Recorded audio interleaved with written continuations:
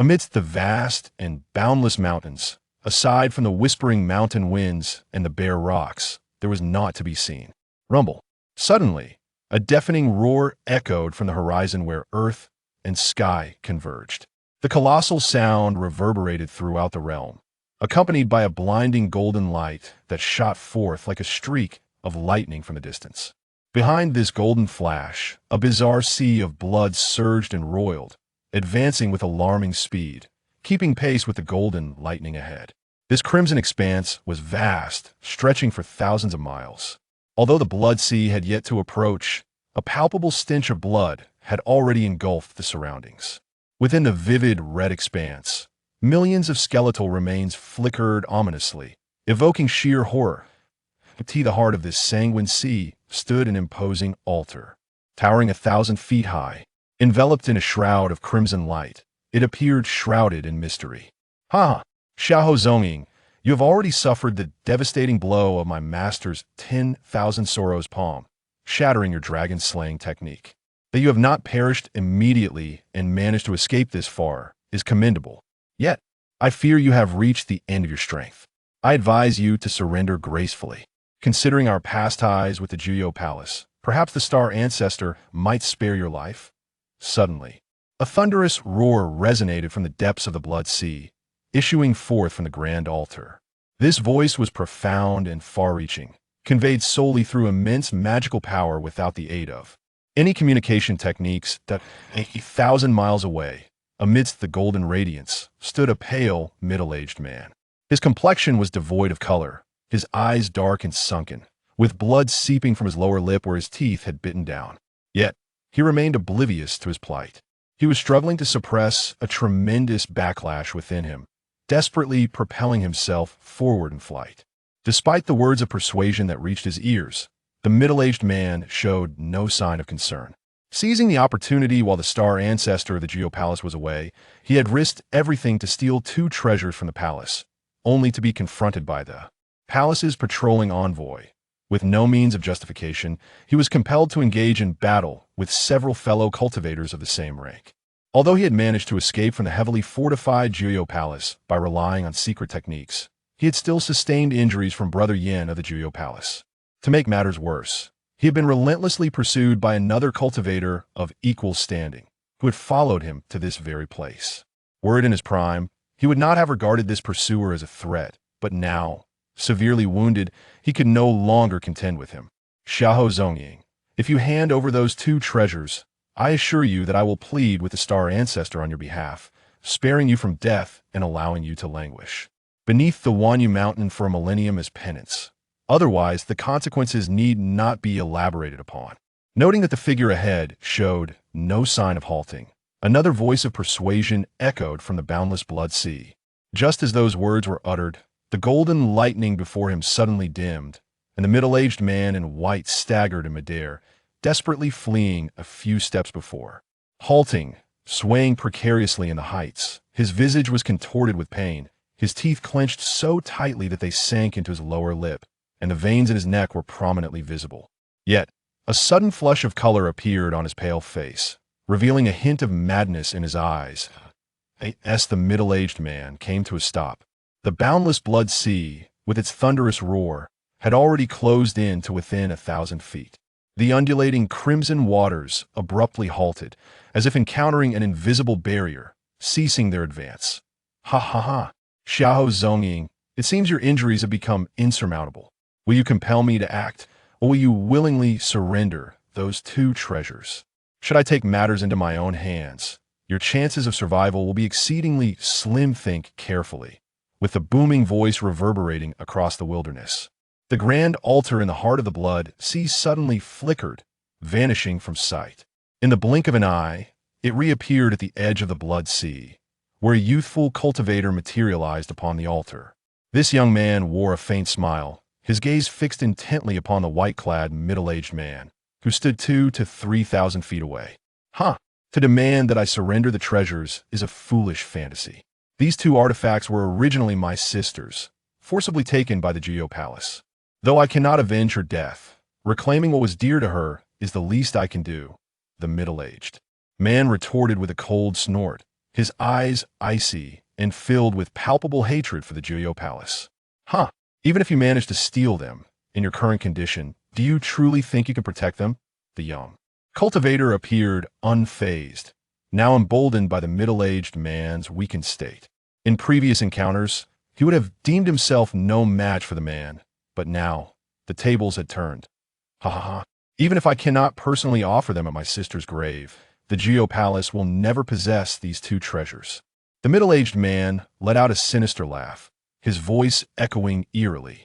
With a swift motion, he expelled a spray of blood, golden runes dazzling within it.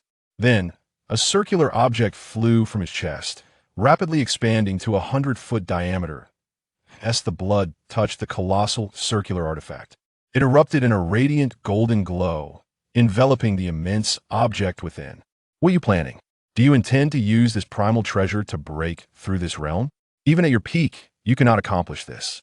In your current weakened state, whether you can unleash its full power remains to be seen.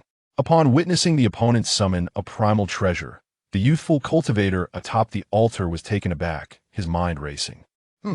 Whether it can be breached will only be known after an attempt is made. The white-clad, middle-aged man showed no signs of pause. As the blood and primal treasure fused, he struck his own crown, and a golden figure, a foot tall, flickered into existence.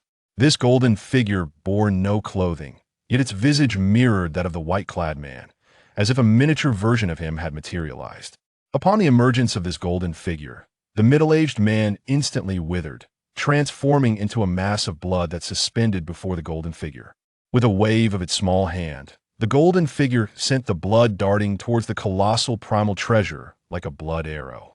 The middle-aged man had relinquished his physical form, merging all his essence into the primal treasure. Ah, you would forsake your own life, seeking to consecrate this primal treasure with your blood. An exclamation rang out. The blood sea erupted in a roar, and the towering altar burst forth with a blinding crimson light. Amidst the radiance, hundreds of blood-red serpents surged from the depths of the sea, hurtling forward. Each serpent was adorned with countless skeletal remains. It is too late now to... As the golden figure spoke, it suddenly gestured towards the sky, and the 100-foot primal treasure exuded a chilling aura of destruction. A massive beam of golden light, thick as several tens of feet, abruptly shot forth into the sky. With this strike, the very fabric of the heavens trembled, unleashing an unparalleled wave of energy as if poised to annihilate the entire expanse of the sky. With a thunderous roar that reverberated through the heavens, it seemed as though the very fabric of the world was collapsing in the wake of this colossal sound. A massive fissure, spanning 1,000 feet in width, abruptly manifested in the sky. Within this abyssal void, an impenetrable darkness enveloped all, intermittently illuminated by flashes of formidable lightning. As the chasm appeared, a frigid tempest surged forth, its howling winds carrying an indescribable force of suction that permeated the area. The golden figure and the primordial treasure, positioned perilously close to the fissure, were irresistibly drawn in, vanishing without a trace in an instant. At the moment the golden figure unleashed the primordial treasure, the young cultivator atop the towering altar amidst the blood sea reacted swiftly. Realizing the futility of attempting to thwart the onslaught of the primordial treasure, he acted without hesitation. The vast expanse of the blood sea roiled violently, retreating rapidly in the direction from whence it came, its speed exceeding that of its approach. Given that Xiahou Zhongying had unleashed a forbidden technique, utilizing the essence of his life to nurture the primordial treasure for countless millennia, the might of that strike was unfathomable. It could very well pierce through this realm of Miluo. Although the 100-foot-long crimson serpents sought to impede the middle-aged practitioner from casting his spell, they were swiftly summoned back upon witnessing the emergence of the colossal golden beam.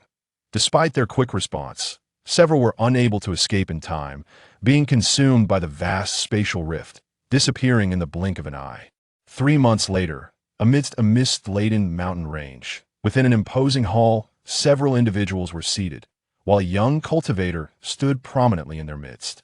This young man was none other than the pursuer of Xiahou Zhongying, Xiao Zongying has actually employed the blood sacrifice technique to cleave through the Miluo realm. With the tremendous might of the void domain, Xiao Zongying must have perished, however.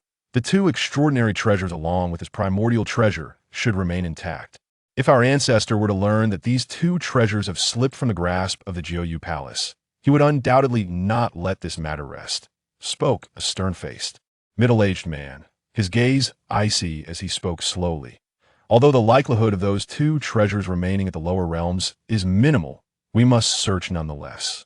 Zhou Rui, it seems this task falls solely upon your shoulders, added another elder with a pale red complexion, his expression equally somber, yet his tone remarkably calm. Upon hearing this, the young man who had stood atop the Blood Sea altar turned pale, his features flickering with anxiety. Humph. If our ancestor were to discover this, knowing that the injured Xiao Zongying escaped from your hands, I can only imagine the consequences you are aware of, junior brother. Interjected a young man clad in azure robes, seated nearby. At this remark, the young man's face blanched further, and after deep contemplation, he gritted his teeth and declared, "Very well.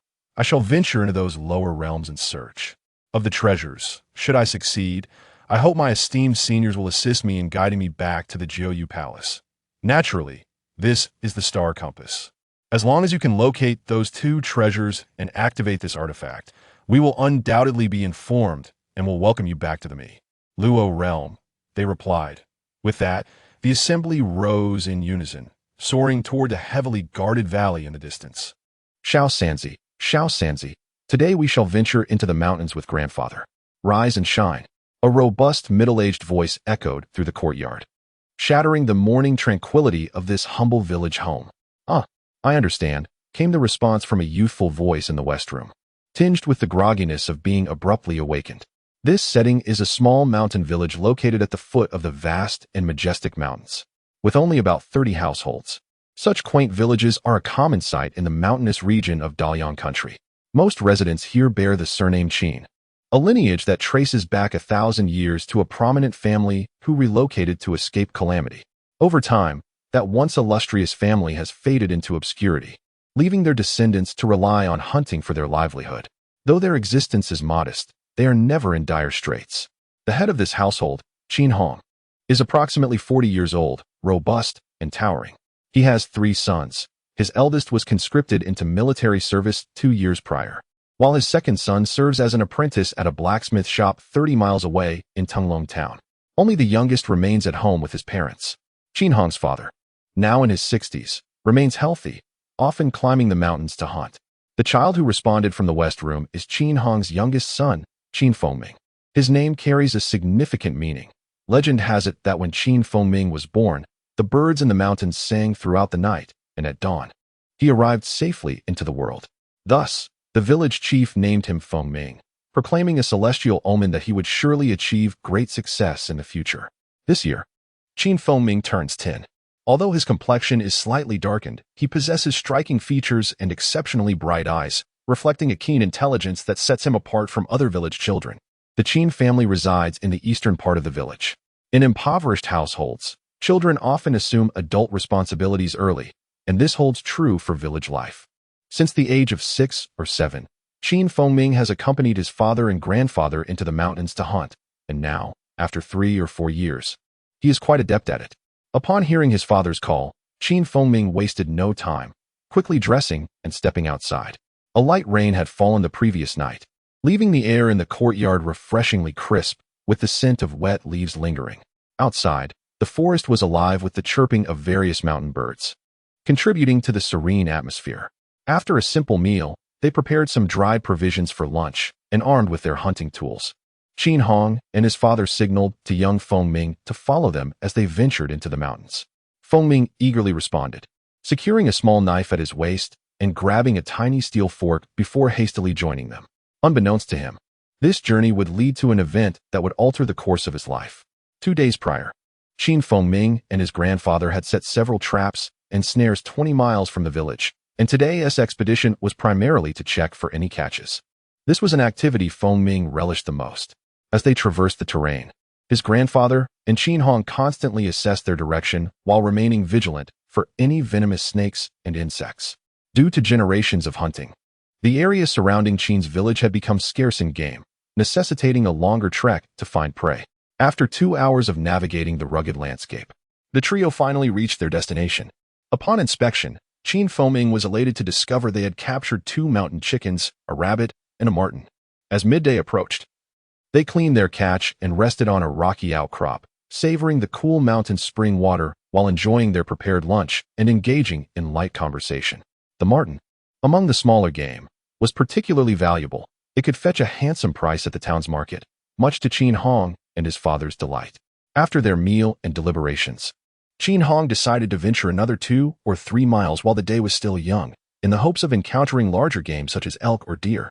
They concealed their catch in a hidden hollow of a tree, securely covering it with stones to deter other wild animals before proceeding further into the wilderness. The area was seldom traversed by others, and many paths had become overgrown, requiring the use of a machete to clear the way. Suddenly, a sound resembling teeth gnashing echoed from a distance of several dozen feet. Upon hearing it, Qin Hong and his father exchanged knowing smiles, recognizing the noise as that of a large animal feeding. Following the sound, Qin Hong swiftly climbed a nearby hillock, parting the underbrush to investigate. However, upon sighting the creature, his expression changed dramatically. Before him stood a formidable wild boar, weighing around 200 pounds, gnawing at the roots of a massive tree. The boar, notorious for its ferocity, had tusks protruding over a foot long. It possessed acute hearing, and as Qin Hong rustled the foliage, it became aware of his presence. The boar glared menacingly, sending a chill down his spine. Left with no choice, Qin Hong leaped into action, brandishing his steel fork in defense, shouting, "It's a wild boar. Quickly retreat. I'll hold it off." Wild boars are known for their aggressive nature. Upon spotting Qin Hong, it snorted and charged, exhaling a cloud of vapor from its nostrils. In the blink of an eye, it closed the distance between them, drawing on years of hunting experience. Qin Hong prepared to thrust the fork towards the boar's eye as it lunged forward. In the rush, however, he missed, the fork merely grazing its thick hide. The boar charged past him, barreling downhill. Hearing his father's shout, Ming and his grandfather did not hesitate, turning to flee. But the boar was swift, barreling toward the two, who had barely moved away.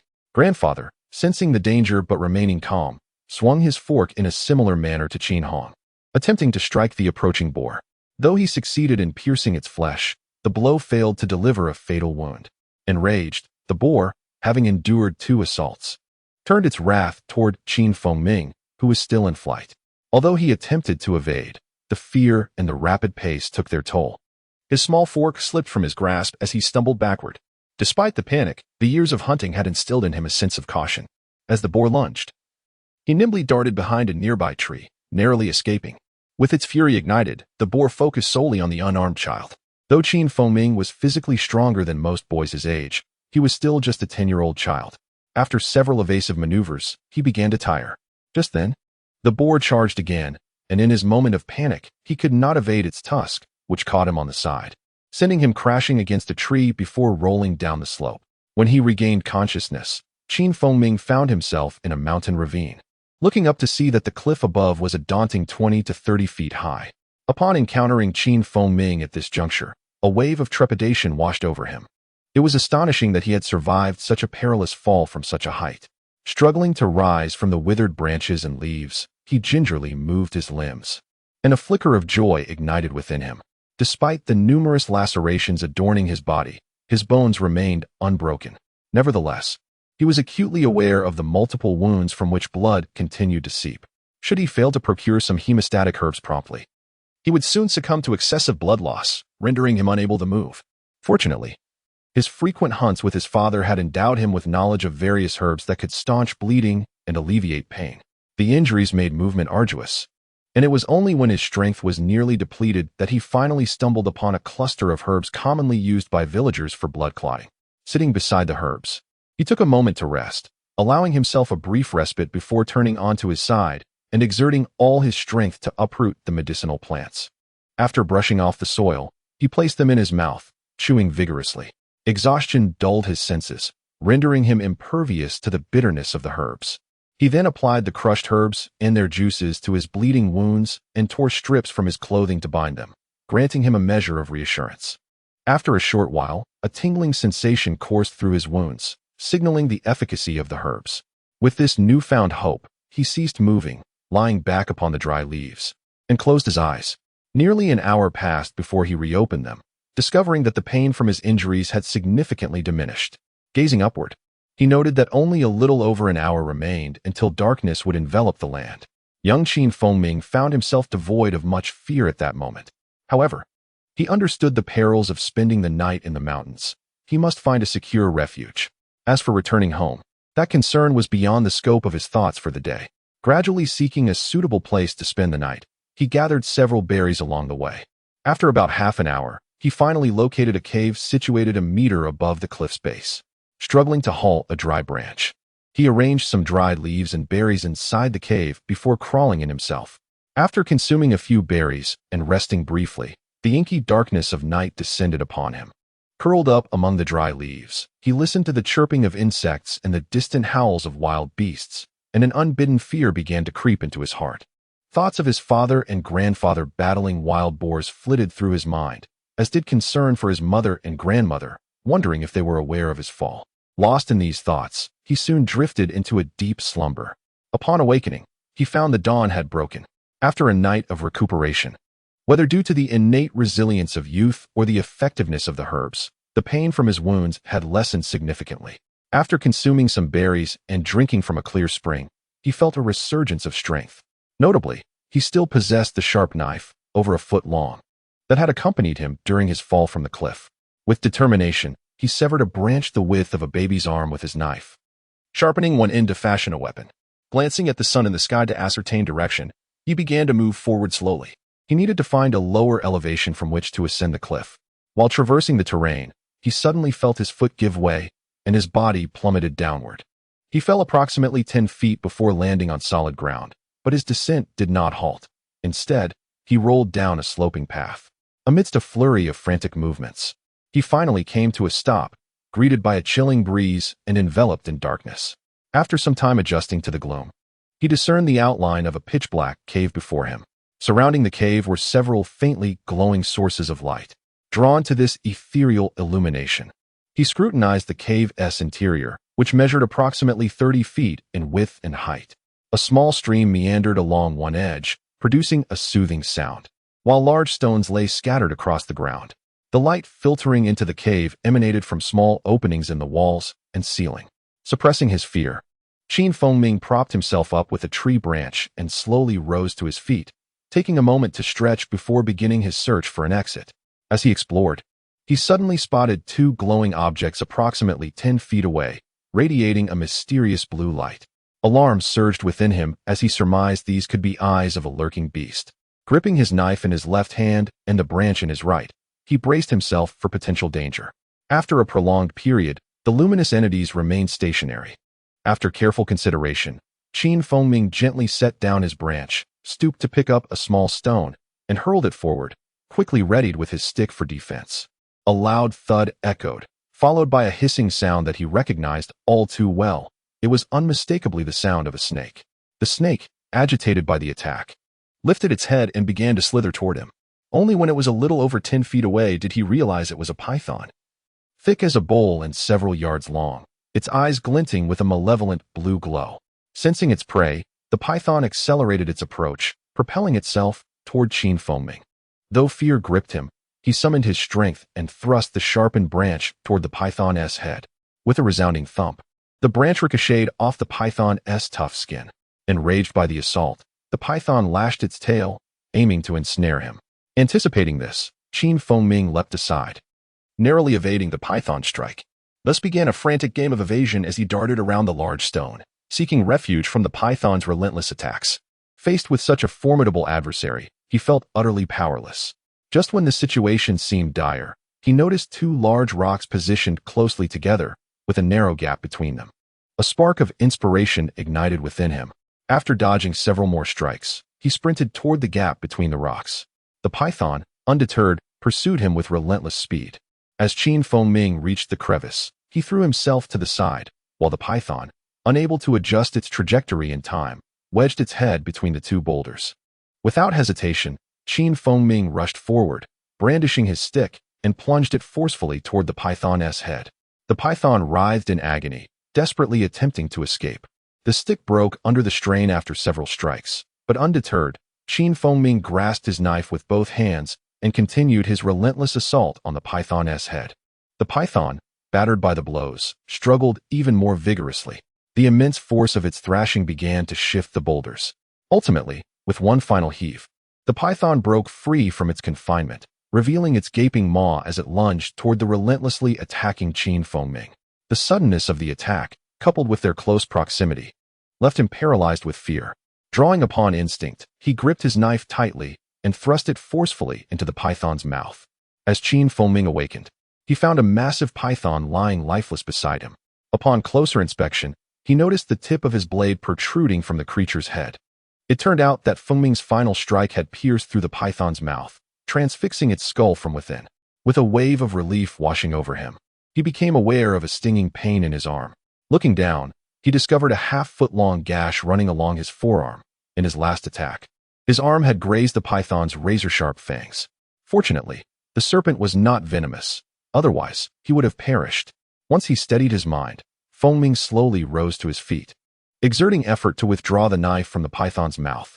It took him over half an hour to skin the creature and extract its gallbladder, placing it into a cloth pouch for safekeeping, well aware of its preciousness.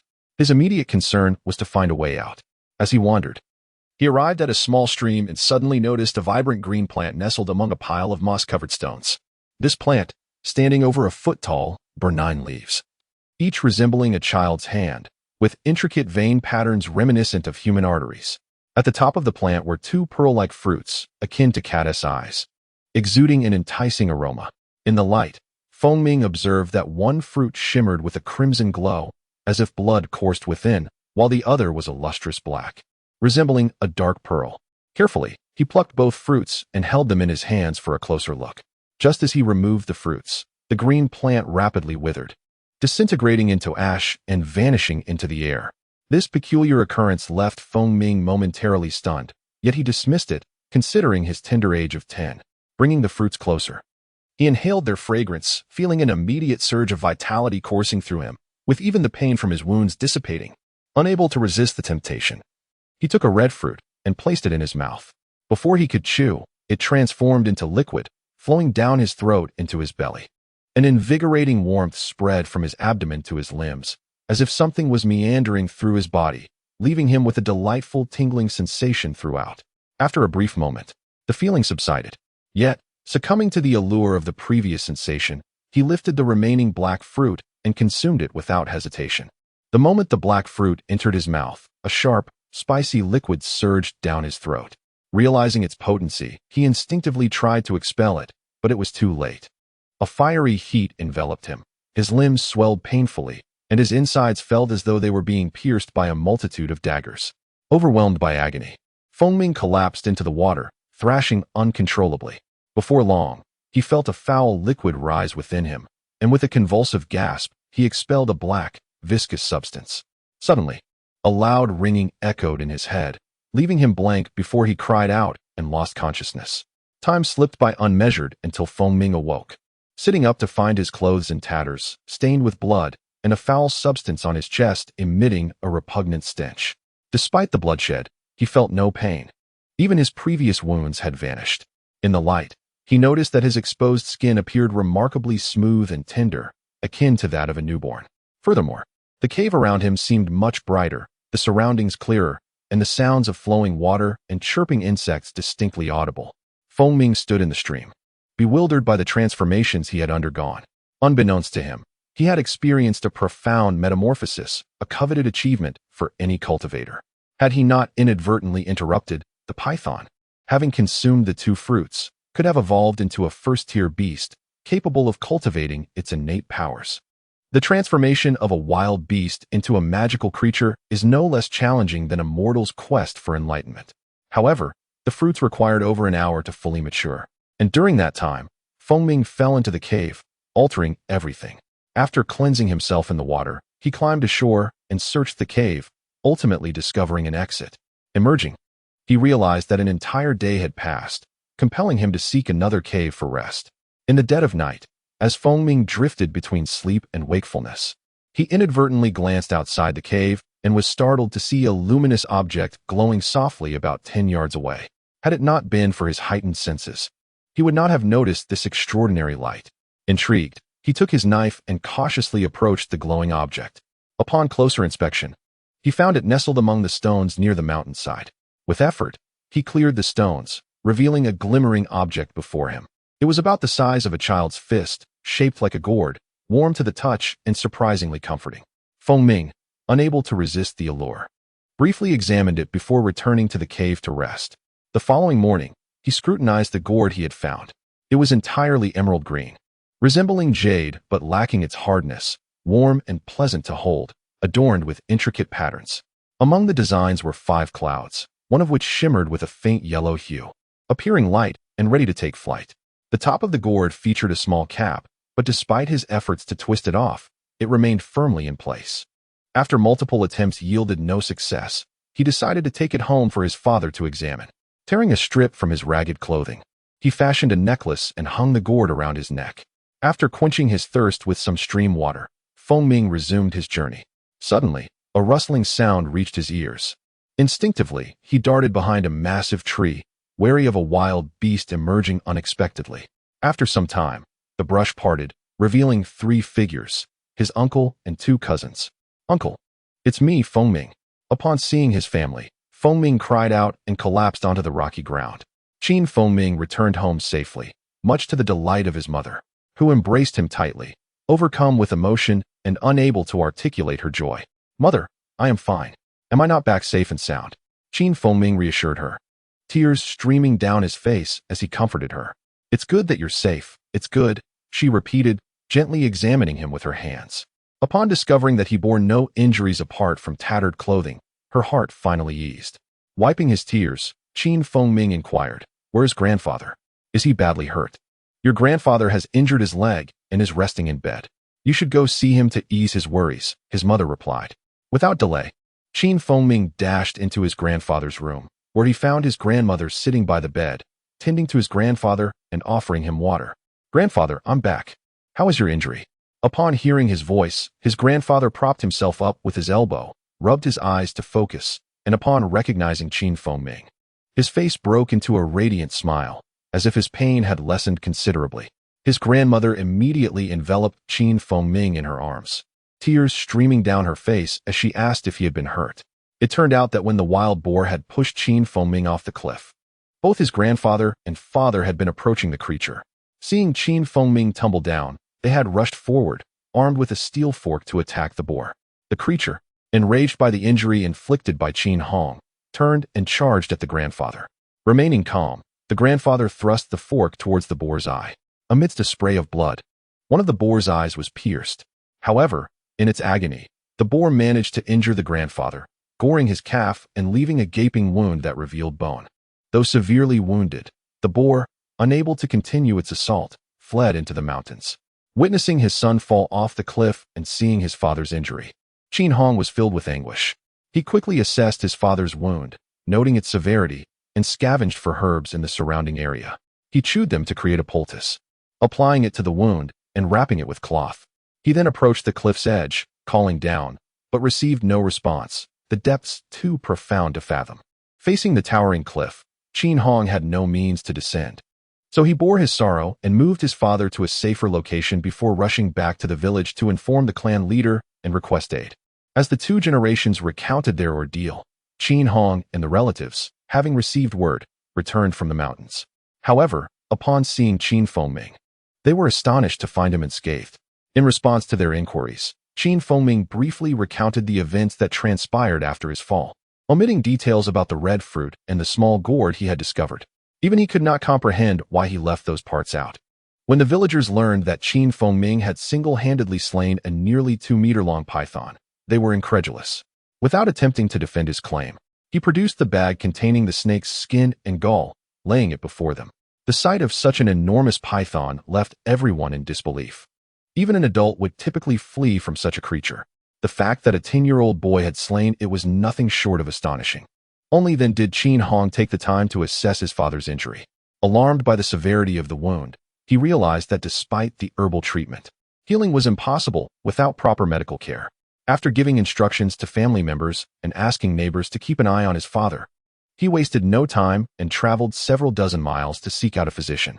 As evening approached, the villagers saw Qin Hong return, leading an elderly man on an old horse who carried a small chest. Despite his age, the physician appeared vigorous. After a thorough examination, the physician determined the wound was grave and contemplated for a long while before prescribing a mix of external and internal remedies. He noted, aside from dragon tooth grass, which is known for its hemostatic, cardiac, antibacterial, and vermifuge properties, the other herbs should be available at the Tunglong Town apothecary. We may need to take a chance to find the dragon tooth grass. If it proves elusive, we shall seek alternative solutions. After dinner, Ming entered his father's room. Overhearing his parents discussing plans to visit Tunglong Town for medicinal herbs the following day, sitting on a small wooden stool, Qin Hong pondered for a moment before speaking. The proceeds from selling the snake skin and gall, along with the sable pelt, should suffice for the herbs. However, whether we can find the dragon toothgrass remains uncertain. Eager at the prospect of the journey, Ming chimed in. Father, I wish to accompany you to the town tomorrow. It has been a long time since I last visited, and I miss my elder brother. Before Qin Hong could respond, his mother interjected, No. You have just returned after spending 3 days and nights in the mountains. You must be exhausted. It's best to stay at home. I'm not tired. A good sleep will restore me. Besides, I hardly faced any hardships in the mountains. Please let me go, Ming pleaded, clinging to his mother and coaxing her. After much debate, seeing his determination, she relented, merely cautioning him to remain safe in town. With a heart full of joy, Ming returned to his room, sitting by his bed while contemplating the upcoming trip to Tunglong Town. As he pondered, his hand brushed against something at his chest, and he suddenly remembered the small gourd. Closing the door and ensuring no one was around, he retrieved the jade-green gourd and held it beneath the light of the oil lamp. The gourd appeared exquisite and vibrant, its cloud-like patterns shimmering with a seemingly animated glow. Holding the small gourd, Ming felt immense joy, realizing it was undoubtedly a treasure. Though still a child, he understood the importance of discretion and resolved to keep the gourd's existence a secret from others. Shaking the gourd, he sensed something inside but could not ascertain what it was. He grasped the gourd tightly with one hand while attempting to twist the lid with the other, but it remained steadfastly shut. The mystery of what lay within tantalized him. He then fetched a pair of small tongs, clamping down on the lid and trying again. Yet it still refused to budge. Faced with the alluring green gourd, Ming found himself at a loss and decided to wait until he grew stronger to attempt opening it once more. At dawn the next day, Qin Hong meticulously arranged family matters and instructed Ming's uncle to escort the physician home. Then, they prepared their belongings and set off toward Tunglong Town. Located 30 miles away, Tunglong Town held a strategically significant position, serving as a vital route between Qijia City and Liu City. It was also the largest market within a 50-mile radius of Qin Family Village, boasting a main street lined with diverse shops. The bustling activity of merchants and customers made the town vibrant and lively. Upon arriving in Tunglong Town, Qin Hong and his son first visited the blacksmith shop to see Ming's elder brother. After over a year of smithing, Ming noticed that his brother appeared healthier and more robust than before. When asked about their purpose in town, Qin Hong merely mentioned selling some mountain goods, refraining from disclosing their grandfather's injury, and advised his brother to take care of himself before they departed. Surrounded by mountains, the town's fur trade thrived, allowing the father and son to sell the sable and python skins for 3 taels of silver with relative ease. 3 taels of silver would sustain Ming's family for half a year, bringing them both great joy. With their silver in hand, the father and son wasted no time and made their way directly to the largest apothecary in Tunglong Town, Wanxiaoding. Inside the shop, an elderly gentleman in his 60s sat quietly on a wooden chair beside the counter, his eyes closed in meditation, while a youth of 17 or 18 diligently organized the various medicinal herbs within the drawers. Upon entering the shop, Qin Hong said nothing but promptly placed the snake gall upon the counter. This action startled the elderly gentleman, who immediately opened his eyes in surprise, sitting up straight to grasp the snake gall in his hands. This is the gall of a python, judging by its age. It must be at least a century or 2 old. Are you intending to sell it? Yes, esteemed sir. How much can you offer for it? Qin Hong quickly replied upon hearing the gentleman's inquiry. The old man scrutinized Qin Hong and his son for a moment. Then, after a brief deliberation, remarked, "This gall is indeed well preserved and appears to be freshly extracted. I would value it at 5 taels of silver. What do you think of that?" Without a word, Qin Hong produced a prescription and placed it on the counter, saying, "Esteemed sir, this is a prescription for treating external injuries. Could we perhaps exchange the snake gall for these herbs?" Not showing any sign of surprise at the prescription, the old gentleman took it in hand, carefully examining it for a moment before turning to the youth beside him. "Daming, do we have any dragon toothgrass left?" "Yes, there are 3 portions. I checked just now," the astute young man promptly answered. Upon hearing the mention of dragon toothgrass, Qin Hong and his son felt a wave of relief wash over them, as if a heavy stone had finally been lifted from their hearts. The old gentleman contemplated the prescription for a moment longer, then, after making a few notations with a brush and calculating with an abacus, he spoke again. "Considering this prescription for treating external injuries, I've decided to remove some excess herbs. For 5 portions of herbs, you would need 6 taels of silver. However, seeing as you are hunters from the mountains and life is not easy, let us consider the snake gall as payment." Qin Hong and his son were overjoyed at this news. "Thank you, kind sir." Just as the old gentleman instructed the youth to gather the herbs, a commotion erupted outside the shop, for burly men entered, crowding around a young man in his 20s, dressed in a flamboyant robe. The young man, holding a folding fan and wearing a sturdy 6-cornered hat, cast a sideways glance at the people in the apothecary before snorting disdainfully without uttering a word. The 4 men boisterously called out, "Old Liu, do you have any chongwei seeds and dragon toothgrass?" Upon seeing the young man enter, the elderly gentleman hastily rose and stepped out from behind the counter, instructing Daming to fetch a chair, his demeanor exceedingly respectful.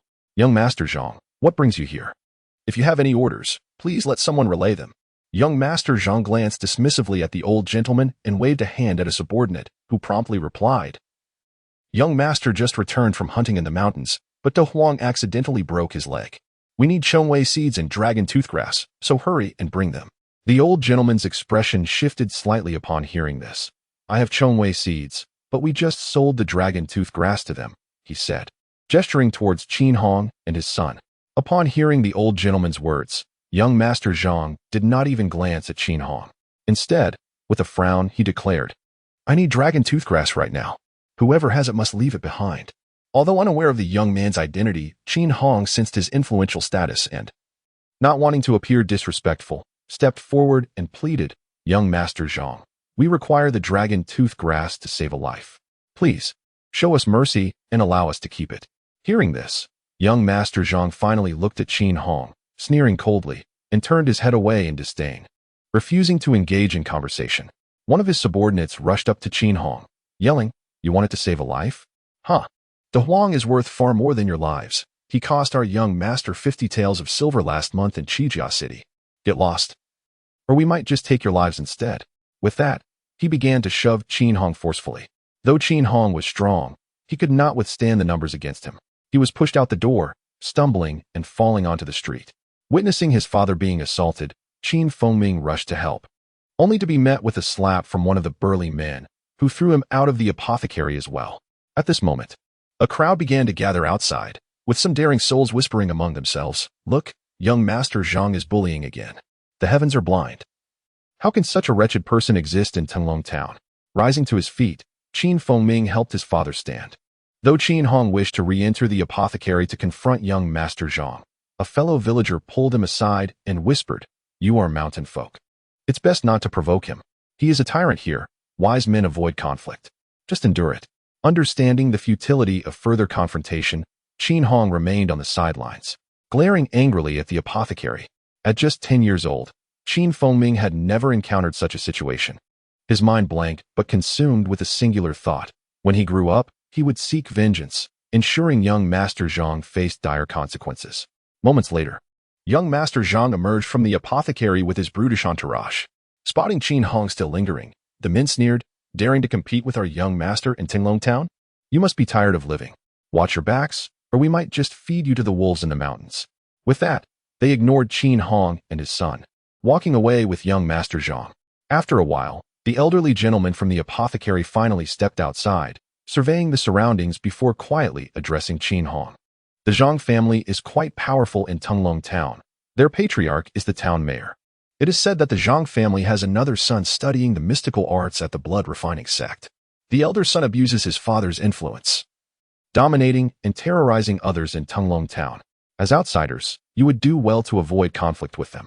Wiping the blood from the corner of his mouth, Qin Hong glared with wide eyes, but remained silent. The old gentleman stood for a moment, deep in thought, then added, I will prepare another prescription for you. Though we lack dragon tooth grass, we can substitute it with other herbs that will yield similar results. I will ensure you have enough herbs to heal any external injuries. The herbal remedy proved remarkably effective. Within half a month, Qin Fengming's grandfather was able to rise and walk slowly. The family was overjoyed, and life gradually returned to its peaceful routine. Qin Fengming often played with village friends in the mountains, gathering firewood and wild fruits, or accompanying his father on hunting trips. In moments of solitude, he would take out the small gourd he had found, secretly toying with it. Yet, despite its captivating exterior, the gourd had never revealed any unusual properties, and Qin Fengming had grown accustomed to it.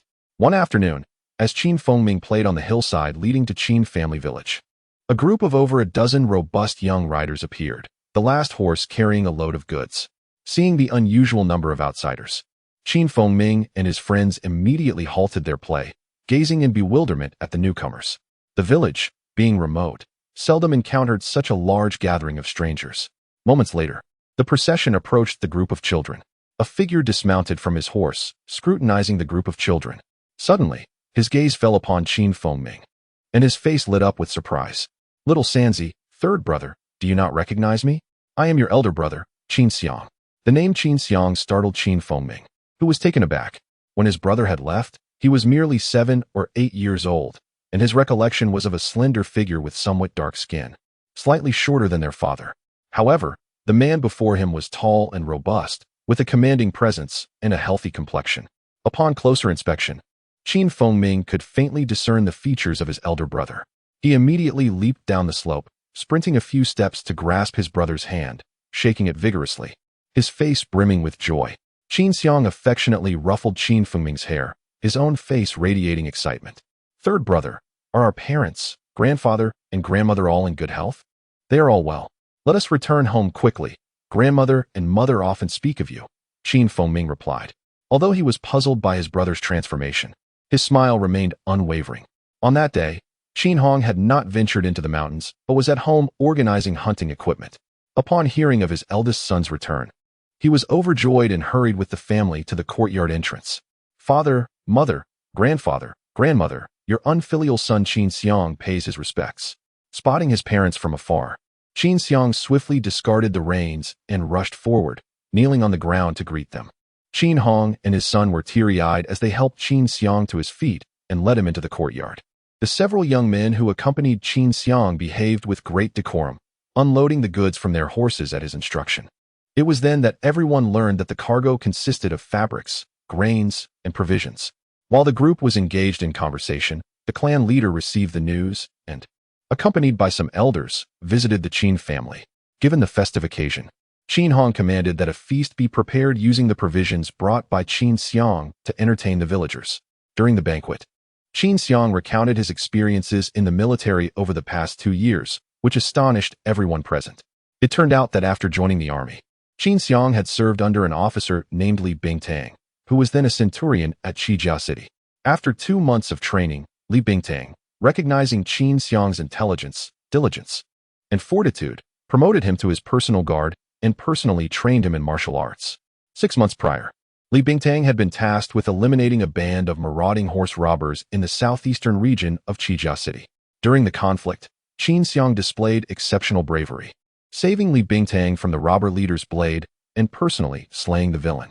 Following the successful extermination of the bandits, Qin Xiang was honored for his heroism, and Li Bingtang was promoted to the command of Qijia City, where he recommended Qin Xiang for the position of centurion. When Li Bingtang traveled to Yingzhou City to report on his new position, he brought Qin Xiang along. Upon reaching Tunglong town, he granted Qin Xiang a day off to visit his family. As Qin Xiang shared his military tales, envy and admiration filled the hearts of those gathered. A centurion was a true officer, and to think that a humble village like Qin's had produced one brought pride to the community.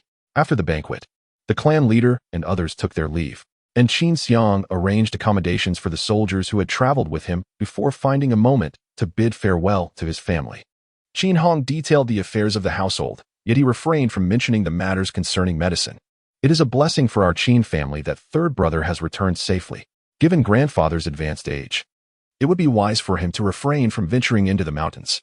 I receive a monthly military stipend of 20 taels. I shall ensure to send 10 taels home each month for our needs.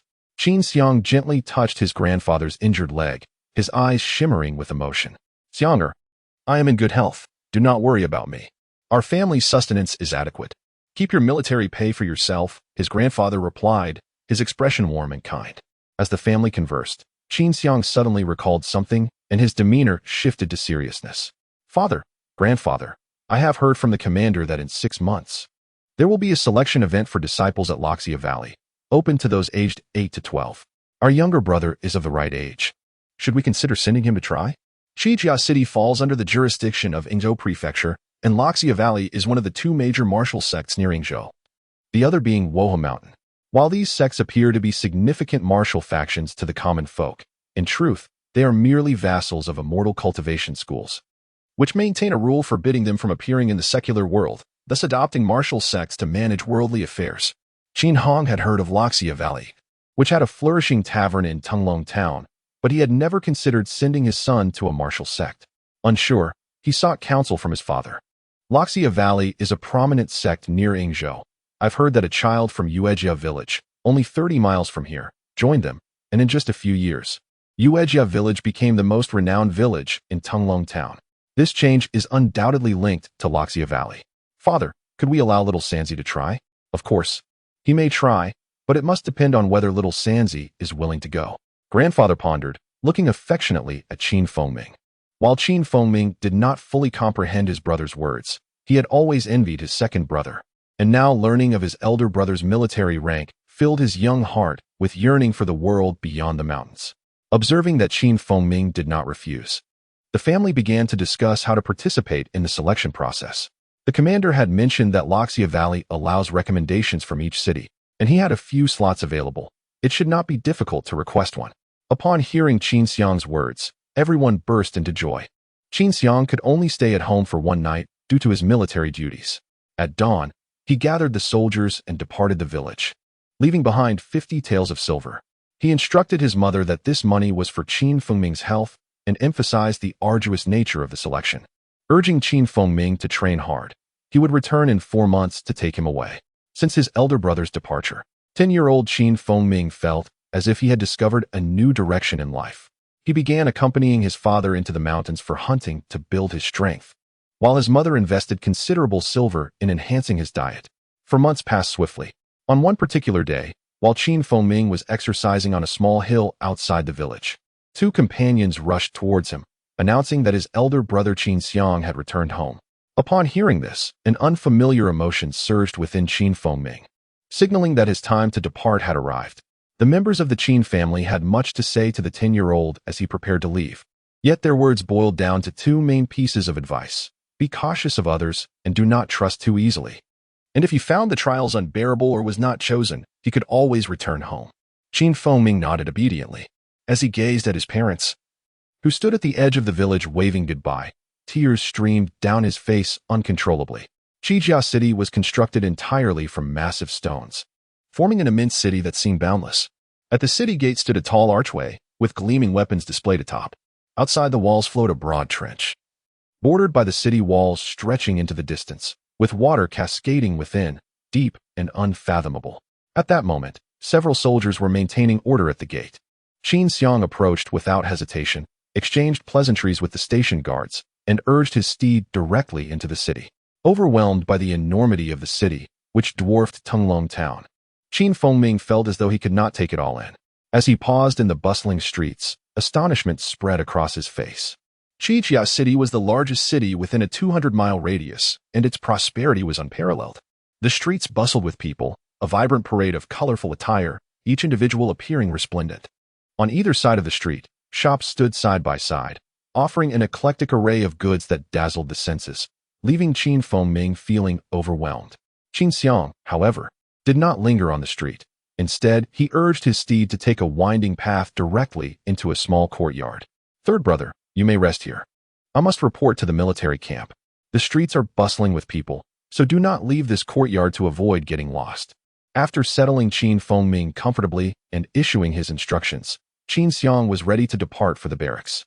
"Yes, brother, you may attend to your duties, I understand," replied Qin Fengming. Though merely 10 years old, he felt little restraint.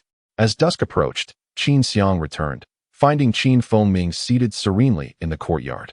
With a gentle smile, he led Qin Fengming to a nearby tavern. "Lord Qin, welcome. Please, ascend to the upper floor," greeted a server enthusiastically as they entered the bustling establishment. This was Qin Fengming's first experience in such a lively tavern, and he followed Qin Xiang closely, his eyes darting around in wonder. Just as before, and add a ginseng stewed chicken, Qin Xiang commanded the attendant as they settled at a table by the window. Observing his brother's calm demeanor, Qin Fengming felt a deep yearning within. "Third brother, after several days of travel, you must be exhausted. In the coming days, rest well and prepare for the entrance examination," Qin Xiang remarked, his eyes filled with affection as he looked at his tender younger brother. "I understand, brother. Please do not worry. I will surely be selected for the selection at the Wanxiao Valley," Qin Fengming replied, lifting his youthful face, determination flickering in his eyes. Over the next few days, Qin Fengming did not remain idle. He practiced jumping on the stone bench in the courtyard to maintain his physical fitness. On the afternoon of the 8th day, Qin Xiang, who had never returned home early, burst through the door in a flurry. "Third brother, the candidates for Wanxiao Valley have arrived today. Tomorrow marks your departure." Hearing his brother's words, Qin Fengming understood that the day of his journey had come. His young heart was filled with both joy and trepidation, aware that the future held uncertainties he could scarcely grasp. The following day, after breakfast, Qin Xiang handed Qin Fengming a bag filled with provisions and several changes of clothes. "Third brother, as you depart today, you will face the perils ahead alone. Rely as little as possible on others. The world is vast, and treachery is common. Therefore, be cautious and deliberate in all your actions." Although the young Qin Fengming could not fully comprehend his brother's advice, he bit his lip and nodded earnestly. "Yes, brother, I will remember. Please take care of yourself as well." Outside the north gate of Qijia City, the atmosphere was lively and bustling, filled with voices of encouragement and concern. Qin Xiang led Qin Fengming before a stern-looking man clad in a blue robe. "Third brother, this is the commander. Go forth and pay your respects." Before Qin Fengming could clearly see the man's features, he had already knelt before him, uttering, "I pay my respects to the commander." Pleased with Qin Fengming's obedience, the commander responded, "Ah, quite commendable. Your younger brother is quite spirited. He is sure to achieve great things in the future." He then gestured to a group of 7 children of similar age standing nearby. "These children are also part of the selection process. You will need to support one another. I hope all of you are chosen for Wanxiao Valley." After glancing at his brother, Qin Fengming stepped forward to join the 7 children. "Silence now," instructed the commander. "All candidates for the selection will board the carriage, 8 per vehicle. No noise is permitted." Just as Qin Xiang was about to give Qin Fengming further instructions, a booming voice from a nearby man in a purple robe rang out, clear and commanding. At this, dozens of children, parting from their reluctant parents, climbed aboard the carriages. Qin Fengming, along with the other 7 children, boarded a central carriage under the guidance of a robust man. After waving goodbye to his brother, Qin Fengming entered the tent. A total of 47 candidates from Qijia City were to travel in 6 carriages, accompanied by several sturdy men riding alongside as guardians. The entire procession was remarkably quiet, exuding an air of solemnity. As they departed, the journey lasted nearly 2 months. During this time, Qin Fengming became acquainted with the 7 companions in his carriage. All were children of military families from Qijia City. Among them was Duan Ming, the 12-year-old nephew of the deputy commander, along with Zhang Li and Wei Buqiang, sons of 2 centurions, and Zhang Changming, grandson of the barracks clerk. The remaining 2 were the sons of a 100-man commander named Su Liang and Li Da. One day, the convoy arrived at a bustling town and halted before a tavern. The man in the purple robe dismounted and called, "All children, disembark. We will rest here today and enter Wanxiao Valley tomorrow morning." The children, weary of the journey, cheered at the prospect of a break. The following evening, the caravan entered a mountainous region where a towering gray peak loomed in the distance, surrounded by smaller stone formations. The The convoy stopped at a grand gatehouse, where the mounted leader instructed the children to disembark and follow him to the imposing entrance. Before the man in the purple robe could speak, an old man in a yellow robe, wearing a traditional cap and holding a feather fan, appeared before them. "Greetings, Elder Wang." The purple-clad leader bowed respectfully.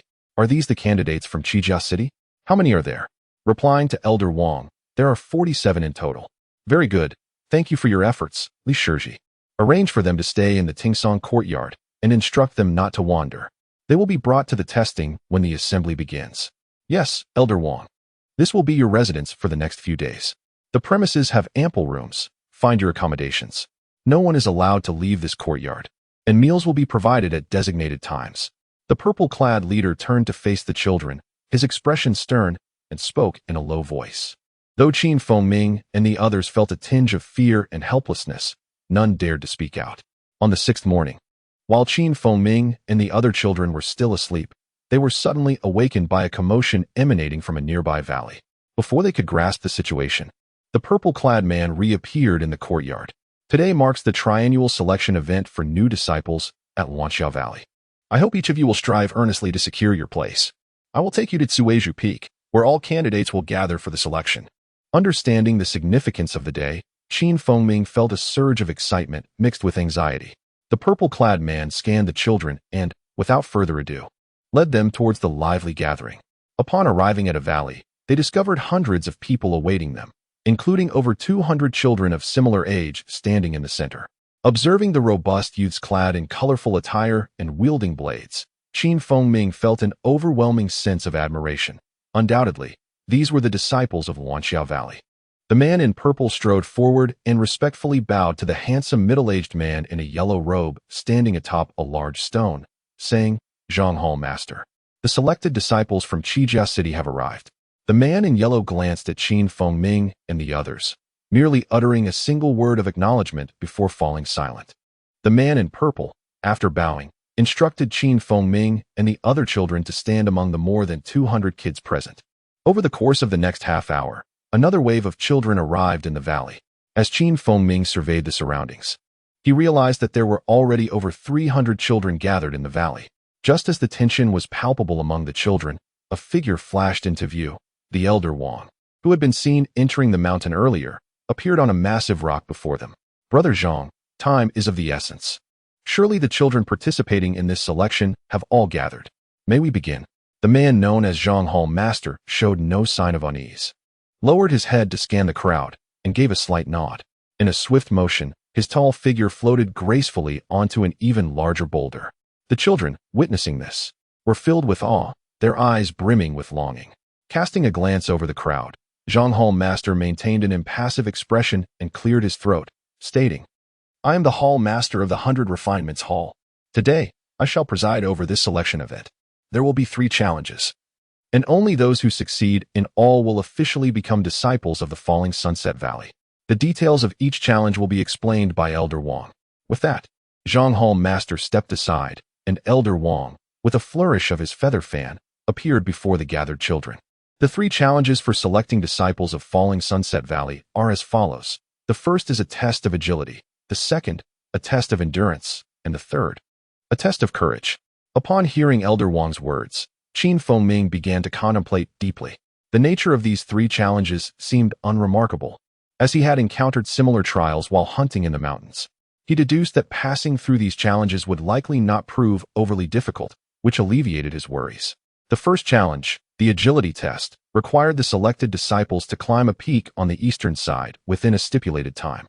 While the children pondered the task, Elder Wang spoke again, gesturing towards the mountain. Ming and the others turned to gaze at the peak. Although it stood only 40 to 50 zhang high, the trees and bamboo groves atop it bore signs of deliberate pruning, and there were significant drops with vines hanging down. This height posed a considerable challenge for children around the age of 10, with a time limit of 1 hour. Those who reached the summit within the allotted time would pass. Those who failed would be disqualified from the subsequent challenges. "Now, let the timer begin," Elder Wang declared. As his words echoed, the 300 children surged towards the small mountain like a flock of startled birds. Standing alongside Ming, Duan Ming, though only 2 years older, seemed more mature than his peers. His face bore a look of tension as he remarked, This selection will determine our future. Let us all give our utmost effort. With that, he was the first to dash towards the mountain. Positioned at the foot of the mountain, Qin Fengming searched for a less crowded area and began his ascent. The slope, which offered numerous handholds, did not incite any urgency in him. He skillfully grasped protruding rocks, leaped from one tree to another, and when encountering vines, he adeptly climbed upward, appearing remarkably at ease. While Qin Fengming found the climb to be effortless, the same could not be said for the other children. Many faltered and tumbled down the slope, while some slipped from the vines. Though these falls appeared perilous, a young man clad in a colorful outfit appeared promptly to catch the falling children. Most of those who fell were escorted down the mountain, though a few chose to continue their ascent. As time passed and the children's strength waned, a tense atmosphere prevailed. Despite the dangers faced by others, Qin Fengming remained unscathed. Half an hour later, he leaped onto the summit, where several children had already gathered, though Ming and his companions had yet to arrive. A glance around revealed that the children present were generally around 11 or 12 years old, all noticeably robust. As more children reached the peak, Ming and the others finally arrived, visibly fatigued except for Ming himself. Upon seeing Qin Fengming on the summit, they expressed astonishment, recalling that he had been the last to start climbing. By this time, several children had gathered at the top, their clothes tattered and their faces weary. After a brief moment, Zhonghao Master and Elder Wang appeared on the summit. Time's up. Those who failed to reach the top have lost their qualification to compete. Gather the children who did not make it up. Once assessed, we shall provide them with some silver and send them home. Wang's voice was grave as he addressed those below. Following his command, several youths in colorful attire swiftly emerged from the thicket, deftly assisting the struggling children down the mountain. At this point, only half of the original group remained at the summit, their faces etched with concern. If the first challenge proved so arduous, the subsequent two would undoubtedly be even more formidable. The next challenge, a test of endurance, required each child to carry 10 pounds of weight while ascending the steps to the summit of the Emerald Bamboo Peak within 2 hours. Wang, observing the weary children, displayed no compassion. Having arrived early, they had yet to eat breakfast and were now ravenous. The announcement prompted a chorus of discontent among them. The Emerald Bamboo Peak towered over 200 zhang, its steps winding steeply up the cliff, at times daunting and at others gentle. Legend had it that the peak contained a total of 100,000 steps. Under normal circumstances, it would take these children several hours to ascend. Now, they were to carry 10 pounds of weight with little remaining strength and reach the summit in 2 hours, an undeniably daunting task. The time has come. Let the second challenge commence. After half an hour, Wang rose, surveying the children with an expression devoid of emotion. Though fear gripped their hearts, the children nevertheless picked up their burdens and began their ascent. Initially, they made steady progress, reaching a height of 60 to 70 zhang within a short span. However, their speed soon diminished. All around, children lay sprawled on the steps, drenched in sweat and gasping for breath. Though Qin Fengming pressed on without pausing, he too felt a hint of fatigue. Fortunately, the challenge did not prove overly strenuous for him, given his familiarity with mountain terrain. Along the way, he encountered Ming and the others, exchanging silent encouragement through their glances. What astonished Qin Fengming was that whenever he felt particularly weary, simply halting would unleash a surge of warmth from his abdomen, coursing through his limbs and revitalizing him almost instantly. This sensation is extraordinarily wondrous. However, no matter how hard Qin Fengming attempts to exert control over that warm current, it remains entirely beyond his grasp. Its arrival is peculiar, and its departure equally strange. Thus, Qin Fengming meanders, pausing intermittently, appearing remarkably at ease among the throng of children. After resting 3 times upon the stone steps, he turns a corner, and the peak of the Emerald Bamboo Mountain reveals itself before him. At that moment, only a single child, appearing lean yet robust, occupies the entrance to the summit. This child regards Qin Fengming with a peculiar gaze, imbued with both surprise and disdain. Qin Fengming, taken aback for just a moment, strides past the child and finds a rock to sit upon. The boy casts a cold glance at Qin Fengming before turning his attention back to the ascending steps. After a considerable interval, another child finally ascends the steps, collapsing onto a nearby rock, eyes shut tight, chest heaving, and gasping for breath. As time slowly elapses, it becomes apparent that the appointed hour approaches, yet only Ming and Wei Buqiang, who arrived in the same carriage as Qin Fengming, have managed to reach the summit. The others have not even left a trace. At this juncture, over 40 individuals have gathered at the peak, each exhibiting signs of utter exhaustion, as though they had expended their final reserves of strength to arrive here. Just over 2 hours have passed when Zhang, the leader, and Elder Wang silently materialized before Qin Feng Ming and the others. The time has come. Only 43 have passed this round, while the remaining children have forfeited their chance for further selection. The third challenge is such that those who do not succeed may still become external disciples of the falling Sunset Valley. Upon hearing Elder Wang's words, astonishment flashes across the faces of Qin Feng Ming and his companions. They have never heard of external disciples and are unaware of what that entails. At this moment, Qin Feng Ming is singularly fixated on the idea of passing the third challenge to become an official disciple of the falling Sunset Valley. Now, rest for a moment. After a meal, the third evaluation will commence, Elder Wang states, his expression devoid of emotion, showing no signs of compassion for the weary children. His voice carries no hint of joy either. The children comprehend that the third challenge is a test of courage, yet the means through which it will be conducted remains a mystery. However, having experienced the hardships of the previous 2 challenges, they are all too aware that the third will undoubtedly be arduous as well. Qin Feng Ming glances at Duan Meng and the others, who wear equally bewildered expressions. Once Elder Wang perceives that the 40-odd children have sufficiently rested, he rises and declares, the third challenge will test your courage. This time, the trial is relatively easier. You simply need to traverse a path infested with poisonous snakes to pick a ripe crimson fruit from a small tree beside the path and return. However, I must caution you, those snakes may attack you, and injury is certain, but whether your life is at risk depends on your luck. If anyone is afraid, they may choose to stay behind. After uttering these words, Elder Wang casts a glance at the children, turns, and strides deeper into the Emerald Bamboo Mountain. Upon hearing Elder Wang's words, the faces of the more than 40 children turn ashen. Children possess an innate fear of snakes, and the prospect of traversing a snake-ridden path, especially one filled with venomous serpents, sends waves of trepidation coursing through them. They remain stunned for a considerable time before gradually rising to follow the slowly advancing Elder Wang. Although he does not look back, he is well aware of their actions. Once they catch up, he quickens his pace, leading them toward a narrow path adjacent to the square. After a significant interval, a long, winding path emerges before them. You will each enter the woods ahead. Pick a crimson fruit and return here. That will count as passing, Elder Wang states monotonously, pointing forward. Following his gesture, Qin Feng Ming peers ahead and sees a path extending into the forest, where serpents of various hues are visible, their heads raised, flicking their tongues, producing a hissing sound. Faced with such a multitude of venomous snakes, Qin Feng Ming cannot help but feel a surge of fear.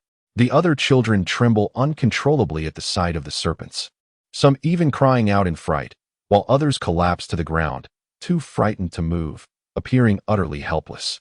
Elder Wang's expression remains impassive as he sternly regards them, his voice devoid of emotion. You have the time of a stick of incense. Those who successfully pick the crimson fruit will pass. You may begin now. With that, he retrieves a stick of incense from his robe, ignites it with paper, and places it in a crevice of the stone. The terror of the poisonous snakes causes the 40-odd children to hesitate.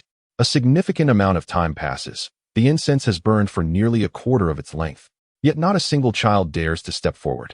Despite his own fear, Qin Feng Ming does not reach the point of paralysis. Observing that no one else has made a move, he too halts, knowing that as long as he picks the crimson fruit before the incense burns out, he can pass. There is no need to rush. Moments later, a small figure suddenly darts out from among the group, moving with purpose along the overgrown path towards the forest. Though this youth bears a youthful countenance, his expression is resolute. Qin Feng Ming squints to see. It is none other than Duan Meng. He moves swiftly, almost as if running, and in just a few breaths, he vanishes into the dense thicket. As the children anxiously watch the forest, a sudden scream pierces the air, filled with terror, sending chills down their spines. Just as they are taken aback, Duan Ming emerges from the foliage, running back with a pale face, clutching a bright red fruit tightly in his hand. Approaching Elder Wang, he collapses to the ground, unable to speak. As he sits, his pallor gives way to a hint of color, but his left hand has turned a shade of black. Without waiting for Elder Wang's command, a youth rushes over, producing a jade vial and pouring a red pill into Duan Meng's mouth. channeling inner energy to ensure its swift passage into his abdomen. In the blink of an eye, the wobbly Ming straightens his posture, the dark hue on his arm gradually fading. Witnessing Ming successfully procure the crimson fruit, despite his apparent snake bite and subsequent treatment, emboldens some of the braver children. Shortly thereafter, another child steps forward towards the forest. This child is none other than the first boy to reach the Emerald Bamboo Mountain. His method mirrors Ming's. He hastens into the thicket. Not long after, cries of alarm emanate from within. Just as the children grow increasingly worried, the trees part, and the boy limps into view, clutching another bright red fruit. He has undoubtedly been bitten by several poisonous snakes. However, as he emerges, the same youth who aided Ming rushes to him, delivering a pill just as he did before. The sight of two children entering the fray, albeit bitten by snakes yet receiving aid, ignites envy among the remaining children, who yearn for the same fortune. Among the children, the bold ones rose, their hearts imbued with the conviction of Wanxiao Valley. They overcame their fear of the venomous snakes and began to run towards the forest ahead. As time passed, with less than a quarter of the incense stick remaining, 30 children had successfully harvested the crimson fruits, while the remaining few looked pale and trembled, some even showing signs of having wet their pants. It seemed they were utterly unfit to partake in this trial. With time running short, Feng realized that if he did not advance soon, the opportunity would elude him. He slowly stood and walked forward at a measured pace. Upon reaching the snake-infested woods, he lifted his gaze to observe the trees and the serpents on the ground. Unlike the other children who hurried past, he stepped lightly onto the open ground. Suddenly, a remarkable phenomenon unfolded before him. The snakes, which had been perfectly still moments before, darted away as soon as his foot touched the ground, as if they were evading him. Standing still, Feng wore a look of astonishment and confusion. He could not comprehend the snake's behavior, but this was not the time for pondering the reasons. He moved towards a nearby crimson fruit tree. With each step he took, the various snakes in the vicinity slithered away, none daring to attack him. Although the other children could not witness Feng's display, the tall elder Wang observed everything keenly. He too was greatly puzzled by the strange scene. After watching Feng for some time and contemplating in silence, he concluded that the young man must possess a remarkably potent snake-repelling substance. When Feng returned in scathe, the incense stick had burned down to its end. The time was up, and 31 individuals had successfully passed the 3 trials. Henceforth, you 31 shall become the official disciples of Wanxiao Valley. The others may become external disciples. Just as Elder Wang was speaking, Master Zhang quietly approached the group. Facing the 31 successful youths, a rare smile adorned his face, filled with warmth. Indeed, nearly 1/10 had passed the assessment, which was commendable. Tomorrow, you shall ascend Dan Yun Peak to commence your study of fundamental martial arts. After nodding gently to Elder Wang, he gracefully departed. Dan Yun Peak, with its towering heights and dense forests, hosts a meticulously arranged plaza at its summit, featuring a grand hall 3 stories high at its center, flanked by side halls. Nestled within the woods at the back, several courtyards can be faintly perceived, scattered deep within the mountainous foliage. At this moment, 7 individuals stood upon the steps of the grand hall, among them Master Zhang, flanked by 3 formidable men clad in brown long robes. After a night of recovery, Feng and the others had regained their strength. Following breakfast, the 31 children were brought to the plaza. Master Zhang, known as Zhang Li, was famed in the martial world as the Thunderclap Hand, a master of the Thunderclap Palm technique.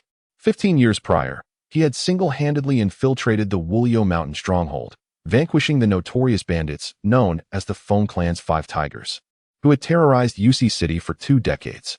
This victory catapulted his name to fame throughout the region.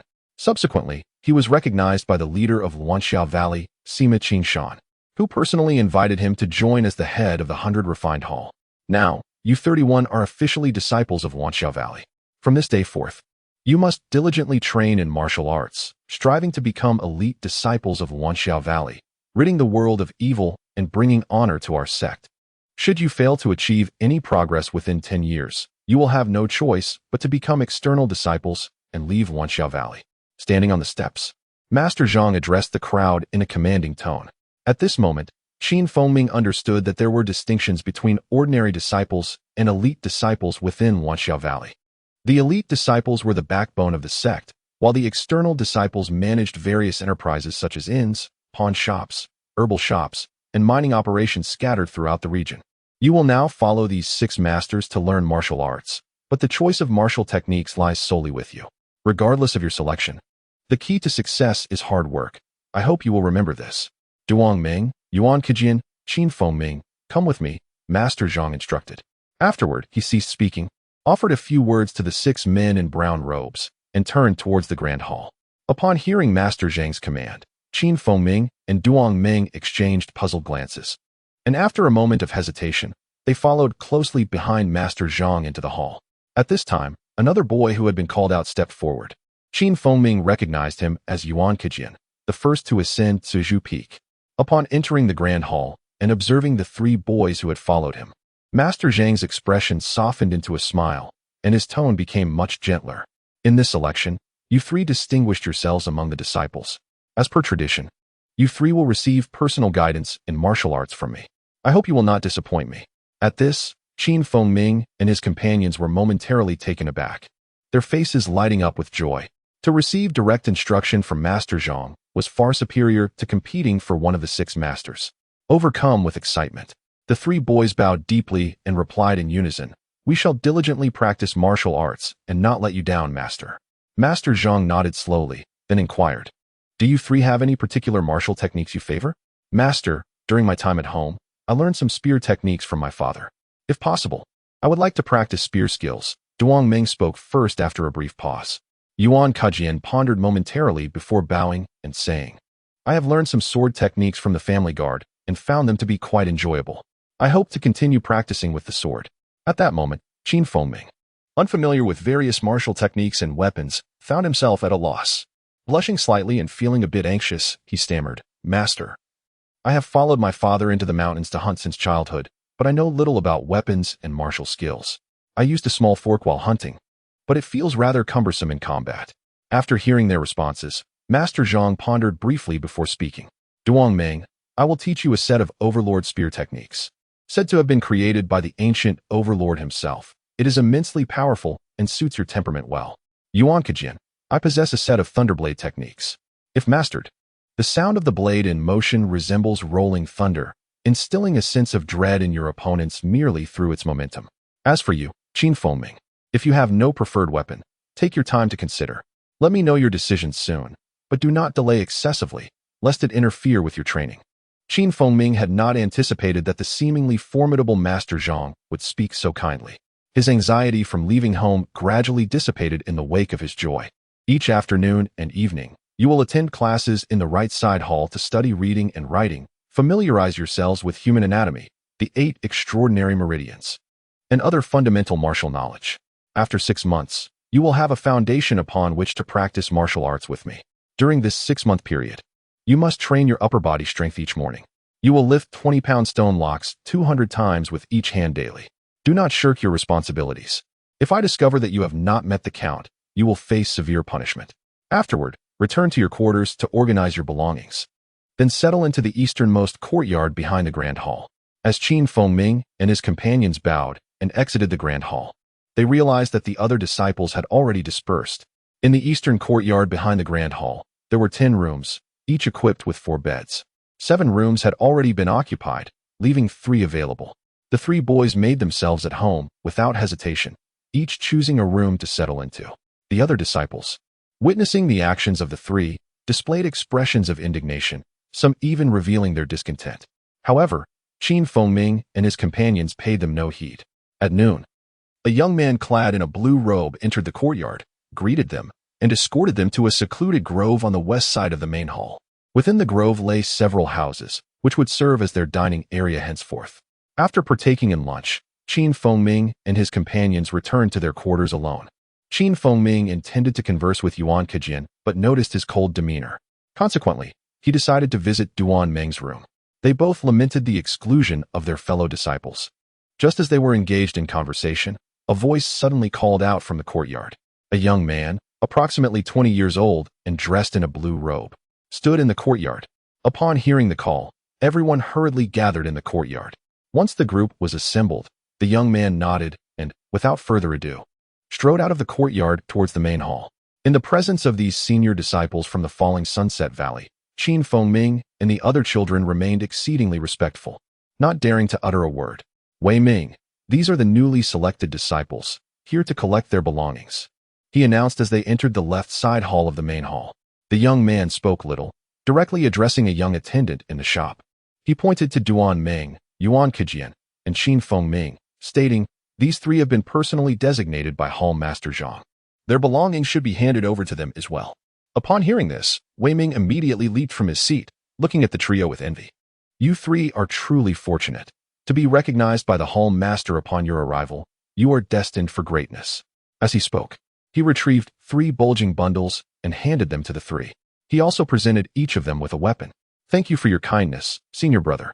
They replied respectfully as they accepted the items. After returning to their residence and unable to contain his excitement, Feng Ming opened the bundle.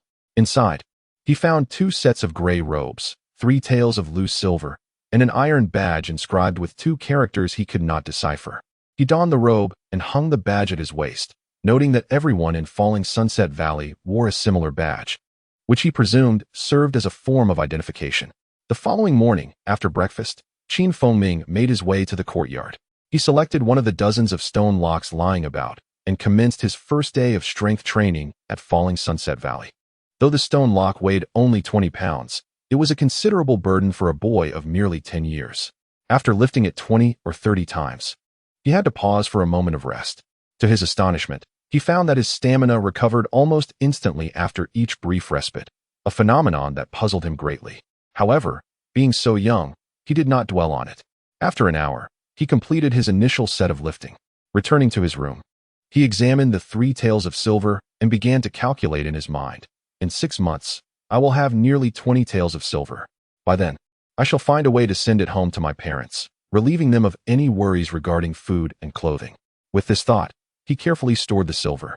Shortly after lunch, Feng Ming arrived punctually at the right side hall of the main hall.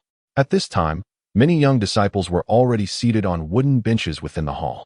Feng Ming observed the crowd, noting that most were his fellow newcomers, though a few appeared to be slightly older disciples, likely from previous years.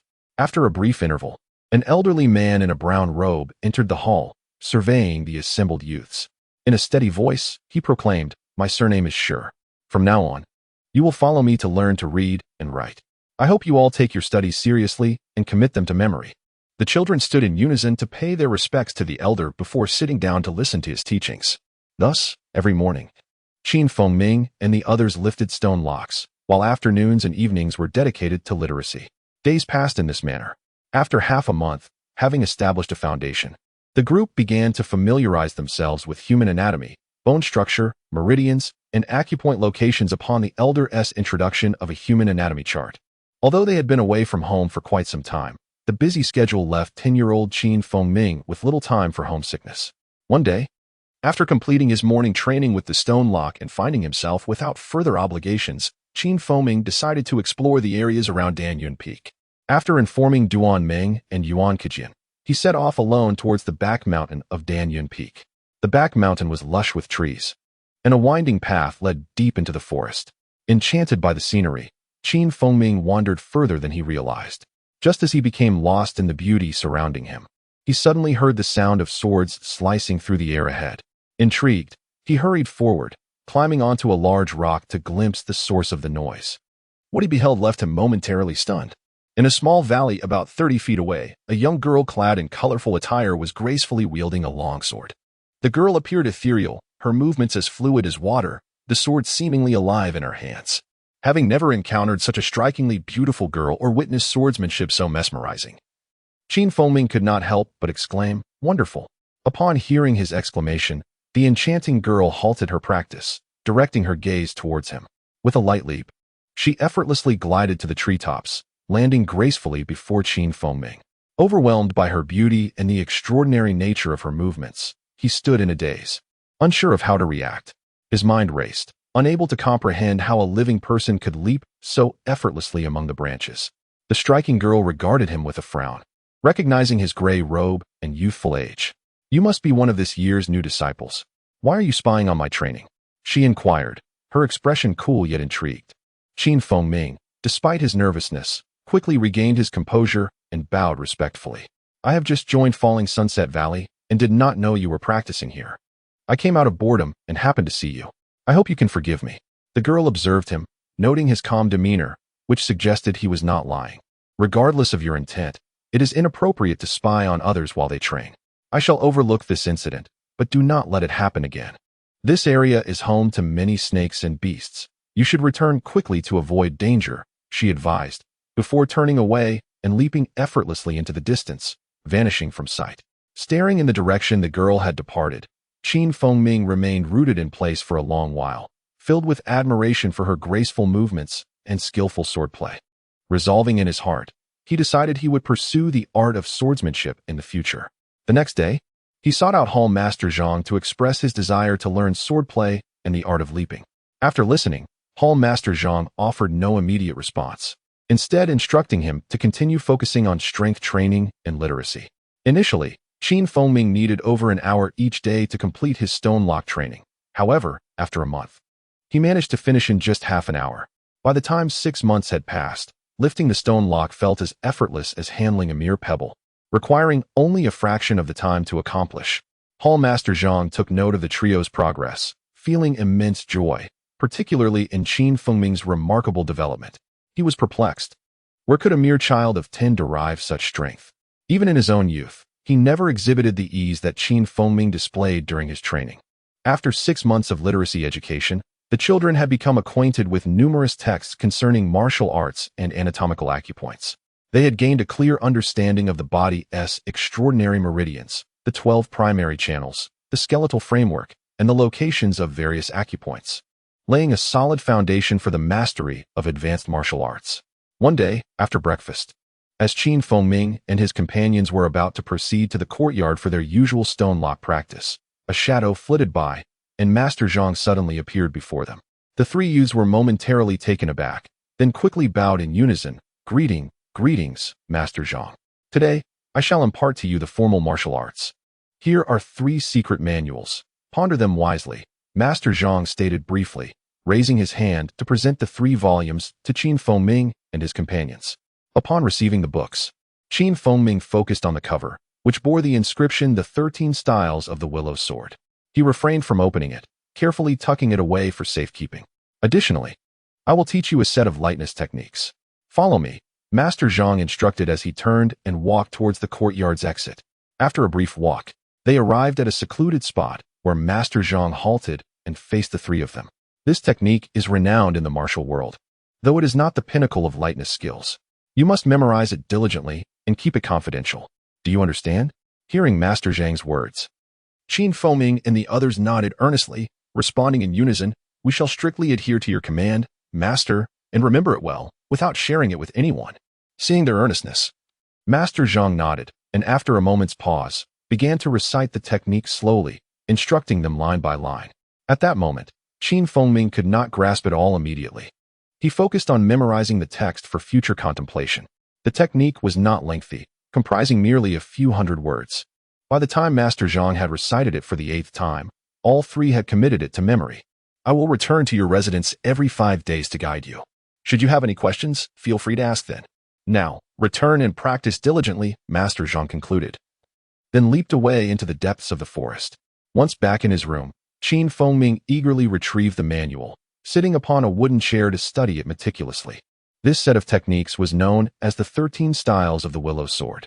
Upon opening the first page, he encountered a comprehensive summary, and as he delved into it, joy and gravity intertwined upon his countenance. This summary appeared exceedingly profound to Ming at this juncture. Despite 6 months of rigorous training, the comprehension abilities of a boy of merely 10 years were still far removed from those of an adult. Ming scrutinized the text word by word, often correlating it with his understanding of the meridians, unwittingly entering a state of oblivion, forgetting even to eat lunch. For 5 consecutive days, he immersed himself in this study, neglecting food and rest. During this time, although the phrases within the technique were challenging to comprehend, Ming meticulously examined the summary. He also devoted time to the lightness technique taught by Master Zhang. Furthermore, he began to meditate in accordance with the summary, feeling a warm current traversing through his body with each session, leaving him exceptionally invigorated. On the 5th day, Master Zhang appeared punctually in the courtyard. Ming and Yuan Kejian showcased the techniques they had practiced over the past 5 days. Though their movements were somewhat awkward, they were nonetheless impressive. Master Zhang observed them closely, maintaining an impassive expression, and afterwards pointed out their errors. When he inquired about Qin Fengming's progress over the 5 days, a hint of difficulty crossed Qin Fengming's face as he had to admit, respectfully reporting, "Master, I have not practiced any sword techniques during these 5 days. I focused solely on studying the summary and the technique you provided." "What?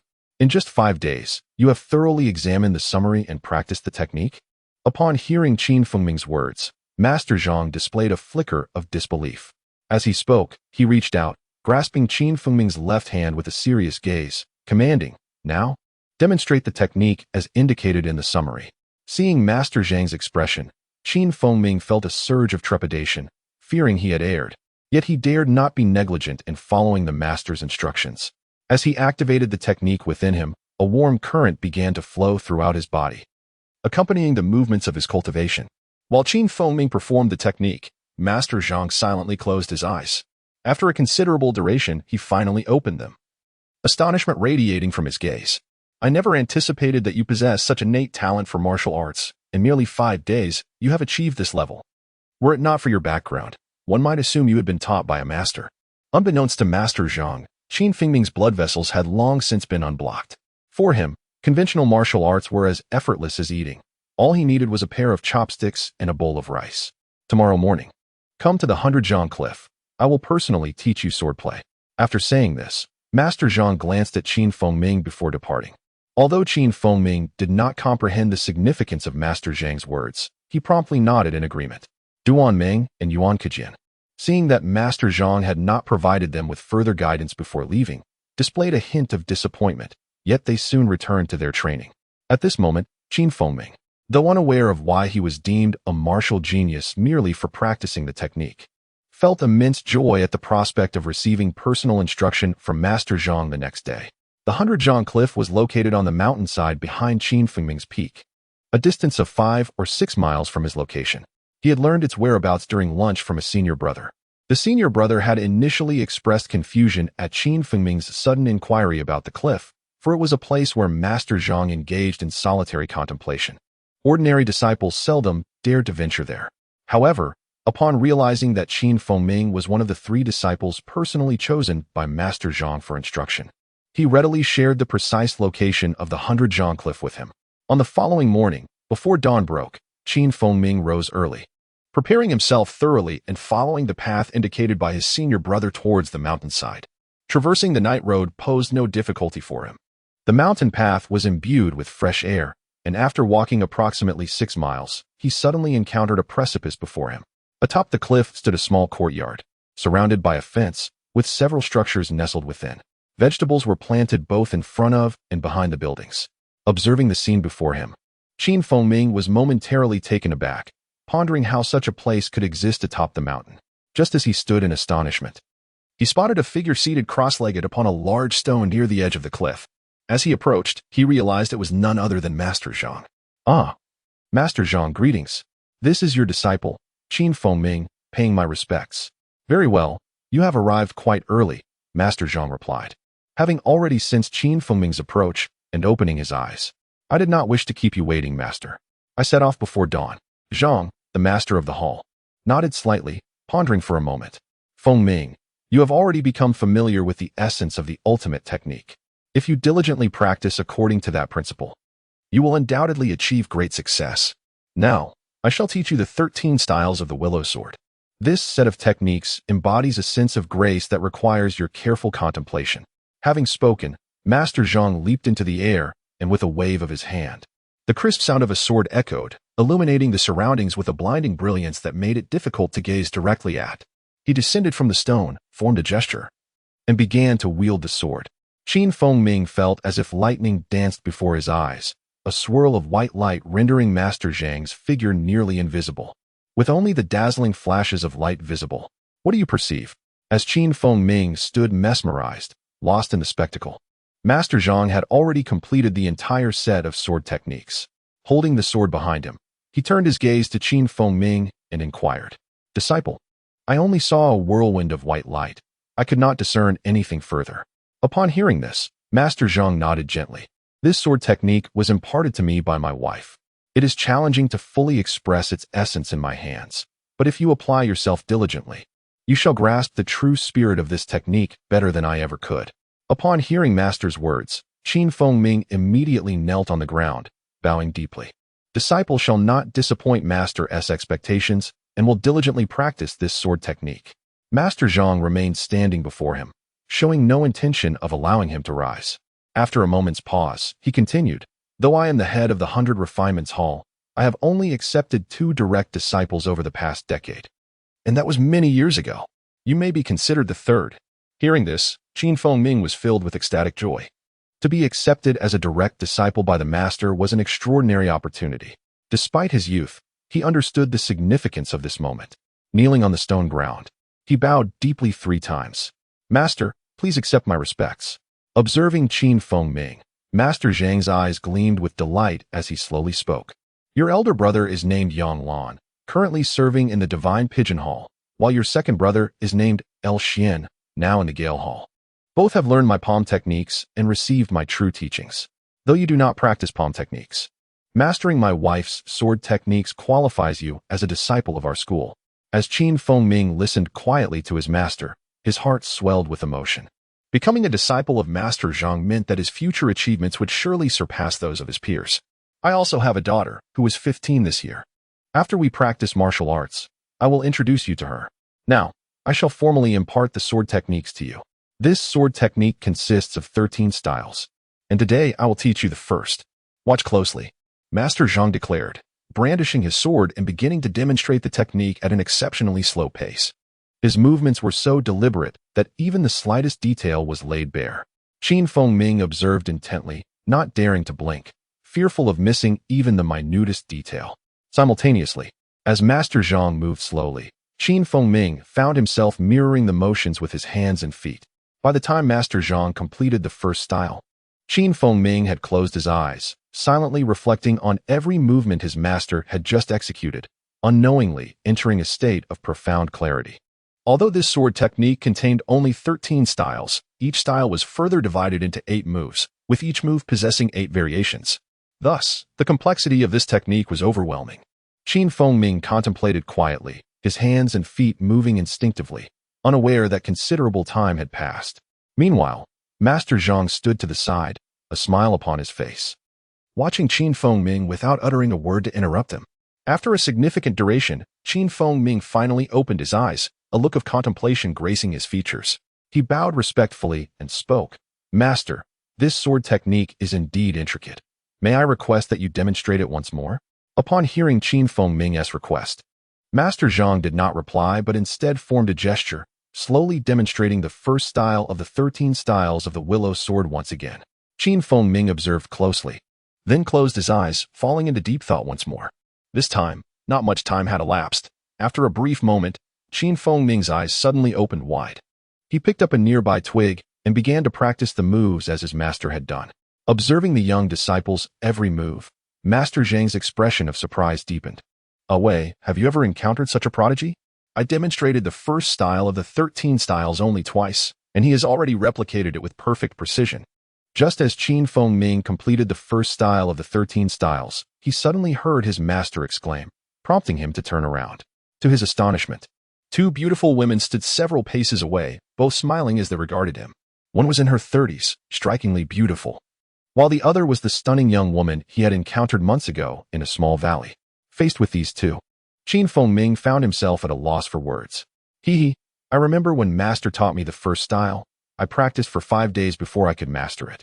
When I taught Xiao Tong, it took me 4 days for her to get it right. I never expected that you, young disciple, would grasp the first style so swiftly. It is truly astonishing, the beautiful woman remarked, gracefully approaching Ming alongside the young girl. At that moment, Master Zhang recalled that he had yet to introduce his newly accepted disciple. With a hearty laugh, he called, Ming, come here. These 2 are my wife, Lu Wei, and my daughter, Zhang Ruodo. You should greet them. Understanding the cue, Ming rushed forward, bending his legs to bow deeply. Disciple Ming pays respects to my esteemed master's wife. The beautiful lady's face lit up with joy as she extended her hands to help him up. Feng Ming then approached the young lady, bowing again. Your junior disciple pays respects to my senior sister. We have met before. You are the new disciple who spied on me practicing sword techniques that day, aren't you? I never imagined you would become my junior disciple, the young lady remarked. Upon hearing her words, both Master Zhang and Lu Wei were taken aback, quickly inquiring about the situation. The young lady laughed and recounted her first encounter with Feng Ming.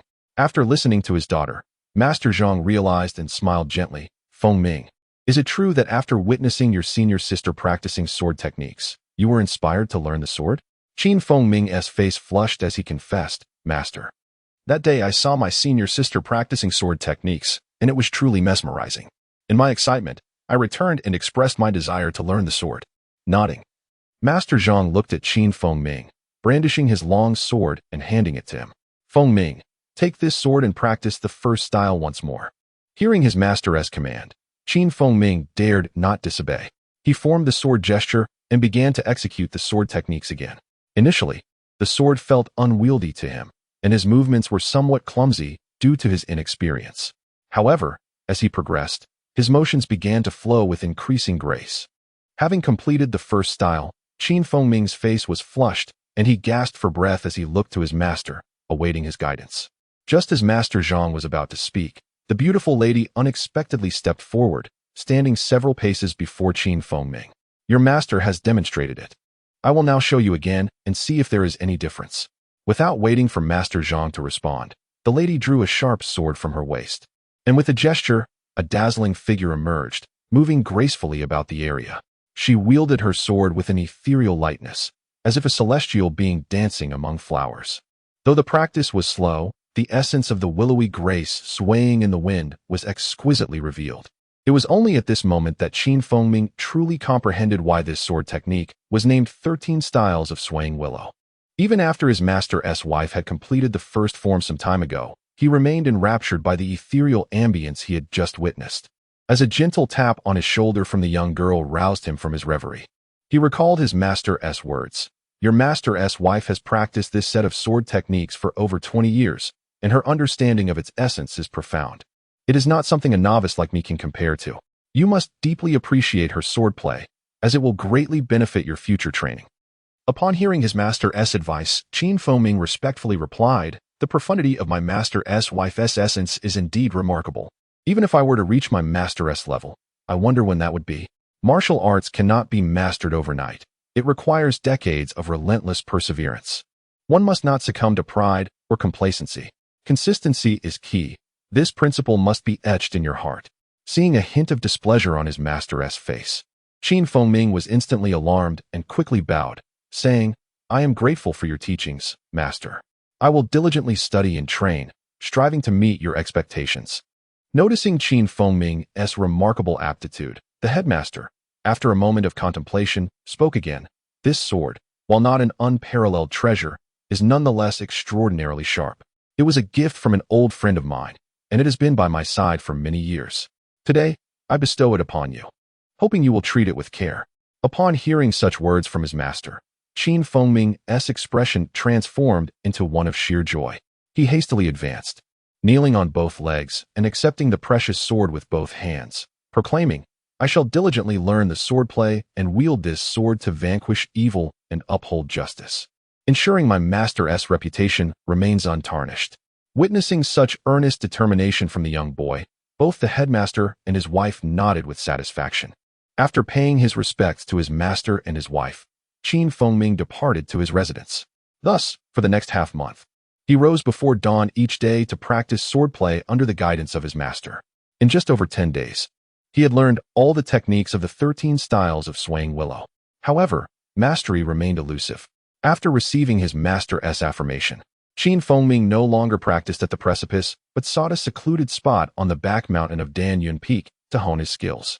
At night, he would meditate on the corresponding mantra. During this time, the headmaster would often guide him in the practice of light-footed techniques.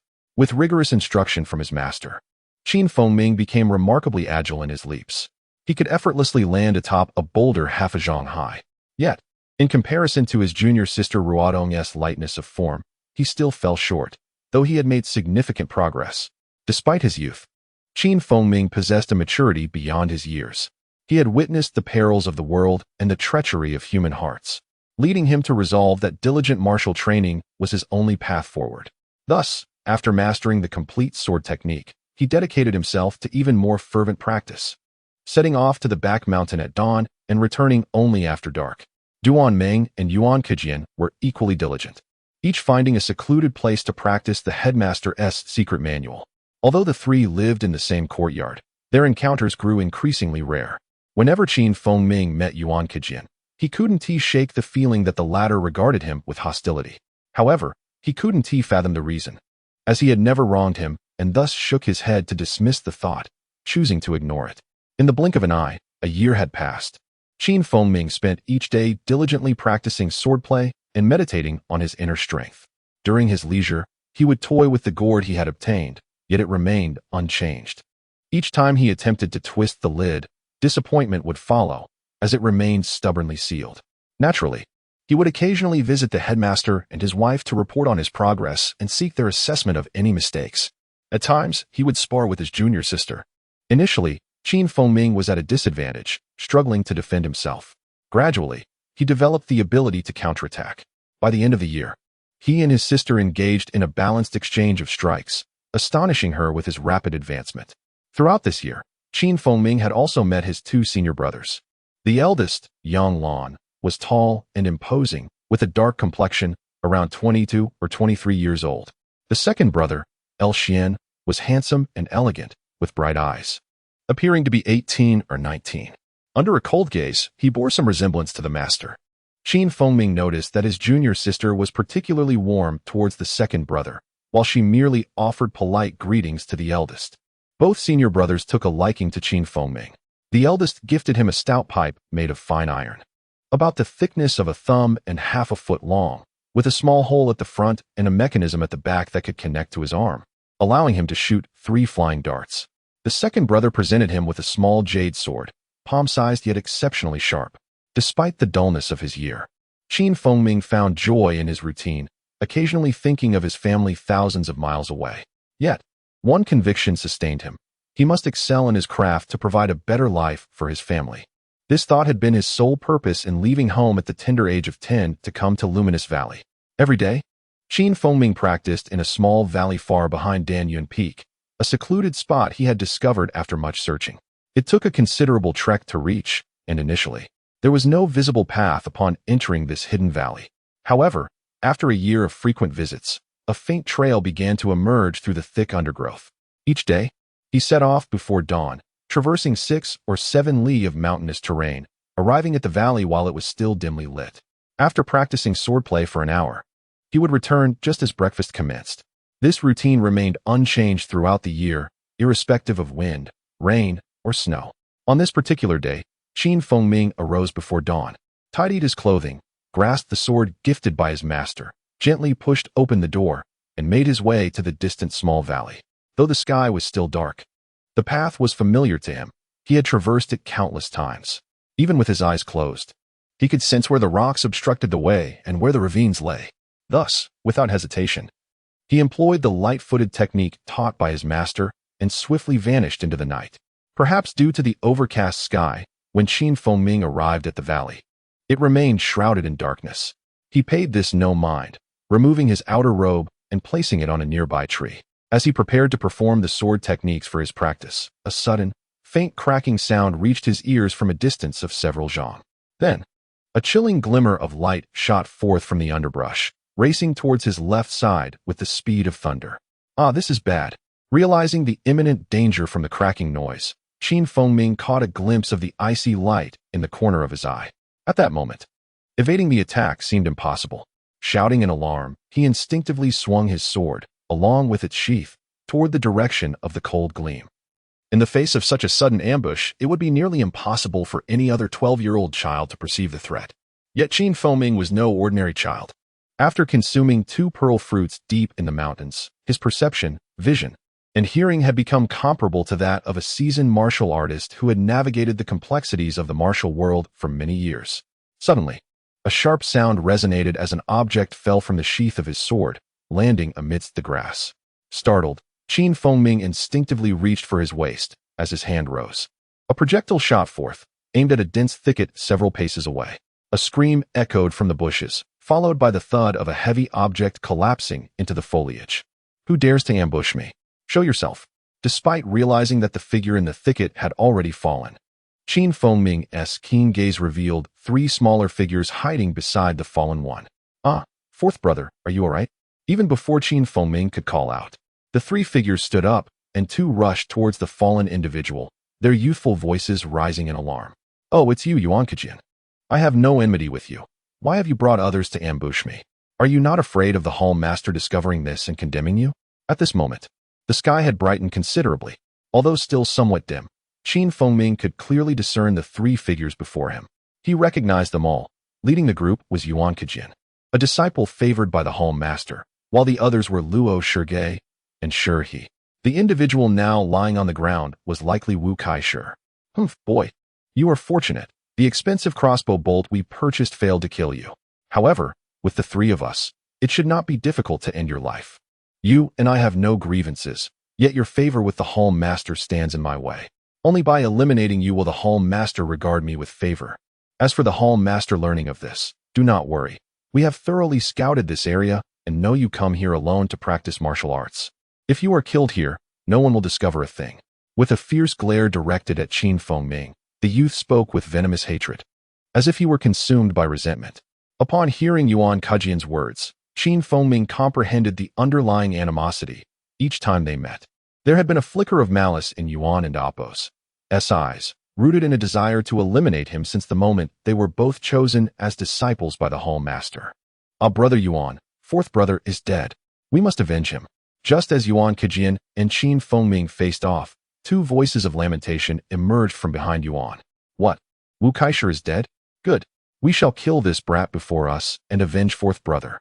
As Yuan Kajin spoke, he gestured, and the other 2 youths wiped away their tears, drawing their weapons and surrounding Qin Fengming. Facing the 3 peers, Qin Fengming steadied his nerves. Though he had a significant chance to flee, he felt compelled to test his abilities after over a year of sparring with his senior sister. The children's conflict would not adhere to martial rules. At Yuan Kajin's command, the trio of 13 and 14-year-olds brandished their weapons and charged at him. Yuan Kajin unleashed the Thunderblade technique, its slicing sound reminiscent of thunder. Luo Shige wielded the Arhut staff technique with formidable force, while Shi He executed the 8 Immortals sword technique, each strike aimed at Qin Fengming's vital points. At not yet 12 years of age, Qin Fengming was the youngest among them.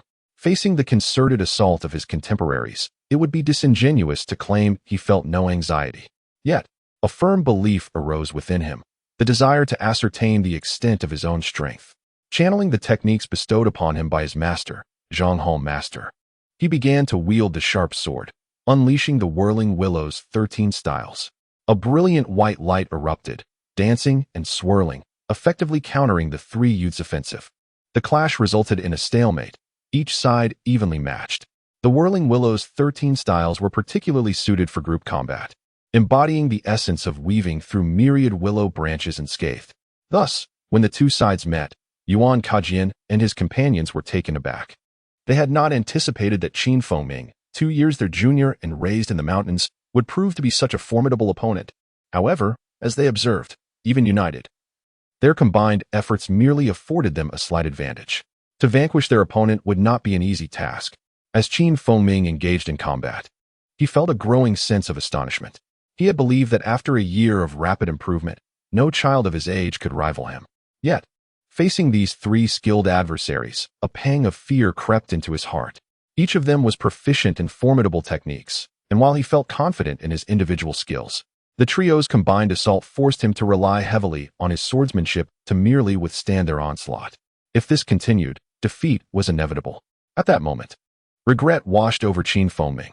Had he turned to leave upon spotting the 3, his agile skills would have allowed him to escape unscathed. As the saying goes, haste leads to grave mistakes.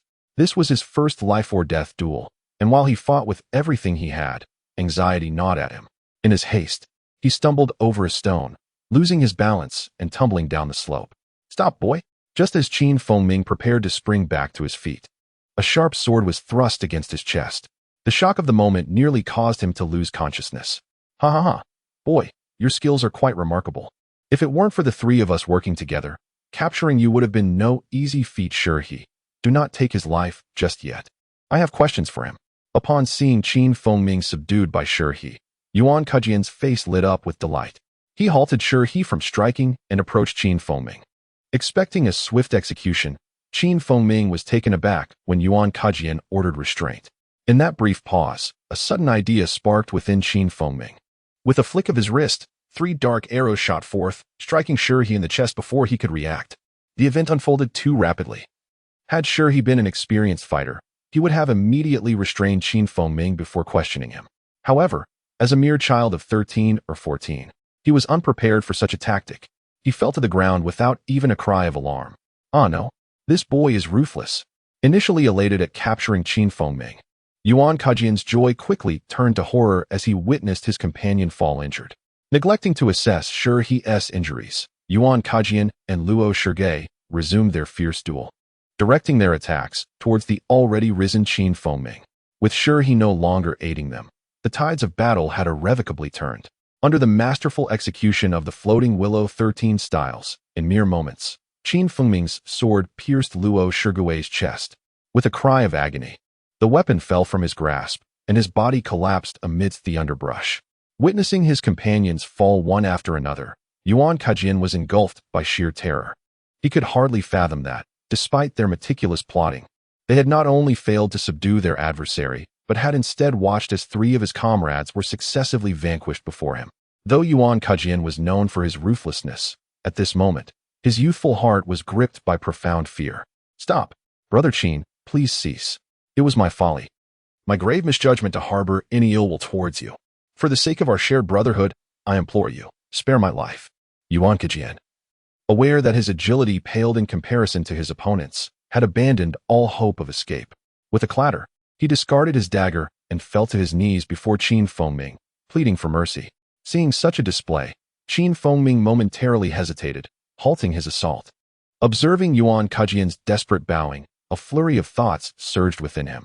Noticing that his adversary had not immediately sought to deliver a fatal blow, Yuan Kejian, despite his continued prostration, felt a flicker of hope.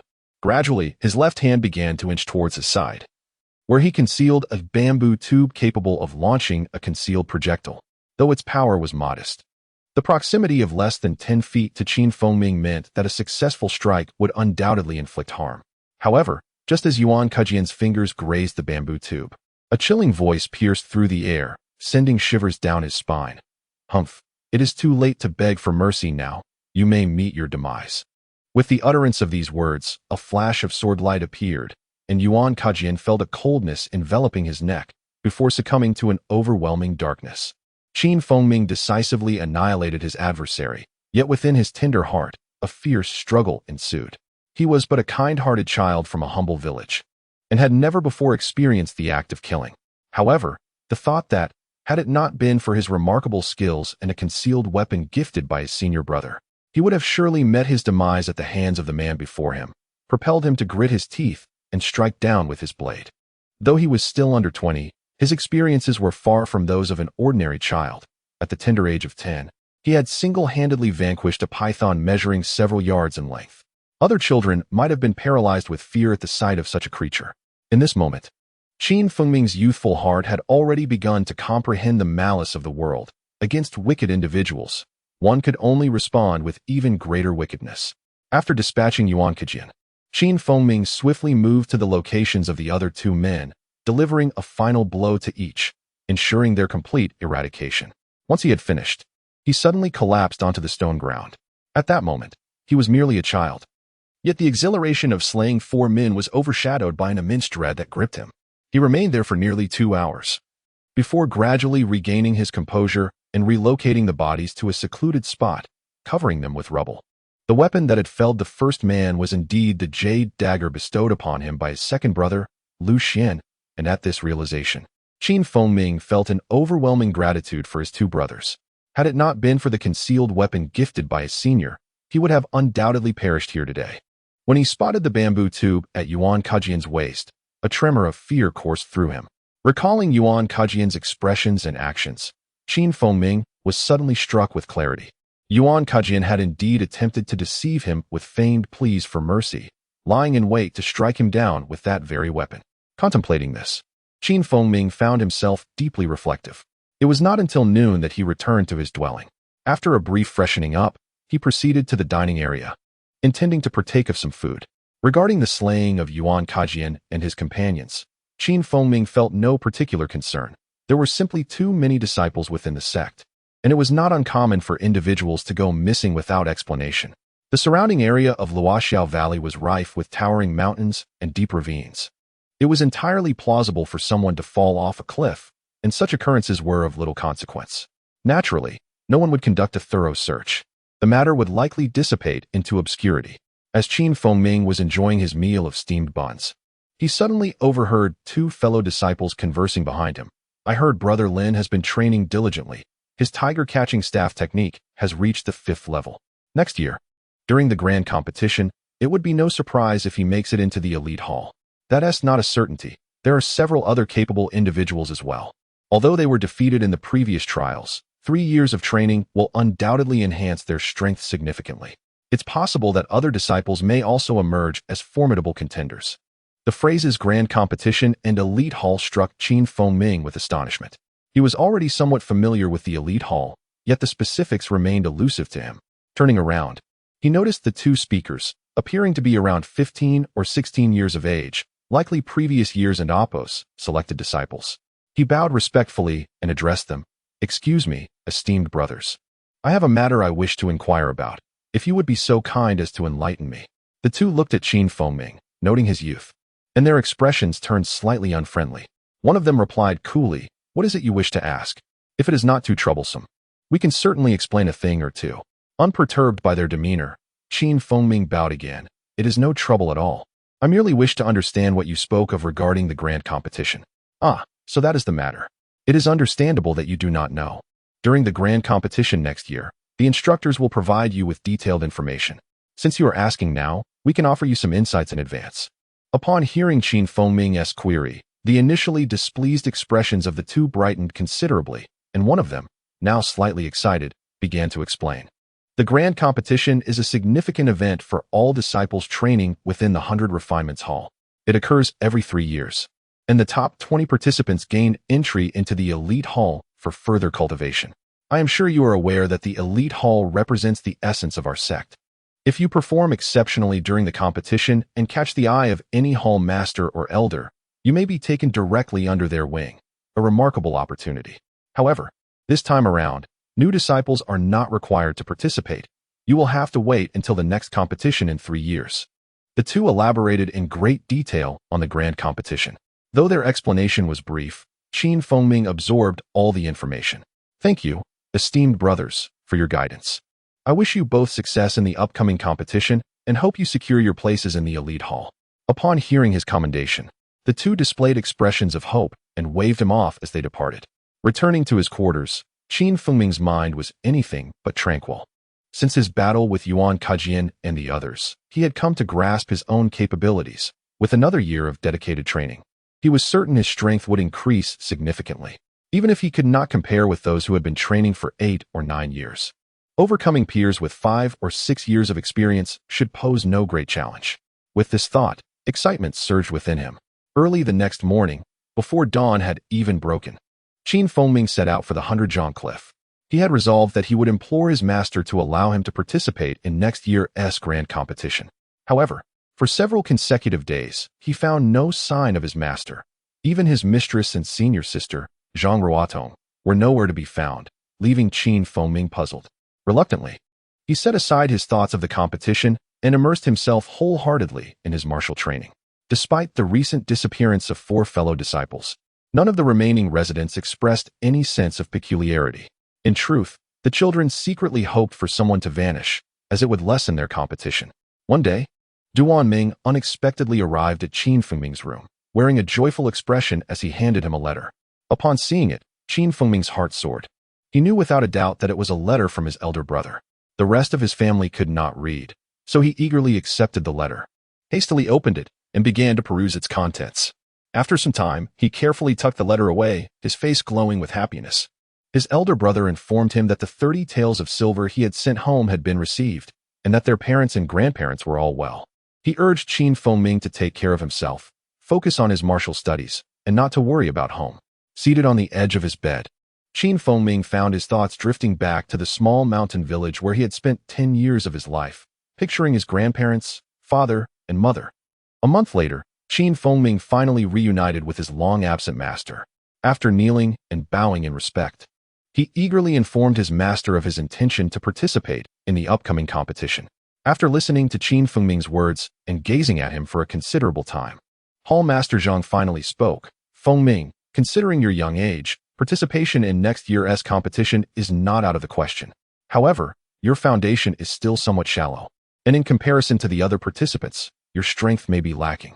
If you insist on participating, I fear your ranking will not be particularly high. Though Hall Master Zhang held great affection for Qin Fengming, he understood that his disciple had only been training for a year or two. A stark contrast to those who had dedicated 5 or 6 years to their martial arts.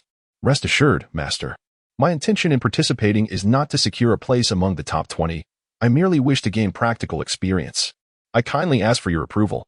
After receiving the Master's affirmative response, Qin Fengming devoted himself to his martial arts training with even greater diligence, rising early and returning late, undeterred by wind or rain, and never once faltering. Upon Zhang's return, he was perplexed by the absence of Yuan Kejin. Although he inquired among the other disciples, he did not delve deeply into the matter, as the selection of new disciples for the Falling Sunset Valley was fervently underway. At this time, he had little bandwidth to concern himself with the disappearance of 1 or 2 recent disciples. Days slipped by like the passage of time, flowers blossomed and withered, and several months had quietly elapsed. As the day of the 100 Refinements Hall competition approached, the other disciples who had entered the sect alongside Qin Fengming had learned about the competition from their instructors.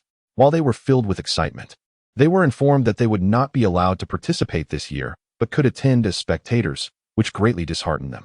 However, upon reflection, they came to terms with it. After all, they had only been in Falling Sunset Valley for 3 years, with merely 2 years of martial arts training. A stark contrast to those who had been training for 6 or 7 years.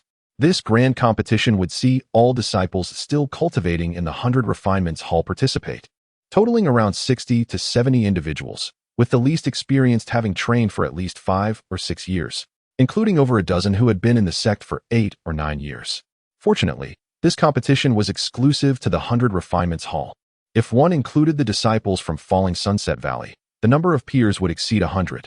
The challenge of achieving commendable results amidst such a multitude of skilled participants was evident. Although Qin Fengming did not place much importance on the competition's outcome, his youthful spirit was naturally competitive. Therefore, aside from his daily martial arts practice, he paid no attention to other matters. As the days passed, the day of the grand competition finally arrived. On that morning, a young man clad in a blue robe led Qin Fengming and the other disciples to a vast valley. Within this valley, there were 10 stone platforms, each standing 2 to 3 zhang high and measuring over 20 zhang wide. The central platform towered 5 to 6 zhang high. From atop this high platform, one could survey the surrounding platforms. At that moment, many disciples were already gathered in the valley, forming clusters here and there. The youths donned blue and brown robes, none of whom Qin Fengming recognized as disciples of the 100 Refinements Hall. Observing the disciples in gray robes clustered together, Qin Fengming understood that they would be the competitors in this grand contest. As the hour approached, over 20 individuals suddenly appeared atop the central platform. Among them the Hall Master Zhongli. The disciples below listened intently as it was announced that those wishing to participate in the contest should come forth to collect their identification tokens, which would serve as the basis for future matches. Just as the crowd murmured among themselves, Elder Wang, who had overseen the entrance examination for Qin Fengming and the others, appeared on the high platform. Once he quieted the discussions, he addressed the assembly. His voice was not loud, yet every individual present heard him clearly.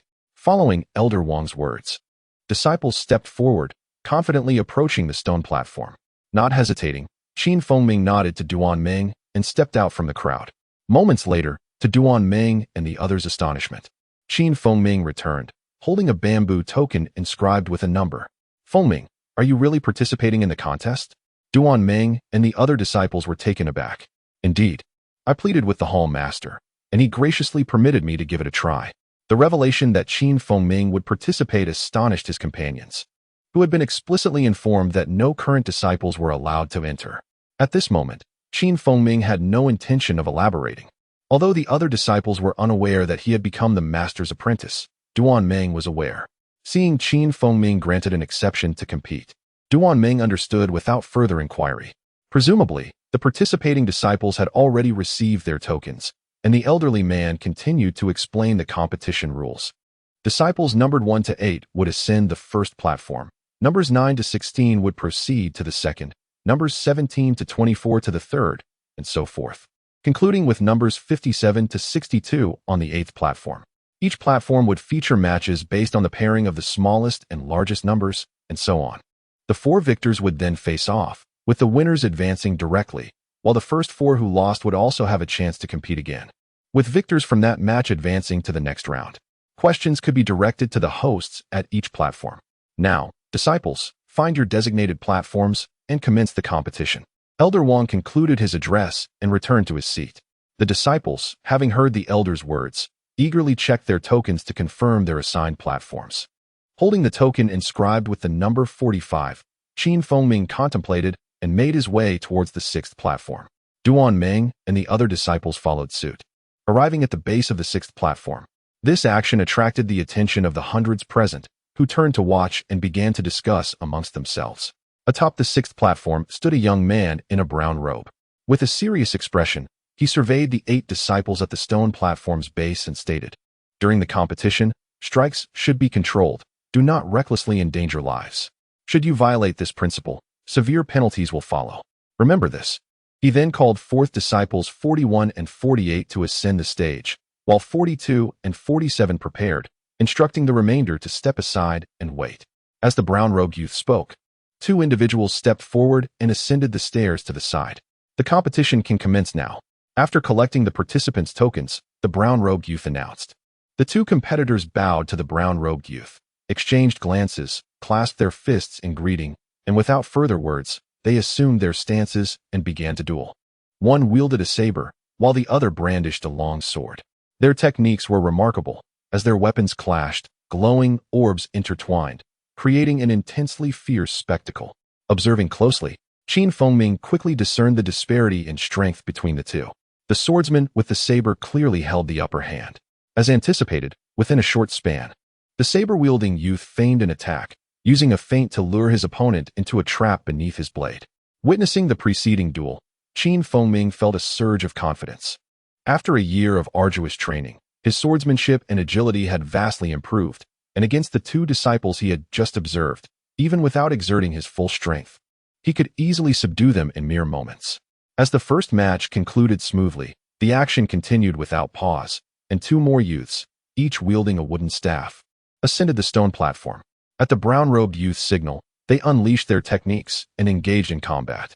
Although Feng had not practiced staff techniques, he understood that this weapon excelled in leveraging strength over skill. The staff techniques were particularly well suited for mid to long-range combat, given its considerable length. The 2 disciples from the 100 Refinements Hall evidently knew each other well, as they forewent testing the waters and immediately unleashed their most potent techniques, battling fiercely. Watching their exchange, Feng couldn't help but smile inwardly. They had abandoned technique in favor of raw strength. The brutish means of combat swiftly determined a victor.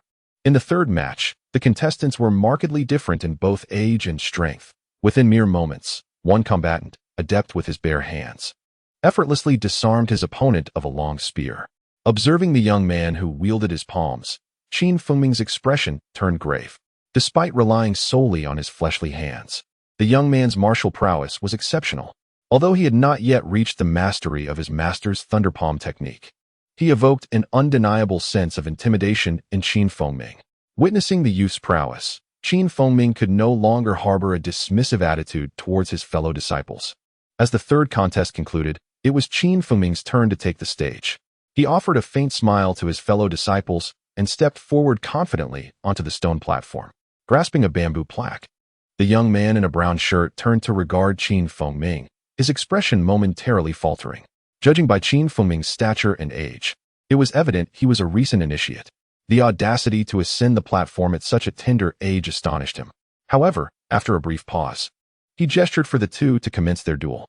The youth opposite him wielded an unusual weapon, holding a peculiar blade in each hand, one resembling a crescent moon at the base, the other ending in a hook.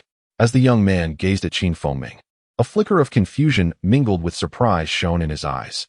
"Brother, you must be a new initiate. At such a young age, do you not realize the dangers of wielding blades?" He remarked casually. "Greetings, senior brother. I am indeed a disciple who has yet to complete 3 years at the Falling Sunset Valley. I have come merely to broaden my horizons and hope for your mercy in this match." Ming replied courteously, bowing slightly. "Blades may be blind, but I will be cautious," the disciple acknowledged, nodding in understanding. The two then ceased further conversation. The young man crossed his weapons before his chest and fixed his gaze intently upon Ming, refraining from initiating an attack. Drawing the treasured sword bestowed by his master, Ming smiled faintly. With a flick of his wrist, he unleashed the first move of the Willow Dance 13 styles, flowing forth like a stream, directing his assault towards the youth several paces away. The unexpected attack startled the young man wielding the peculiar weapons. The youth realized that this young adversary was not to be underestimated. His technique was so refined that even with all his might, victory was uncertain. Thus, the young man refrained from overestimating himself, focusing intently as he began to execute his own weapon techniques. Despite the youth's proficiency with his odd weapons, he found himself thoroughly suppressed by the exquisite swordplay of the Willow Dance 13 styles. As the match progressed, Ming, becoming increasingly at ease, utilized merely 50% of his strength. However, the young disciple grew ever more alarmed. The 12 or 13-year-old before him exhibited a mastery of techniques that seemed to suggest years of experience. Surrounded by a cascade of shimmering sword light, the young man felt as though he were ensnared by phantom blades. Had it not been for his solid defense, he would have already faced defeat. At this moment, Ming felt his spirit expand. Defeating his opponent was merely a matter of intention. Yet, aware of the proverb that the tallest tree catches the wind, he understood that winning every match at his age would likely incite envy and animosity among his peers, complicating his future standing in Falling Sunset Valley. With this thought settled in his mind, Ming devised a plan. Suddenly, when the young man wielding peculiar weapons struck fiercely at his sword, Ming deftly let the blade slip from his grasp, sending it tumbling a distance away with a sharp clang. "Thank you for your mercy, senior brother. My skills are lacking. I concede this match," he said, clasping his hands in salute before retrieving his sword and gracefully descending from the platform. The young man stood in astonishment as he watched Ming depart, his face a mask of confusion. He had been on the brink of victory, yet his opponent had relinquished the sword under the pressure of an ordinary attack, leaving him baffled. "Ming, why did you concede despite showing no signs of defeat?" asked Ming and the others, eager for an explanation upon Ming's return to the ground. With a carefree laugh, Ming replied, "It was merely a moment of distraction. No matter, there will be a loser's bracket, and victory there will also grant entry into the next round." Upon hearing this, the other disciples continued to murmur, expressing their regret over his sudden loss. "Zhang and Wei Jihu, please proceed to the platform." As Ming closed his eyes to rest, the young man in the brown shirt called out. With the two competitors ascending, Ming recognized them as the disciples who had just been defeated. He was now well aware of the strengths of those in his group, and his confidence in advancing to the next round was unwavering. When Ming reminded Ming that it was once again his turn to compete, he realized that 2 more matches had taken place in his group. One, named Wei Jihu, had earned the right to challenge, while another, Chui Liang, had advanced directly to the next round. His upcoming opponent was a 17 or 18-year-old swordsman. Ming held a deep respect for this individual, understanding that while his skills were commendable, they remained inferior to his own. Without the need for further words, the combat commenced under the young man's signal. This time, Ming held nothing back. In a mere 30 moves, he expertly disarmed his adversary of his sword, thereby securing his place in the next round. Upon witnessing Ming's victory, Ming and the other disciples erupted in jubilant cheers, the atmosphere alive with excitement. This victory marked the first for a newly initiated disciple in decades. How could it not bring joy to all? As the matches continued, the contenders became clearer. Ming ultimately faced a young man wielding a staff for the last qualifying spot. Standing on the stone platform, he gazed at his opponent, a youth shorter than himself, who bore no trace of underestimating him. Having observed Qin Fengming's previous bouts, the staff-wielding disciple understood that this young boy, despite his age, possessed considerable skill. He realized that winning through technique would be exceedingly difficult. His only option was to overpower his opponent into submission. With this thought, the duel commenced, and the staff-wielding disciple struck fiercely at Qin Fengming's sword, hoping for a decisive blow. Understanding his opponent's intent, Qin Fengming gracefully executed the Willow Dance 13 styles, his swordplay fluid and evasive, circling around the other without direct confrontation. After 70 exchanges, Qin Fengming's blade lightly pricked the young man's arm, leaving a superficial wound that compelled him to relinquish his staff in acknowledgement of defeat. Thus, the sixth high platform determined its advancing disciples, Huyan Zhua, Wei Zhihu, Shui Liang, and Qin Fengming. The second round of matches would commence the following day. Amidst the jubilant crowd of his peers, Qin Fengming felt as though he were a star surrounded by admirers as they departed the valley. After dinner, at 100-Foot Cliff, I stood with my mother halfway up, having watched your matches today. Since your ascension to the platform, I have not ceased to praise you. Upon seeing Qin Fengming's arrival, his junior sister, Zhang Ruotong, leapt to his side, taking his hand and leading him before their parents, her face aglow with delight. Hearing her words, Qin Fengming's cheeks flushed crimson, and he bent down, kneeling before his master and his master's wife. Disciple lost a match today, bringing shame to our school. I humbly ask for punishment from master and mistress. Ha ha ha, Fengming, there is no need for punishment. I am well aware of the circumstances surrounding your loss. It was certainly intentional. It is rare for one so young to possess such awareness of circumstances. Your current prowess has astonished me, as even the hall masters and elders are greatly impressed. Everyone speaks highly of you. Had it not been for my knowledge of your status as my disciple, they would surely have vied for your favor. Upon hearing such praise from his master, Qin Fengming was momentarily taken aback, hastily bowing and saying, "This is solely due to the diligent teachings of you and my esteemed master." After expressing his commendation, the master's countenance turned grave. After a brief contemplation, he solemnly declared, "Fengming, after a year of practice, you have considerably deepened your understanding of the essence of the Willow Leaf 13 sword technique. At this juncture, your abilities have positioned you to potentially secure a place among the top 10 in the upcoming grand competition. What? Does the master mean that I have a substantial chance of entering the elite hall?" Upon hearing his master's words, the young Qin Fengming nearly leaped with joy. Observing his excitement, the master smiled gently and continued, "However, do not rejoice too soon. Among this cohort of disciples, there are 3 or 4 individuals whom you may find insurmountable. Should you encounter them, you might very well face defeat due to a lack of strength. Yet, if you manage to avoid early confrontations with them, securing a spot in the top 10 remains highly plausible. Should you succeed, I shall personally recommend you to Master Sima, allowing you entry into the Night Hall." Upon hearing this, Qin Fengming's expression shifted to one of confusion.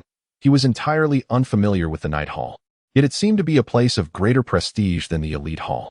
The Night Hall is a clandestine chamber of our sect, accessible only to the most esteemed disciples.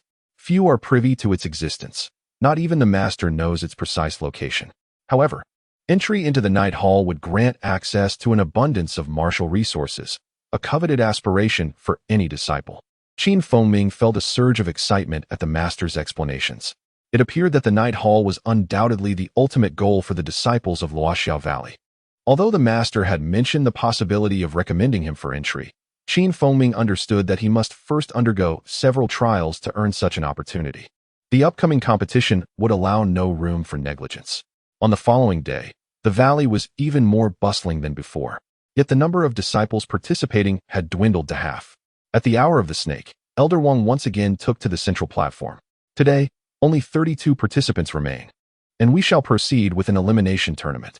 The victors will gain direct entry into the Elite Hall, while the defeated will engage in subsequent matches to determine the top 4, who will also advance to the Elite Hall for further training. Now, please proceed to collect your identification tokens. Qin Fengming followed the other disciples and received his token, which was still distributed randomly and bore each individual's name. The competition would take place on the 5th platform, where the 1st and 32nd contestants would compete, followed by the 2nd and 31st, and so forth. Begin. Elder Wang addressed the disciples holding their tokens with an impassive tone. Standing beneath the platform, Qin Fengming glanced at the token in his hand, which bore the number 7. It seemed he would be the 7th to take the stage. At this moment, Qin Fengming felt a twinge of anxiety regarding the 3 or 4 disciples his master had warned him about, hoping he would not encounter them too soon. However, this was beyond his control. All he could do was pray to the heavens for favorable circumstances. The 5th platform was directly in front of the master and the other hall leaders, allowing them to observe every movement of the competing disciples.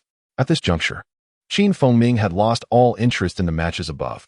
His sole focus was to rest and adjust his state of being to its optimal condition. The allure of the night hall was immense. If his master's words held true, achieving a place in the top 10 would undoubtedly lead to a recommendation from Master Sima. Gaining entry into the night hall at such a young age would save him a decade of arduous effort. 2 hours later, summoned by the calls of his fellow disciples, Qin Fengming rose. Grasping his sword, he steadily approached the 5th stone platform. The pivotal battle that would determine his destiny was at hand. Facing a young man of 18 or 19 wielding a knife, Qin Fengming's youthful visage remained remarkably calm, devoid of any signs of trepidation. However, upon seeing Qin Fengming ascend the platform, the opposing youth displayed a hint of surprise and, glancing around to confirm no others were joining, questioned, Are you the one I am to compete against? Senior brother, I am indeed your opponent for this match. I hope you will show mercy during our bout.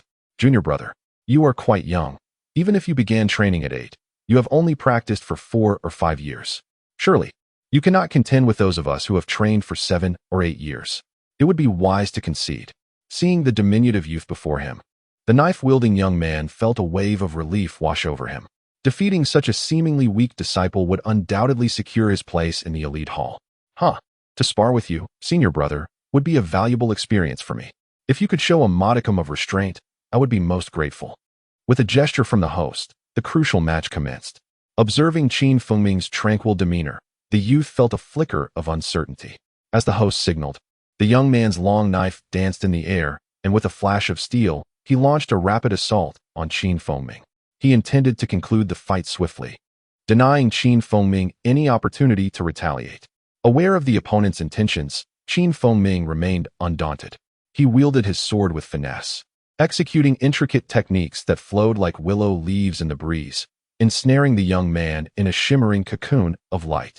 After only a brief exchange, the knife-wielding youth was left astounded. This boy, shorter than himself, was far from a novice. He had clearly trained for over a decade. His swordplay was masterful, his movements light and agile, and the brilliance of his techniques made victory over this 12 or 13-year-old seem an insurmountable task. After a brief time, the spectators grasped the situation. While the knife-wielding youth maintained his composure, his spirit had waned, and the outcome of the match seemed inevitable. Observing Qin Fengming's prowess, both the hall leaders and the other disciples were taken aback by the remarkable skill displayed by one so young. Master Zhang, I have heard that this young disciple has joined your ranks. How did you come across such a remarkable talent? One of the onlookers inquired. It is no great mystery. While the other hall leaders may possess more prestige than my 100 Refinements Hall, none can rival us in talent discovery. The selection process is primarily overseen by me, old Zhang. My dear friend, I had almost forgotten. You truly are fortunate. Amidst the chatter above, Qin Fengming did not grant the knife-wielding youth another chance. With a decisive clash, both combatants halted, and the long knife clattered to the ground. Brother Qin has won. He has secured a place among the top 20, and entry into the elite hall is now a certainty. Amidst a cacophony of cheers, the disciples accompanying Qin Fengming were exuberantly celebrating his victory. Although Qin Fengming had triumphed, he was still panting. It is important to note that each participant was exceptionally skilled. After informing Duan Ming and the others, Qin Fengming proceeded directly to his residence. As for the opponent he would encounter the next day, Qin Fengming chose not to dwell on it, knowing that he would need to muster all his energy for the fight ahead. That evening, Qin Fengming returned to the 100-Zhang Cliff. His master was greatly pleased with his performance during the day and encouraged him before stating, Fengming, for tomorrow's competition, the master of the Sima Gate from the Falling Sunset Valley will be present. Should you emerge victorious once more, you will secure a place in the top 8 of this contest. At that time, I will certainly recommend you to the master for entry into the Night Hall. Upon hearing his master's words, Qin Fengming's heart brimmed with joy, though a hint of anxiety also surfaced. Achieving a spot in the top 8 was no small feat, master. "Has the opponent for tomorrow been decided?" he inquired. Although he recognized his master's integrity, he felt it was not too presumptuous to ask, as long as it did not contravene any rules. "He is a formidable opponent," his master replied. "Simply ensure you rest well and prepare for battle." On the following day, at the competition venue, Feng arrived to find a venerable elder seated upon the high platform, an elder he had not encountered in the past few days. Clad in a Taoist robe adorned with the I Ching symbols, he held a whisk, his visage resembling that of jade, with a long beard flowing gracefully. His presence exuded an innate dignity that was unmistakable. It was evident that this person was none other than Sima Qing Shan, the master of the Sima Gate. Though delighted to see the master in attendance, Feng understood that he must give his utmost effort. In the seventh match, Feng ascended the fifth platform once more. His reappearance incited a chorus of applause from the audience, not only from his peers, but also from many participants in the competition who expressed their admiration. Having won respect through his previous matches, he was no longer regarded as merely a young boy. Gazing towards the central platform, he observed his master conversing quietly with Master Sima. Feng felt a surge of happiness, but quickly focused on the young man in gray across from him. The youth stood with a serious expression, his eyes sharp, revealing no hint of underestimating his opponent. It was clear that he was well aware of Feng's earlier performance and harbored no illusions of an easy victory. At the signal from the moderator, the tall young man wielding a spear did not rush into attack, but instead positioned himself, eyes fixed intently on Feng. Seeing this, Feng smiled slightly, saying, "Thank you for your courtesy, senior. I shall not hold back." With a flourish of his sword, he unleashed the 13 styles of the Weeping Willow, the strikes cascading forth like the mighty yellow river, fierce as a tempest.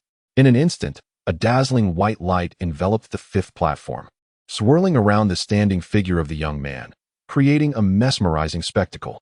As Feng executed his technique with full force, the resonating sounds of a dragon's roar and a tiger's roar filled the arena, instilling a sense of trepidation among the spectators. While Feng demonstrated the exquisite maneuvers of the Weeping Willow 13 styles, a murmured voice emerged from the crowd on the central platform. "So this sword technique can be executed in such a manner. This young Feng has indeed reached an impressive level of understanding. Even compared to Xiao Wei, he seems to surpass her." The fact that his master expressed such sentiments brought Feng a profound sense of reassurance. Just as Zhang, the elder, was lost in contemplation, Master Sima turned, his voice laced with surprise. "Brother Zhang, I have witnessed the heroine of the Willow demonstrate this sword technique before, yet it is executed here with a distinct essence. Have you perhaps uncovered a new approach?" "Your praise is unwarranted, Master. This is not my teaching. It is the result of my young disciple's own exploration. Even within my own sect, no one has demonstrated the 13 styles of the Weeping Willow in such a manner," Zhang replied. Hearing this, Master Sima fell into a deep contemplation, his gaze fixed unwaveringly on the fifth platform. The spear-wielding youth was no slouch either. His cloud-piercing spear technique demonstrated both offense and defense, executed with remarkable precision. The clash between the two was fierce, with neither side showing any signs of yielding after numerous exchanges. "Brother Zhang, your young disciple is indeed a prodigy. After 20 more exchanges, he will surely emerge victorious," Master Sima remarked, smiling as he turned to face Zhang. The latter, though initially grave, relaxed slightly and nodded in agreement. The other elders present were somewhat perplexed by their conversation, yet none dared to inquire further. As anticipated by Master Sima, after a brief interval, Feng executed a decisive strike. The spear-wielding youth, caught off guard by his opponent's unexpected move, found himself with an opening. With a swift twist of his wrist, Feng's sword lightly grazed the youth's arm. While the attack did not inflict serious injury, the youth, respecting the situation, chose not to continue the duel. With this victory, Feng secured his place among the top 10 competitors, fulfilling his master's plan. In this battle, he had truly showcased his abilities and cunning. Although the spear-wielding youth was not among the 4 whom his master had suggested could defeat him, he was certainly no weakling. Exhaustion was inevitable, yet Feng found it perplexing that no matter how fatigued he felt, a brief period of meditation would fully restore his strength and vigor. Observing the other disciples, he noted that although they could also recover quickly through meditation, they required several times longer than he did, leaving him bewildered. By midday, both the winners and losers had determined their top 8 competitors. After lunch, the losers would vie for the top 4, while Qin Fengming's group of winners would continue competing for the title. The title was a matter of honor and came with substantial rewards. Holding onto his number 7 placard, Qin Fengming stepped onto the stone platform once more. Before him stood another youth wielding a wooden staff, whose composed demeanor and commanding gaze made Qin Fengming's heart skip a beat. Instantly, he recognized that this young man would be a formidable opponent. As the moderator introduced both contestants, Qin Fengming was startled to learn that his opponent was named Lin Yongfeng. The name struck a chord, as he had heard his junior sister mention it before, noting Lin's mastery of the elusive tiger-catching staff technique. The fact that Lin Yongfeng was one of the few individuals his master had indicated could surpass him filled Qin Fengming with unease. Yet this fleeting moment of apprehension quickly dissipated. The task of entering the top 10 had been accomplished, and now it was time to give his all. Lin Yongfeng, perceiving the youthful figure before him, recognized that despite his age, Qin Fengming possessed genuine skill. He held no contempt for his opponent. Understanding that the boy's remarkable achievement of reaching the top 8 among numerous competitors was indicative of his formidable nature. After observing Qin Fengming for a moment, Lin Yongfeng formulated a plan in his mind. With unwavering determination in his gaze and his right hand firmly gripping the staff, Qin Fengming exuded an air of composure and stability. As the host signaled the commencement of the contest, this marked the beginning of Qin Fengming's most arduous battle since he embarked on his martial arts journey. Both competitors engaged in combat with caution, alternating between offense and defense. Yet much of their exchange was characterized by probing rather than fierce confrontation, resulting in a stark contrast to the fiery clashes witnessed earlier in the day. Qin Fengming executed the 13 styles of the floating willow, his form shifting unpredictably, advancing and retreating with remarkable precision. His sword danced in harmony with his movements, creating a swirling spectacle of white silk upon the elevated platform, rendering it difficult for onlookers to discern his true shape. In response, Lin Yongfeng unleashed his long staff, manifesting layers of illusory strikes from the tiger-subduing staff technique, enveloping himself in a protective barrier. His technique emphasized 3 parts offense and 7 parts defense, aiming not for victory, but rather to avoid defeat. The two combatants circled one another atop the platform, thoroughly engrossed in their duel. This exchange persisted for over half an hour. Although neither party exhibited a relentless desire to win, the continuous display of intricate techniques elicited frequent applause from the spectators below. Despite their back-and-forth struggle, neither could gain the upper hand over the other. While engaged in combat, Qin Fengming discreetly observed his opponent's remarkable staff techniques. Realizing that even with his utmost effort, defeating Lin Yongfeng would prove a formidable challenge. His master's earlier words rang true. Lin Yongfeng indeed possessed the capability to surpass him. As the standoff endured, time began to weigh heavily against Qin Fengming. Though he aspired for a swift victory, such a feat seemed increasingly elusive. After careful contemplation, he resolved to concede. At that moment, victory held little allure for him. After exchanging over 50 moves, Qin Fengming suddenly retreated a full yard, sheathing his sword and bowing deeply. He then proclaimed, "I hold immense admiration for Lin Xixiang's tiger-subduing staff technique, and I recognize my inability to surpass him. Thus, in this contest, victory belongs to Lin Xixiang." With these words, Qin Fengming performed a respectful bow to the astonished Lin Xixiang before gracefully descending from the platform. On the platform, Zhang Tangzhu observed this development with a smile, showing no signs of displeasure. Sima Minmaster, seated at the center, also appeared to express approval. The disciples standing below made no effort to conceal their delight at Qin Fengming's voluntary concession. As he departed, a thunderous cheer erupted from the crowd, their admiration for his performance evident. Not only the younger disciples, but even those from the previous 2 cohorts, expressed their profound respect for Qin Fengming. Their gazes, once filled with disdain, were now imbued with newfound esteem. Meanwhile, the contest on the platform continued unabated until nightfall, when the final victors were determined. The champion of this grand competition was none other than Lin Yongfeng, who had previously clashed with Qin Fengming. The second place was claimed by Hu Shuang, while the third position was surprisingly secured by Cui Liang, a member of the same cohort as Qin Fengming. Cui Liang achieved his rank using only his bare hands, without employing any weapons, which garnered Qin Fengming's admiration. Thus, the 100 Refinements Hall competition concluded, with the top 20 disciples eligible to enter the elite hall for further training. They were instructed to gather at the foot of Dan Yun Peak at dawn to formally report to Wang Yu Peak. The remaining disciples were to continue their studies at the 100 Refinements Hall, striving for success in the next competition. Standing atop the platform, Elder Wang, exuding authority, silenced the din of the crowd before addressing them in a booming voice. As he spoke, the various hall masters and elders present on the central platform began to rise and departed, vanishing into the valley. Ming chose not to return with Duan Meng and the others, but instead made his way directly to the 100-Zhang Cliff. Faced with the praises from his master and junior sister, Ming's cheeks flushed slightly. Beyond his obedient responses, he displayed no hint of arrogance. After sharing a meal with his master, Zhang Tangzhu returned, his expression brimming with joy. Thanks to your efforts in the 100 Refinements Hall competition, our reputation has been greatly enhanced. I have already spoken to Sima Min Master, urging him to consider your exceptional entry into the Night Hall. While he did not immediately agree, he assured me he would give it serious thought. Just focus on your training in the Elite Hall and do not neglect your martial pursuits. Entering the Night Hall could very well be within your grasp. Upon hearing his master's words, Ming felt a surge of joy in his young heart. Even though the master had not yet confirmed his entry into the Night Hall, the prospect of joining the Elite Hall ahead of his peers was a rare opportunity. Perhaps one that hadn't occurred in a century within the Luminous Valley.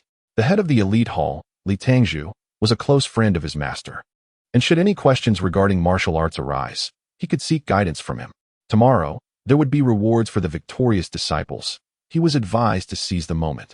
You must be weary now. Return and rest, his master urged, gesturing for him to leave. At the foot of Dan Yun Peak, the 20 disciples had gathered. Ming, shorter in stature, appeared somewhat frail among them. However, the warmth of their attitudes towards him was palpable, with even Lin Yongfeng, the champion, nodding and smiling in acknowledgement. After several rounds of competition, any lingering condescension towards Ming had dissipated. It was not long before Elder Wang reappeared before the group, surveying them briefly before leading them towards a distant mountain peak. Wang Yu Peak towered over Dan Yun Peak, its lofty heights cloaked in dense forests and rugged stones. Upon reaching the summit, they found dozens of individuals already assembled on the expansive platform, with an elderly man clad in white standing majestically at its center.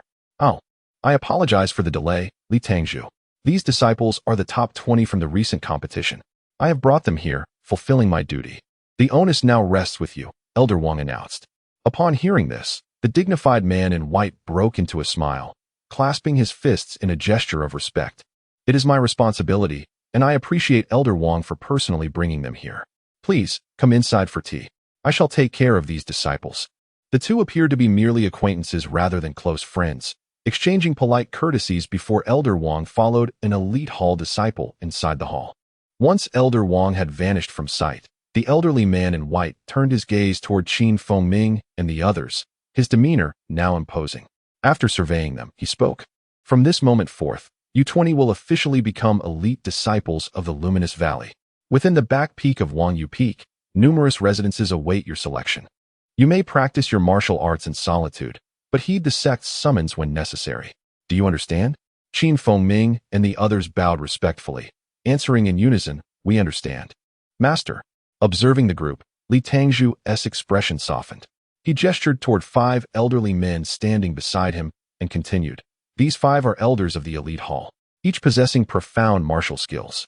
Should you have any questions regarding martial arts, feel free to consult them or me. At this point, Ming comprehended that the Elite Hall differed significantly from the 100 Refinements Hall. The latter served as a training ground for novice disciples, necessitating dedicated instructors for careful teaching. In contrast, the Elite Hall was a gathering place for accomplished disciples who had already achieved significant proficiency in martial arts. They merely needed refinement in their skills. Therefore, the necessity for fixed instructors was considerably diminished. Our sect offers a reward to those victorious, and shortly, you will accompany me to the scripture repository to select a manual that will be beneficial to you. For now, proceed to collect your belongings and choose your accommodations. We shall reconvene in half an hour to journey to the scripture repository together. Having concluded his remarks, the elderly man pivoted and entered the hall behind him, disregarding the group. As he departed, 2 young men clad in purple robes emerged, addressing Ming and the others with a calm demeanor, fellow disciples. Please follow us to collect your items. Without hesitation, he turned and walked toward a side hall. Ming had received 3 sets of purple robes and 30 taels of silver. Apart from these items, there was nothing else. After neatly packing his belongings, the group proceeded deeper into a dense forest located behind Wangwei Peak. Within this forest, there were no fewer than 100 scattered houses, all constructed amidst the foliage. Upon a rough estimate, Ming counted at least 100 dwellings. Each house had its own courtyard, a far cry from the accommodations offered by the 100 Refinements Hall. Brothers, this will be your residence from now on. You are free to choose any house as your long-term abode, Ming announced. The others were filled with joy at this prospect. Not one to be picky, Ming entered a courtyard near the edge, opened the door, and stepped inside. He discovered a layout of 3 interconnected rooms, a bedroom, a living room, and a study, all furnished with the necessary amenities. Seeing this, he felt a surge of excitement. The treatment afforded to elite disciples was indeed worlds apart from that in the 100 Refinements Hall. Half an hour later, Ming and the other 19 gathered once more in the original square. Presumably, they had all found their respective residences, and the remaining matter was for the elder to go to the scripture pavilion and retrieve their rewards. This time at the scripture pavilion, each person was allowed to take only 1 manual. Any violation would be severely punished. Standing in the square, Hall Master Li appeared as promised, observing the crowd with a commanding tone as he spoke. After his words, he strode toward the back mountain. After a substantial walk, Ming and the others finally arrived at a secluded area within the dense forest. Looking up, they beheld a grand hall before them, majestically built against the mountainside. Its imposing presence enhanced by 4 young men in purple standing at the entrance who bowed in respect upon Hall Master Li's arrival. Nodding at them, Hall Master Li said nothing and proceeded directly up the steps, followed closely by the disciples, who dared not utter a word. Upon entering the hall, Ming noticed several long tables arranged within the first floor, covered with numerous tomes. The books primarily focused on herbal medicine, medical practices, and alchemy. If any of you can comprehend even one of these, it would not be unusual for you to become a renowned physician, Hall Master Li remarked with a slight smile. After a moment's pause, none moved. Nodding slightly, he turned and ascended the staircase to the second floor. The second floor resembled the first, with several tables displaying a multitude of texts. The books here pertained to various weapons and martial arts, including many long-lost techniques of the martial world. You may choose freely. But remember, each person may take only 1, Hall Master Li announced. At his words, over a dozen disciples stepped forward, gathering around the tables to examine the texts attentively. At this moment, Ming and 2 other disciples remained still, seemingly disinterested in the martial manuals. Ming hesitated because he noticed a staircase leading to the 3rd floor. Suspecting that the treasures contained there would be far more precious. Observing that the 3 had yet to select anything, Hall Master Li smiled and said, "The texts on the upper floor include secrets of inner strength and hidden weapons. If you wish, feel free to take a look." Upon hearing this, the 3 were elated. Indeed, upon reaching the 3rd floor, Ming discovered that it housed only 2 tables, each with a mere dozen or so books. A stark contrast to the previous 2 levels. The other 2 disciples each found a manual on inner strength and descended happily. Ming, however, flipped through numerous books without finding one that pleased him until he stumbled upon a volume titled Detailed Explanation of Mechanisms. As he perused its contents, he felt a surge of joy. He carefully tucked it away and made his way down the stairs. Excellent. Each of you must safeguard the manuals you have chosen. After a year, you will need to return them in perfect condition without fail. Hall Master Li surveyed the delighted disciples before speaking solemnly. Yes, we will certainly adhere to the Hall Master's orders, they replied.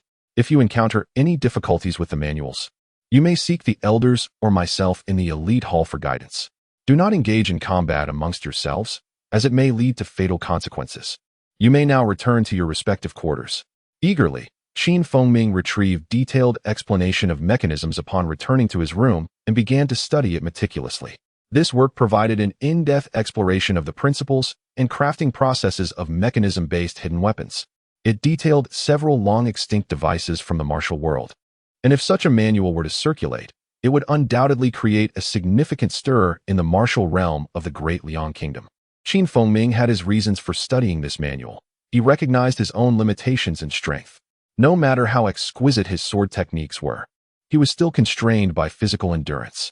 He had experienced the efficacy of hidden weapons firsthand during the extermination of Yuan Kajian and others. They served as a straightforward means of turning the tide in dire situations. Unbeknownst to him, Feng immersed himself in the study of detailed explanation of mechanisms from noon until dusk. When the sky darkened, he reluctantly set the book down. Realizing he was both hungry and it was late, he stepped out of the courtyard and made his way toward the dining hall behind the main hall. That evening, he lit a pine oil lamp and continued to read detailed explanation of mechanisms under the flickering light, delving into it until late into the night. After thoroughly reviewing the text, he ultimately chose a hidden weapon named Cold Star as his primary selection. The Cold Star weapon resembled a woman's rouge box, palm-sized with 5 small holes on its front, containing 5 heart-piercing nails that could be coated with poison, resulting in instant death for the victim. Crafting this weapon, however, proved to be quite challenging. Its core component required purple gold iron, as ordinary steel could not unleash its full potential. The box itself could be made from regular iron, but the heart-piercing nails necessitated the rarer black steel. Furthermore, the assembly of this weapon demanded the expertise of a highly skilled blacksmith. At this point, Feng lacked the financial means to procure such precious materials. Even if he had the materials, finding a suitable blacksmith to forge them would be equally challenging. In the following days, Feng gathered paper and ink, meticulously sketching and decomposing the components required for the Cold Star weapon based on the illustrations and detailed explanation of mechanisms.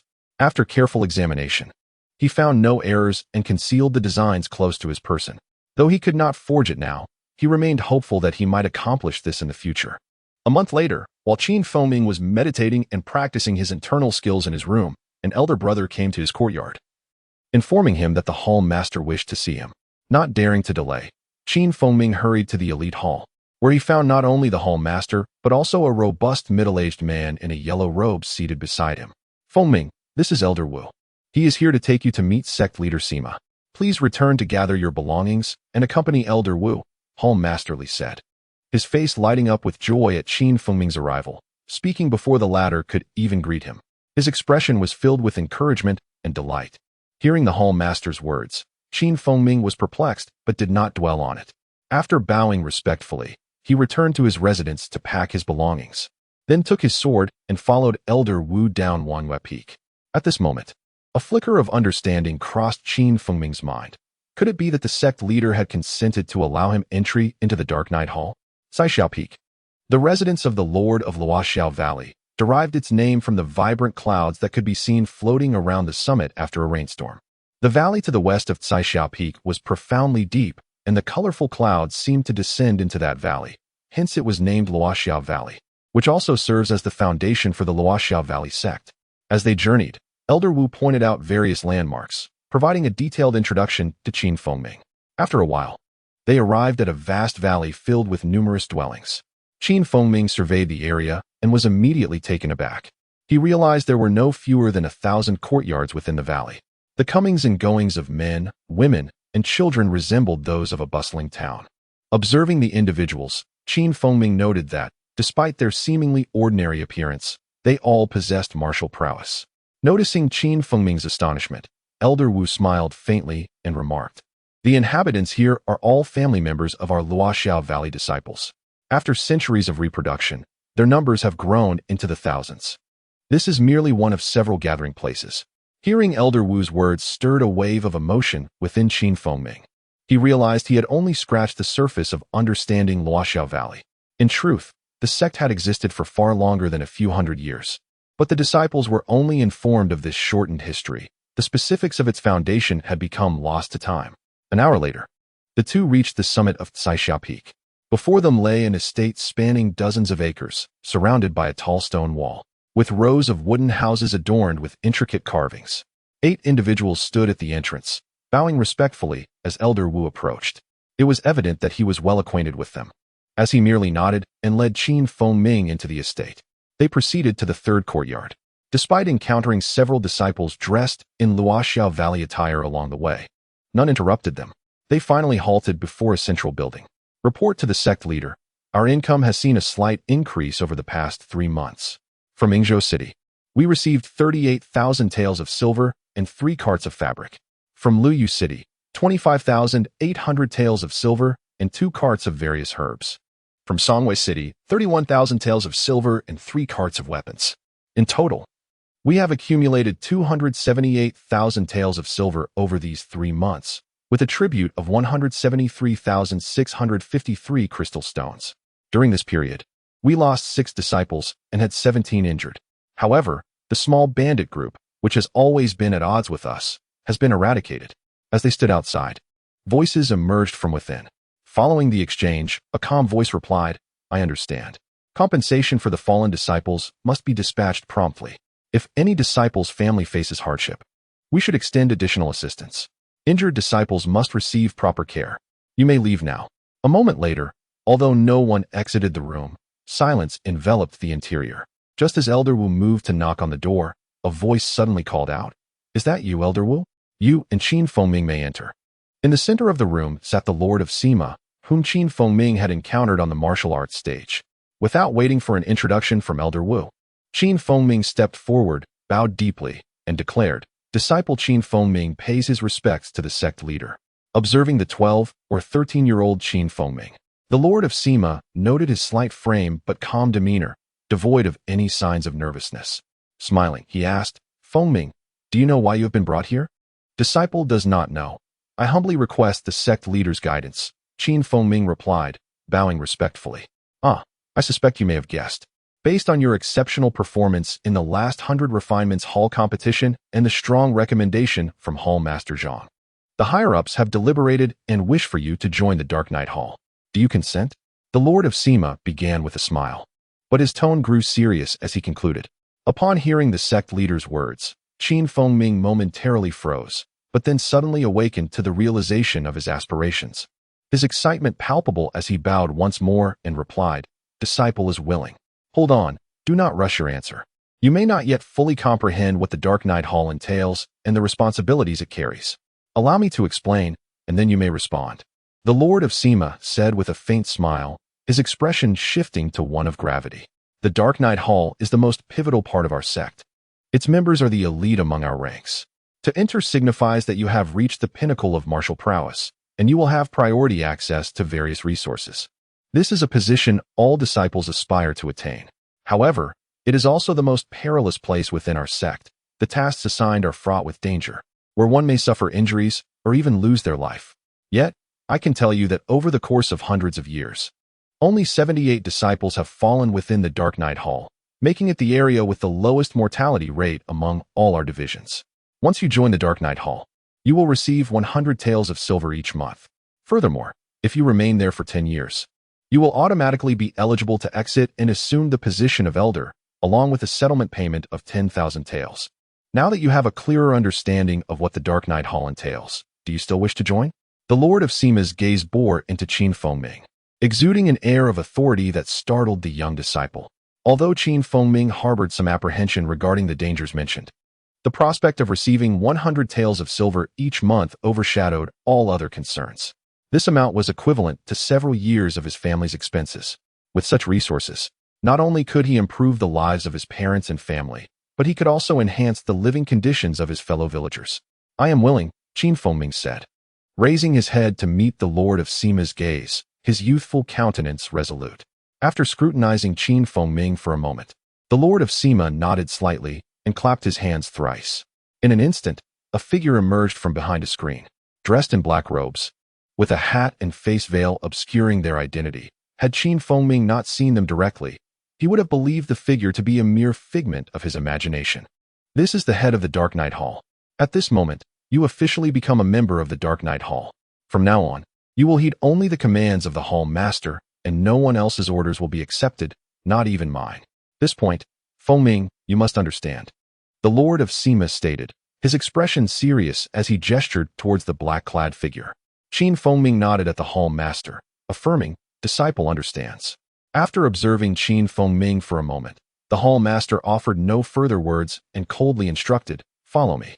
The voice was slightly hoarse, as if it originated from a distant place, making it difficult to ascertain the speaker's age. After delivering the command, the Hall Master turned and proceeded toward the back door. Seeing this, Qin Fengming wasted no time, bowing respectfully to the sect leader and Elder Wu before hastily following the Hall Master. Throughout their journey, the two remained silent. After having exited the estate, they ventured deep into the mountains for over half an hour, at which point the hall master halted and gestured toward a distant grove, saying, "There lies a courtyard. You will reside there. Each day, someone will come to provide you with meals. In the Dark Night Hall, there are only 10 individuals, and you have been granted an exception to join. For 2 years, you will not be assigned any tasks, allowing you to focus entirely on your martial arts training. After 2 years, you will become a formal member. Should you have any needs, feel free to consult Elder Wu, who brought you here. He will assist you with any worldly matters." After finishing his words, he disregarded Qin Fengming, turning to leap into the nearby dense forest, vanishing in the blink of an eye as if he had never existed. Qin Fengming stood there, stunned for quite a while before he ventured into the depths of the lush woods. There, he discovered a courtyard nestled in a clearing, featuring 3 bamboo-constructed houses and a small stream flowing in front, exuding a serene and elegant ambience. Upon entering the bamboo house, though the decor was simple, it was equipped with all necessary living amenities. Sitting on a bamboo chair, Qin Fengming reflected on the words of the hall master, feeling a twinge of confusion. The Dark Night Hall was renowned within the realm, yet it comprised only 10 members. It seemed evident that those 10 were undoubtedly the elite of the martial world. To avoid being at the bottom among them, he realized he must strive diligently and practice fervently. As time passed, half a year slipped by in the blink of an eye. During this period, Qin Fengming received a stipend of 100 taels of silver each month, which he sent to his elder brother in Qijia City every 3 months. Over these months, his swordsmanship significantly improved, deepening his understanding of its essence. One day, after much contemplation, Qin Fengming visited the manor where the hall master once resided to seek out Elder Wu. After respectfully greeting him, he said, "Elder Wu, I have some matters I wish to request your assistance with. May I impose upon you?" Elder Wu chuckled. "I had thought you would come to me sooner. I did not expect it to take you half a year. Whatever it is, as long as it pertains to the treasures of Levexia Valley, I will surely fulfill your request." Seeing Qin Fengming standing before him, Elder Wu was greatly delighted, laughing heartily as if Qin Fengming's visit surprised him. With Elder Wu's words alleviating his discomfort, Qin Fengming expressed his gratitude. "Thank you, Elder. I indeed have a request. My master, Hall Master Zhang, once taught me a lightness technique, but I feel it is somewhat lacking. I would like to ask you to recommend a profound lightness technique." Elder Wu pondered for a moment and replied, "Given Hall Master Zhang's capabilities, the lightness technique he imparted is certainly not ordinary. In Levexia Valley, we possess numerous lightness techniques, but few surpass what your master has taught you. Oh, I recall a particular lightness technique that, if mastered, would certainly exceed what your master taught you. However, this technique is exceptionally unique, and no one in our sect has successfully mastered it in over a century. Are you interested? What is the name of this technique?" Upon hearing this, Qin Fengming was instantly elated. The technique is called Biyun Mizong, created by a remarkably talented elder of our sect centuries ago. Since a prodigious disciple mastered it over 300 years ago, no one has been able to comprehend it fully since. This lightness technique is unlike any other. While traditional lightness techniques require internal energy for efficacy, this one allows even an ordinary person to utilize it if they can grasp its principles. Such an unconventional method has been classified as one of our sect's 3 most difficult techniques. Captivated by Elder Wu's words, Qin Fengming found the prospect of such a miraculous and extraordinary lightness technique utterly fascinating. "May I inquire where this technique is located? I wish to explore it further." "This technique resides within the treasure vault of this manor. You may go there and examine it without hindrance," Elder Wu replied with a grin, observing Qin Fengming's keen interest. Bowing respectfully, Qin Fengming hurriedly took his leave of Elder Wu and made his way toward the treasure vault within the manor. When he had initially arrived at the courtyard, he had already spotted the location of the vault. Watching Qin Fengming's hasty departure, Elder Wu chuckled softly to himself, murmuring, "Another young one unaware of the challenges ahead. That technique has remained in the vault for centuries, yet only a handful have truly mastered it. If they were diligent, it wouldn't be classified as a difficult technique." Regardless of Elder Wu's thoughts, Qin Fengming arrived promptly at the door of the treasure vault. He bowed to the 2 towering figures of the purple cedar standing guard on either side and respectfully stated, "I am Qin Fengming, seeking to explore the techniques within." The 2 guards merely nodded in acknowledgement, offering no verbal response or resistance. Although puzzled by their lack of inquiry, Qin Fengming seized the opportunity and pushed the door open. Entering the vault. Inside, the treasure vault was expansive, measuring several paces in square footage. In the center stood 5 bookshelves, each divided into 3 tiers, filled with dozens to hundreds of tomes. Astonished by the wealth of literature, Ming felt a surge of excitement. These texts far surpassed what he had encountered in the elite hall. Approaching the first bookshelf, he casually picked up a volume, discovering it to be an account of the Jade Maiden sword technique penned by a woman named Du Yuding. The content was exceedingly detailed, though she had no practical experience with the technique. He continued to peruse 3 more books, all describing martial arts insights. Any practitioner fortunate enough to encounter these writings would undoubtedly be thrilled, as mastering them would significantly enhance their martial prowess. However, these insights were not the purpose of Ming's visit. He meticulously examined each shelf, finding a diverse array of martial techniques, internal arts, and weaponry, all of which were long-lost secrets of the world. Yet, he could not find the Biyun Mizong technique. It was only upon reaching the 4th shelf that he discovered a section dedicated to lightness techniques. After flipping through dozens of volumes, he finally spotted a book titled Biyun Mizong nestled in the lowest corner. Without pausing to read, he eagerly took the secret manual and returned to Elder Wu. Noticing Ming's joyful demeanor, Elder Wu discerned that he had indeed found the coveted manual. However, he refrained from elaborating on the challenges of mastering the technique. "Thank you, Elder Wu. I have found the manual for Biyun Mizong in the treasure vault. However, I have another matter to discuss. What else do you require my assistance with?" Elder Wu asked, slightly surprised by the young man's inquiry, as he had assumed that once the technique was found, no further requests would arise. "I need some items crafted by a skilled artisan. Could you assist me, Elder?" Ming said, revealing a stack of blueprints from his pocket. These were the schematics for the cold star structural components he had meticulously prepared. He handed them respectfully to Elder Wu. With a look of curiosity, Elder Wu examined the blueprints closely and quickly grasped their purpose. After a moment of contemplation, he nodded. "This is a blueprint for a hidden weapon. Crafting this should not pose a challenge, as we have highly skilled artisans in our sect. However, sourcing the materials for the core components may take some time. Rest assured, it will be completed within a month to 6 months at the most. Thank you for your diligence, Elder. I am extremely grateful." After bidding farewell to Elder Wu, Ming returned to his residence and promptly retrieved the Biyun Mizong manual, beginning to study it in earnest.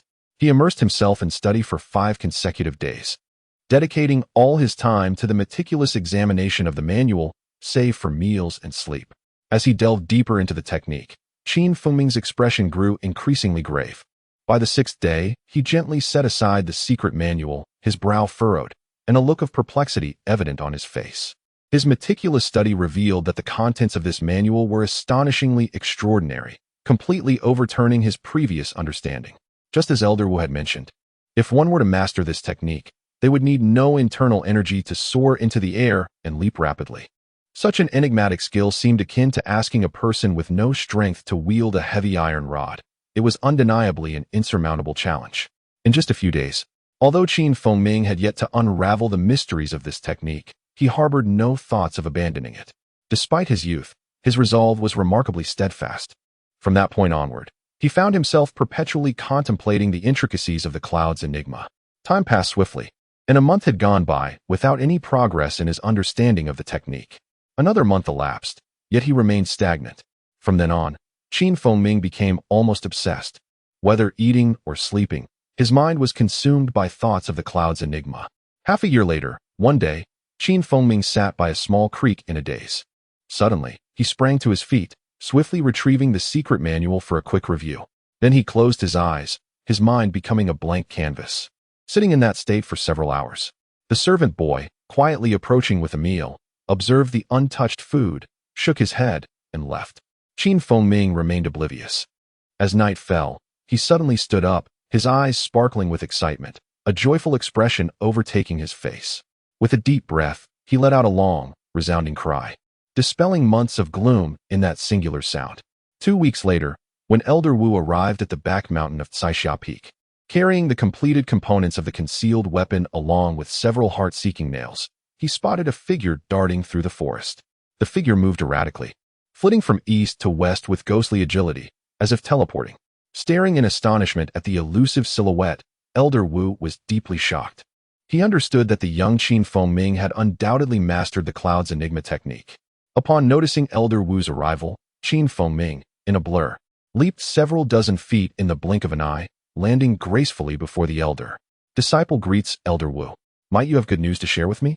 Looking at the young lad, aged around 13 or 14, Elder Wu's face radiated a mixture of surprise and delight as he exclaimed, I never imagined you would successfully cultivate the cloud's enigma technique.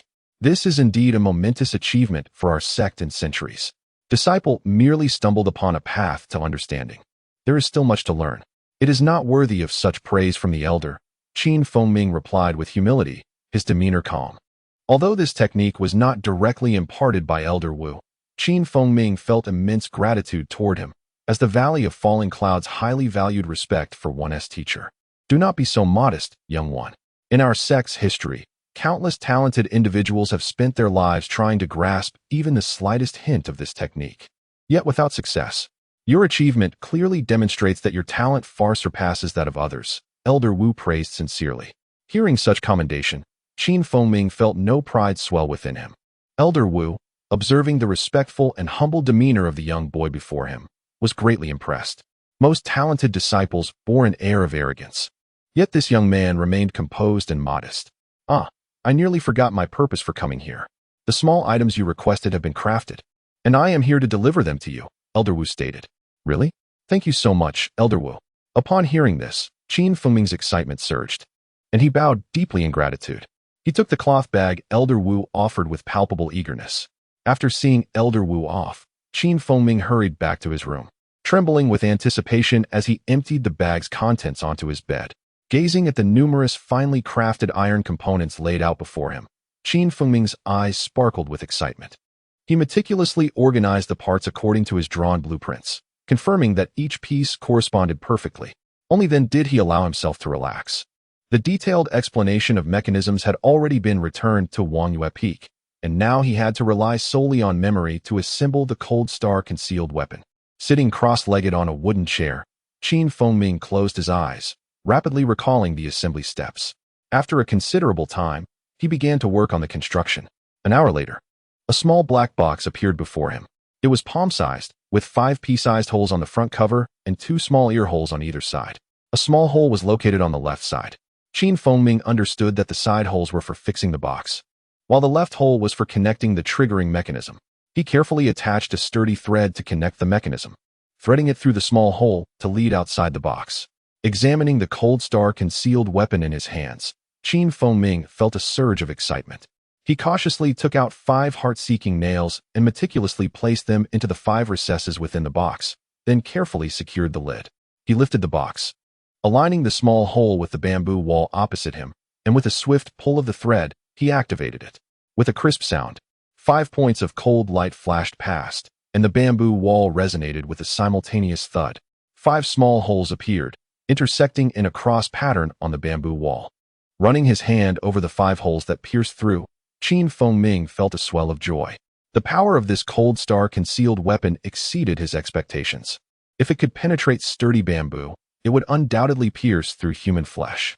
Even skilled martial artists who practiced body-refining techniques would not escape unscathed from such an attack. He retrieved several thin threads and, following the instructions in the detailed explanation of mechanisms, secured the Cold Star to his chest, binding the connection thread to his left arm. After repeated trials and adjustments to the thread's length and position on his arm, he finally perfected its placement after more than half an hour of practice. In the following days, Feng Ming conducted repeated tests with the Cold Star concealed weapon, ultimately achieving a level of control that felt instinctual. Through his explorations and test shots, he realized that while this weapon was indeed sharp, its lethality was somewhat limited. If it did not strike a vital point, it would be difficult to incapacitate or capture an opponent. To remedy this flaw, he concluded that applying poison to the heart-seeking nails was essential. With this thought in mind, Feng Ming wasted no time and returned to Elder Wu. Back so soon. Are you in search of some deadly poison? Elder Wu chuckled, a knowing smile gracing his face as he spoke. His extensive experience allowed him to discern the shortcomings of the concealed weapon he had previously entrusted to the young man. Indeed, Elder Wu, you have already anticipated my request. I seek a type of poison that can incapacitate a person upon contact, while posing no significant threat to their life. Qin Fengming admitted candidly, feeling admiration for Elder Wu's insight. "I do possess a lethal poison, but what you seek requires careful consideration," Elder Wu replied. His expression thoughtful as he began to ponder the matter. After a significant amount of time had passed, he suddenly had an epiphany and exclaimed with delight, "Ha! I have finally thought of something that aligns closely with your intentions. Our sect possesses a drug known as San, a potent sedative that, upon contact with human blood, can instantly render the recipient utterly weak and incapacitated. However, the effects of this drug are quite brief. Those affected do not require any antidote and can regain full mobility within the span of a tea break. For martial arts experts, recovery occurs in mere moments. And against those with superior skills, it may only take a couple of breaths to dispel the effects." Upon hearing Elder Wu's words, Qin Fengming felt a surge of urgency within him. Although this sedative could be easily negated by skilled practitioners, he could swiftly reach his adversary with the unnamed technique, allowing him to either eliminate or capture them without fail. This substance was precisely what Fengming sought, but he wondered if the elder could procure it. The San could be concocted by the sect's leader, Gua, and the elder assured him that he would seek it out, promising delivery within 2 days. 2 days later, at midday, Qin Fengming received the San brought by Elder Wu.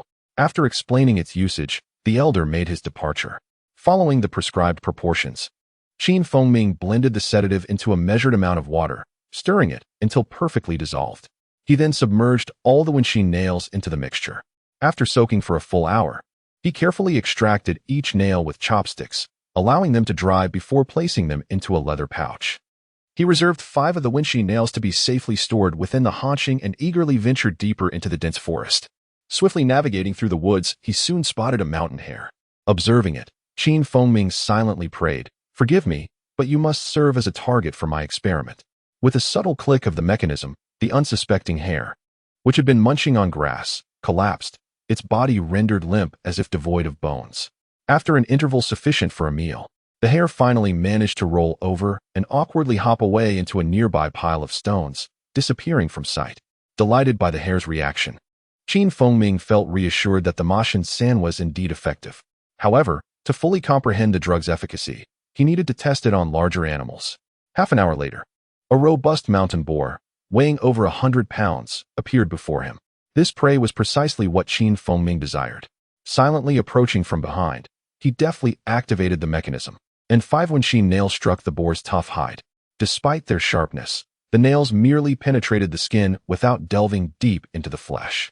Nevertheless, as the mechanism clicked, the hefty boar collapsed instantly, rendered powerless. Under Qin Fengming's watchful gaze, the boar managed to regain its footing and stumbled away into the depths of the forest within moments. With 2 successful trials under his belt, Qin Fengming had gained a solid understanding of the haunching and the sedative's effects. Even masters of internal cultivation would undoubtedly succumb immediately. Yet, the duration of recovery remained uncertain. It was likely to be quicker than that of the boar, even if recovery were several times faster. Employing the unnamed technique would allow him to easily subdue any opponent. In the days that followed, Qin Fengming resumed his training in swordsmanship and lightness skills. When the leader of the Dark Knight Hall had departed, he had mentioned that for 2 years, there would be no assignments for him. But after that period, he would officially become a disciple of the Dark Knight Hall and undertake perilous missions. The thought of this filled Qin Fengming with anticipation. As time passed, he dedicated his days to practicing swordplay in the unnamed technique. Occasionally, he ventured into the dense forest to hunt wolves or tigers for further experiments with haunching. During his martial training, he also took the time to visit Dan Yun Peak twice, specifically to see his master, his master's wife, and his junior sister. With the changing of seasons and the passage of time, another year slipped by. One day, while Qin Fengming was meditating in his room, a figure clad in black, with a veil covering their face, suddenly appeared in the courtyard. The moment the black-clad individual emerged, Qin Fengming sprang into action, rushing to the doorway. The figure regarded him for a long while before speaking in a deep voice. "Indeed, after 2 years of diligent practice, your internal strength has grown considerably. From today onward, you, Qin Fengming, shall become an official disciple of the Dark Knight Hall and may partake in its missions." As the figure spoke, they raised their hand, and a black token flew towards Qin Fengming. Upon receiving it, he felt the token's chilling touch, as if crafted from some metallic substance.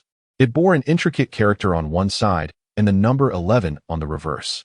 The figure continued to observe him, their expression devoid of emotion. As they reiterated, "This is your identity token. In all branches of the Falling Sunset Valley, all disciples will treat this token as if it were the Home Master themselves. With this token, you can command any member of the Falling Sunset Valley. It is made from a special material, impervious to imitation. Where the token goes, you shall follow." Understood. Feng bowed respectfully, responding earnestly, yet refraining from further conversation. "When I assign you tasks in the future, I will first present the Hall Master's token. Only upon seeing the Hall Master's token may you follow orders. No one, including myself or the Hall Master, has the authority to assign you tasks without it." With that, a token identical to the one in Feng's possession fell into his hands, bearing only the character for Master upon inspection. "Understood. I will henceforth recognize only the token." He returned the Hall Master's token with a flick of his wrist. "Now, Feng, I shall assign you your first mission as a member of the Dark Knight Hall. Prepare yourself. In 2 days, you are to travel to Haobai City to retrieve a white jade box. First, go to our sect's branch in Haobai City, and then contact Senior Brother Wu, number 5. Together, you will infiltrate a band of bandits located 60 miles east of Haobai City and procure the white jade box." The black-clad figure's tone remained steady, as if emanating from a distant realm. After a brief pause, they added, "This mission will be led by Senior Brother Wu, and you are to cooperate as you see fit. Given that you have mastered the Biyun Mizone technique with such prowess, even if you encounter the pinnacle experts of Yingzhou County, you should be able to preserve your life without issue." Though the voice was hoarse, the instructions were clear and detailed. Tossing a sealed envelope to Feng, the figure turned and vanished into the dense underbrush. Upon opening the envelope, Feng found a single sheet of paper, blank save for a drawing of a jade box. Intricately adorned with carvings of flowers, birds, insects, and fish, featuring a lock on the front that added to its exquisite allure. After carefully memorizing the image of the jade box, he produced a flint and burned the letter and envelope together. This mission marked Feng's inaugural assignment since joining the Falling Sunset Valley. At merely 15 years of age, he was still a youth, while most children his age remained at home playing with their parents. As he prepared for this solitary mission, Feng sought out Elder Wu, requesting a detailed map of Yingzhou County and gathering sufficient funds for his journey. Ultimately, he selected a fine steed for his travels. Elder Wu did not inquire further about Feng's needs, providing everything as requested. In conclusion, Elder Wu handed over a document detailing the various branches of their sect, including the locations of the hidden dark branches throughout the region. After memorizing the information, he burned it. Over the course of a day, Feng meticulously studied the map and the instructions regarding the branch. He then visited the treasure house to seek out a tome titled Chronicles of the Jianghu of the Great Liang Kingdom, which he examined with great care. By this point, Feng had acquired a rudimentary understanding of the martial world in the Great Liang Kingdom. 2 days later, a magnificent steed galloped out from the concealed base of the Falling Sunset Valley, racing towards the direction of Haobai City. Traversing through villages and towns, resting at dawn and dusk, after nearly a month and a half of travel, Haobai City finally appeared before Feng. Along the way, he had taken many detours. Yet with the assistance of his steed, he still arrived a good 10 days ahead of the time promised by the guild leader. Haobai City is adjacent to Qijia City and Luyu City, forming a triangle with them. The scale and architecture of the city are strikingly similar to that of Qijia City, appearing grand and imposing from a distance. Feng dismounted at the city gate and joined the bustling throngs within. The streets were alive with the sounds of vendors calling out their wares, creating a lively atmosphere. It was noon, and feeling the pangs of hunger, Feng sought to satisfy his appetite first. As he looked up, a tall tavern came into view, with the words "Gathering of Heroes" elegantly displayed above its entrance. Leading his steed, he turned towards the inn. In front of the Gathering of Heroes, a young man in his 20s was calling out to passing patrons. Upon seeing a boy of about 15 or 16 leading a fine horse, he immediately approached with a beaming smile, respectfully asking, "Young master, do you wish to stay and dine with us? Our Gathering of Heroes is one of the finest inns in Haobai City, offering a wide variety of food and drink." Having undergone more than a month of training, Feng's maturity had greatly developed. Noticing the young man's keen insight, he chuckled softly and replied, "I have come to Haobai City for leisure and would like to stay for a few nights." Might you have any rooms available? You have indeed come to the right place, young master. We have over 20 rooms, and there are vacancies at the moment. Please follow me, the innkeeper exclaimed, taking the reins and leading Feng inside. After entrusting his horse to another caretaker and completing the registration, the innkeeper guided Feng to the guest rooms, stopping before a spacious and bright room on the second floor. Feng, not being particularly picky, nodded in approval and said, "This will suffice. I shall stay here." Upon hearing no complaints from Feng, the innkeeper felt a surge of joy. With swift efficiency, he brought water to assist Feng in washing his face. Once refreshed, Feng turned to the innkeeper and inquired, "Brother, what signature dishes does your establishment offer? Please prepare 4 for my lunch in this room." The innkeeper, quite astute, promised to prepare the dishes and promptly exited to fulfill the request. Within a short span of time, 4 exquisite dishes were presented before Feng. He casually handed over a silver coin weighing 2 taels and continued, "I have a question to ask. Is there a branch of Falling Sunset Valley in Haobai City?" "Oh, young master is inquiring about the branch of Falling Sunset Valley? Indeed, there is. A relative of mine resides near it. To get there, exit the city and walk west for about 5 li. Upon reaching a grand archway, take a right, and you will encounter a large estate. That is the location of the branch." The innkeeper replied cheerfully, his face alight with excitement as he recounted the directions. After finishing his meal, Feng began to ponder. The guild leader had mentioned that this mission was primarily led by his 5th senior brother, with his role being one of support and training. However, as it was his first mission, the youthful enthusiasm within him was eager to prove itself. He had no concerns about locating his 5th senior brother, knowing that with the presence of the sect's branch, his brother would surely make an appearance there. Later that night, Feng donned a set of stealth attire and gently opened the window. With a nimble leap, he ascended to the rooftop and set off in the direction indicated by the innkeeper.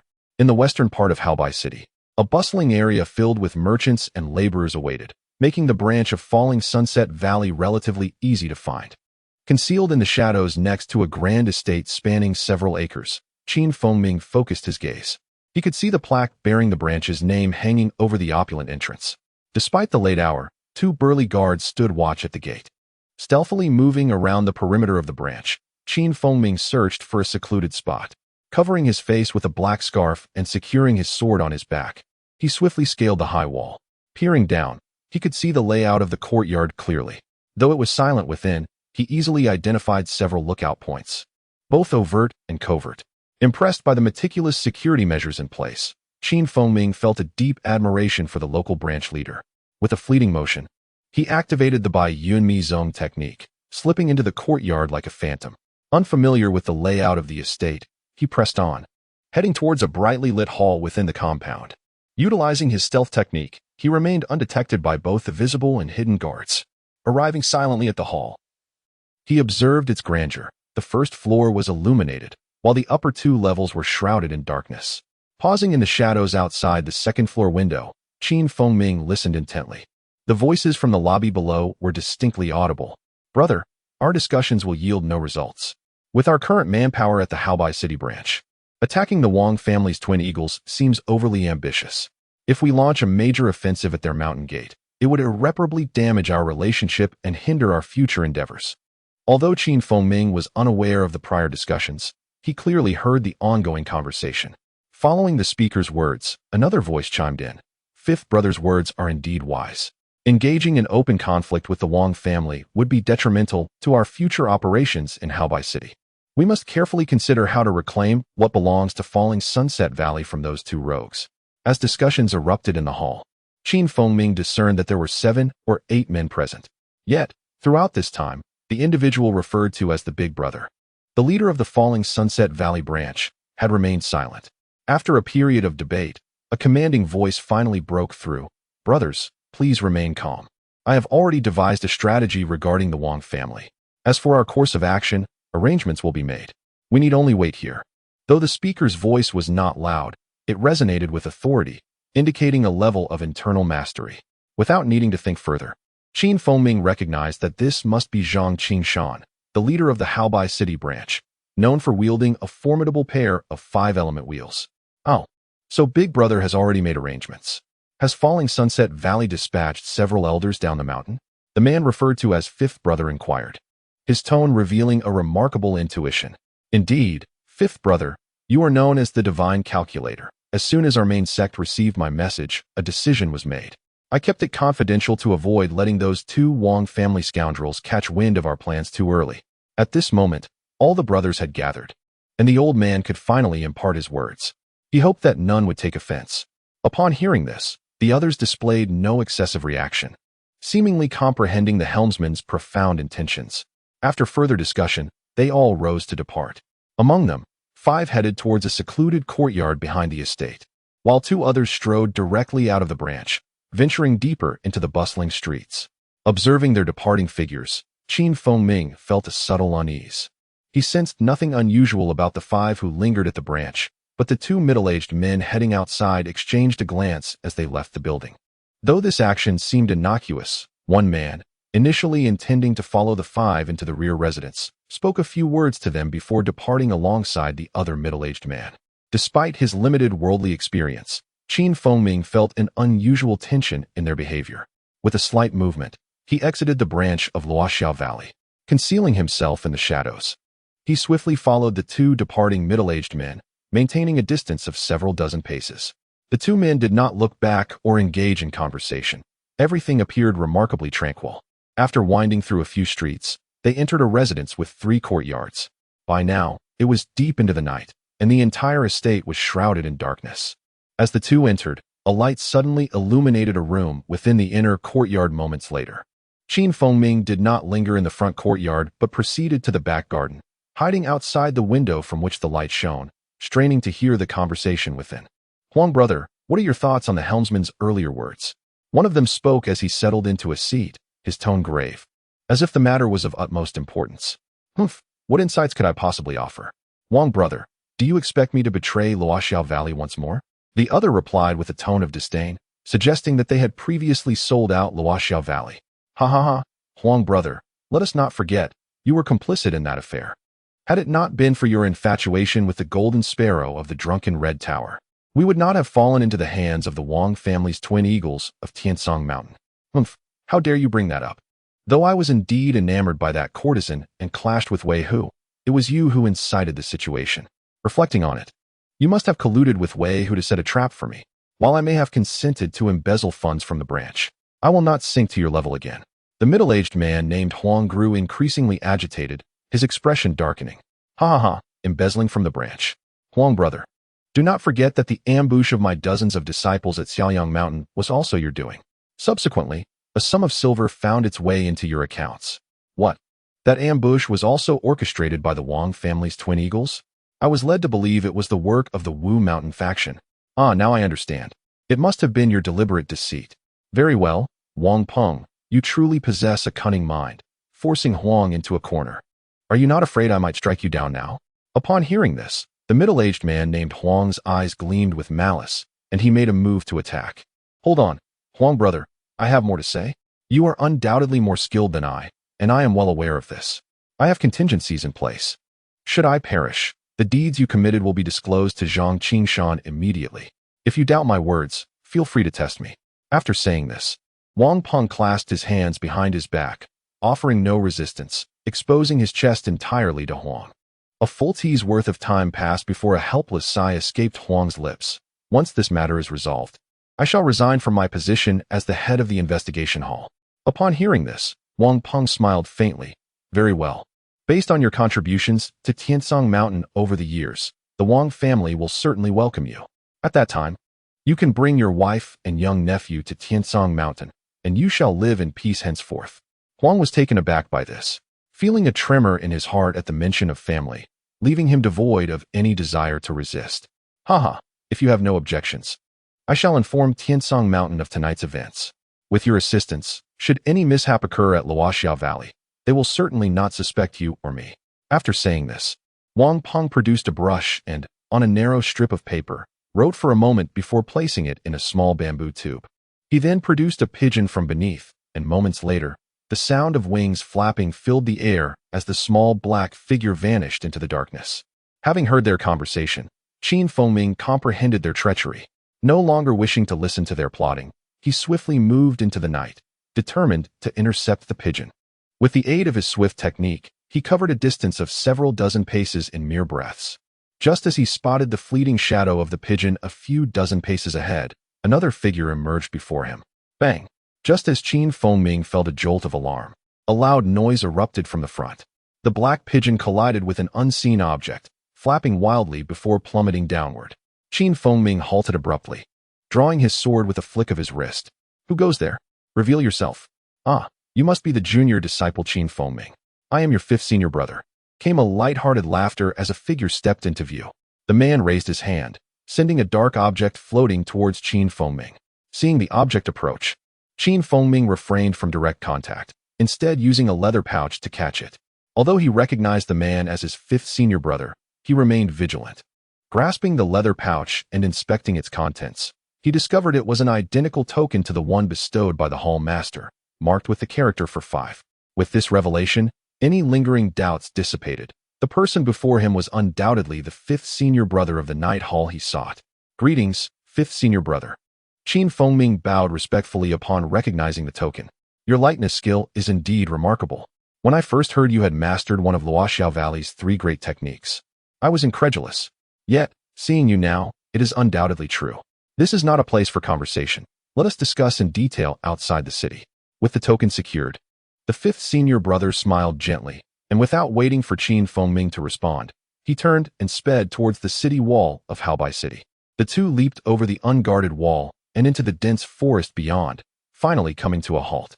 "Ha ha, junior brother, you are truly exceptional.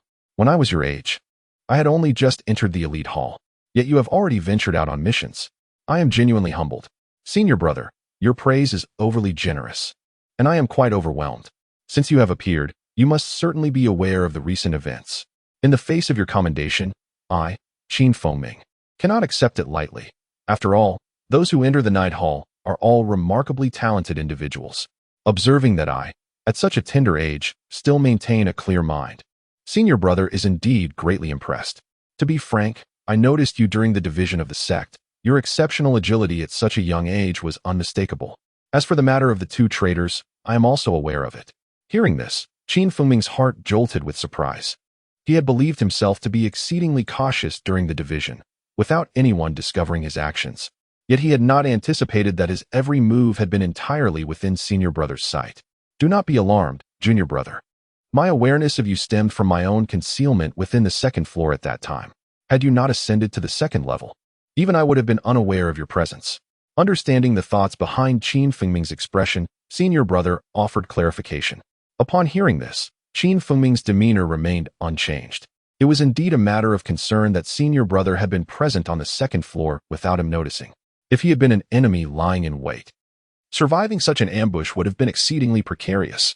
Henceforth, he resolved to exercise even greater caution in his actions. With this in mind, he spoke. "Ah, senior brother. When the hall master mentioned arriving at Haobai City, I pledged to heed your instructions.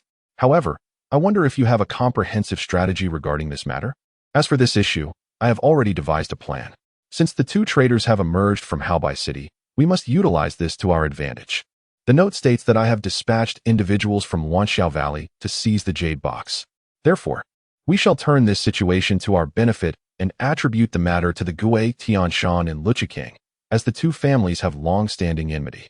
With a flick of his wrist, a carrier pigeon appeared in senior brother's hand. He opened the small bamboo tube tied to its leg and spoke in a solemn tone. After a moment of contemplation, Ming grasped the implications. Haobai City lies adjacent to Tiansong Mountain, and since the division's members wish to avoid open conflict with Tiansong Mountain, senior brother's suggestion is indeed most fitting. As for how you plan to proceed, I shall follow your lead without hesitation. I have already left a message for the branch leader, Zhang Qingshan. Tomorrow night, he will organize a massed assault on Tiansong Mountain. We shall directly confront the notorious Wang brothers. I will now send a message to Tiansong Mountain to inform them of the impending assault from Taianguishan." Upon hearing that senior brother had made thorough arrangements, Ming felt a surge of excitement. The members of the Night Hall are not only skilled in martial arts, but also possess extraordinary cunning and intellect. The 2 conferred further before parting ways, returning to their respective quarters in anticipation of their journey to Tiansong Mountain the following day. Early the next morning, after breakfast and equipped with ample provisions, Ming disguised himself as a young gentleman and rode out of Haobai City towards the distant Tiansong Mountain. The mountain rises majestically into the clouds, its treacherous terrain making it challenging to conquer. It is said that government forces have attempted to attack it several times, only to return empty-handed, suffering considerable losses in the process. Last night, Ming had clearly discussed with senior brother their meeting at the summit of Tiansong Mountain at midnight, allowing them to act accordingly. He had no objections to this plan, as it was his first task outside, primarily for the purpose of honing his skills. After resting in a secluded hollow for a day, the sky gradually darkened. Consuming his provisions, Ming donned his night gear, ensuring there were no hindrances, and tethered his horse securely before vanishing into the vast darkness. Before midnight, he successfully evaded the numerous sentries of Tiansong Mountain, stealthily entering its depths and making his way to the summit. Within Tiansong Mountain, all was shrouded in darkness, save for the patrolling bandits moving about, and the entire stronghold had fallen into silence. Enemies are attacking the mountain. Everyone wake up. Quickly report to the chief. Suddenly, a piercing shout shattered the tranquility of the stronghold, causing chaos to ensue as voices clamored and horns blared. Amidst the commotion, a figure raced towards the peak, shouting, "Chief! Chief! Something terrible has happened. Enemies are attacking the mountain." Hiding in the shadows, Ming stood atop a towering tree, observing the scene before him with clarity. As the noise erupted, lights flickered on in several courtyards in the rear, and figures began to rush towards one specific courtyard. Concurrently, a commanding voice rang out, "Ming, do not panic. What has happened? Report immediately." The rushing figure did not pause in his haste and entered the courtyard without delay. Outside the stronghold, many masked individuals assaulted the mountain gate, having already breached the outer defenses through stealth. "They are attacking our first stone gate. What? How dare anyone assault our mountain gate? Brother, could it be the people from Tianguishan? Humph, regardless of who they are, those who dare to attack our gate will not return unscathed. Let us go and see which audacious fools have come seeking death." Observing two individuals who bore a striking resemblance illuminated by the torchlight, Ming immediately recognized them as the Wang brothers. "Hold on, big brother. Since they are after the jade box, it would be wise to hold back here. I will lead a few brothers to confront them. With our solid defenses, do we need to fear they can ascend the mountain?" "Indeed, what you say makes sense. If they are powerful, we shall unleash our artillery. With you and I joining forces, they will find it exceedingly difficult to succeed." In a matter of moments, the two leaders of Tiansong Mountain had divided their responsibilities. Then, in a flash, 5 or 6 figures dashed down the mountain. In an instant, the previously bustling courtyard was left with only the elder brother, standing solemnly and gazing down the mountain. At that moment, a figure suddenly appeared before him, clad in black and seemingly emerging from the shadows, presenting an eerie sight as if rising from the ground itself. "Who are you to dare intrude upon the heart of Tiansong Mountain?" Upon seeing this figure materialize, the elder brother was taken aback, never expecting the enemy to appear before him so swiftly. The numerous defenses of Tiansong Mountain had failed to detect this presence. "Who I am matters not. You are Wang Qi, the elder of the Wang brothers, and I have come to claim your head." The figure in black remained unmoved, speaking with a chilling tone. "Ha! I have lived nearly 50 years, and those who sought my life have long since descended into hell. What means do you possess to speak so boldly?" Wang Qi, recognizing the youthfulness in his opponent's voice, could not help but laugh heartily. Concealed in the shadows, Ming understood that the figure in black was undoubtedly senior brother. As the two exchanged words, their weapons were drawn, and they engaged in battle without mercy. Both were formidable martial artists, and upon their initial clash, they unleashed their ultimate techniques, the sounds of their weapons clashing echoing as they sought to vanquish one another with haste. In a contest of skill, the impact was immense. And with a few swift movements, the two leapt from the courtyard, landing several dozen feet away. Upon reaching this point, Ming dared not delay. Initially, he had made an arrangement with his senior brother. He would lure Wang Qi away from his dwelling, while Ming would search for the jade box.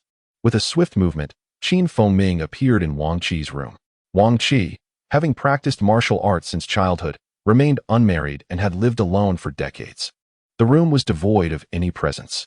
It was quite spacious, furnished with a bed against one wall and an immortal table in the center, accompanied by a tall cabinet at the head of the bed. Ming's eyes brightened. He swiftly approached the cabinet and opened it, searching meticulously. Although it contained a variety of gold and silver items, the coveted white jade box was nowhere to be found. After thoroughly inspecting the room, he felt a growing sense of urgency. Just as he was pacing anxiously, his hand inadvertently pressed against the armrest of the bed, causing a wooden panel at the head of the bed to suddenly lift, revealing a delicate jade box within. Upon closer inspection, he found it to be identical to the one depicted in the schematics he had seen. Overjoyed, he quickly retrieved the jade box and placed it into his pocket before swiftly exiting the room. Standing in the courtyard, he glimpsed through the 5-foot-high fence and saw two figures engaged in a fierce battle several dozen yards away.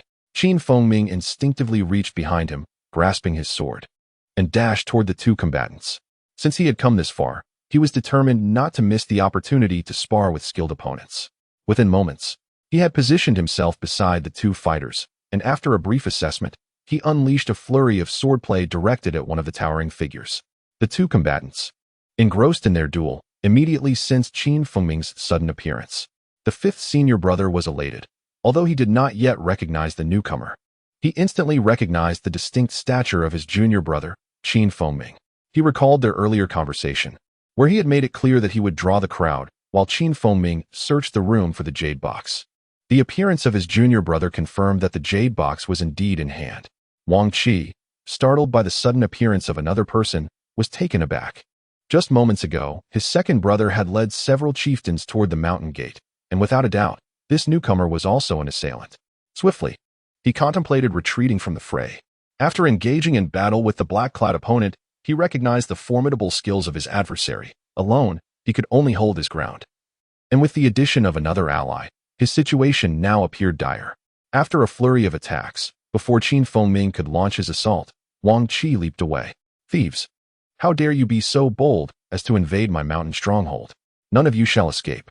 With that proclamation, he raised his hand, and a resounding arrow was loosed, immediately igniting cries of alarm and chaos in the vicinity.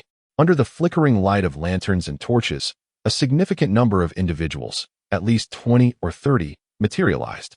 Although Wang Qi had witnessed his second brother rushing toward the mountain gate several miles away, he was astonished to find so many capable fighters still present. Ming and the fifth senior brother exchanged startled glances, realizing that Tiansong Mountain had evidently been well prepared. There was no time to deliberate further. They shared a silent understanding and, instead of retreating, advanced aggressively toward Wang Qi. This encounter bore no semblance to the conventions of the martial world. Ming and the fifth senior brother had resolved to unleash their combined prowess, intending to eliminate their adversaries swiftly. Faced with such fierce determination from the two, and realizing he was on the brink of being encircled, Wang Qi could not help but confront the attacks from the two skilled fighters. As the clash commenced, he quickly found himself at a disadvantage. Ming's swordsmanship had improved exponentially, and even in a one-on-one confrontation with Wang Qi, he held the upper hand. Bolstered further by the fifth senior brother's capabilities, Wang Qi's predicament grew dire. Brothers, quickly advance and capture these two. As the reinforcements raced toward the battlefield, less than 50 yards away, Wang Qi, now filled with dread, shouted loudly to disrupt the rhythm of the attackers.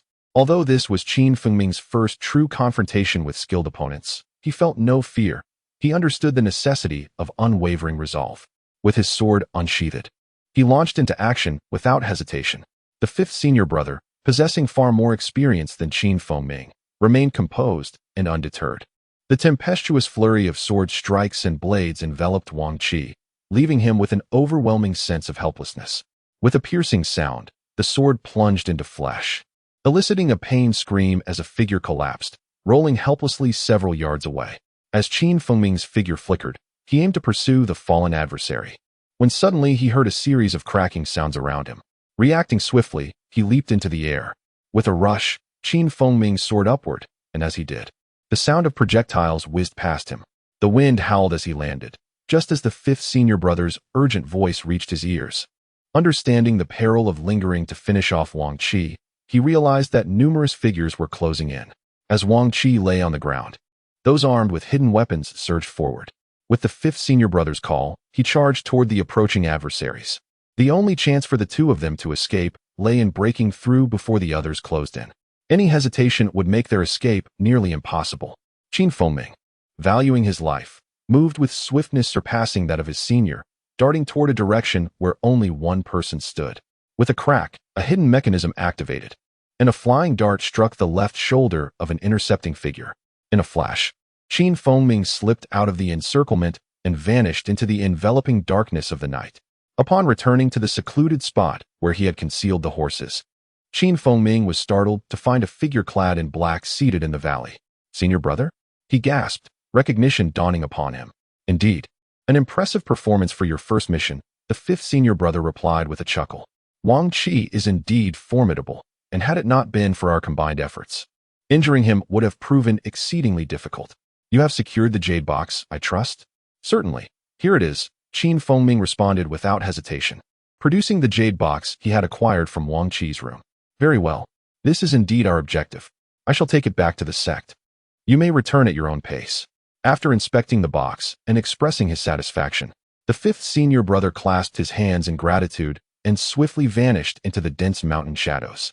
With his senior brother gone, Feng dared not linger. He mounted his horse and, guided by the path he had memorized during the day, quietly departed the vicinity of Tiansong Mountain under the cover of night. This mission had proven immensely beneficial for Feng, and the experience he gained would be pivotal for his future growth. As for the repercussions of Wang Qi and the others discovering the loss of the jade box, he felt no concern. Since his senior brother had assured him that matters were already arranged, he had no further thoughts on the subject. As for the two traders from the Wanxia Valley branch, the fifth senior brother was already aware and would handle them appropriately. By the time dawn broke, Feng had traveled a distance of 4 to 5 dozen miles from Tiansong Mountain.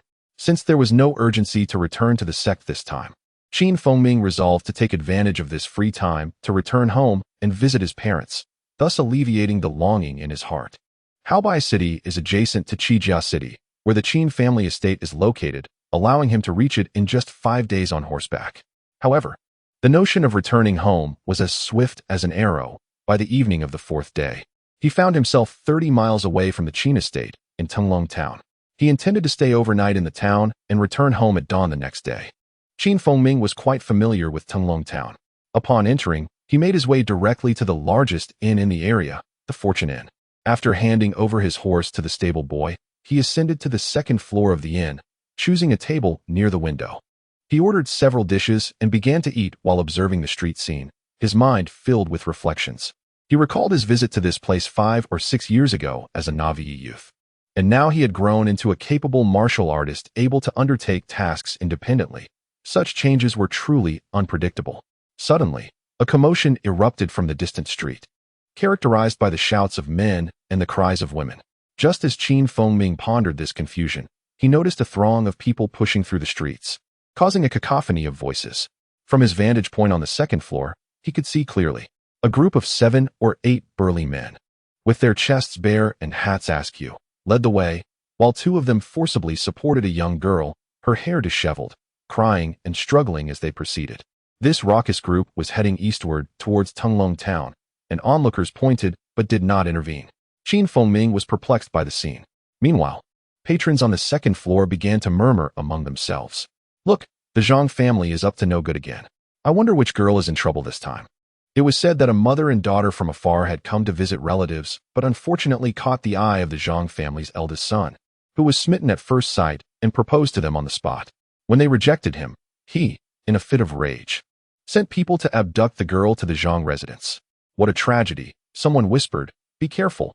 We don't want to attract their attention and invite trouble." Upon hearing this, Feng understood that the Zhang family's young master was once again misbehaving in the neighborhood. 5 years prior, he and his father had come to Tunglong Town to fetch medicine for his grandfather's leg injury and had been unjustly beaten by the Zhang family's young master. The memory of that incident was fresh in his mind. Hearing of this injustice now made him chuckle coldly to himself. He had no fear of the Zhang family's young master, who was merely a local bully. Even if he had martial artists guarding him, they would surely be of an ordinary caliber. With his current abilities, Feng could easily infiltrate the Zhang residence and eliminate the young master without anyone noticing. As he resided in the Fortune Inn, Feng contemplated his next steps and soon made up his mind. When the hour of the night grew late, he donned his night attire, checked his belongings, strapped on his treasured sword, and leapt from the wooden window towards the Zhang residence located east of Tenglong Town.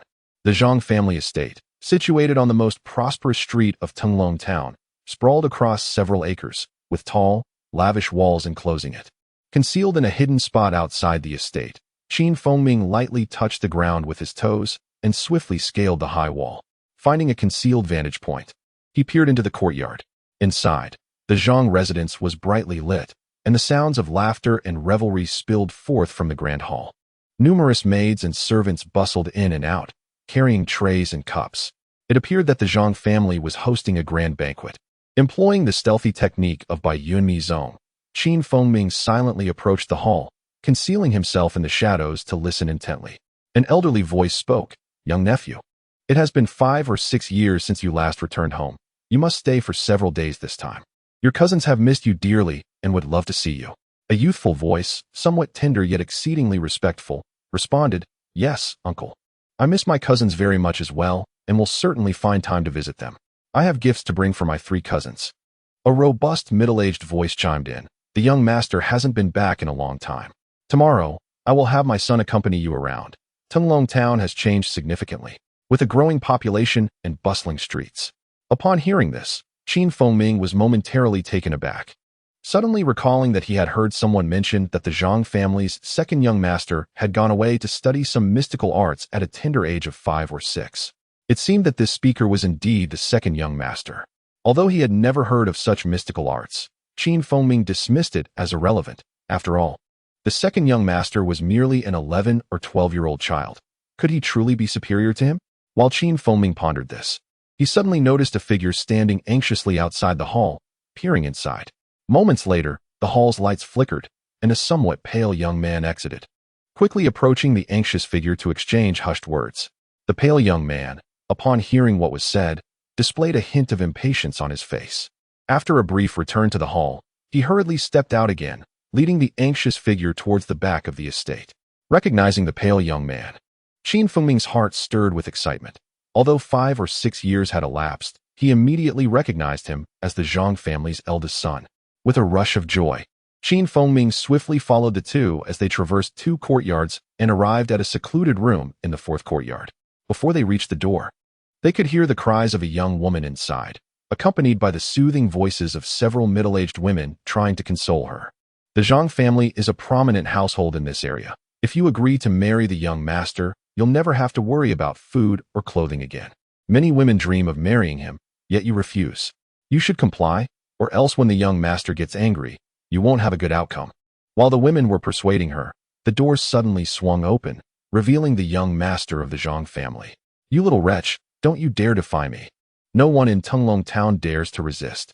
If you don't comply, I'll sell you to a brothel, and you'll suffer greatly."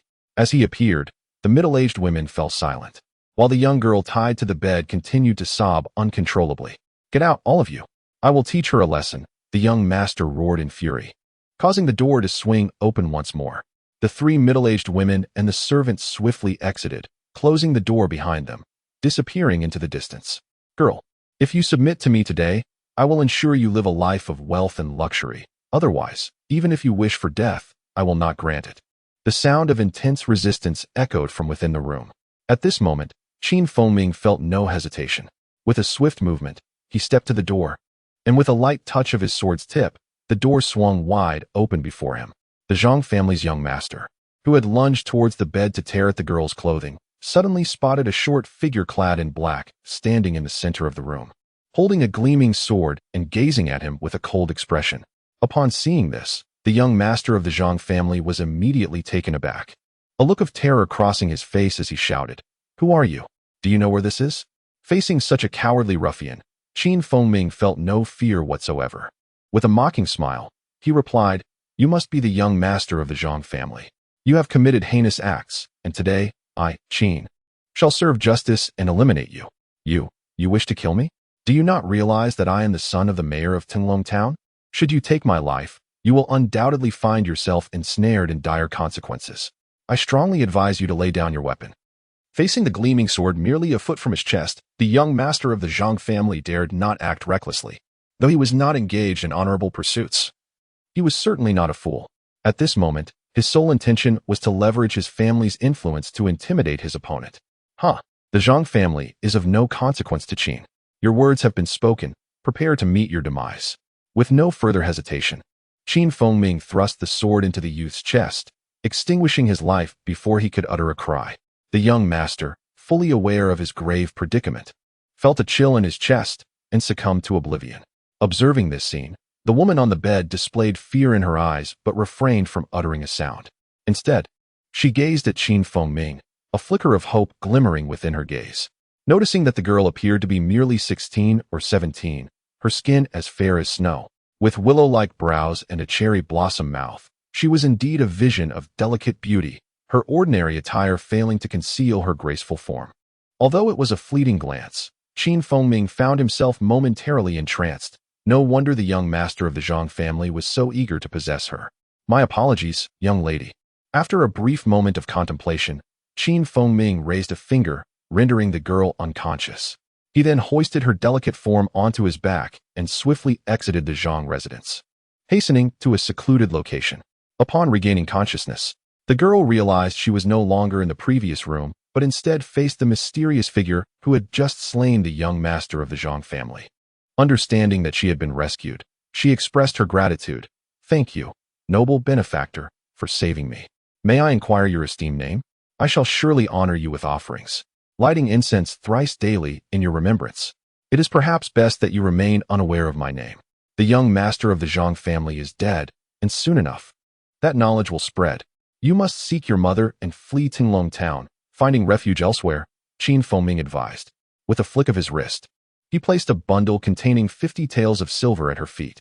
As the girl looked up, ready to speak, she found herself alone, the mysterious man having vanished.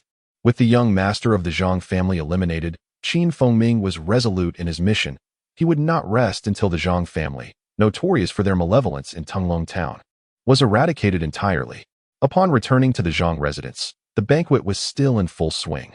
Qin Fengming concealed himself once more, biding his time to eliminate the patriarch of the Zhang family. Suddenly, a chilling cry echoed through the once peaceful abode. Come quickly. The young master of the Zhang family has been killed. The announcement was followed by the anguished wails of several women, their cries reverberating through the stillness of the night, amplifying the eerie atmosphere. In the banquet hall, the guests paused in confusion, uncertain of the commotion. Zhang Chong, the head of the family, called for his kin to investigate. Just as a figure stumbled into the hall. Master, it is dire. The young master has been slain in the side chamber. The informant collapsed to his knees, trembling with terror. What transpired? Zhang Chong demanded, his shock palpable. Your young master was just fine. How could he be murdered now? Speak. The young master was in the rear room, stabbed in the chest, blood everywhere, and he has already breathed his last, the trembling informant relayed, prompting all present to rise in alarm and rush toward the back of the residence. Arriving outside the designated room, a crowd of servants had gathered, their faces etched with fear. Peering inside, they were met with the horrific sight of the young master lying lifeless, blood pooling around him. An elderly man approached, checking for signs of life, only to shake his head in resignation. How did this happen? Explain it in detail, Zhang Chong commanded, his demeanor shifting from shock to fury. Just moments ago, the young master entered to inspect the captured girl, dismissing us from the room, claiming he would deal with her personally. After some time passed without any sound, we returned to find him on the floor, covered in blood, lifeless, the informant recounted, collapsing in despair. And the girl? Where is she now? An elder inquired urgently. We did not see her upon entering. We do not know where she has gone, a servant replied, trembling. Search the entire estate. No one is to leave until that girl is found, Zhang Chong ordered, his voice booming with authority. The guards responded promptly, scattering to search. The elder, observing the chaos, instructed the servants, quickly find a coffin to lay the young master to rest. Amidst the flurry of activity, Zhang Chong returned to the main hall, seething with anger. Within a short span of time, the entire Zhang estate had been scoured, yet the girl remained elusive.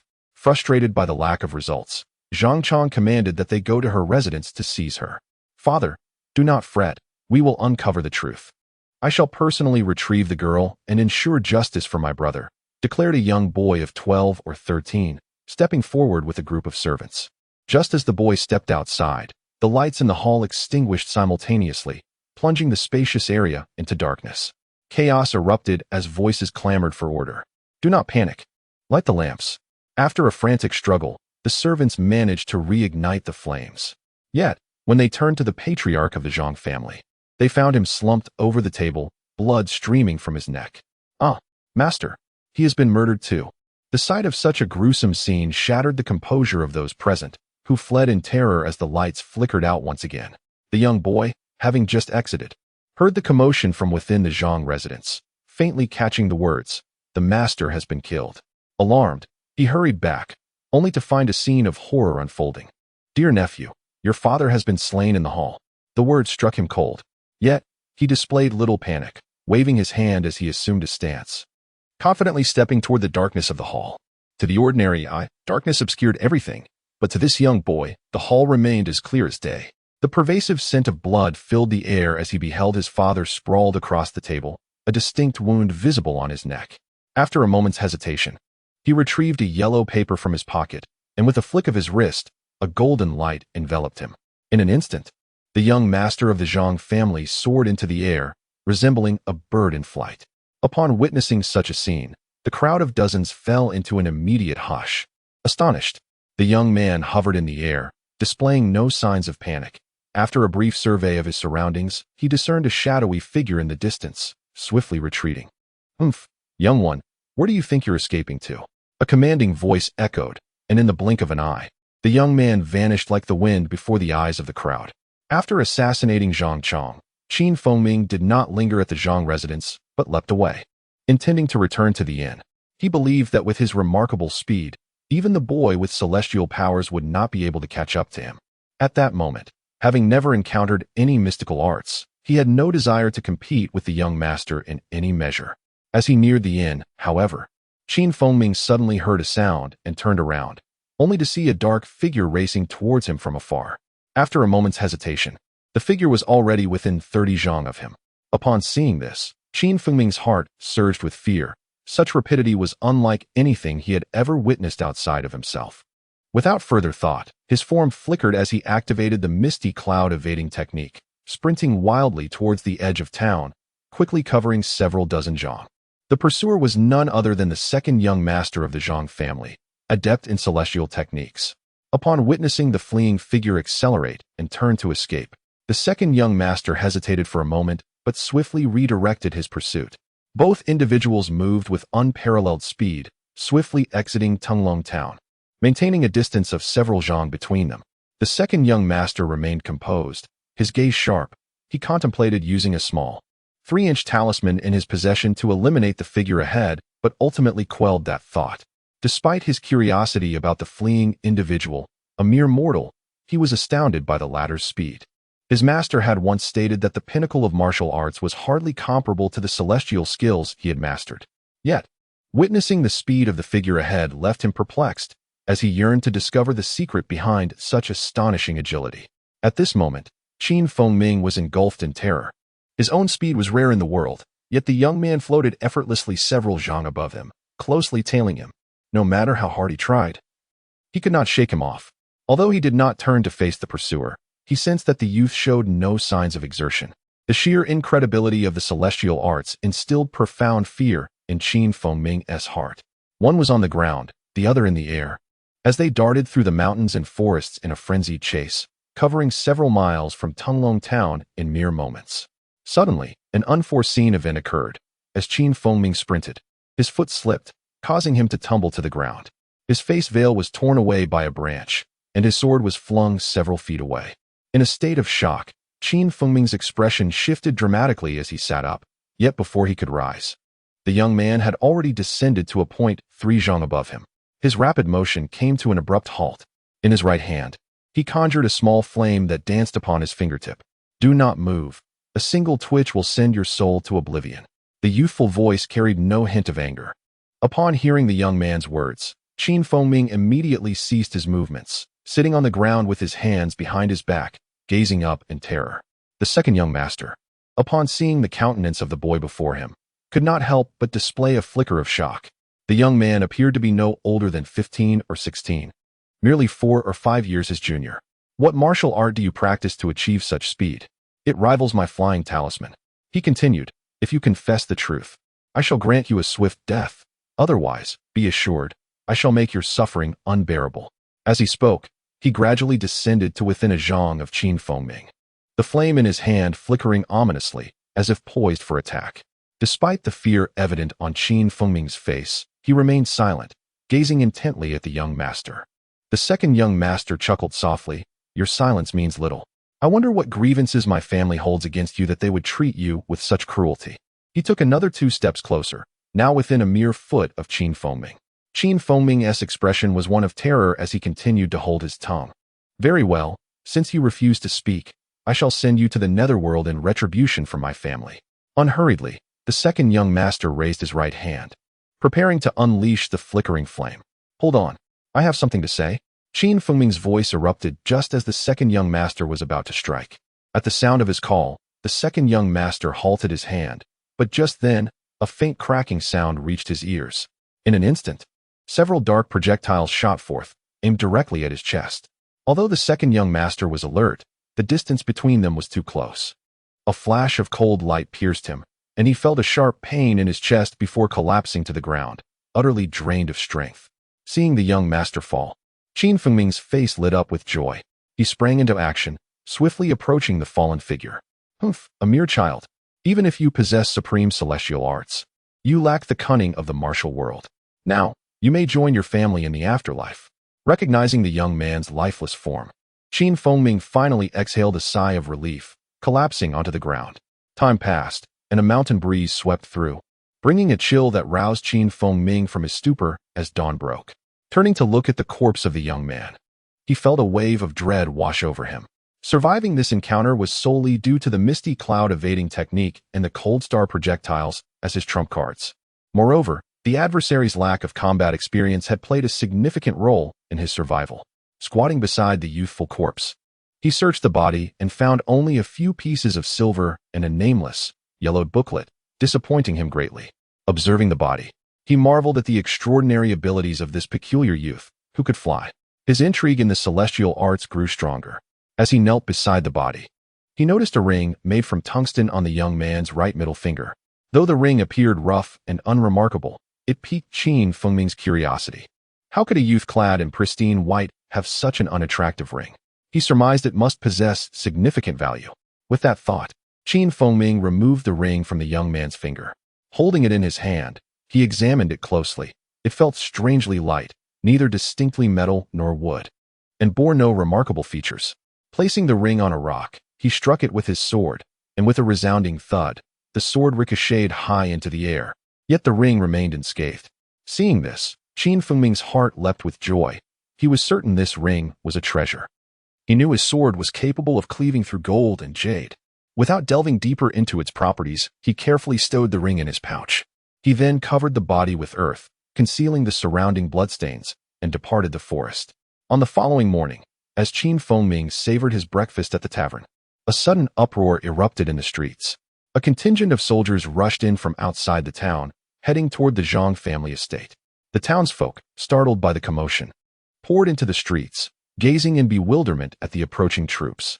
In mere moments, news spread that both Zhang father and son had met their demise, and that the second young master had pursued the enemy, yet had not returned. This military force had been summoned by the Zhang family to investigate and apprehend the culprits. Observing this scene, a cold smirk crept across Qin Fengming's lips. After finishing his breakfast, he nonchalantly departed from Tunglong town, for his youth rendered him beyond suspicion. Though still young, Qin Fengming was astute enough to realize that making a brazen entrance into Qin family village at this juncture would be highly inconvenient. As a disciple of the falling Sunset Valley, his identity was well known to all in the village. Thus, showing his face amidst the turmoil surrounding the Zhang family's murder would undoubtedly lead to immediate suspicion. His plan was to stealthily enter the village, meet with his parents and relatives in secret, and then quietly withdraw. The anguish of being so near to home, yet unable to reunite with his family, weighed heavily upon his heart.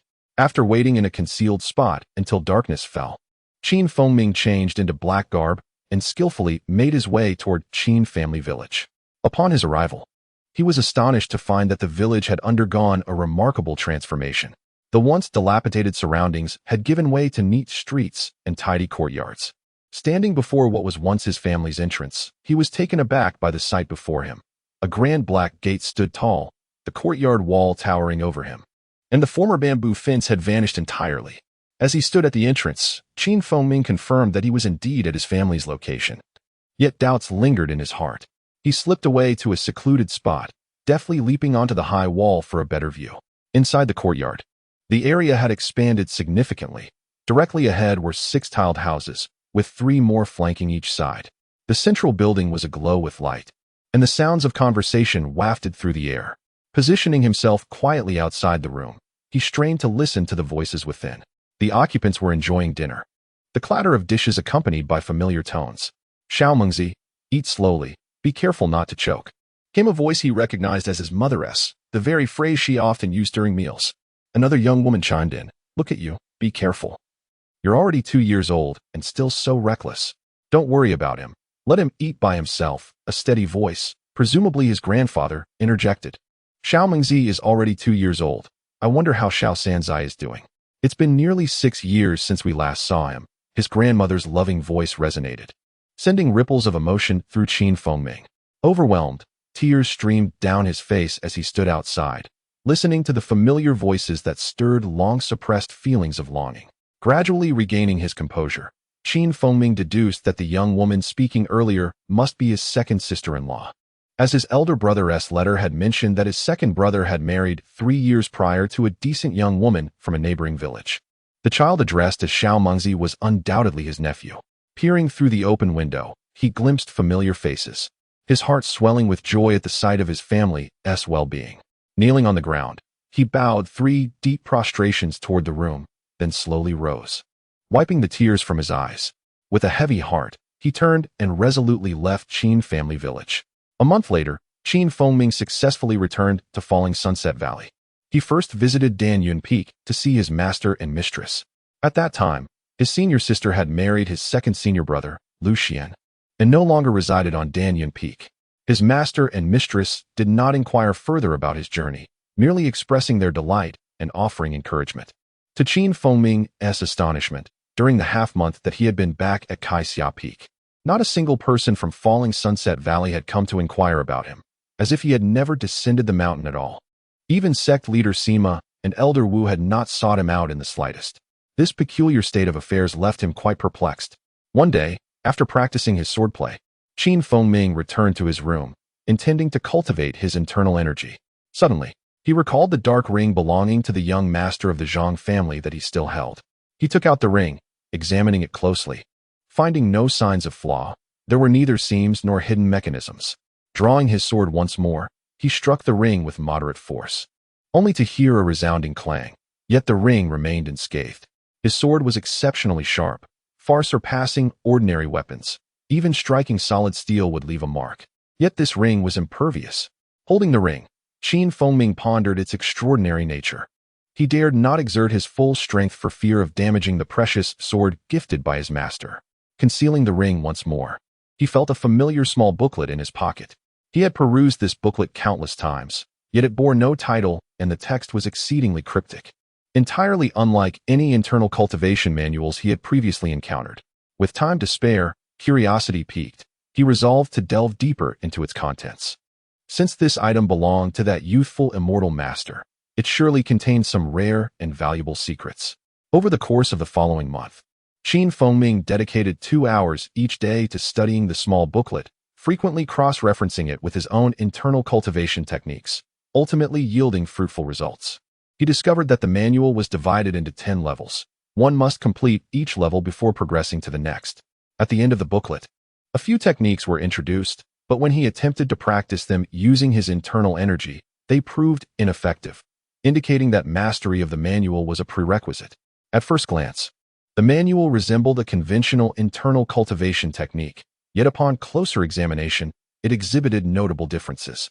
Traditional internal techniques require one to begin cultivating from the dantian, following a prescribed path through the 8 extraordinary meridians, ultimately returning to the dantian, completing a full cycle. With each cycle, one's internal energy would incrementally increase, necessitating perseverance for continued growth.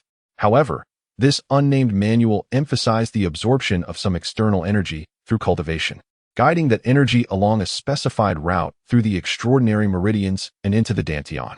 Despite both methods culminating in energy absorption, the points of origin diverged significantly. With his keen understanding, Feng recognized this was undoubtedly a superior form of internal cultivation technique. This realization ignited a surge of excitement within him. Mastering this technique would undoubtedly elevate his strength to new heights. Feng's internal cultivation method was originally imparted by his master, Zhongli. At that time, the master had expressed that this technique was not among the pinnacle of martial arts, but could only be deemed as above average. Although there were numerous manuals in the Falling Sunset Valley, the most exceptional ones were not stored in the scripture pavilion, as these manuals were the private possessions of various elders and hall masters, and would not be passed on unless one was a direct disciple. The content of this technique left Feng feeling quite perplexed, indicating that this internal cultivation method was undoubtedly quite challenging to practice. Yet it also suggested that it was indeed a top-tier skill. A resolute determination flickered in Feng's eyes. He had resolved to dedicate half of his time each day to mastering this unnamed mantra, vowing to achieve success in this internal practice. With his mind made up, Feng sat cross-legged on his bed, calming his breath and focusing his spirit according to the first layer of the unnamed mantra. He relaxed his entire body and began to attempt to absorb the unknown energy from the air. An hour passed swiftly, yet Feng felt an overwhelming sense of disappointment, for he sensed nothing during this time. This stood in stark contrast to his previous experiences with the internal cultivation technique taught by his master, where he had felt a warm current in his dantian during his first attempt. This time, however, he felt no sensation at all. Despite this lack of progress, Feng remained undeterred, understanding that the more profound the internal skill, the harder it was to cultivate. This was the nature of martial arts. Much like the Bai Yunmi zone body technique he practiced, countless prodigies had bowed before it. Feng was inherently resolute and possessed an indomitable will. Thus, such setbacks had no effect on him. On the contrary, they only reinforced his belief that this unnamed mantra was truly extraordinary. He was confident that once he mastered it, he would undoubtedly astonish everyone. For 5 consecutive days, Feng felt no change. On the 6th day, while practicing for over an hour, he suddenly sensed a coolness within his meridians. This chill slowly traversed through the extraordinary meridians, as if a frigid energy was coursing through his body. Though this sensation was faint, it startled him, and a joyful expression emerged on his face. However, when he momentarily lost focus, the cool feeling vanished instantly. Startled, Feng stopped his practice to contemplate the sensation he had just experienced. He had indeed felt that subtle coolness, which was indicative of internal energy formation. Although he was puzzled as to why this energy felt cold, this experience further solidified his confidence in the unnamed mantra. In the following 3 hours, that cool sensation did not reappear, but this did not dampen Feng's spirits in the slightest. Having experienced this first sensation, he decided to increase his practice time by an hour each day. In the ensuing days, he encountered the cool sensation 3 more times within a span of 2 days, which greatly delighted him, prompting him to practice the unnamed mantra with even greater diligence. As days passed, the cool feeling emerged repeatedly, with intervals growing shorter and durations becoming longer. 2 months later, each time he meditated, he would experience that cool sensation flowing through his meridians, following a unique pathway through the extraordinary meridians and into his dantian. Although he could distinctly feel this coolness converging in his dantian, and sensed a trace of cold gas within, he could not, despite his efforts, manipulate this icy internal energy as he had done previously, leaving him quite perplexed. However, he could not claim to have gained nothing. After 2 months of cultivation, Feng felt that both his vision and hearing had significantly improved. Even in the darkest of nights, he could clearly perceive objects several dozen meters away, a sensation he had never experienced before. One day, after completing his internal cultivation, he suddenly recalled that the small booklet contained several hand techniques at the end. He promptly retrieved the booklet and examined it closely, discovering a technique called inner vision. Following the guidance of the booklet, he concentrated, closed his eyes, and endeavored to perceive the condition of his body's various parts. In an instant, as he focused his mind, strange images appeared in his consciousness, as if every part of his body, bones, meridians, and flesh, was laid bare before him. Startled, he opened his eyes, causing the vision to vanish. Sitting there in a daze, he reflected on the sensation he had just experienced, feeling as though a hint of enlightenment had dawned upon him. He slowly closed his eyes again, cautiously immersing himself in that mental state, and suddenly, the vision reappeared. This time, undeterred by his earlier shock, he observed with curiosity. He could clearly see all his bones in the extraordinary meridians. In his lower abdomen, there was an empty space, within which he perceived some gaseous presence. Upon closer inspection, he noticed wisps of faintly colored gas swirling within. This multicolored gas was exceedingly fine, and had he not focused, he would have failed to notice its existence. He savored the distinct experience of inner vision, reveling in the practice. After half an hour, when he began to lose interest in inner vision, a sudden idea struck him. What would happen if he executed the mantra again in this state? Following the instructions in the booklet, he focused his intent to gather the drifting multicolored gas. After several attempts, he finally saw the tiny gases begin to coalesce and merge. After an indeterminate amount of time, all the multicolored gases fused into a single stream, as fine as a strand of hair. Feng diligently controlled this stream of energy, guiding it along the paths recorded in the booklet, traversing through the extraordinary meridians and the 12 primary meridians before ultimately returning to his dantian. As that stream of multicolored energy meandered through his extraordinary meridians, he felt a tingling sensation at every juncture, as if a tiny creature were scuttling within. Unbeknownst to Feng, while he adeptly controlled this stream throughout his body, he had narrowly evaded a calamity. Had he not consumed that peculiar fruit, which had restructured his meridians, he would have faced severe injury, if not death, in that fleeting moment.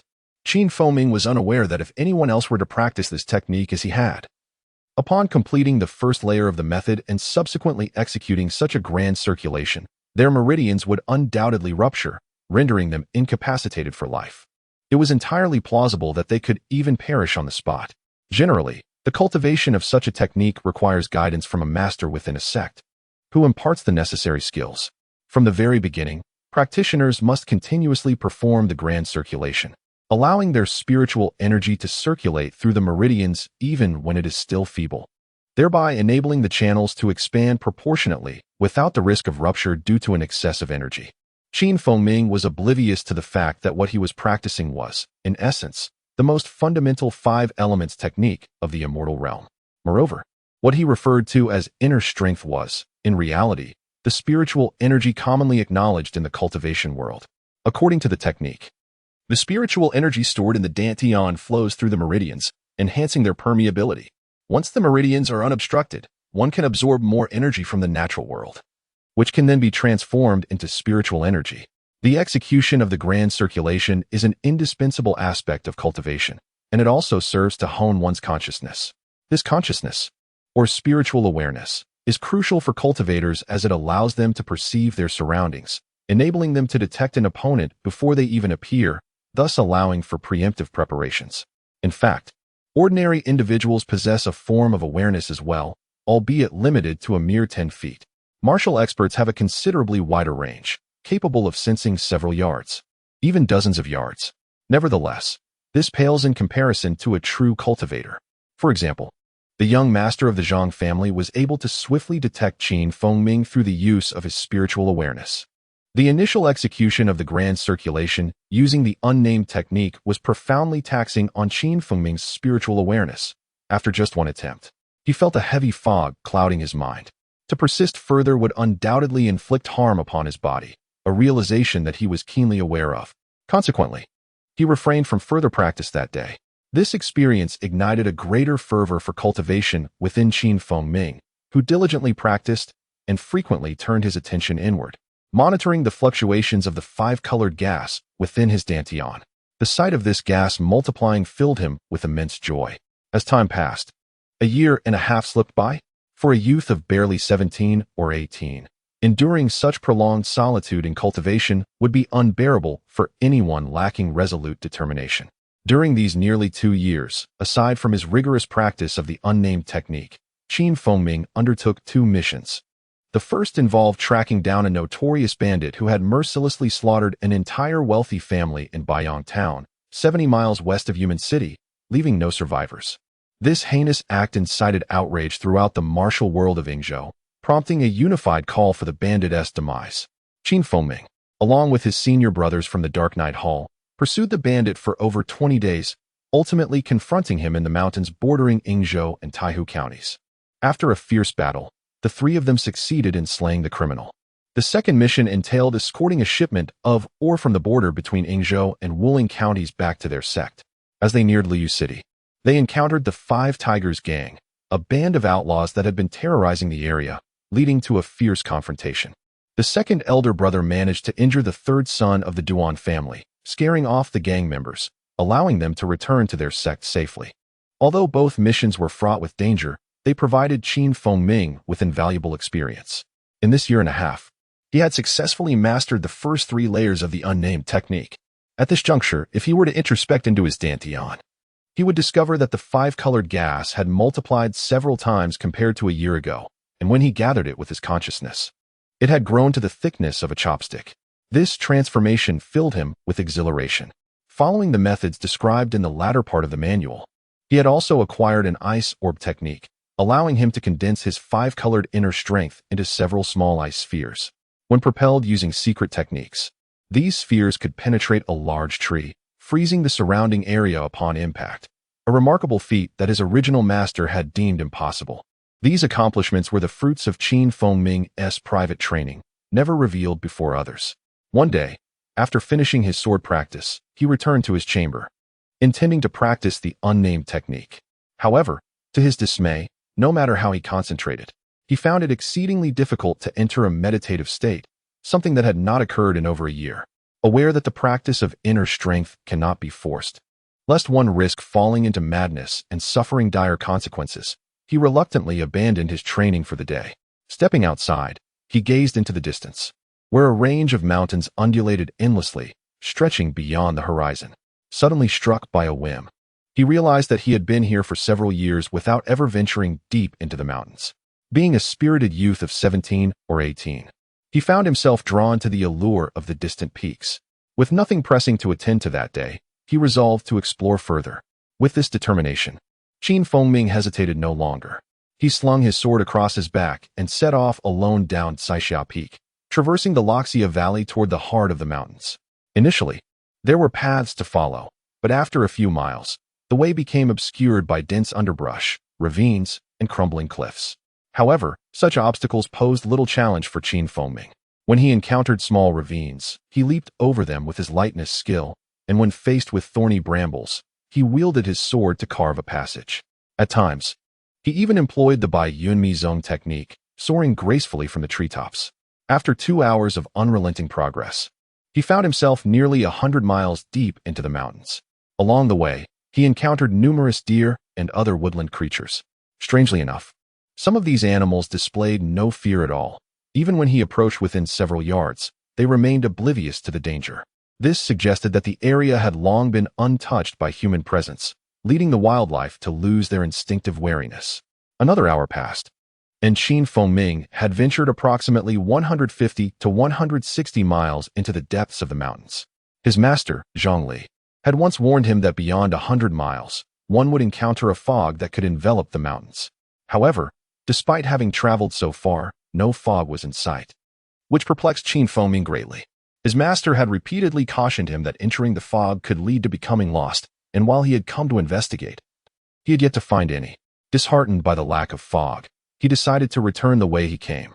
Yet, just as he resolved to retrace his steps, he suddenly heard a series of intermittent crashing sounds, akin to stones tumbling down a mountain, accompanied by shouts from afar. In such a densely forested region, the emergence of such noises startled Qin Fengming. He quickly deduced that someone was undoubtedly engaged in a struggle against a wild beast. Faced with this turn of events, Qin Fengming could not simply ignore it. He paused, straining to discern the source of the commotion. Drawing his sword, he activated his Bai Yunmi Zong technique and swiftly moved toward the sounds. After advancing silently for several dozen paces, he glimpsed through the thick foliage a small valley about 30 paces ahead. There, a figure enveloped in a yellow aura was locked in a fierce confrontation with a swirling mass of purple light that circled the yellow shield at breakneck speed. Behind the purple mass was a massive blade, gleaming with a white light, resembling a swift white ribbon, relentlessly pursuing its target. The scene was utterly bizarre, and upon witnessing it, Ming stood frozen in place, for it was something he had never encountered before.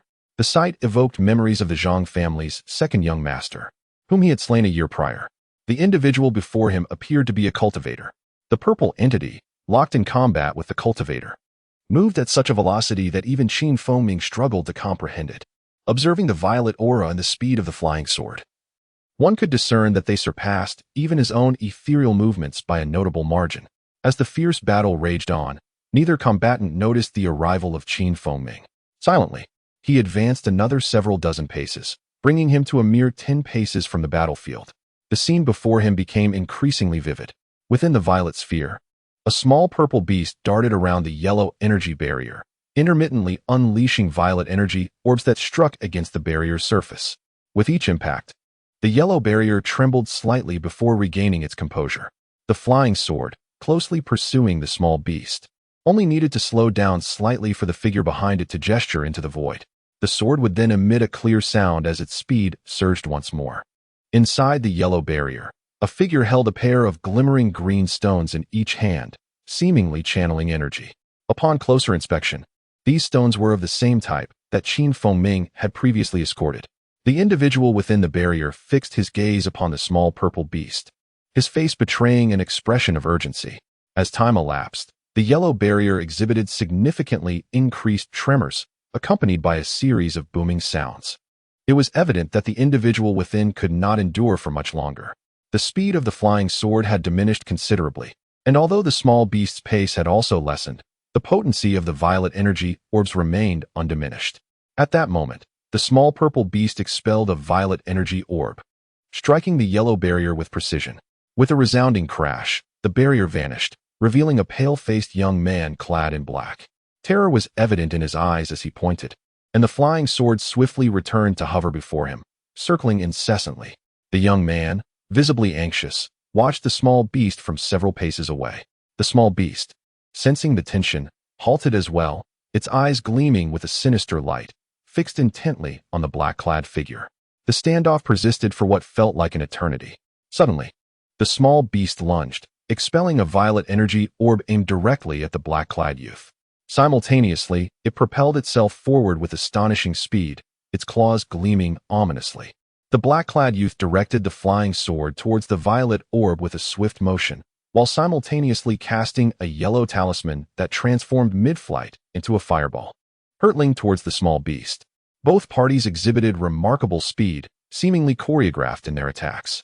Anticipating the fireball, the small beast deftly evaded it, twisting in the air to pounce once more at the black-clad youth.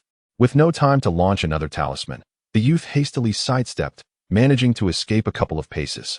Yet, despite his agility, he could not evade the small beast's assault. One claw struck his arm, leaving a deep gash that revealed bone beneath. The injury was grave. As the small beast landed, it swiftly turned to pounce again. At that moment, a crystalline object appeared beside it. The small beast attempted to dodge, but it was too late. With a soft thud, the blue object penetrated its body, instantly freezing half of it in place. Almost simultaneously, 5 more objects struck the creature, rendering it incapacitated. As the small beast collapsed, a youth of around 16 or 17 years suddenly appeared on the scene. With a swift motion, he reached the purple beast's side and, in one fluid action, severed its head from its body. The entire process unfolded in the blink of an eye, as though it had been rehearsed countless times. This youth was none other than Ming, who had been observing the unfolding events for quite some time. Noticing the black-clad youth in peril, he had prepared to intervene. Seeing the small beast injure the black-clad figure, he acted decisively, employing all his abilities to eliminate the threat. Though he was unaware of the small beast's formidable nature, he understood one crucial fact. He had only one opportunity to strike. If he failed to slay it, his own life would be at stake. The black-clad youth had expected to become the small beast's next meal. Regretting his greed for treasure that led him to confront such a beast alone, he had resolved to self-destruct his treasures in a final effort. But the tide turned abruptly as the small beast fell. Upon witnessing the creature's demise, the black-clad youth collapsed to the ground. After a moment of composure, he scrutinized the one who had slain the beast. "Thank you, fellow cultivator, for your timely intervention. Had you not acted, I would surely have perished at the hands of that beast." May I inquire your name and where you practice? Once he regained his composure, he rose, bowing respectfully to Feng Ming, though a hint of wariness flickered in his eyes. Fellow cultivator? Feng Ming was taken aback. He was puzzled by the term, as he was not clad in the garb of a cultivator. How could this black-clad youth refer to him as such? Feng Ming gazed at the young man clad in black, observing as he finally regained his composure. Though curiosity stirred within him regarding the latter's earlier actions, he understood it was not his place to inquire. Esteemed brother, I am not a monk but a disciple of the falling Sunset Valley. I happened to pass by and witnessed your battle with this ferocious beast. Seeing it poised to attack, I intervened. There is no need for gratitude. It is the duty of a martial artist to assist in the face of injustice. Upon hearing Feng Ming's words, the young man in black displayed a look of astonishment. A closer inspection revealed Feng Ming's purple robe, the attire of an elite disciple of the falling Sunset Valley. His thoughts raced, and he spoke again. Ah, so you are a disciple of the falling Sunset Valley. I beg your pardon. While he uttered these words, his heart was filled with surprise. The youth before him clearly possessed spiritual power, yet he seemed entirely unaware of it. The familiarity with falling Sunset Valley evident in Feng Ming's tone also caught him off guard. Noticing Feng Ming's astonishment, the young man in black paused momentarily before continuing. I am acquainted with your sect leader, Sima Qingshan. I intended to visit him at falling Sunset Valley, but unexpectedly encountered this beast, which led to our skirmish. Without your assistance, the outcome could have been dire. After speaking, he waved his hand and produced a jade vial, from which he extracted a snow-white pill and swallowed it. He then tore a strip from his garment to bandage his injured arm, performing the actions with remarkable fluidity. Feng Ming watched in awe, noting that despite the severity of the young man's injuries, he appeared to experience little pain, deftly tending to his wounds as if it were second nature. Moments later, the young man in black had managed to treat his injuries. Feng Ming, filled with admiration, remarked, Since you are acquainted with the sect leader, you are no stranger to me. It seems you have no further matters at hand. I shall take my leave. Hold on, my brother. I have a question I wish to pose to you. May I ask you to answer truthfully? The young man in black interjected as Feng Ming turned to depart. What would you like to inquire about? As long as I possess the knowledge, I shall respond candidly, Feng Ming replied, halting at the young man's request. He understood the latter's capabilities. While he might not be able to subdue the purple beast, he sensed that dealing with him would require little effort. May I know from whom you learned the ice bullet technique? Could you disclose the details? The young man in black asked directly, having sensed Feng Ming's straightforwardness. Taken aback by the question, Feng Ming paused. The ice bullet technique was merely his method of channeling inner energy as described in a small booklet he had studied. He had learned it without formal instruction, so how did this young man know of it?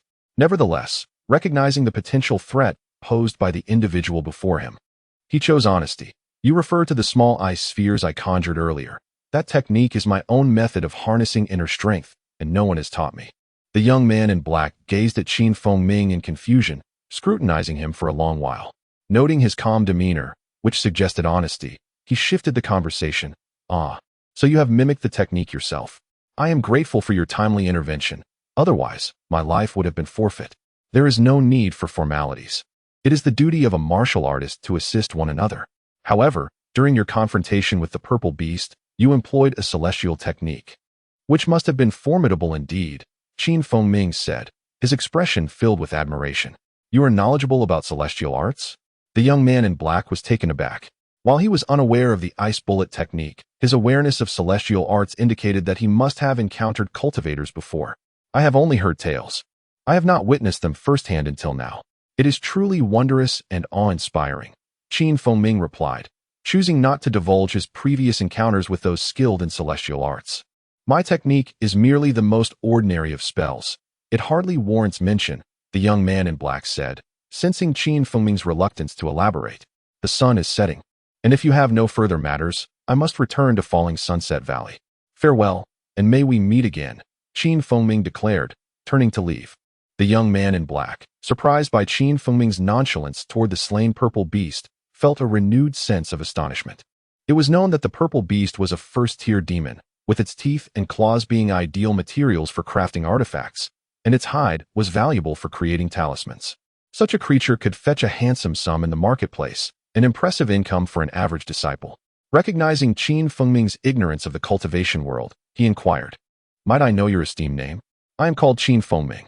If fate allows, we shall meet again, Feng Ming replied, offering a respectful bow before vanishing into the dense forest. The name Feng Ming shall be remembered by Wang. Until we meet again. The young man in black called after him, bowing in return. Feng Ming did not respond, already out of earshot. As Feng Ming disappeared into the thicket, the young man stood in contemplation for a while, muttering to himself. This Feng Ming has clearly reached the third layer of qi gathering. Yet he seems oblivious to celestial arts. It is truly perplexing. He shook his head, still in disbelief. After a while, he approached the corpse of the purple beast, waved his hand, and it vanished from sight. He then sat cross-legged on the ground, each hand grasping a spirit stone, and began to restore his magical energy. 5 days later, at the back mountain of Colorful Cloud's Peak, Feng Ming was practicing swordplay in the woods when an object suddenly descended from the sky with remarkable speed, swiftly arriving before him. It resembled an enormous round shield.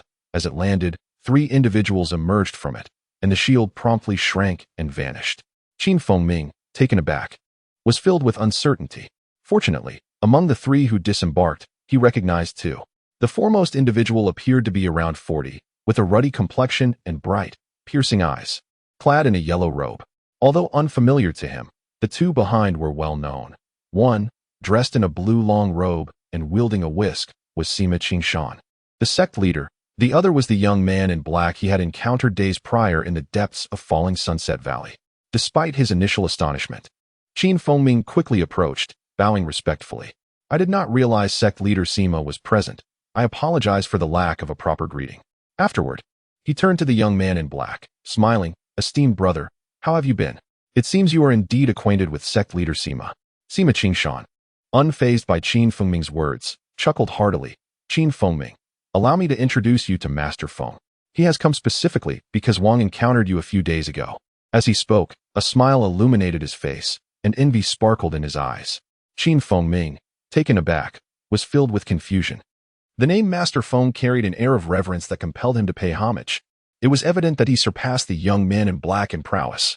With a perplexed expression, Feng Ming's lips moved as if to ask a question, but he ultimately refrained from speaking. He understood that this matter likely pertained to the secrets of Falling Sunset Valley. If they wished him to know, they would undoubtedly explain it to him. Noticing Feng Ming's expression, the others understood his thoughts. Before Sima Qingshan or Master Feng could speak, the young man in black briefly consulted and then began to explain. Upon hearing his words, Feng Ming's expression shifted dramatically. A monumental secret unveiled itself before him. Falling Sunset Valley was far more than the mere sect he had perceived. Beneath it all lies a formidable sect of immortals, known as the Luoxiao sect. The Luoxiao Valley oversees the mundane affairs of the Luoxiao sect, including the mining and transportation of various resources within the Yingzhou region. The immortal realm is governed by 3 immutable rules. First, cultivators must not reveal their powers in the secular world. Second, they must refrain from interfering in worldly disputes. And third, they must not use their spells to extinguish mortal lives. These timeless edicts create a stark division between the realms of immortals and mortals, regardless of their level of cultivation. All practitioners must adhere to these rules, with severe penalties for any transgressions. Recently, Feng Ming was assigned to seize a jade box in Haobai City, which contained a precious material for weapon forging. This material was highly coveted by cultivators at the Dan formation stage and could only be retrieved by the people of Luoxiao Valley since it was discovered in the secular world. The Wang family intended to hand it over to their associates at Woha Mountain, but the Luoxiao sect cunningly acquired it instead. The leader of the Sima clan presented the forging material to the Luoxiao sect and was subsequently rewarded with a potent vitality elixir, promising several years of extended life. Much to Sima Qingshan's delight, every month, Luoxiao Valley submits the mined ores to the Luoxiao sect, and the young man in black, bearing the Wang surname, is the designated representative for this task.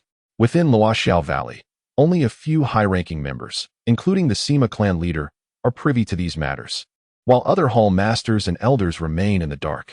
To the eyes of the common folk, spirit stones appear merely as beautiful trinkets, lacking any practical purpose beyond decoration. However, for cultivators, spirit stones are invaluable. They are imbued with rich celestial energy. allowing practitioners to absorb energy at a pace significantly surpassing that of drawing from the natural world. Without spiritual energy, a cultivator is hardly stronger than an ordinary person, underscoring the importance of spirit stones. Several days ago, the young Wang encountered peril in the deep mountains and was rescued by Ming, who revealed himself as a cultivator at the third level of the Qi gathering stage. Upon returning to the Luoxia sect and recounting his experience, he captured the attention of the sect. Consequently, the sect dispatched the Wang youth and a middle-aged man named Feng to Luoxia Valley, eager to meet Ming. Aware that Ming was a cultivator and a member of Luoxia Valley, they deemed it imperative to prevent him from wandering in the secular world, as it could invite untimely demise and pose significant risks to Luoxia Valley. The young man in black sketched a brief account of the events to Ming, unsure how much he could comprehend in such a short time. The middle-aged man, Feng, observed Ming's contemplative demeanor and nodded, remarking, "I wonder where you acquired your cultivation techniques to reach the third level of the Qi gathering stage. Such talent is indeed rare. Practicing alone is fraught with peril. One may easily fall into madness or face complete annihilation." Although Ming had never truly encountered a cultivator before, his years of experience in the martial world led him to conclude that this Feng was far more formidable than the young man, capable of extinguishing his life with but a glance. He dared not withhold any information and respectfully replied, "No one has taught me any cultivation techniques. I have been practicing from an obscure manual I found." "What sort of manual is it? May I have a glance?" The middle-aged man interjected, taken aback by Ming's candidness. Understanding the gravity of the situation, Ming realized that refusal could lead to dire consequences in a world governed by the survival of the fittest, both in the martial and immortal realms. Thus, without hesitation, he produced the small manual from his robe and respectfully handed it to Feng. Upon examining a few pages, Feng found only the ordinary five-element techniques practiced by Qi gathering disciples and promptly lost interest, returning it to Ming without a second thought. "Where did you obtain this manual? Could you enlighten me?" he inquired. "This internal cultivation technique was discovered by chance in a cave. I believed it to be a profound manual and had no idea it pertained to immortality," Ming replied without hesitation. Feng scrutinized Ming's expression, sensing no deceit. After a moment, he slowly stated, "Regardless of how you came by this technique, now that you possess spiritual energy, you cannot continue your cultivation in Luoxia Valley.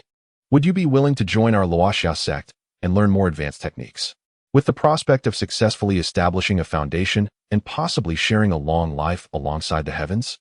Although Ming did not fully comprehend what establishing a foundation meant or how he could achieve longevity, he recognized the opportunity to learn spells that could empower him to make swords soar or fly through the air, which swayed him significantly. Observing Ming's interest, Feng continued, "The Luoxia sect is a prestigious sect within the Daliang Kingdom's immortal realm. Many wandering cultivators would go to great lengths to join us. This invitation is extended to you due to your association with Luoxia Valley. Should you miss this opportunity, you may regret it for a lifetime." The young man in black, standing behind Feng, continually gestured for him to agree hastily. Faced with this scenario, Ming found himself at a crossroads and turned to Sima, who wore an expression of envy but no sign of displeasure. After careful consideration, he cautiously remarked, "I am willing to accompany you to Luoxia sect, but may I still maintain contact with my family after I depart?" Hearing this, Sima's expression shifted momentarily, recognizing that Ming had been sending his monthly earnings home. Understanding the implications, Sima assured him, "Do not worry, Ming. After you leave, I will instruct Elder Wu to ensure that the Luoxia Valley estate near your family sends 100 taels of silver each month. You need only focus on your cultivation." With this reassurance, Ming felt a weight lift from his shoulders. He knelt and bowed deeply to Sima, expressing his heartfelt gratitude. "Thank you, sect leader Sima. If fate permits, I shall repay your kindness in the future." Feng, pleased with Ming's agreement, said, "Prepare your belongings, and we shall return to the sect immediately." However, Ming hesitated. "Master, I wish to bid farewell to my master and mistress. Is that permissible?" After inquiring about his master, Feng resolutely replied, "Farewells are unnecessary. It is best not to inform your master of your journey into the realm of immortality. Sect leader Sima can find an appropriate reason to inform him." Pausing for a moment, he added, "Ming, remember that once you enter the realm of immortality, You must sever ties with all worldly relations. This is imperative for your survival, as your lifespan may extend for hundreds of years or more. In time, all your loved ones will have passed, and dwelling on them will hinder your cultivation. During moments of breakthrough, you may fall prey to inner demons. Feng listened, bewildered by Feng's words. The idea of living for a century or even centuries was beyond his imagination, and the notion of inner demons was even more perplexing. Yet he grasped that he was about to enter an entirely new world, one vastly different from his current existence, where he would face challenges alone. Seeing the middle-aged man's determination, Feng refrained from further objections and returned to his quarters to gather his belongings. Taking one last look at the room he had lived in for 4 years, he steeled himself and stepped out. Feng then produced a miniature shield from his hand, tossing it into the air where it expanded into a sizable shield, floating before them. This wondrous display filled Feng with astonishment, secretly igniting his desire for such extraordinary abilities in the future. Bidding farewell to the master of Sima Men, Feng leaped onto the shield alongside the two companions, and under the shimmering light, they shot deep into the mountains. Standing atop the colossal shield, Feng felt an unparalleled sense of stability. A torrent of emotions surged within him as he glanced back at the valley of falling clouds. With this departure, he would distance himself from the mundane world, possibly never to reunite with his family, stepping instead into a completely new realm. At that moment, his heart was a cacophony of sentiments, a medley difficult to articulate.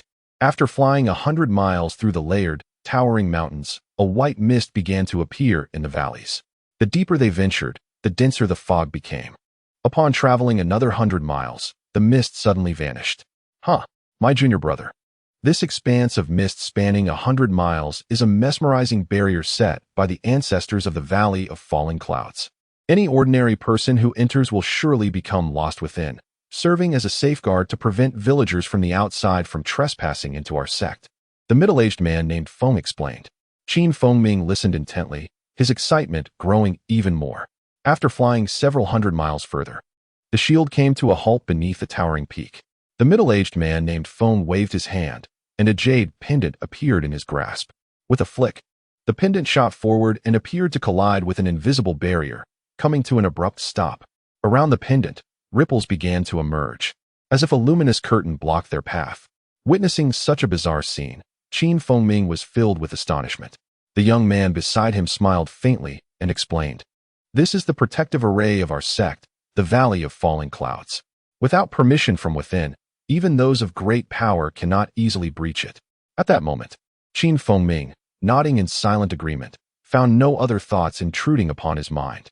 The world of cultivation was indeed extraordinary, imbued with an air of enigma that heightened his vigilance. He reminded himself to remain cautious and alert at all times.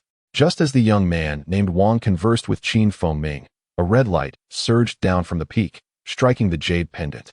Upon contact, a blinding brilliance erupted, and a radiant passageway appeared, measuring several feet in height and width. The middle-aged man pointed, retrieving the jade pendant back into his hand, and urged the shield to soar through the newly formed passage. Upon entering the luminous barrier, Feng found himself amidst a lush forest, filled with the fragrance of blossoms and the melody of birds. In the distance, mountains rose majestically, adorned with dancing clouds. Although the outside world had entered early autumn, here, there was no hint of fall, as if he had stepped into an entirely different realm, disconnected from his previous existence. After flying for approximately 200 miles, the grand shield halted beneath a towering peak. The three disembarked, and the middle-aged man stored the shield away, then turned to Feng and said, "This peak is Cloud Summit, where the master of the Valley of Falling Clouds resides. There are formidable restrictions throughout the summit, and flying at high altitudes is prohibited." With that, he swiftly ascended the steps, his movements remarkably agile. Feng activated his light-footed technique, closely following him, unwilling to lag behind in the slightest. Upon reaching the summit, an imposing hall stood before them, rising 20 feet high against the mountainside, exuding grandeur.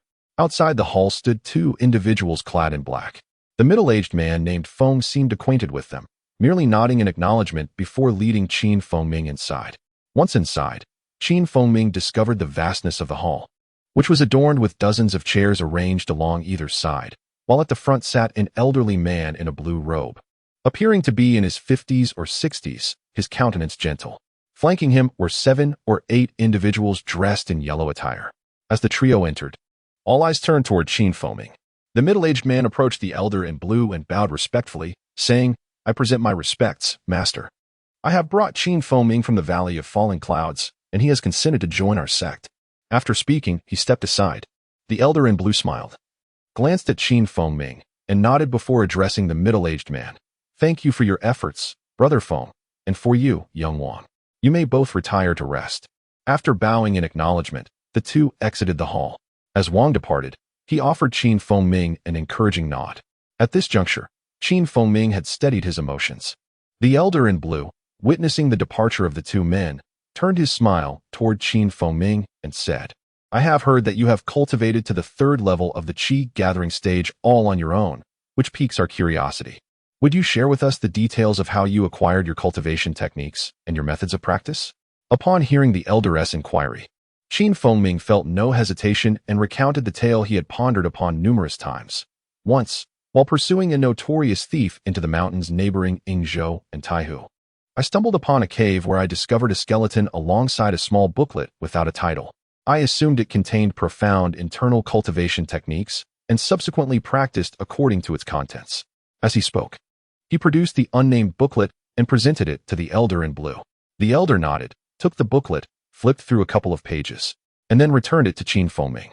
Turning to the others, he remarked, "This is merely an ordinary 5 elements cultivation technique, likely left behind by a loose cultivator who perished in the cave." He then addressed Feng again.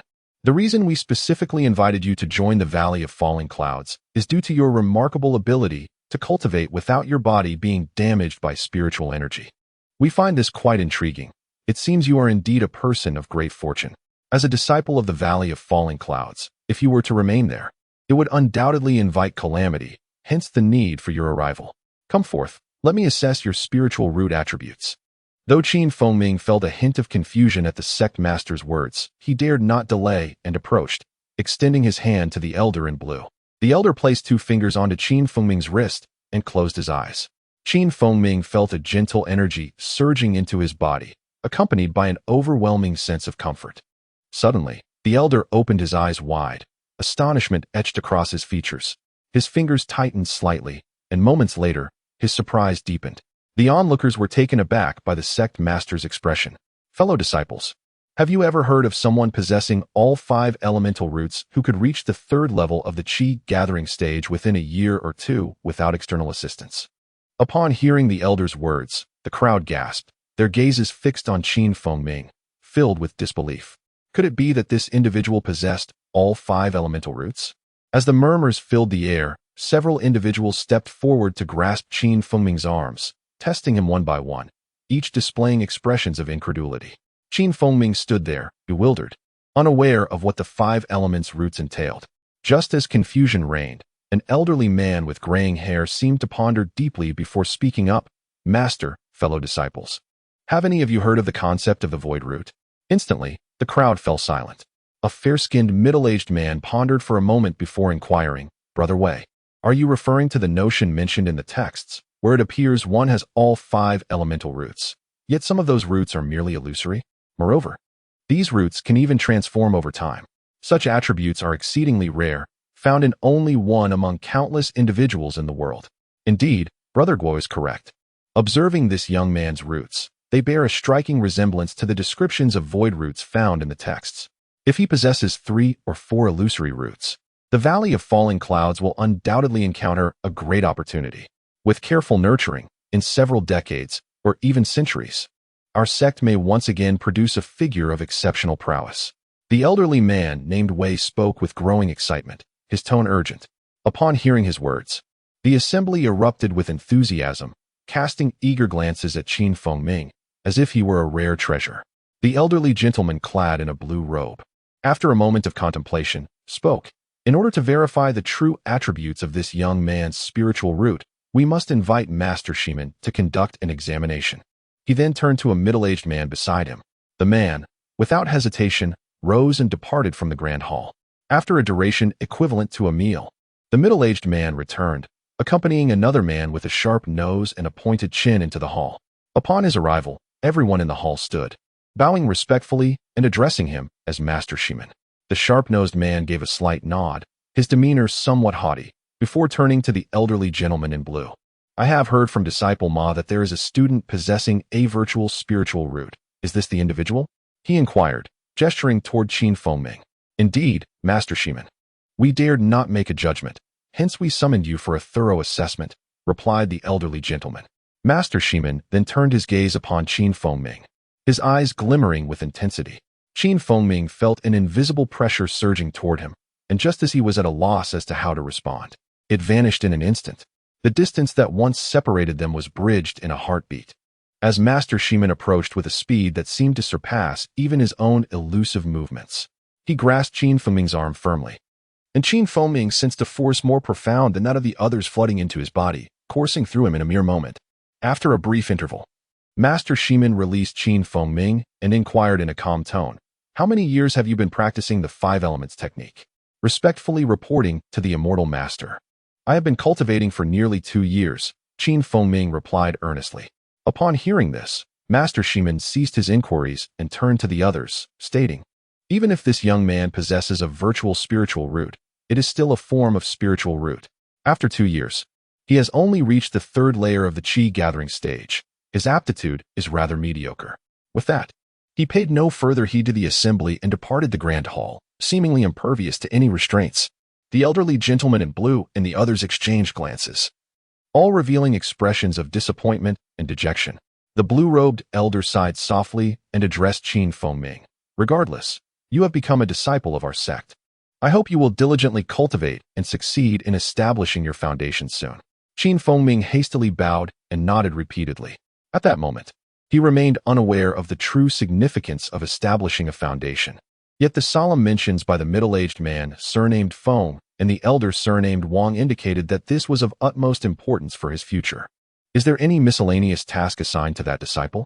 After reassuring Feng Ming, the blue-robed elder turned to the others and inquired. "I had a servant to tend to the medicinal garden, but 2 months ago, he failed to fulfill his duties and I dismissed him. I was just about to find a replacement, so let him accompany me," spoke the elder surnamed Wei first. "That would not be appropriate, Brother Wei. You have already taken 3 from the batch of disciples recruited 6 months ago. I must have him, as I am in need of someone to oversee the spirit beasts." The middle-aged man surnamed Ma retorted promptly. In an instant, others began to voice their desires, each vying to claim Feng Ming for themselves. Just as the argument escalated, a figure entered from the hall's entrance.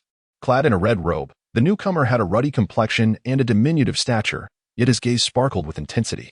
Upon his arrival, the bickering crowd abruptly fell silent, all bowing respectfully to the red-robed elder. The blue-robed elder's face brightened with a smile. "Brother Fei, it is a rare occasion to see you here today. May I inquire what brings you to our hall?" Without further ado, the elder surnamed Fei acknowledged the blue-robed elder with a nod and declared, "I am in need of a young apprentice in artifact forging. This one has just recently joined our sect, and he is the one."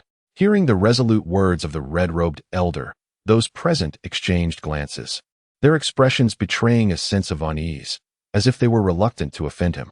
The blue-robed elder, understanding their sentiments, pondered briefly before smiling. "Since Brother Fei has taken a liking to this disciple, let him accompany you." The red-robed elder offered no further words, bowing to the assembly before stepping forward to grasp Feng Ming's left hand, leading him out of the grand hall without allowing him a chance to bid farewell to the sect leader. Upon reaching the foot of the cloud summit, they mounted a slender vessel and soared toward a distant peak. After landing on a mountaintop, a 2 to 3 zhang tall pavilion came into view. The elder with the ruddy complexion wasted no time, leading Feng Ming directly inside, instructing, "Retrieve a set of novice disciple supplies." Inside the pavilion, a young man, upon seeing the elder, immediately displayed a respectful demeanor. "I was unaware of Master Fei's arrival. Please allow me a moment," he said, retreating to fetch a package which he placed on the table before them. The elder gestured for Feng Ming to take the package, and then turned to leave the mountaintop with him. During their flight, the elder, noticing Feng Ming cradling the package, chuckled softly without elaborating. Feng Ming, puzzled by the elder's laughter, remained in the dark regarding its cause. Standing on the slender vessel, the elder casually remarked, "Once you reach the mid-stage of the Qi gathering phase, You may return to that pavilion to claim a mid-grade magical artifact. Upon reaching the late stage, you may claim a high-grade magical artifact. After this pronouncement, he fell silent. The elder continued to lead Feng onward, and as they passed a valley, he turned back to address him. Starting tomorrow, for the first 40 days, you need not engage in any menial tasks. You may first visit this valley to learn foundational cultivation knowledge from Disciple Su, or peruse some books to familiarize yourself with the world of cultivation. After 40 days, you must heed my instructions. Ming respectfully nodded, committing the elder's words to memory. Currently, he was utterly ignorant of the cultivation realm and had much to inquire about. After traversing the valley, they flew northward for another 20 to 30 li, eventually landing on a peak that housed a grand hall standing 10 zhang high. The hall bore the inscription Artifact Forging Hall prominently in its center. Beside the hall, several rooms were dispersed amidst a dense forest. The elder pointed to one of the buildings, saying, "From now on, you shall reside here. Meals can be taken at the kitchen located behind the hall, where someone is assigned to oversee it." Having said this, he tossed Ming a jade token before stepping into the grand hall. Observing the character for artifact inscribed on the token, Ming noted its subtle yet pleasant aura, realizing it was no ordinary item and carefully stowed it away. Upon entering the designated room, Ming found it constructed entirely of stone, dry and comfortable within. It was furnished with a bed, bedding, a wooden chair, a table, and a pine oil lamp. He opened the package to discover a set of gray robes, remarkably soft and unlike ordinary fabric, a small short sword, about the size of a child's palm, gleaming emerald green yet appearing rather dull, a black ring, a small booklet titled Elementary 5 Elements Technique, 2 pieces of or he had previously encountered, radiating a gentle luster, and several unknown yellow slips of paper. Upon inspecting the ring, Ming was taken aback as it bore a striking resemblance to the one he had acquired after defeating the second young master of the Zhang family. Additionally, there was a small booklet labeled Elementary 5 Elements Technique and 2 previously seen or pieces radiating a gentle glow, along with several unfamiliar yellow slips of paper. As he examined the ring closely, he retrieved the original ring from his pouch for comparison. Apart from some stylistic differences, the materials appeared to be identical, and their weights were nearly the same. After fiddling with it for a while, he could not discern its mysteries or how to wield it. So he resolved to seek guidance from Disciple Su regarding its intricacies the following day. On the following morning, Ming donned the gray robe he had received the previous day and set off, soaring away from the mountain, housing the Artifact Forging Hall. Heading straight for the valley he had traversed yesterday. Employing his lightness technique, he reached the valley in just over half an hour. On the journey, Ming encountered several disciples clad in gray, who, upon witnessing his martial prowess, displayed expressions of curiosity and gestured animatedly in his direction. Naturally, Ming paid them no mind. Within the valley stood an imposing hall, towering at least 5 or 6 zhang, with a plaque inscribed with Transmission Hall prominently displayed. At that moment, Ming understood that this hall was akin to the 100 Refinements Hall of the Falling Sunset Valley, serving as a place for imparting foundational techniques to newly initiated disciples. As Ming entered the hall, he observed a dozen youths in gray robes, some of whom were of a similar age to him, while others were merely 6 or 7 years old. They sat scattered across the cushions, engaged in lively conversation. "I heard that Lin, the boy who joined the sect with us, advanced from the 3rd to the 6th level in just 5 months. What a genius of cultivation," one said. "It's no wonder. He possesses dual spiritual roots, unlike us with our mere 4, another lamented. There were whispers about a girl from the Yu family rumored to possess a heavenly spiritual root, and tales of a 5-year-old child brought back by Uncle Li from Taihu County, who was said to have a celestial eye capable of seeing through ordinary illusions. If he achieves mastery, he could pierce through all formations in the world," someone exclaimed. Others spoke of Senior Brother Su, who had reached the 10th level of Qi gathering and had unique insights into the foundational 5-element techniques. "I have some questions about my cultivation that I hope to ask Senior Brother Su," another added. The hall was filled with a cacophony of voices, creating a rather boisterous atmosphere. Finding a spot, Ming sat down, and before long, he heard a voice inquire, "I don't believe I've seen you before. What is your name, and under which uncle are you training?" The speaker was a youth appearing to be around 15 or 16, gazing at Ming with a look of curiosity. "My name is Ming. I joined the sect just yesterday and am assigned to Uncle Fei. May I ask how to address you? Ming replied with a smile. Oh, so you're under Uncle Fei? My apologies. The youth responded, his demeanor shifting to one of respect. I'm Wang, training under Uncle Lu in alchemy. I may need your assistance in the future, so please don't hesitate when I call upon you. He spoke with an air of earnestness. Ming was puzzled by the sudden change in attitude upon revealing his association with Uncle Fei, yet he replied courteously, not at all. Feel free to ask whenever you need. Upon learning of his affiliation with Uncle Fei, many others approached Ming to greet him, each displaying a warm enthusiasm. In a short span, he became the center of attention. After a brief while, a middle-aged man in gray robes entered the hall, prompting everyone to rise and greet him as Senior Brother Su. Ming followed suit. Senior Brother Su, smiling warmly, addressed the assembly. Some of you are familiar faces, while others are newcomers. For the first 5 days of each month, I will be here to teach the foundational 5-element techniques. Should you have any questions, feel free to visit me in the east wing of the hall where I reside. Today marks the first day of the month, so I will commence with the explanation of the fireball technique. As Ming listened to Senior Brother Su elucidate the fireball incantation, he felt a stirring within. The technique closely mirrored the one described in his cultivation manual. For the next 5 days, Ming diligently attended the transmission hall, absorbing the teachings of the 5-element techniques. During this time, he not only became familiar with the foundational spells, but also grasped their classifications, learning that spells are categorized as low, mid, and high tier. Low-tier spells included fireball, ice ball, object control, and spiritual eye techniques. Mid-tier spells encompassed airborne technique, ice wall, and earth wall spells. Due to his current cultivation at the 3rd level of Qi gathering, he could only practice low-tier spells, as mid-tier spells would demand too much of his spiritual energy, rendering them impractical. The only exception was the airborne technique, which he could perform for short durations. The airborne technique allowed one to fly, much like the second young master of the Zhang family, who used an airborne talisman to enhance speed while conserving spiritual energy. The object control technique enabled one to manipulate objects from a distance, making it fundamental for controlling magical tools and treasures. The spiritual eye technique allowed one to assess the depth of another's spiritual energy within their dantian, enabling a rough estimation of their cultivation level and distinguishing between mortals and cultivators. Defensive spells such as Ice Wall, Ice Shield, Earth Wall, and Earth Shield created barriers for protection against harm, playing a significant role in duels among low-level cultivators. For Ming, mid-tier spells remained elusive until he reached the mid-stage of Qi gathering.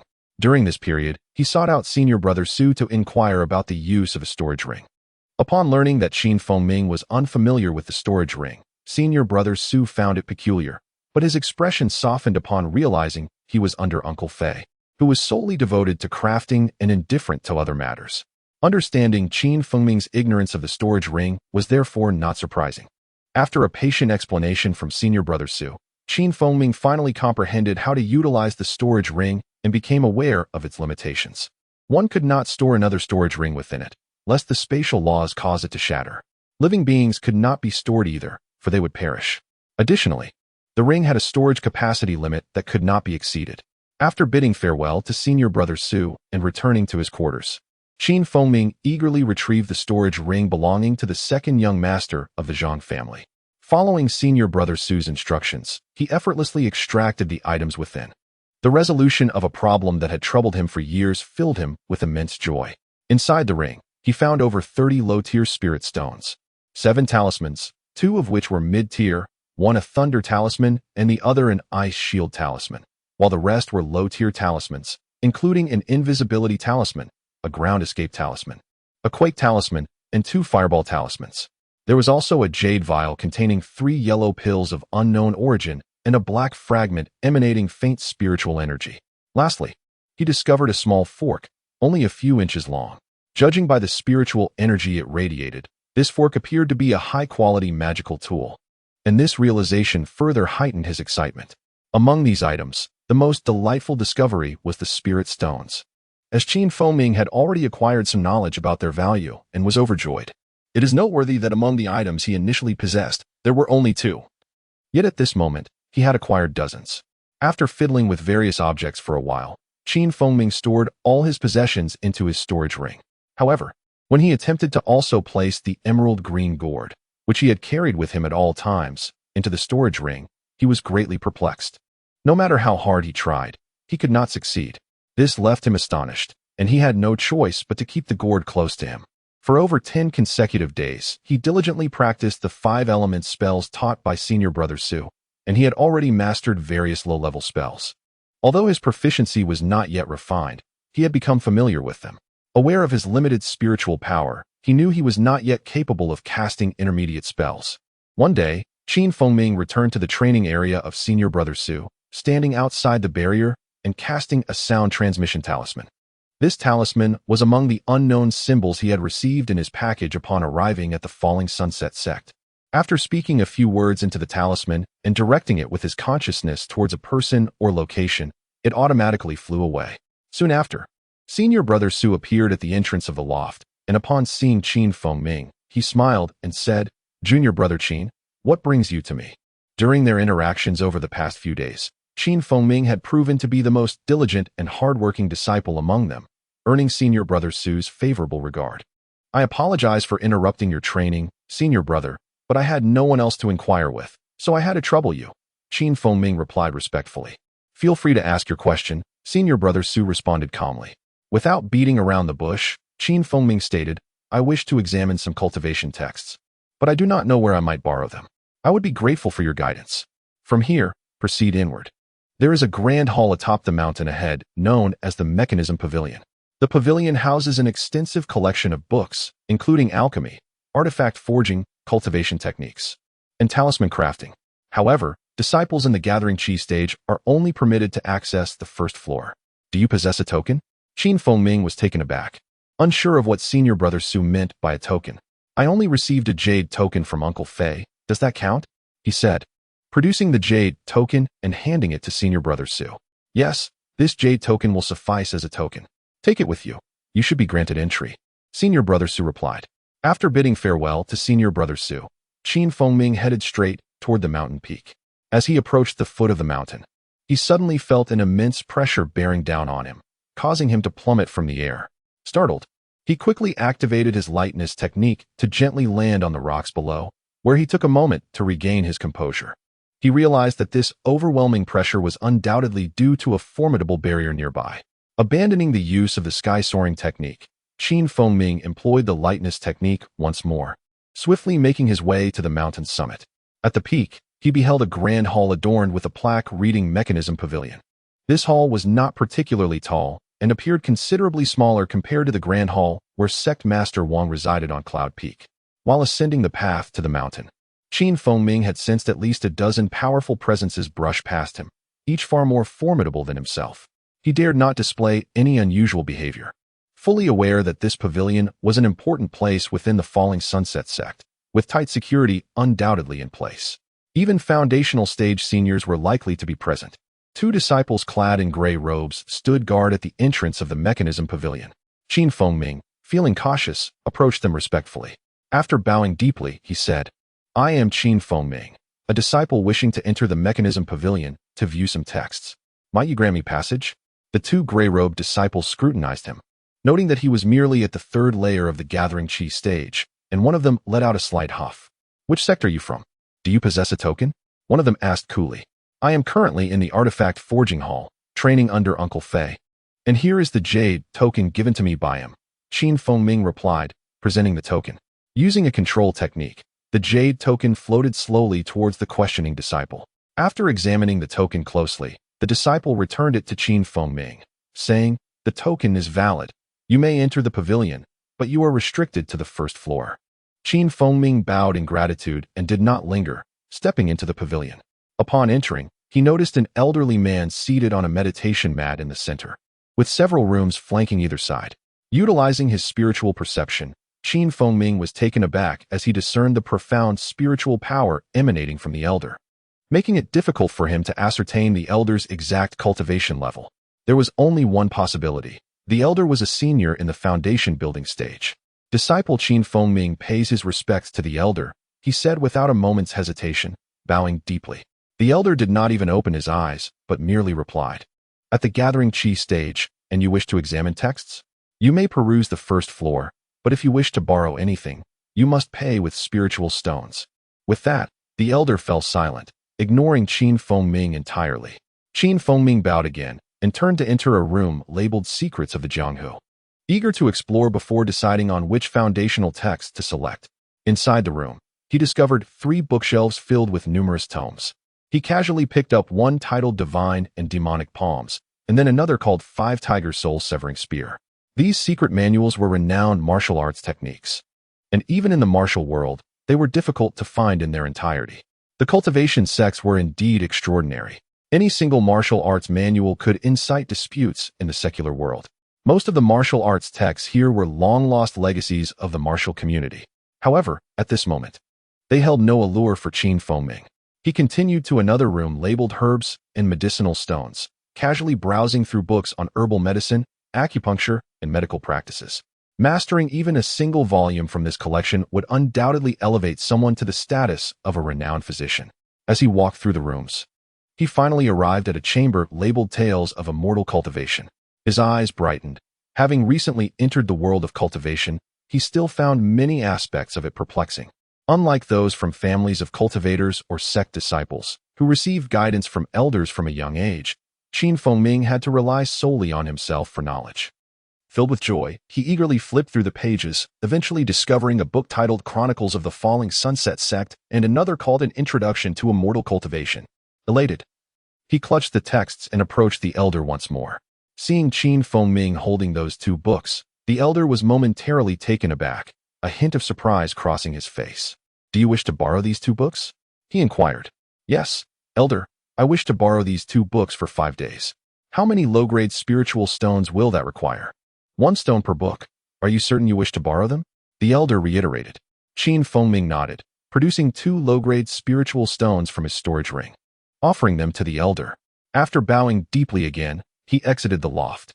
Watching Feng Ming depart, the elder murmured to himself, "I did not expect him to be a small fortune holder. He chooses to borrow these 2 trivial books instead of anything related to cultivation." Among low-grade disciples, spiritual stones were scarce. Even those performing menial tasks earned only 3 or 4 low-grade stones a month. If one performed poorly, receiving just 2 stones a month was already commendable. For cultivators, spiritual stones were indispensable for both cultivation and combat. Regardless of the elder's thoughts, Feng Ming returned directly to his dwelling and immediately began studying Chronicles of the Falling Sunset Sect with great focus. After more than a day's meticulous examination, he finally learned about the origins and scale of the Falling Sunset Sect.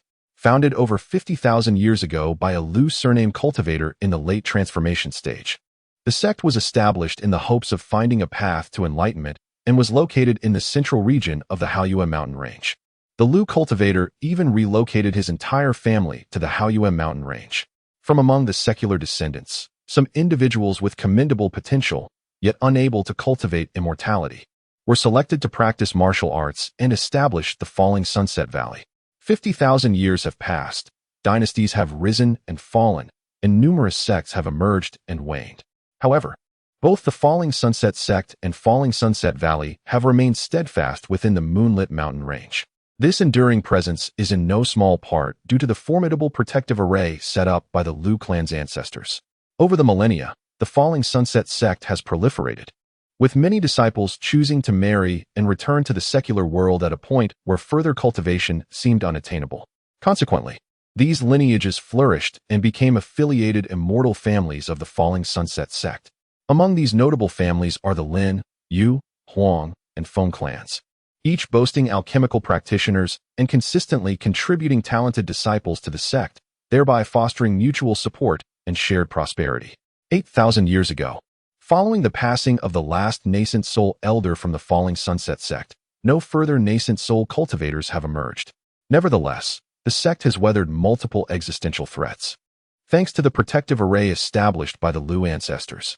Although it has now regressed to a second-tier sect, the Falling Sunset Sect still boasts thousands of disciples, albeit the majority are at the Qi gathering stage, with only a few hundred at the foundation establishment stage and merely 20 to 30 at the alchemical stage.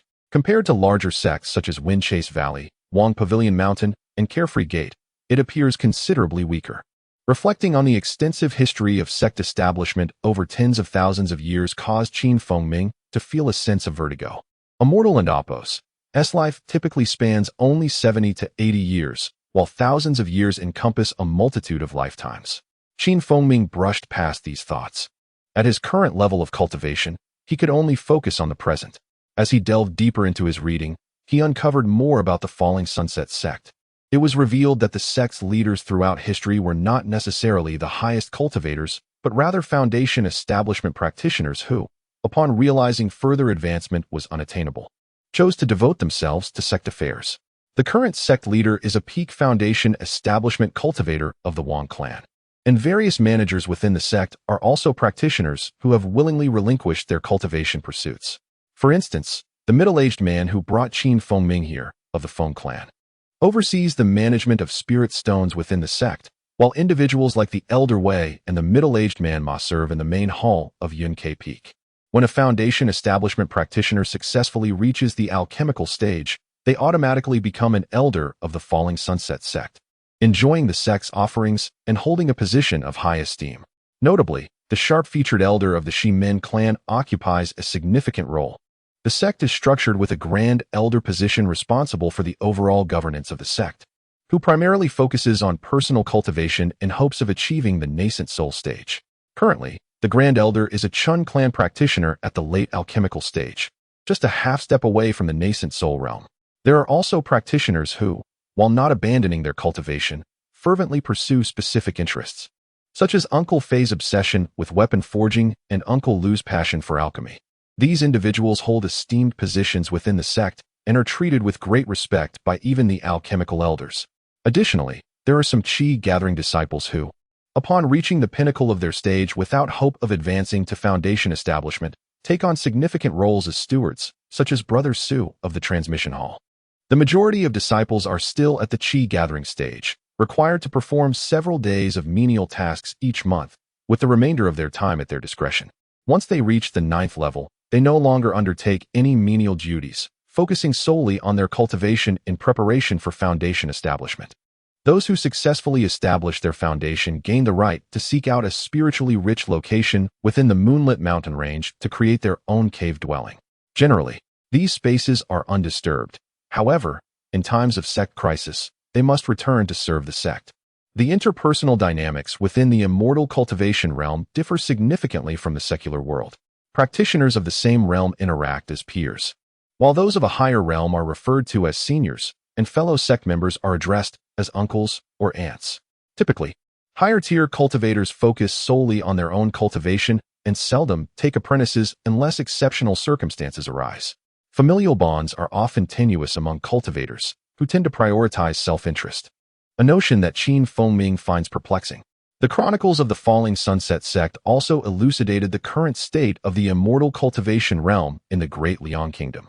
Presently, there are 3 first-tier sects: Wind Chase Valley, Wang Pavilion Mountain, and Carefree Gate, each governed by nascent soul elders. Among them, Wind Chase Valley boasts the greatest strength, with a couple of nascent soul couples and 1 additional nascent soul practitioner. Wang Pavilion Mountain and Carefree Gate each have 2 nascent soul elders. These 3 first-tier sects have disciples numbering over 10,000. Wind Chase Valley is situated within the vast spiritual vein of the Wanqiong mountain range, centrally located in the Great Liang Kingdom, while Wang Pavilion Mountain resides within the Taiyu mountain range in the east. And Carefree Gate is located in the Yinling mountain range in the northwest, forming a triangular formation. Aside from these 3 major sects, the Great Liang Kingdom is home to 5 smaller sects, which, although lacking nascent soul practitioners, still possess formidable strength: Wahoo Mountain, Falling Sunset Sect, Spirit Driving Gate, Blood Refinement Gate, and Tai Su Gate. Additionally, there are numerous smaller sects and immortal families, all of which are subordinate to these larger sections. Beyond these sects and families, the most populous group within the immortal cultivation realm consists of a vast number of independent cultivators, all of which together constitute the entire immortal cultivation landscape of the Great Liang Kingdom. When the Falling Sunset sect was first established, it was bolstered by the presence of nascent soul practitioners, controlling 5 prefectures surrounding Yingzhou Prefecture. However, having now declined to a second-tier sect, its former strength has diminished, and it currently shares control over several prefectures in the south with Wahoo Mountain. After reviewing the chronicles of the falling sunset sect, Ming wasted no time and spent 2 days meticulously studying the fundamentals of immortal cultivation. This text delineates the distinctions between cultivators and mortals, detailing which individuals possess the potential for cultivation and the reasons why others do not, with comprehensive narratives throughout. Despite the vast population of the world, with Yingzhou Prefecture alone housing millions, the number of individuals capable of cultivating immortality is exceedingly rare, and even fewer manage to enter the realm of cultivation. Speaking of cultivation, one must invariably mention spiritual roots. The text articulates that all things embody the 5 elements of heaven and earth: metal, wood, water, fire, and earth. Whether human or other entities, they cannot escape these 5 attributes. Humans are regarded as the spirits of all things, and from birth, they possess the 5 elements, with cultivators referring to these attributes as spiritual roots. Thus, every individual inherently possesses the 5 spiritual roots of metal, wood, water, fire, and earth. The 5 elements are interdependent, yet also restrictive.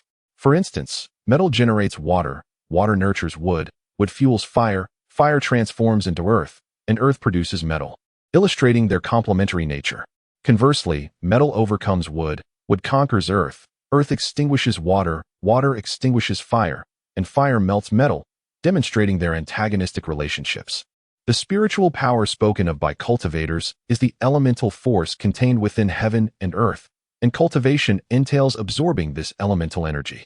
Should an individual possess all 5 spiritual roots, due to their conflicting nature, their sensitivity to the elemental energies is significantly diminished, leading to exceedingly slow absorption, hence being regarded as someone without spiritual roots. In contrast, an individual lacking one spiritual root, such as earth, must absorb earthly spiritual energy from the environment to compensate for their deficiency.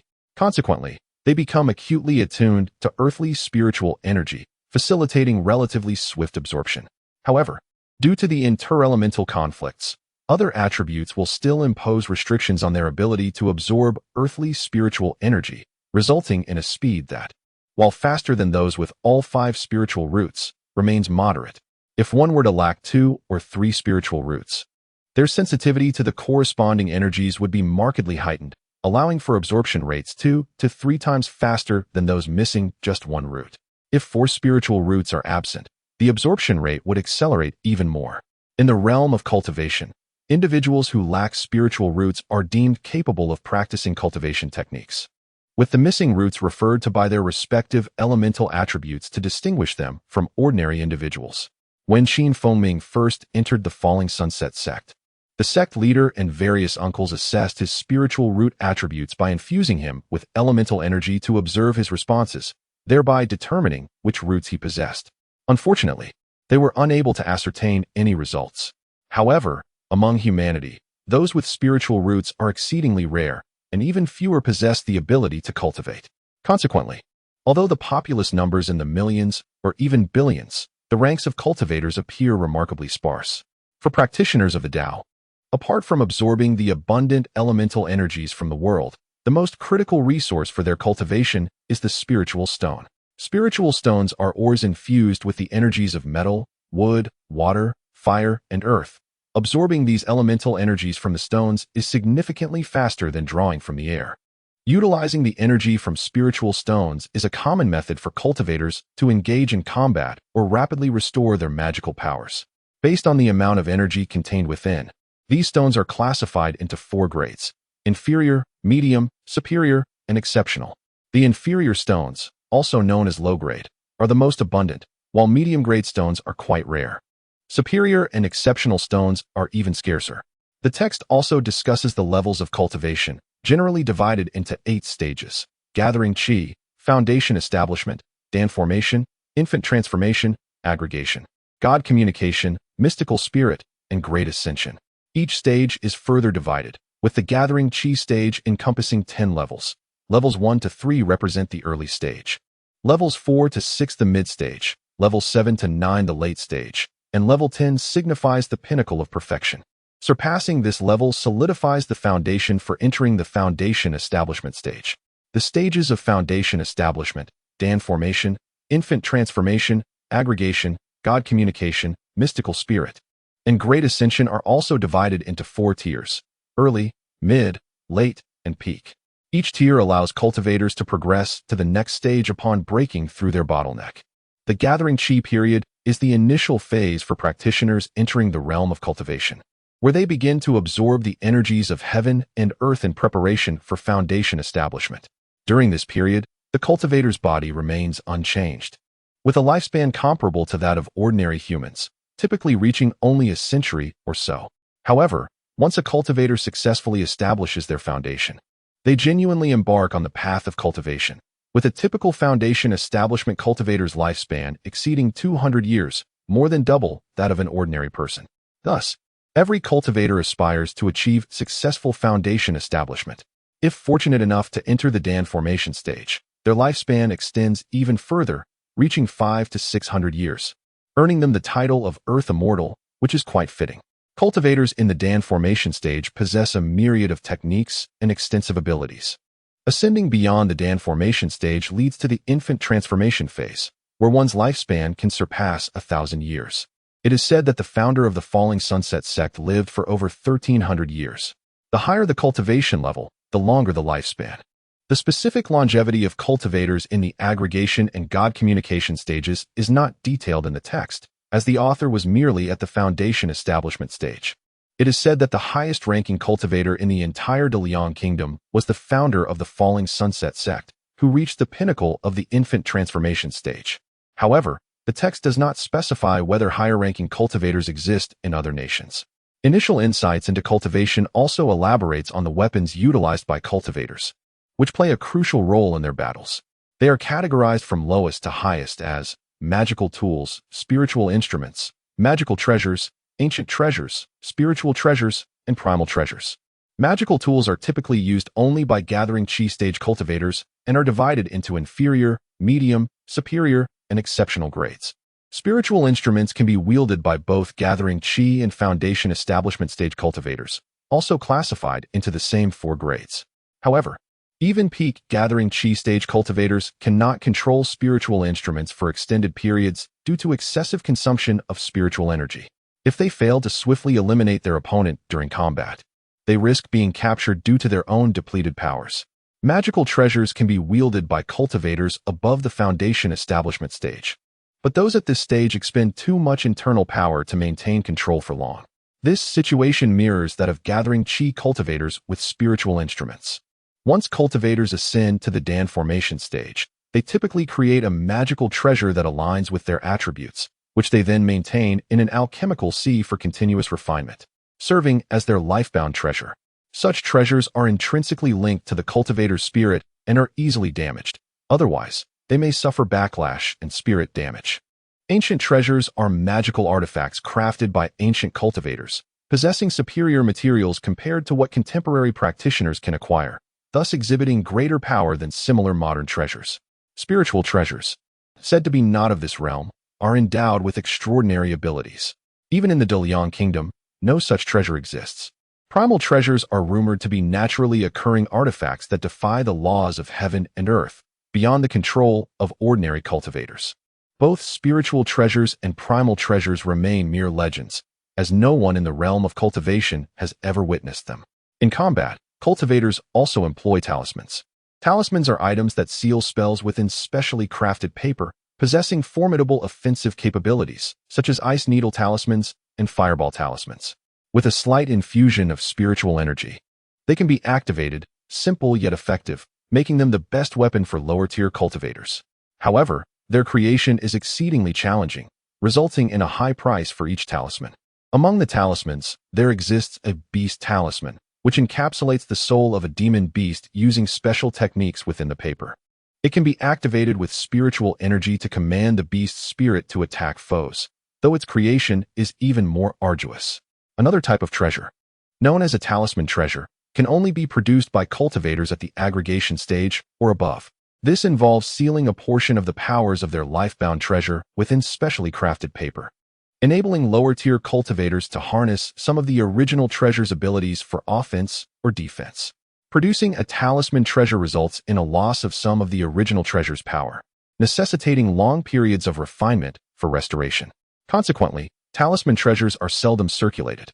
When used, part of their power is consumed, and once depleted, the talisman becomes ineffective. Although talisman treasures have usage limitations and may seem less advantageous to aggregation stage cultivators, some families or sects still produce them for future generations when facing imminent peril. Due to the absence of aggregation stage cultivators in the Doliang Kingdom, no one has encountered a talisman treasure. After perusing chronicles of the Falling Sunset sect and initial insights into cultivation, Qin Fengming finally grasped the general outline of cultivation, and the questions that had troubled him for so long found resolution. Disappointingly, he did not discover the virtual spiritual root mentioned by the elder of the Wei family. Yet the fact that he could cultivate indicated a significant advantage over ordinary individuals. Thus, Qin Fengming resolved that regardless of his seemingly inferior talents, with 100-fold effort, he would surely achieve some rewards. 40 days passed swiftly, and one day, a young man clad in gray approached Qin Fengming's dwelling, stating that Uncle Fei summoned him. The young man appeared to be at the 4th level of the Gathering Qi stage and introduced himself as Lu. Qin Fengming dared not delay and promptly followed the young man into the refining hall. Upon entering the grand hall, Qin Fengming was momentarily taken aback. The hall was utterly empty, devoid of any furnishings. Observing his astonished expression, the young man chuckled and remarked, "Junior brother Qin. Everyone feels quite odd upon their first entry into the refining hall." As he spoke, he raised his hand, producing a jade token identical to the one in Qin Fengming's possession. He tossed the token, and it soared towards a corner of the hall, hovering in midair after traveling nearly 2 yards. Moments later, the jade token emitted a brilliant azure light, and a luminous barrier materialized before the two.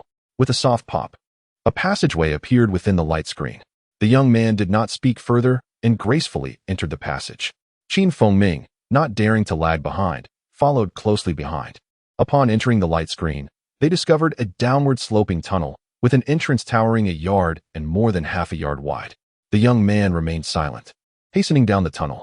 After a brief half-hour, they arrived before a stone door. Qin Fengming calculated that they were now nearly 20 miles from the tunnel entrance. The distance was so great that it weighed heavily upon him. Gazing at the stone door, he noticed a faint, shimmering aura, as if some form of restriction lay upon it. The young man activated a sound transmission talisman, and shortly thereafter, the stone door slowly opened. As the door swung wide, Qin Fengming was immediately met by an overwhelming wave of heat, nearly unbearable. He swiftly circulated his internal energy to dispel the discomfort. Gazing into the cavern, one could behold a spacious and lofty hall surrounded by numerous stone chambers, each adorned with robust stone doors, seemingly imbued with mystical barriers. Within this hall stood a young man clad in gray, possessing the 5th layer of the Gathering Qi stage, as revealed by a spiritual vision technique. Upon the arrival of Qin Fengming and his companion, he merely stood, nodded slightly, and resumed his task of organizing a pile of refining materials along one side of the hall. The senior brother Lu whispered to Qin Fengming to wait a moment while he approached the pile of materials to search meticulously. After what felt like an entire meal, the largest stone door suddenly swung open, and the previously seen Uncle Fei appeared at the entrance. "Nephew Qin," he addressed, "regardless of your affinity for refining, having come here, you must commit to learning the art of crafting. For the first 10 days, I will gather materials and teach you the techniques of refinement. Should you fail to meet my expectations in a month, you shall not remain here to assist in the refining pavilion. Conversely, if you succeed, I shall assign you monthly tasks involving the refinement of materials, allowing you to cultivate freely. Each month, you shall receive 10 low-grade spirit stones, and for this month, I shall provide you with an advance of 20 spirit stones for practice." Uncle Fei handed the 20 spirit stones directly to Qin Fengming without further ado. "I shall devote myself to learning diligently and will not disappoint you, Uncle Fei," Qin Fengming replied respectfully. "Very well, follow me," Uncle Fei instructed, leading him to a nearby stone chamber, where with a mere wave of his hand, the stone door opened silently. As they entered, the door closed behind them with equal quietude, and a shimmering aura of spiritual energy enveloped the threshold. The temperature within the chamber escalated significantly, yet Qin Fengming managed to endure it. The cavern measured around 4 to 5 zhang in length and width, and 3 to 4 zhang in height, housing 6 crouching toads scattered across the floor, each over 3 feet tall, their mouths agape, exhaling wisps of white vapor. Uncle Fei approached one of the toads. placed 3 low-grade spirit stones into its 3 indentations, and executed a spell. With a resounding boom, the toad unleashed a torrent of searing flames. This subterranean fire rivaled the alchemical flames of seasoned cultivators, a gift from the sect's founder who had summoned the inner fire of the earth and placed numerous fire beasts to harness it. By activating the formation with spirit stones, the fire beasts could emit flames suitable for alchemy and crafting by cultivators in the gathering chi and foundation establishment stages. The heat here was comparable to that of the alchemical hall of Brother Liu. As he spoke, he demonstrated to Qin Feng how to control and utilize the earth fire. Nephew Qin, you must observe closely and pay careful attention. By following my method, you will be able to refine various materials, extracting their essence while casting away the dross. Following this, Uncle Fei swiftly conjured a small cauldron, placing it atop the fire beast. He then added a piece of refining material into the cauldron, skillfully managing the flame's intensity. After a short while, the material transformed into a liquid state. Uncle Fei then executed another spell, causing the flames to change to a brilliant white. A layer of grayish-white substance began to surface on the liquid material, persisting for the duration of a meal. Uncle Fei then used a pair of tongs to extract the layer and collected the remaining material with a vessel. He cast another spell at the fire beast, extinguishing its flames. Qin Feng watched intently as Uncle Fei refined, recognizing that while it appeared effortless, such mastery was the result of years of dedication. Upon completing the demonstration, Uncle Fei imparted various fire control techniques to Qin Feng, leaving him a pile of refining materials before departing the chamber. Seated on the stone floor, Qin Feng reflected deeply on Uncle Fei's actions and meticulously recalled the myriad fire control techniques for an entire meal's duration without moving. Eventually, he began to act, casting a spell towards the fire beast. With a sudden roar, it belched forth flames, eliciting joy from Qin Feng. He followed with another spell, though the transformation of the flames was considerably slower than Uncle Fei's. Understanding that his spiritual energy was not as profound as Uncle Fei's, he realized that mastering the flame transformation would require time and experience. He placed the refining furnace atop the fire beast, mimicking Uncle Fei, and inserted a piece of refining material, commencing the process of refining and purifying it. To his dismay, the material ended up as a charred mass, rendered useless. In the ensuing month, aside from meals and rest, Qin Feng immersed himself in the refining chamber, repetitively undergoing this process. For the first 10 days, Uncle Fei would visit daily to offer guidance. However, after the 10th day, his presence was no longer felt.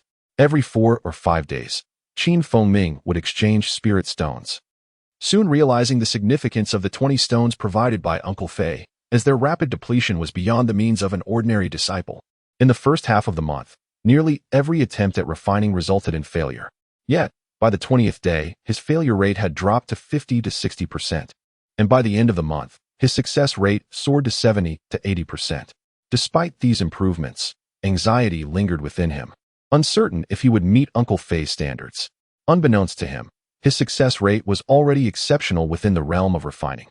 When Uncle Fei returned to assess Qin Feng's progress a month later, he was astonished by the young man's proficiency and success rate.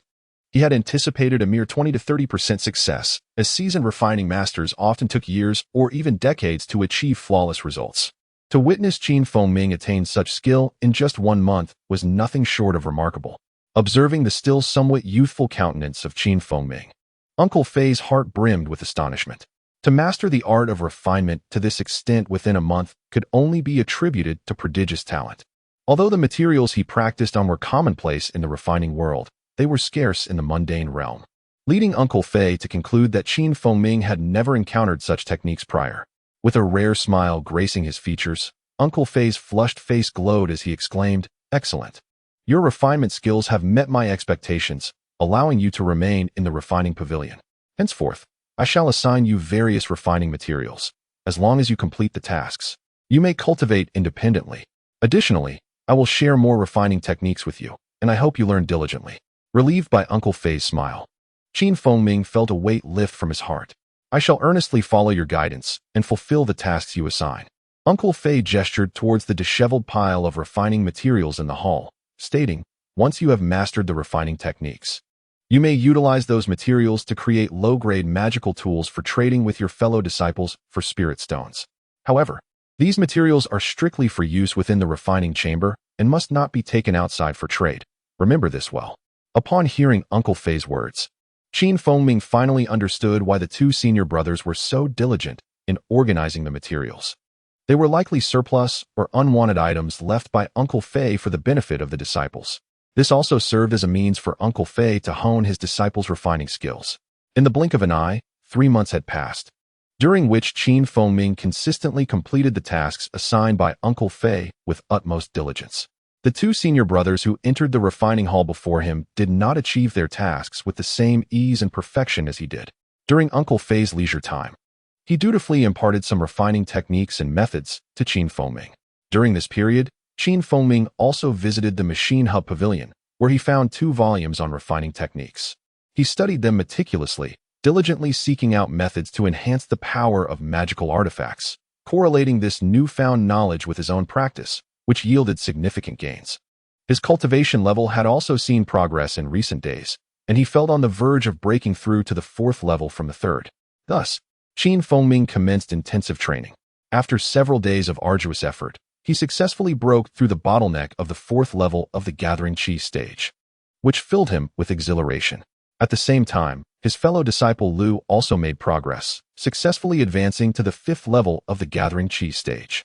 With his advancement to the 4th level, Qin Fengming entered the mid-Gathering Qi stage, allowing him to learn and utilize intermediate and advanced spells. Although he could study advanced spells, it was uncommon for mid-level disciples to employ high-level spells in combat due to their lengthy casting times and significant spiritual energy consumption, which often proved counterproductive. Qin Fengming revisited the intermediate spells such as the Void Technique, Ice Wall Technique, and Earth Wall Technique that senior brother Su had explained to him. While he could cast these spells at the 3rd level of Gathering Qi, he could not do so instantaneously.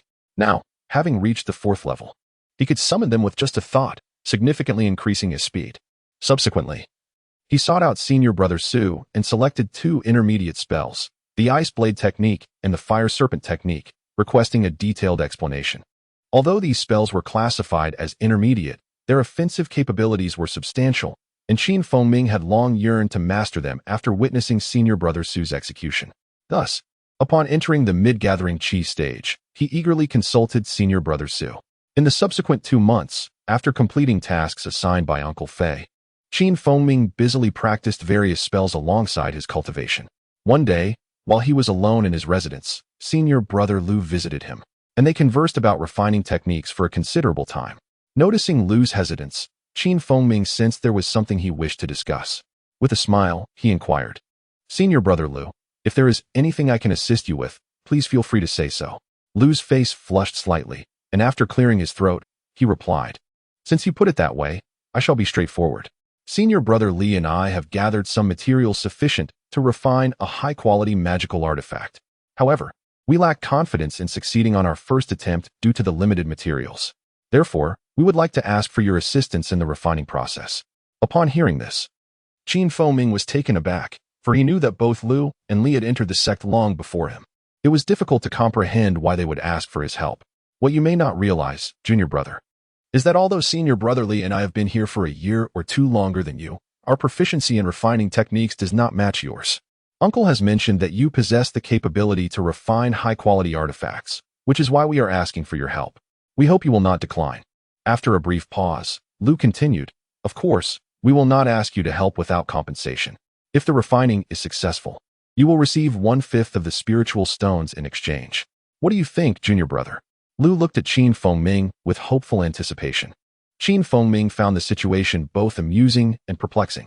After a moment of contemplation, he replied, "Though Uncle Fei has provided me some guidance in refining techniques, I cannot guarantee that I can successfully refine a high-quality artifact in 1 attempt.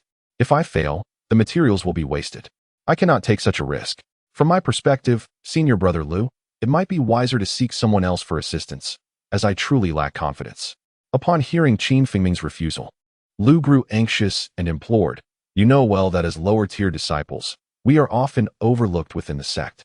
High-quality artifacts or pills are rarely within our reach, and we manage our monthly spiritual stones with great care. We must come up with our own solutions. Even those senior brothers who know how to refine artifacts tend to hold themselves in high regard and would not assist us. This is why we turn to you. If we fail, Neither senior brotherly nor I will hold it against you. But if we succeed, you will certainly benefit. Seeing Lu's resolute demeanor, Qin Fengming understood that declining was not an option. After a moment of thought, he reluctantly agreed. With the objective achieved, Lu was filled with excitement and promptly invited Qin Fengming to the refining chamber. Upon entering, senior brotherly, who was already aware of Qin Fengming's agreement, displayed his enthusiasm. The trio entered the chamber that Qin Fengming usually used, closing the stone door behind them. Lu and Li swiftly retrieved 7 or 8 types of refining materials from their storage rings. After a brief examination, Qin Fengming recognized that most of these materials were those Uncle Fei had instructed him to refine before. Without further ado, he set up the refining furnace and began the purification process. After more than 2 hours, all the materials were successfully refined. Qin Fengming handed the purified materials to Lu and Li, saying, "It is already noon. Let us have some food first and continue refining in the afternoon." Although disappointment flickered across their faces, they ultimately smiled and replied, "Of course, junior brother Qin. You must be weary. Let us rest and resume our work in the afternoon." After lunch, as Qin Fengming returned to his residence, contemplating a brief rest, he heard Lu's voice calling from outside. "Junior brother Qin, I presume you have finished your meal.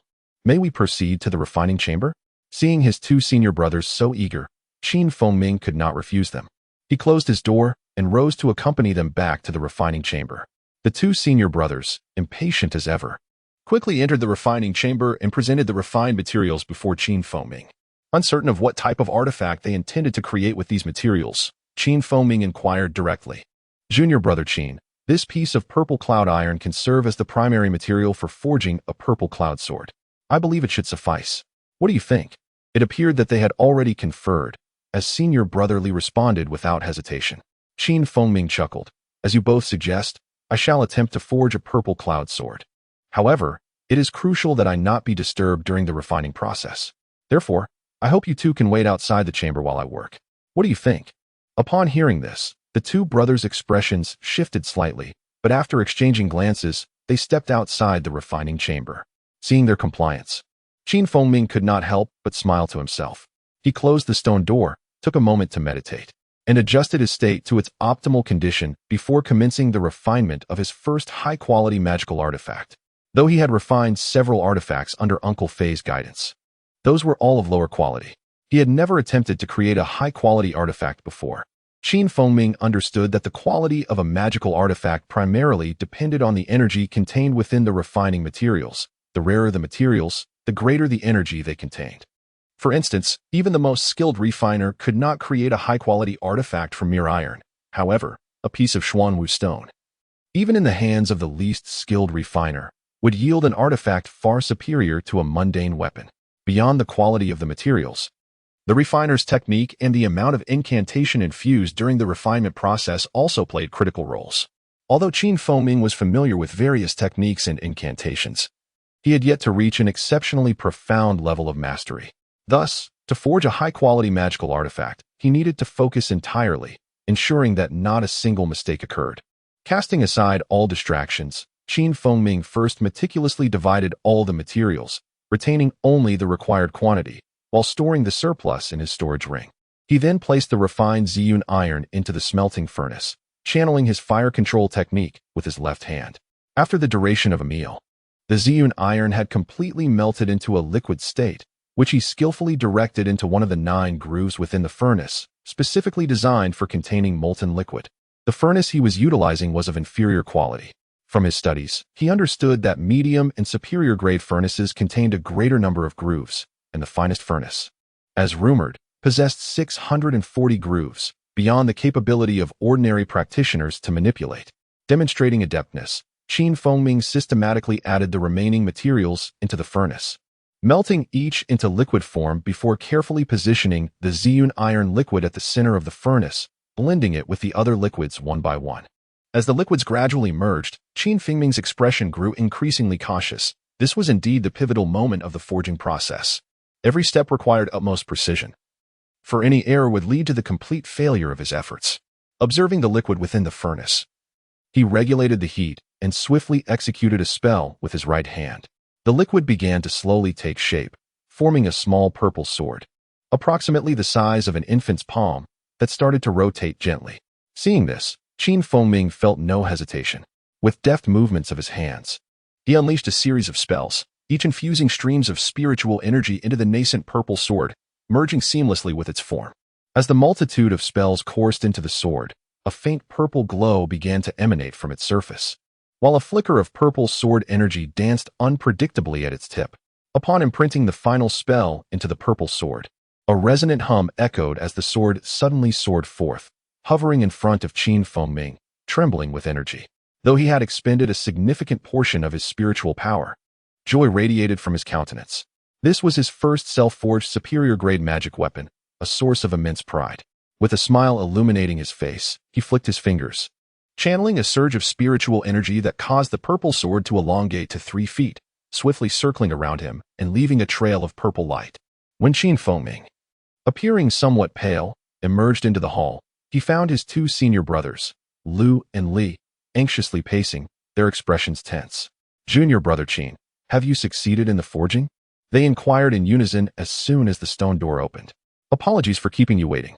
I have not failed my mission, though slightly fatigued. I have successfully forged it," Feng Ming replied, revealing a 2-inch-long purple sword before them. With a slight infusion of spiritual power, the sword instantly grew to 3 feet in length, shimmering with an alluring purple light. Upon witnessing this, the 2 brothers beamed with delight, their anxieties dissolving in an instant. Li took the purple sword, testing its might, and the imposing pressure it exuded confirmed it as a superior-grade magical weapon without a doubt. This Ziyun sword, in terms of power, rivals the white sword gifted to Brother Lin. I am truly grateful, junior brother Qin. I assure you, I will not shortchange you in the exchange for spirit stones. With the successful forging of the Ziyun sword, it was also time for the junior brother to return and restore his depleted spiritual energy. After bowing respectfully, Feng Ming departed the forging hall, indifferent to how Lu and Li would trade for spirit stones, his sole desire now being to rest. Having forged a superior-grade magic weapon for the first time, he realized that not only had he expended considerable spiritual power, but his own consciousness had also been significantly drained. For 3 consecutive days, Feng Ming sat in meditation, recuperating from his losses. Although he possessed a fair number of spirit stones, he was reluctant to expend them, acutely aware of their value.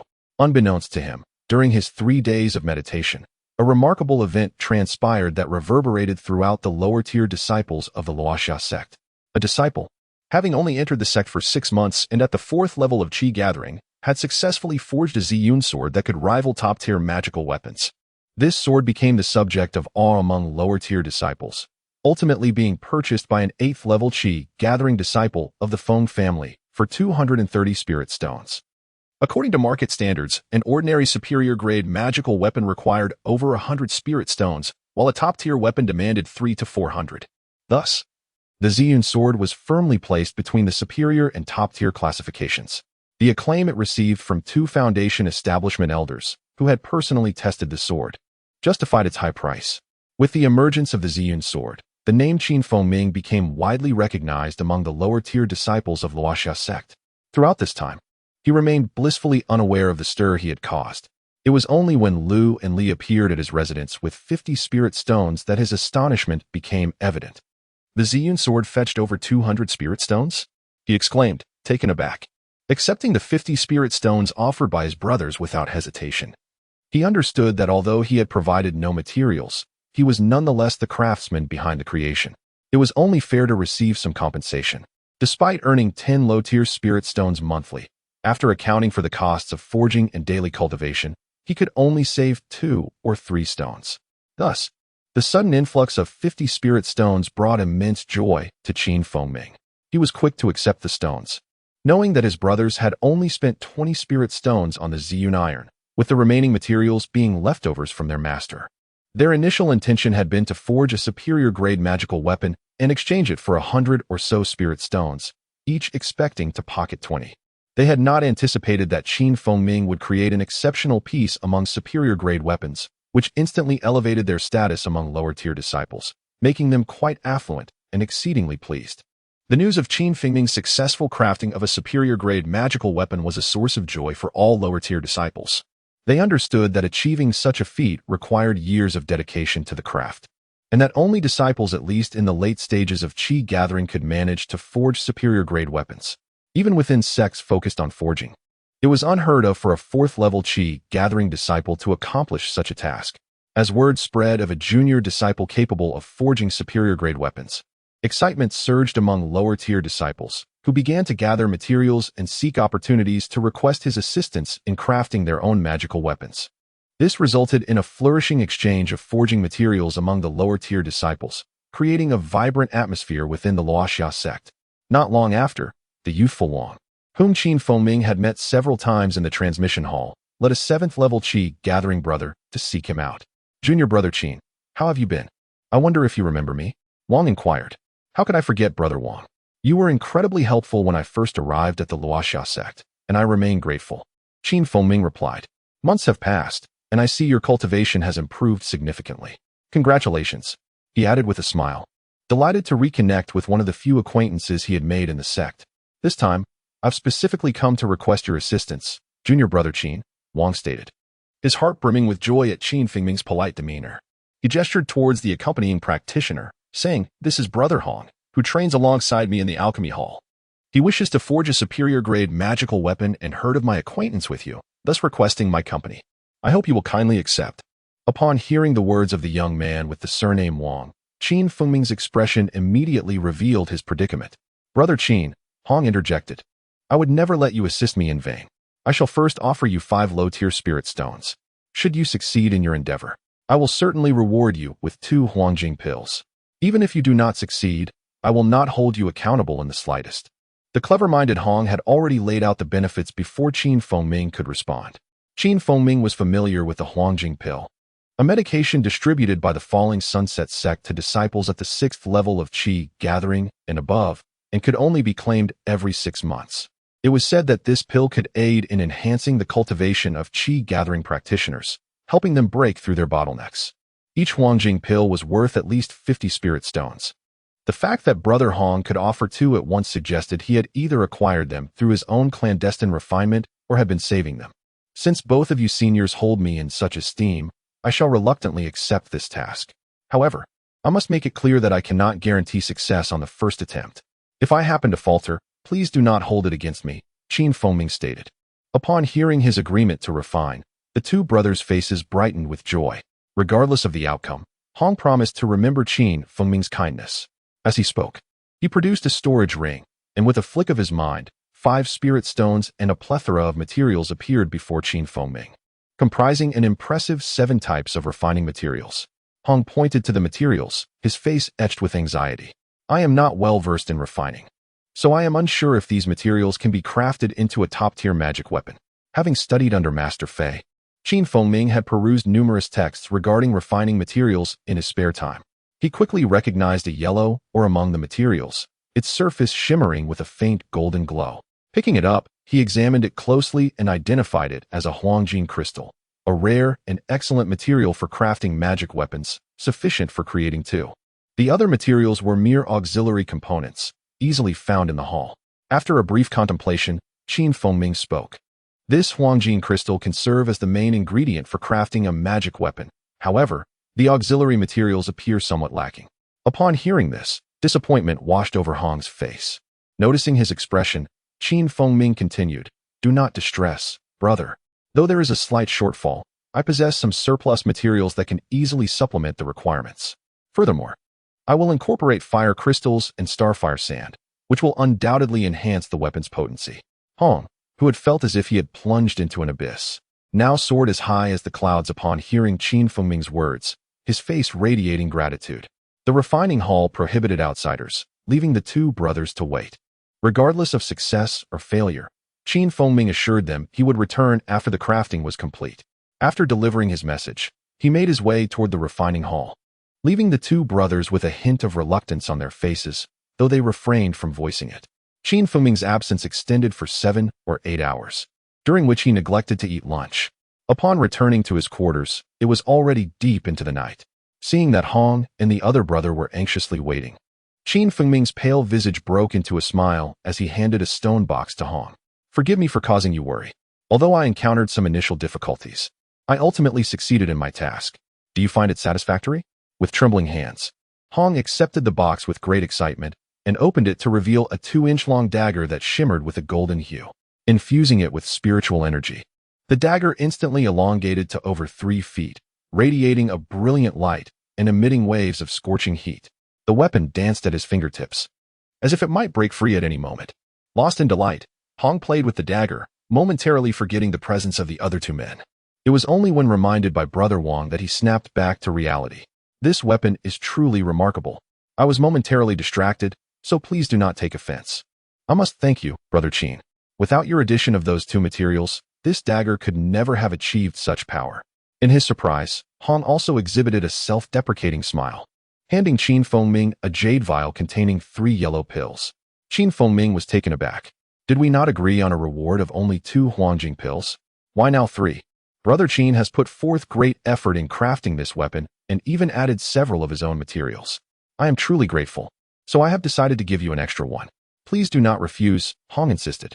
With that, Qin Fengming graciously accepted the vial, placing it into his storage ring. Huangjing pills were a rare treasure, and since the other party was insistent on gifting him one, he had no reason to decline. The 2 brothers noticed Qin Fengming's exhaustion and decided to take their leave, departing the refining hall in high spirits. Once they were gone, Qin Fengming retrieved the jade vial, filled with joy as he examined it closely. As he held the vial, a glimmer sparked in his eyes, and with a flick of his wrist, another jade vial appeared in his hand, the one he had received from the young master of the Zhang family. Holding both vials, he scrutinized them and found the scent and color of both to be remarkably similar. With his knowledge, he concluded they were the same type of pill. A wave of exhilaration washed over him. To his astonishment, he had now acquired 6 precious pills. Huangjing pills could significantly enhance the cultivation of practitioners at the 6th level of qi gathering and were particularly effective in breaking through bottlenecks. Although he was ecstatic to possess the pills, Qin Fengming knew he could not consume them just yet. He stored the pills away and produced a yellow ore from his possession, another Huangjing crystal, albeit one slightly smaller than the one Hong had provided. As he held it in his hand, he murmured to himself, "Ah, so refining magic weapons for others not only yields rewards, but also grants me precious refining materials. This is quite advantageous." After a light meal, Qin Fengming sank into a deep slumber. The art of refining was arduous, consuming not only spiritual energy and physical strength, but also greatly affecting his mental state. With Qin Fengming's remarkable skill in crafting a top-tier magic weapon, Master Fei began to invest even more in his training. He occasionally guided him in refining rare materials he had never attempted before and imparted various unknown techniques and incantations. It was evident that Master Fei intended to cultivate Qin Fengming into a professional refiner. Qin Fengming bore no objections to this. While the tasks assigned by Master Fei typically took Lu and Li over 10 to 20 days to complete, Qin Fengming managed to finish his in just 4 or 5 days. Thus, he devoted the remaining time entirely to his cultivation. 2 months later, Qin Fengming's diligent training bore fruit as he ascended to the 5th level of qi gathering. During this period, he did not solely focus on his own cultivation. Out of a sense of camaraderie, he successfully crafted 7 top-tier magic weapons and 6 mid-tier ones for his fellow disciples. Although he had one failure due to a moment of inattention, the ample preparation of materials prevented any damage to his reputation. With each refining session, Qin Fengming's skills progressed rapidly, and he made significant strides in his craft. Master Fei was pleased with such a disciple, always willing to patiently explain any concepts Qin Fengming did not grasp. Under Master Fei's careful tutelage, Qin Fengming's refining techniques became increasingly sophisticated. At this point, Qin Fengming's wealth had also surged, amassing over 200 to 300 spirit stones and more than 20 varieties of precious materials. In the process of refining a top-tier magical artifact, he was unexpectedly delighted to receive a yellow essence pill. Although Qin Fengming had made significant strides in his artifact crafting skills, he had yet to successfully create a top-tier magical item. Consequently, despite having ample materials at his disposal, he refrained from recklessly attempting the refinement. After reaching the 5th level of cultivation, Qin Fengming diligently practiced the 5 element spells, enhancing their potency considerably. Even the intermediate spell, Fire Serpent Technique, could now be unleashed instantaneously, although its high energy consumption limited his ability to cast it frequently. One day, while meditating in his quarters, he heard a familiar voice calling his name from outside. "Is Junior Brother Qin in his room?" Please come out for a chat. The voice was unmistakably familiar. Ceasing his practice, Feng Ming stepped outside and was pleasantly surprised to see none other than senior brother Wang, the very person he had once rescued, who had played a crucial role in his entry into the world of cultivation and his affiliation with the Falling Sunset sect. A deep sense of gratitude welled up within him. How have you been, senior brother Wang? I've often thought of you, Feng Ming said, bowing respectfully. At that moment, Wang, who had made considerable progress in his cultivation, had reached the 7th level of the Gathering Qi stage, with the 8th level seemingly within reach. It had only been a little over half a year since they last met, and Wang was genuinely astonished to learn that Feng Ming had already advanced to the 5th level of the Gathering Qi stage. Junior brother Qin, I am here accompanying senior sister Zhang to ask for your assistance. She is a direct descendant of our esteemed uncle Master Zhang, Wang stated directly, revealing the purpose of his visit. He then stepped aside to reveal a young woman around 20 years old, clad in a light green silk dress, with delicate features and an air of elegance. Upon assessing her cultivation level, Feng Ming noted she had reached the 9th level of the Gathering Qi stage. Stunned, Feng Ming hurried forward to pay his respects. Senior sister Zhang, he greeted, recognizing her lineage undoubtedly belonged to someone of the Dan formation realm. He felt compelled to show utmost respect. Senior sister Zhang expressed her desire for Feng Ming to assist in the refinement of a top-tier magical artifact. Uncertain if he would be able to help. A top-tier magical artifact? Feng Ming chuckled lightly. While I have successfully crafted several superior artifacts, I have never attempted a top-tier one. The stakes are incredibly high, and I must respectfully decline. Though he yearned to accept the challenge, he did not wish to appear overly eager. After all, he lacked the confidence for such a formidable undertaking, as the materials required were exceedingly rare and intricate, with any misstep leading to catastrophic failure. Noticing his firm refusal, the young woman spoke up gently. I understand that you may fear the possibility of failure, but fret not. I have brought 3 sets of materials. Given your talent, I believe at least one attempt will yield success. Even if all 3 fail, I will not hold it against you. I can procure another set myself. Furthermore, to facilitate this endeavor, I will provide you with 30 low-grade spirit stones up front, and upon success, 2 high-grade talismans as a reward. Such an opportunity is rare indeed, Wang added, persistently encouraging. Feng Ming recognized the significance of the talismans. The value of 2 high-grade talismans was staggering. He felt a wave of dizziness at the thought. Even without the talismans, he would have accepted the task, as it represented a rare opportunity for practice. Seeing the flicker of interest in Feng Ming and Appo's eyes, senior sister Zhang smiled and continued, if you succeed on your first attempt, I will gift you the remaining materials. Realizing that further refusal would be excessive, Feng Ming finally acquiesced. Very well. I shall undertake the task of refining the top-tier magical artifact. I will exert my utmost effort, and should I fail, I assure you that I will succeed upon your next visit, free of charge. With this, a serious expression crossed his face as he steeled himself for the challenge ahead. Senior sister Xing beamed with delight, and with a graceful gesture, she produced an array of materials and 30 low-grade spirit stones before him. Without further ado, Feng Ming gathered the materials and stones, instructing the 2 to wait for him while he fetched some provisions from the kitchen. Knowing that crafting a top-tier artifact would not be a task completed in a single day, after securing the materials, Feng Ming closed the stone door of the refinement chamber. He retrieved the 16-fold artifact furnace that his master had bestowed upon him recently, a significant upgrade from the previous 9-fold model. Despite the gravity of the undertaking, Feng Ming maintained a calm demeanor as he meticulously purified each material, ensuring he retained enough for a successful refinement. The remaining materials were carefully stored away. His desire for the exquisite items was palpable, especially since some were rare treasures he had never encountered before. Purifying the materials consumed over 3 hours. Once he had replenished his spiritual energy, he delved deeper into studying the materials. Among them, 2 stood out as primary materials, the red lotus crystal and the Xian jade iron, both exceptional resources for artifact crafting. Faced with the decision of which to choose, inspiration struck him. Instead of selecting one over the other, he could craft 2 flying swords, blending a small portion of each material to create 2 distinct top-tier artifacts. With newfound determination, Feng Ming began calculating the precise proportions required. 8 days had passed when he finally emerged before senior sister Zhang and Wang, cradling 2 exquisite stone boxes. The sight of the vibrant red and azure flying swords, radiating powerful spiritual energy, unmistakably conveyed their top-tier status. Senior Sister Zeng exchanged no more words, handing over the 2 talismans to Qin Feng Ming before they exited the artifact hall in high spirits. Without prompting, Qin Feng Ming shared the details of the materials he had utilized, acknowledging that he had used 2.5 sets to achieve success. Despite his initial desire to conserve materials, the outcome had been beneficial. His skills had significantly improved through this experience. In the following days, he meticulously reflected on the refinement process, identifying areas for improvement and garnering invaluable insights. Subsequently, he returned to his cultivation regimen. One day, after 2 hours of practice and a modest lunch, Qin Feng Ming felt a sudden urge to explore. Having been part of the Falling Sunset sect for nearly a year, he had yet to fully traverse its expanse.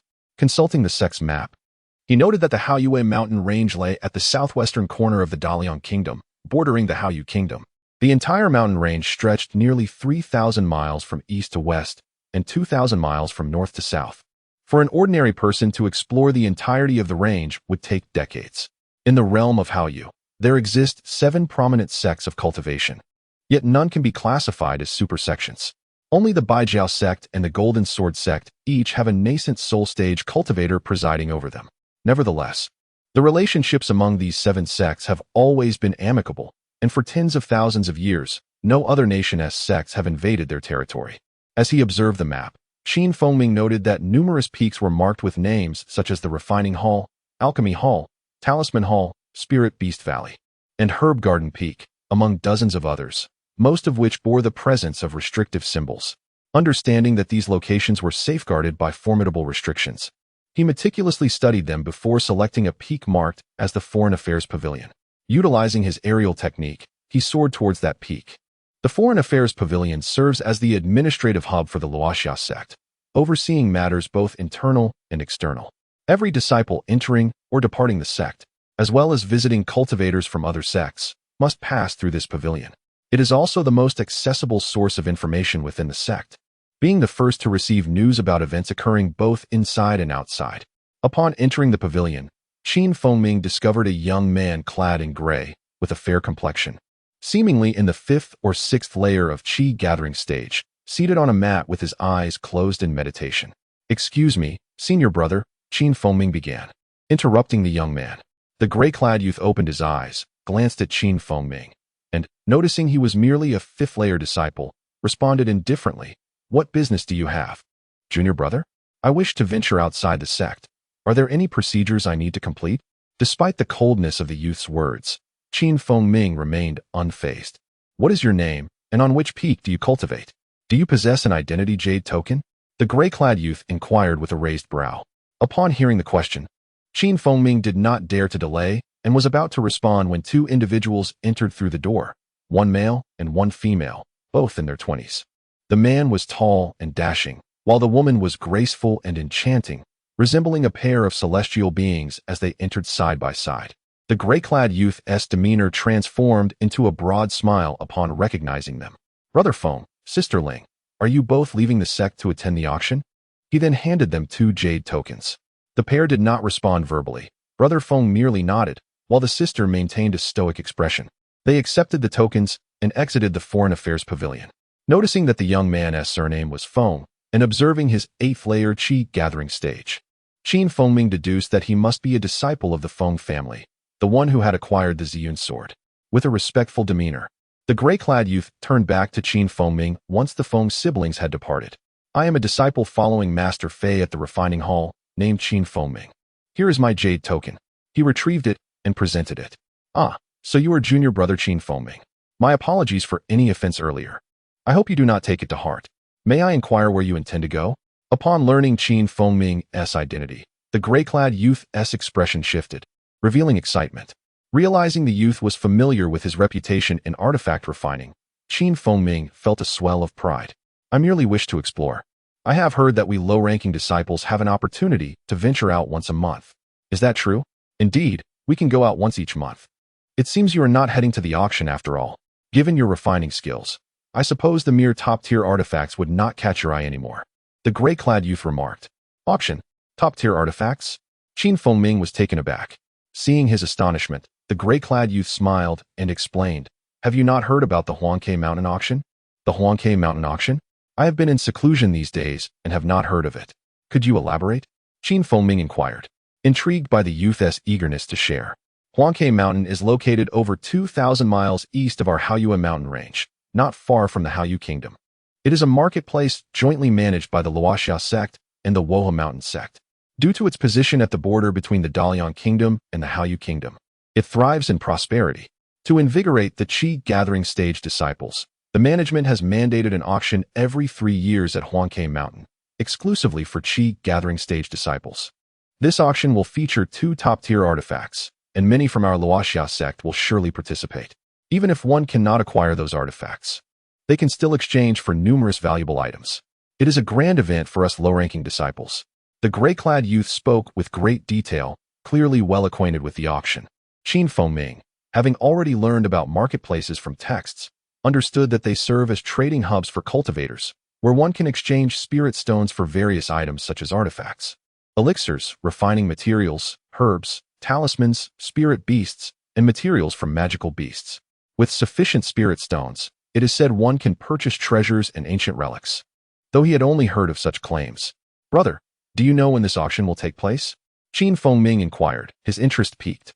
It is scheduled for the 25th of this month and will last for 3 days. There are precisely 10 days remaining. If you wish to attend, you must prepare promptly. Hearing that there were still 10 days left, Ming felt a surge of excitement, instantly abandoning his earlier desire to merely wander. He bid farewell to the gray-clad youth and returned to his dwelling at the refining hall. Once there, he emptied his storage ring to meticulously count his possessions: 357 low-grade spirit stones, 5 low-grade talismans, 2 mid-grade talismans, 2 high-grade talismans, 7 Huangjing pills, 1 superior-grade artifact, and a considerable amount of refining materials. Additionally, he possessed a mysterious small gourd. Gazing at these items, Ming began to contemplate. With only these possessions, he knew it would be challenging to acquire what he truly desired at the marketplace. To enhance his wealth, the sole path lay in forging several superior-grade artifacts over the next few days, which he could then exchange for spirit stones at the marketplace. Moreover, Ming harbored another thought. He must create a top-tier artifact for self-defense.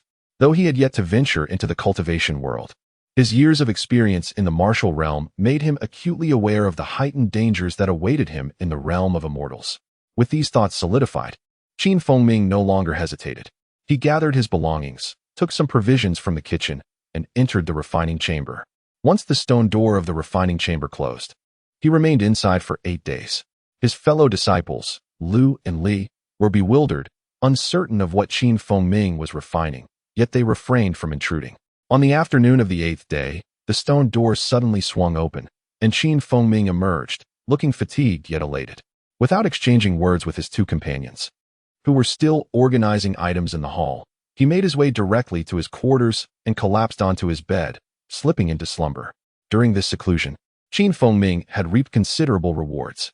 His most significant achievement was the creation of 2 top-tier artifacts, one being a mixed heavenly spear crafted from his accumulated materials, primarily composed of mixed crystal and golden crystal, augmented with 13 supplementary materials. This spear surpassed the top-tier artifact of his former senior sister. The other artifact was a shield made from the remaining materials of his senior sister, capable of autonomously protecting its master when activated. To forge this shield, Ming integrated all the defensive techniques he had learned, making it the most time-consuming artifact he had crafted, taking a full 3 days. While the shield exhibited signs of sentience, resembling a spirit artifact, Ming knew it could not compare to true spirit artifacts. Nevertheless, he was confident that it would withstand attacks from all top-tier artifacts. Additionally, he crafted 5 superior-grade artifacts, which he intended to use for exchanges. Among these, 2 artifacts were of such quality that Ming felt highly satisfied, rivaling the Ziyun sword. On the following day, Ming met with Master Fei, conveying his intentions. Master Fei did not show any signs of obstruction. It appeared that both the higher-ups of the Falling Sunset sect and the Hidden Tiger Mountain were encouraging lower-tier disciples to participate in the upcoming auction. After bidding farewell to Master Fei, Ming headed straight to the Foreign Affairs Pavilion. Along the way, he encountered many disciples flying in groups toward the pavilion. Upon seeing Ming's arrival, a young man with a fair complexion immediately displayed joy, and handed him a jade pendant without further inquiry. Feng accepted the jade pendant, left the Foreign Affairs Pavilion, and flew outward, passing through the sect's protective barriers. Along the journey, he frequently spotted cultivators dressed in the Falling Sunset sect's attire. Yet due to their unfamiliarity, none approached to converse. The journey remained remarkably tranquil, devoid of any entanglements.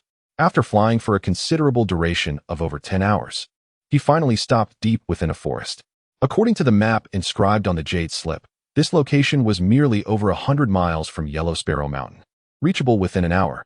Thus, Feng resolved to seek a dry cave to rest briefly, replenishing the spiritual energy expended during the day's journey before entering the market. Before dawn on the next day, Feng rose, and, after more than half an hour, a towering mountain appeared before him. This mountain exuded an imposing aura, shrouded in a layer of white mist that set it apart from the surrounding peaks. Consulting the Jade Slip's map, he identified this mountain as Yellow Sparrow Mountain. Cautiously releasing his spiritual sense, he was astonished to discover its limited reach. After a moment's contemplation, he discerned that a formidable barrier had indeed been placed here. Standing at the foot of the mountain, he observed cultivators flying in from afar, without pause, entering the mist and disappearing from view. Seeing this, Feng did not linger. With a flicker of his internal techniques, he propelled himself into the white mist. Upon reaching the mountain's summit, he found a vast, flat area stretching 100 feet across, where various buildings stood before him, evoking the sensation of stepping into a bustling town. The architecture was meticulously arranged, and a cursory glance revealed several streets lined with shops showcasing a myriad of signs: Treasure Pavilion, Gathering Wealth Tower, Artifact Hall, Refining Workshop, and many more, including several inns and taverns interspersed among them. The streets were bustling with cultivators, moving to and fro, while inside the shops, practitioners came and went, creating a vibrant atmosphere. As he walked along the street, Feng pondered which shop to enter. Suddenly, a store named Thousand Armory caught his eye, its grandeur distinctly setting it apart from the surrounding establishments. Numerous cultivators were seen entering and exiting. After a brief hesitation, Feng stepped inside the shop. "Welcome, esteemed guest. Are you here to purchase treasures or to sell them?" Upon entering, a young girl, around the third stage of Qi gathering, approached him with a radiant smile. "I possess 2 high-grade magical artifacts. May I inquire if your esteemed shop is interested in acquiring them?" After scanning the surroundings for any familiar faces, Feng quietly replied, "Of course, our shop acquires artifacts of all grades. Please follow me." Upon hearing this, the girl's face lit up with delight as she led Feng towards a room adjacent to the hall. The door was adorned with shimmering lights, indicating a barrier was in place. "Please hold on for a moment while I fetch our appraiser," she said, pouring him a cup of tea before politely exiting the room. Moments later, the beautiful girl returned with a man in his 30s. "This gentleman is our shop's appraiser, known for his exceptional insights into magical artifacts. You can rest assured he will accurately assess your treasures," she introduced respectfully. Glancing at the man, Feng noted his cultivation at the 6th stage of Qi gathering. Nodding in acknowledgement, he produced 2 stone boxes from his robe, placing them gently on the table before stepping aside. The girl, without further ado, approached one of the boxes and opened it. A small, completely black fork emerged, pulsating with spiritual energy. Upon seeing the artifact, the appraiser's eyes sparkled as he examined it closely, channeling spiritual energy into the fork. With a humming sound, the fork elongated to 3 or 4 feet, glowing ominously as it circled the room, releasing waves of spiritual energy that felt imposing. Before the appraiser could finish his examination, Feng had already gripped the shield in his hand, aware of the deceptions that often lurked in the martial world, and prepared with necessary defensive measures. After the appraiser gently placed the fork back into its box, he retrieved the 2nd stone box containing a small red axe, which he similarly examined before returning it. "Esteemed guest, this fork exhibits traces of blood refinement techniques, undoubtedly originating from the blood refinement sect," the appraiser remarked. Upon hearing this, Feng was taken aback, rising to his feet with intense focus on the man before him. After a lengthy silence, Feng relaxed and said, "Your reputation as an appraiser is indeed well-deserved. Just from observing the artifact, you can deduce its origin. I must confess, this fork was indeed exchanged from a friend of the blood refinement sect. Since you were able to deduce the origin of the fork, may I inquire if you can ascertain the background of this axe?" The appraiser examined the axe closely and replied, To be frank, I find it difficult to determine its origin. It faintly resembles crafting techniques from the Falling Sunset sect's Master Fei, yet also appears to bear the influence of the Golden Sword sect from the Haoyu Kingdom. It is challenging to conclude. Looking at the appraiser, Feng felt immense admiration and chuckled. Your ability to discern one artifact's origin speaks volumes of your expertise. May I ask what price your esteemed shop is willing to offer for both artifacts? Recognizing him as a member of a prominent family, the appraiser hesitated briefly before stating, for these two artifacts, our shop is willing to offer 300 spiritual stones. How does that sound? Very well, I accept your offer of 300 spiritual stones. Ming replied after a moment of contemplation. The price seemed reasonable for two high-grade artifacts. Previously, a purple cloud sword fetched over 200 spiritual stones due to its remarkable nature, while these two, though exceptional, were slightly inferior. After receiving the spiritual stones, Ming turned to leave the Thousand Armory. To avoid attracting unwanted attention, he strolled around the market for a while longer. He had already devised a plan. Although he possessed several high-grade artifacts, he chose not to sell them to a single shop, but rather to separate them for sale, ensuring greater safety. Although the auction was set to last 3 days, the two top-tier artifacts would only be showcased on the final day. In the meantime, the organizers had prepared various artifacts, elixirs, and refining materials for auction. Cultivators with treasures could also have them appraised by the organizers for participation. During the auction, several exchange fairs were also held in the vicinity of the market. These fairs allowed cultivators to freely trade items among themselves, resembling a bustling marketplace in the mundane world.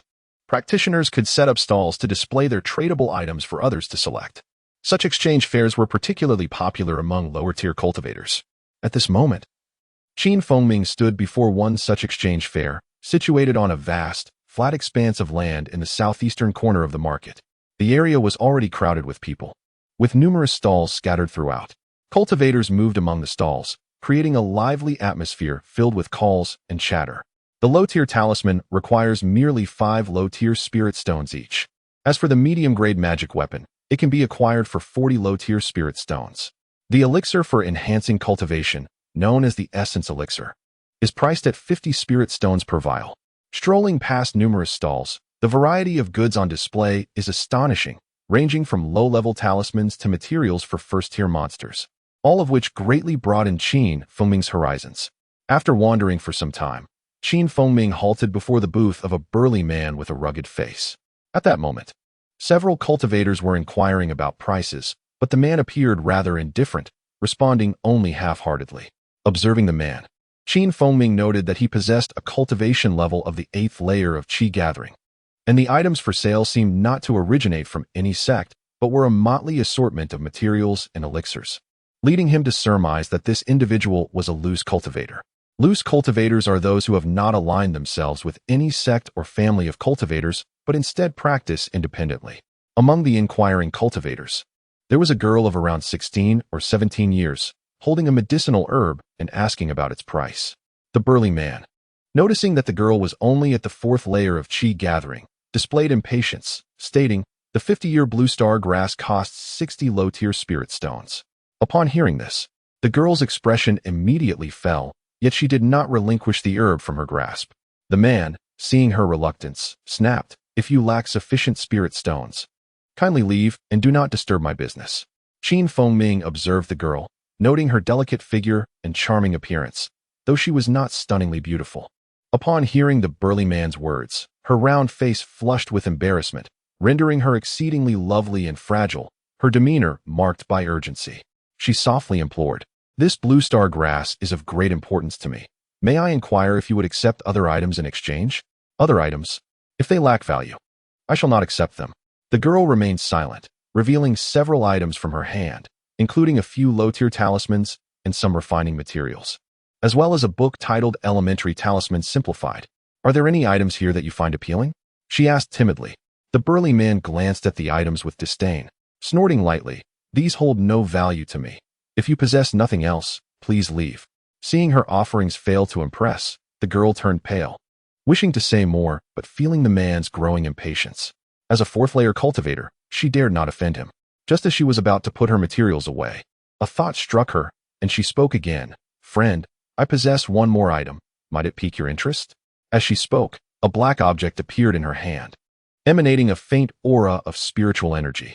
Ming, who was about to turn away, found himself captivated, his gaze fixated on the black object.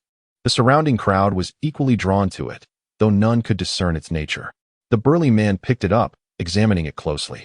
The object was entirely black, resembling a fragment of a magical artifact, neither entirely iron nor anything else.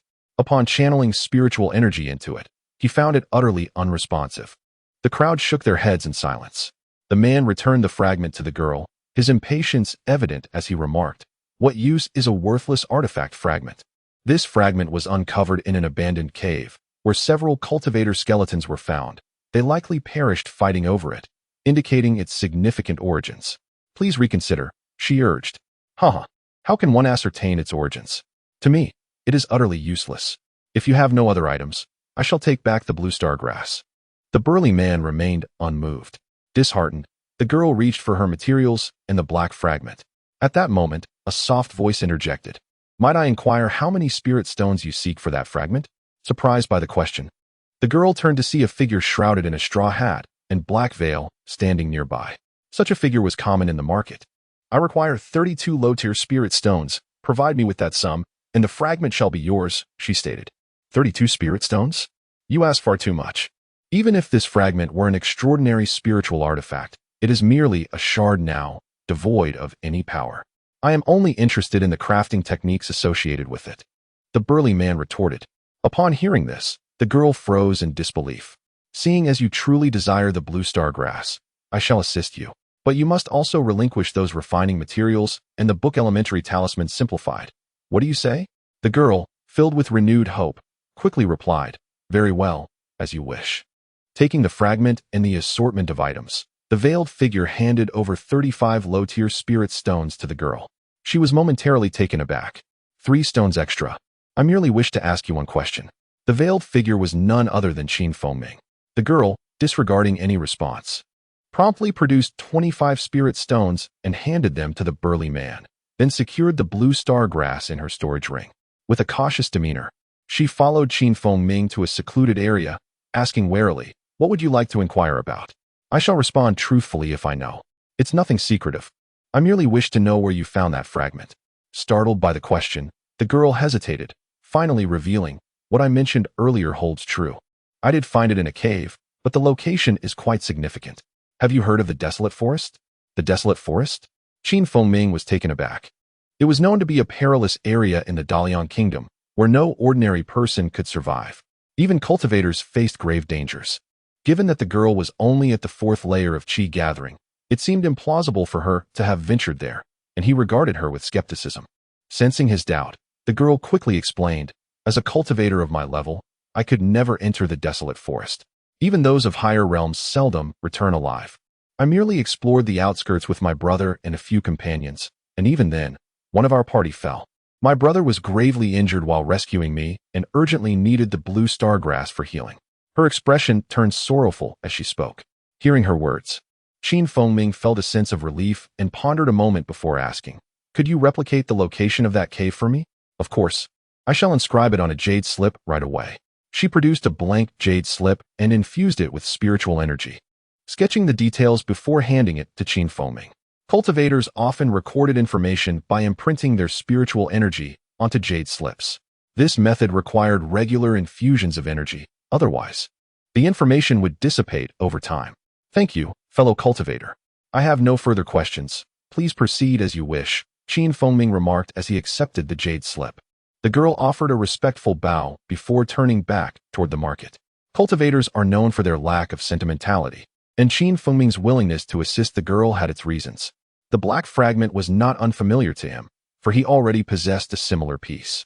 After gaining some understanding of artifact crafting, he had meticulously studied the black shard obtained from the young master of the Zhang family. He concluded that this fragment was, at the very least, of artifact-grade quality. However, one thing puzzled him. Artifacts typically shattered due to their spiritual energy being dispersed through an attack, leading to their fragmentation. Once shattered, the spiritual energy within the fragments would gradually dissipate, eventually rendering them mundane objects. However, the black fragment was quite the opposite, exhibiting no signs of diminished spiritual energy. Even more perplexing was its ability to autonomously absorb the spiritual energy from the surrounding world, a phenomenon that Feng stumbled upon by chance.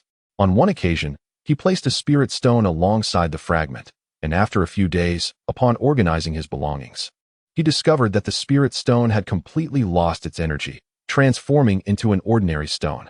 Upon closer examination and analysis, he realized that the only possible explanation was that the adjacent black fragment had absorbed the energy. There could be no other alternative. This revelation startled him.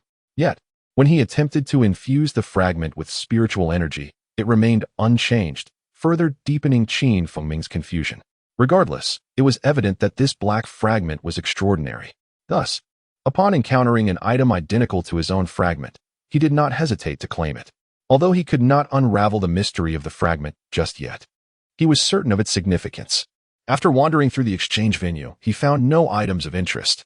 Feng understood that only on the third day would the vendors present their most treasured possessions, as it was at that time that affluent cultivators would arrive. Noticing that it was nearly noon, he made his way to an establishment known as Immortal Guest Inn, which boasted 3 stories. Ascending to the second floor, he found it sparsely populated with patrons. As he settled into a seat, a young man of about 18 or 19, who was at the 3rd level of chi gathering, approached respectfully and inquired, "What may I serve you, esteemed guest? Our inn offers a variety of cuisines, as well as our homemade spirit wine for your enjoyment." Pleased by the young man's cleverness and articulate speech, Feng smiled gently and replied, "Since you have spirit wine, I must partake. Please bring me 4 dishes, a mix of meat and vegetables." The young man acknowledged his request and promptly went to fulfill it. Moments later, he returned with a pot of wine and a cup, deftly pouring the wine into the cup. Instantly, Feng was enveloped by a light and ethereal aroma, vastly different from that of mundane wines. In no time, the 4 dishes were served on the table. Feng savored the meal leisurely, enjoying the wine and dishes. After finishing his meal, he beckoned the young man over. "Do you have accommodations available? You've come to the right place. Our Immortal Guest Inn is among the best in the market, with dozens of rooms available for cultivators. If you stay for 3 days, including meals, it will only cost you 5 low-grade spirit stones." Upon hearing the price of 5 spirit stones for 3 days, Feng was momentarily taken aback, for 5 spirit stones represented the monthly income of an ordinary low-ranking disciple within his sect. The young man, noticing his reaction, continued, "Please do not find our rates exorbitant. Each of our rooms is private and fortified with powerful restrictions, ensuring that you will not be disturbed by others. They are perfect for cultivation." "Very well, I shall stay for 3 days. Here are 5 spirit stones. You may keep them." Feng, swayed by the young man's words, readily agreed. While 5 spirit stones were considerable for most ordinary disciples, they were a trifling sum for him at that moment. The young man, pleased, guided him to the secluded forest behind the inn. In the forest, several independent pavilions were constructed, each distanced from one another, suggesting that accommodations in the cultivation world were indeed distinct from those in the mundane realm.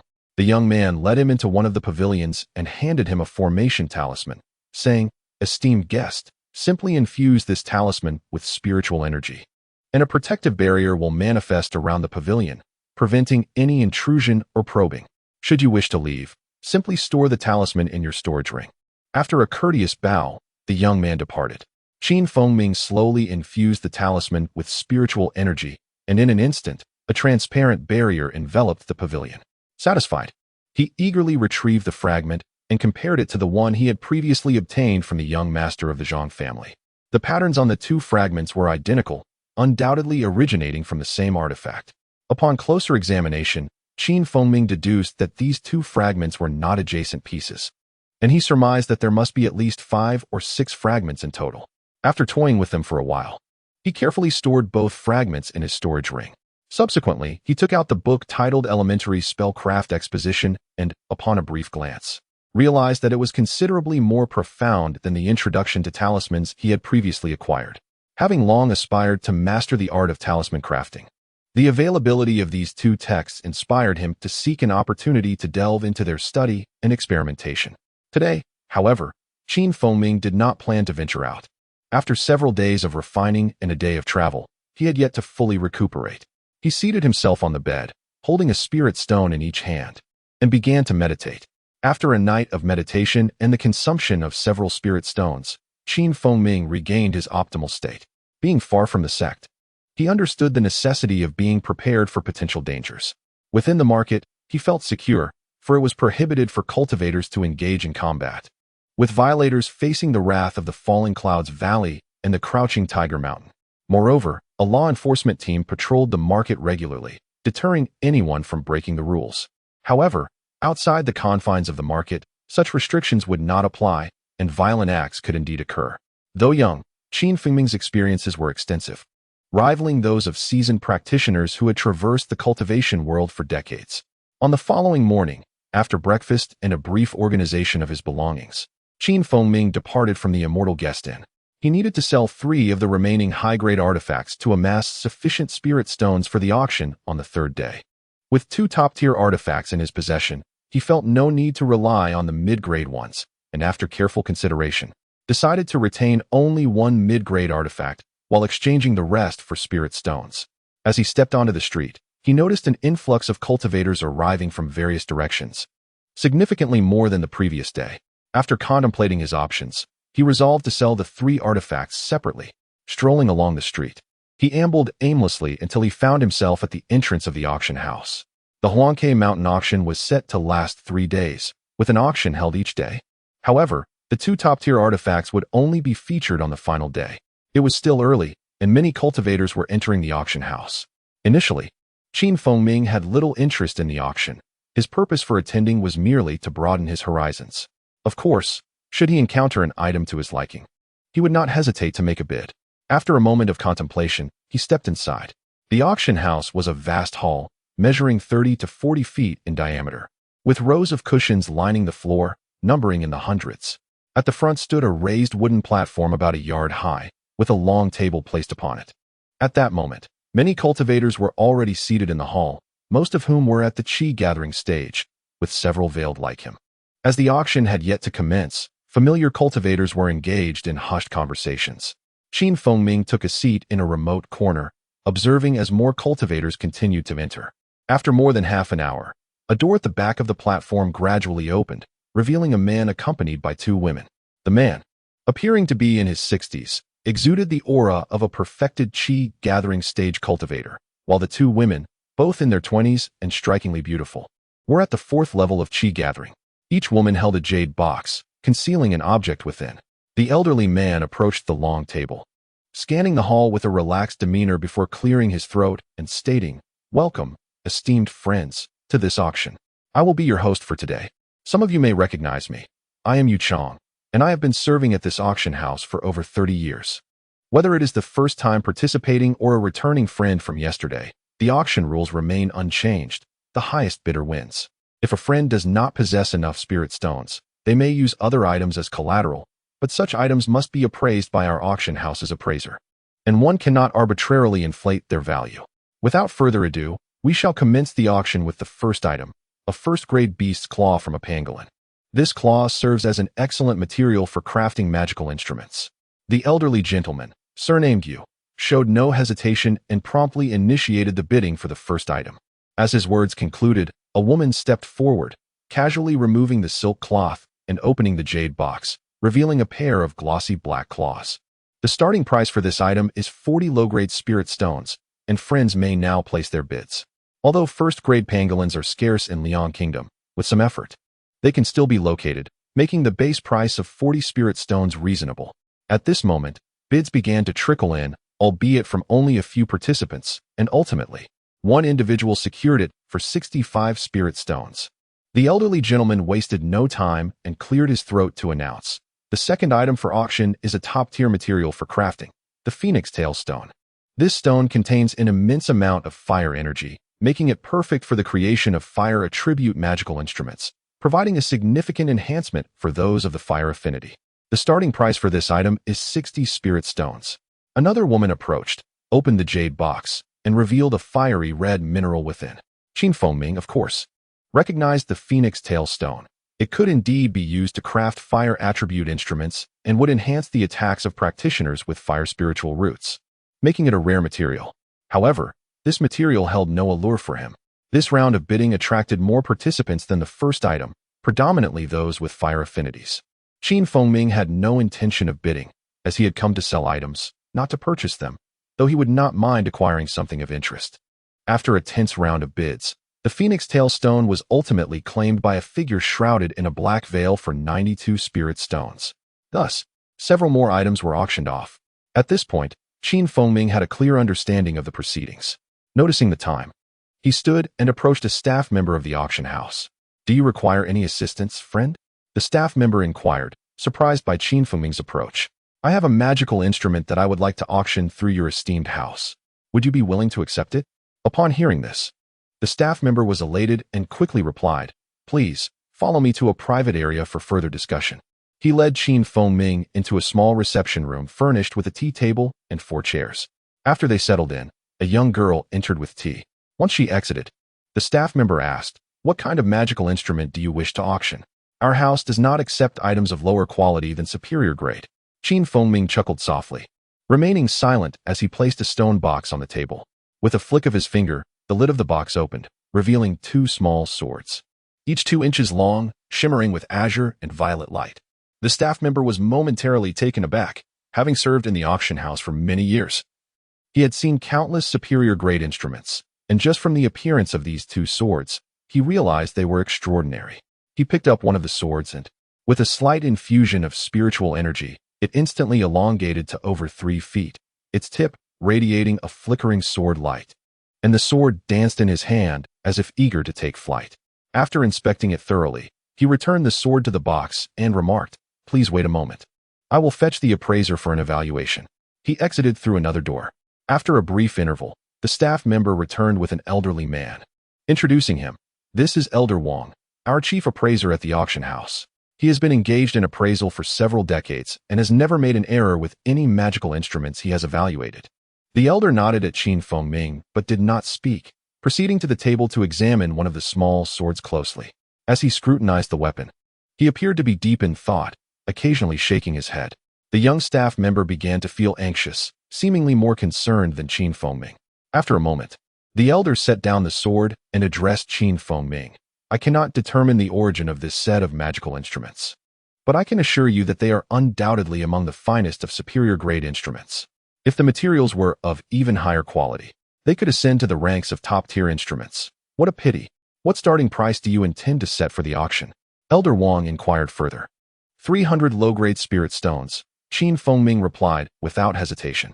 Upon hearing this, the elder hesitated briefly before nodding. "Very well, we shall proceed as you suggest. However, after the auction concludes, you will need to pay a 10% handling fee." Ming chuckled. "That is only fair. I shall await the good news." The elder and the young staff member joyfully accepted the stone box and exited the small reception room. Returning to the main auction hall, Ming settled into a corner and closed his eyes to rest. After a couple more items were auctioned off, a woman suddenly ascended the stage from behind, whispering a few words to the elderly gentleman surnamed Yu before handing him a jade box. The audience below began to murmur in curiosity, wondering what had transpired. The elderly gentleman clapped his hands to quiet the crowd, announcing, at the request of a friend, "We are auctioning a set of magical instruments known as the Flowing Cloud Swords, consisting of 2 pieces, crafted by a renowned blacksmith using several exceptionally rare materials. Although they are merely superior-grade instruments, they can rival ordinary top-tier instruments. Please take a look." As he spoke, he opened the jade box, revealing a blue and a purple sword. Upon seeing these swords, the elderly gentleman was momentarily stunned. His earlier words were mere formalities. Witnessing the true nature of the magical instruments before him, he felt that his previous descriptions were entirely accurate. He picked up one of the small swords and infused it with a surge of spiritual energy, causing it to instantly grow to 5 feet in length. With a flick of his fingers, it zipped through the air in a flash, illuminating the entire auction hall with its brilliance before returning to the elderly gentleman's hand, reverting back to its 2-inch form. Initially, Ming had kept his eyes closed, but upon witnessing the transformation of the sword in the elder's hand, he opened his eyes wide in astonishment, realizing the immense power of this weapon. During his own tests, the sword had only extended to 2 feet. Now, in the elder's hands, it had doubled in length, revealing that a practitioner's cultivation level could indeed amplify the power of a magical instrument. The hall erupted in excitement. with many expressing their delight. Although numerous attendees had come seeking top-tier instruments, they had little hope of finding such a gem. Now, witnessing an item that could rival top-tier instruments, their hearts surged with anticipation. An impatient voice called out, "Elder Yu, let us commence the bidding." With a chuckle, Elder Yu announced, "This magical instrument has a starting price of 300 spirit stones. Bids must increase by no less than 5 stones. You may begin." As the figure of 300 spirit stones was declared, many gasped in astonishment. This low-grade price was already nearing that of ordinary top-tier instruments. While the price was undeniably steep, the number of bidders remained plentiful. 305 spirit stones. 310 spirit stones. Just as the bidding began to escalate slowly, a voice abruptly called out, 350 spirit stones. The voice sounded quite harsh. The crowd paused in surprise. An Elder Yu glanced at the bidder, about to say something when a languid voice interrupted, 355 spirit stones. 370 spirit stones. The harsh voice continued to bid. 375 spirit stones. The languid voice followed suit. 400 spirit stones. The harsh voice called out again, laced with fury. At this point, some in the crowd recognized the owner of the harsh voice and whispered among themselves, "That person is a direct disciple of the infamous Chiu Leaguai, who is a late-stage foundation establishment cultivator. It is said he is quite protective of his own. We should be cautious and merely observe the spectacle." After a brief moment, when no one had placed a bid, just as the elderly man surnamed Yu was about to announce the sword sold for 400 spirit stones, that languid voice resounded once more. 405 spirit stones. The moment this voice echoed, the auction hall fell into an extraordinary silence, an oppressive atmosphere enveloping the space. Everyone turned their gaze towards the direct disciple of the old monster Chiu. The individual's face flushed crimson, and his body trembled slightly. Observing the bizarre atmosphere in the hall, the elderly man surnamed Yu chose not to urge the proceedings, but instead quietly awaited the development of the situation. He was not concerned about any disturbances within the auction house, as 2 foundation establishment cultivators were stationed at the back of the auction hall. After a brief interval, the stilted voice huffed, ceasing further bids. Witnessing this, even those who initially desired to acquire the treasure were deterred by the preceding commotion, and no one dared to bid again. After an additional lengthy moment, observing the absence of further bids, the elderly man surnamed Yu smiled and declared, "Congratulations to this esteemed friend. This sword now belongs to you. Please proceed to the back to settle your spirit stones and collect your treasure." A young man clad in a white long robe rose and walked gracefully towards the back. At that moment, whispers circulated, "Ah, it turns out to be the young master of the giant cave fortress. No wonder he is unafraid of the old monster Chiu." It is said that the master of the giant cave fortress is also a late-stage foundation establishment cultivator, and it's rumored he is but a step away from entering the Dan formation stage. Ming paid no heed to either the old monster Chiu or the giant cave fortress. His focus lay solely on how many spirit stones he could exchange for his magical artifact. As he exited the auction house, his heart brimmed with joy. He had not anticipated that a high-quality magical artifact would yield him 360 spirit stones.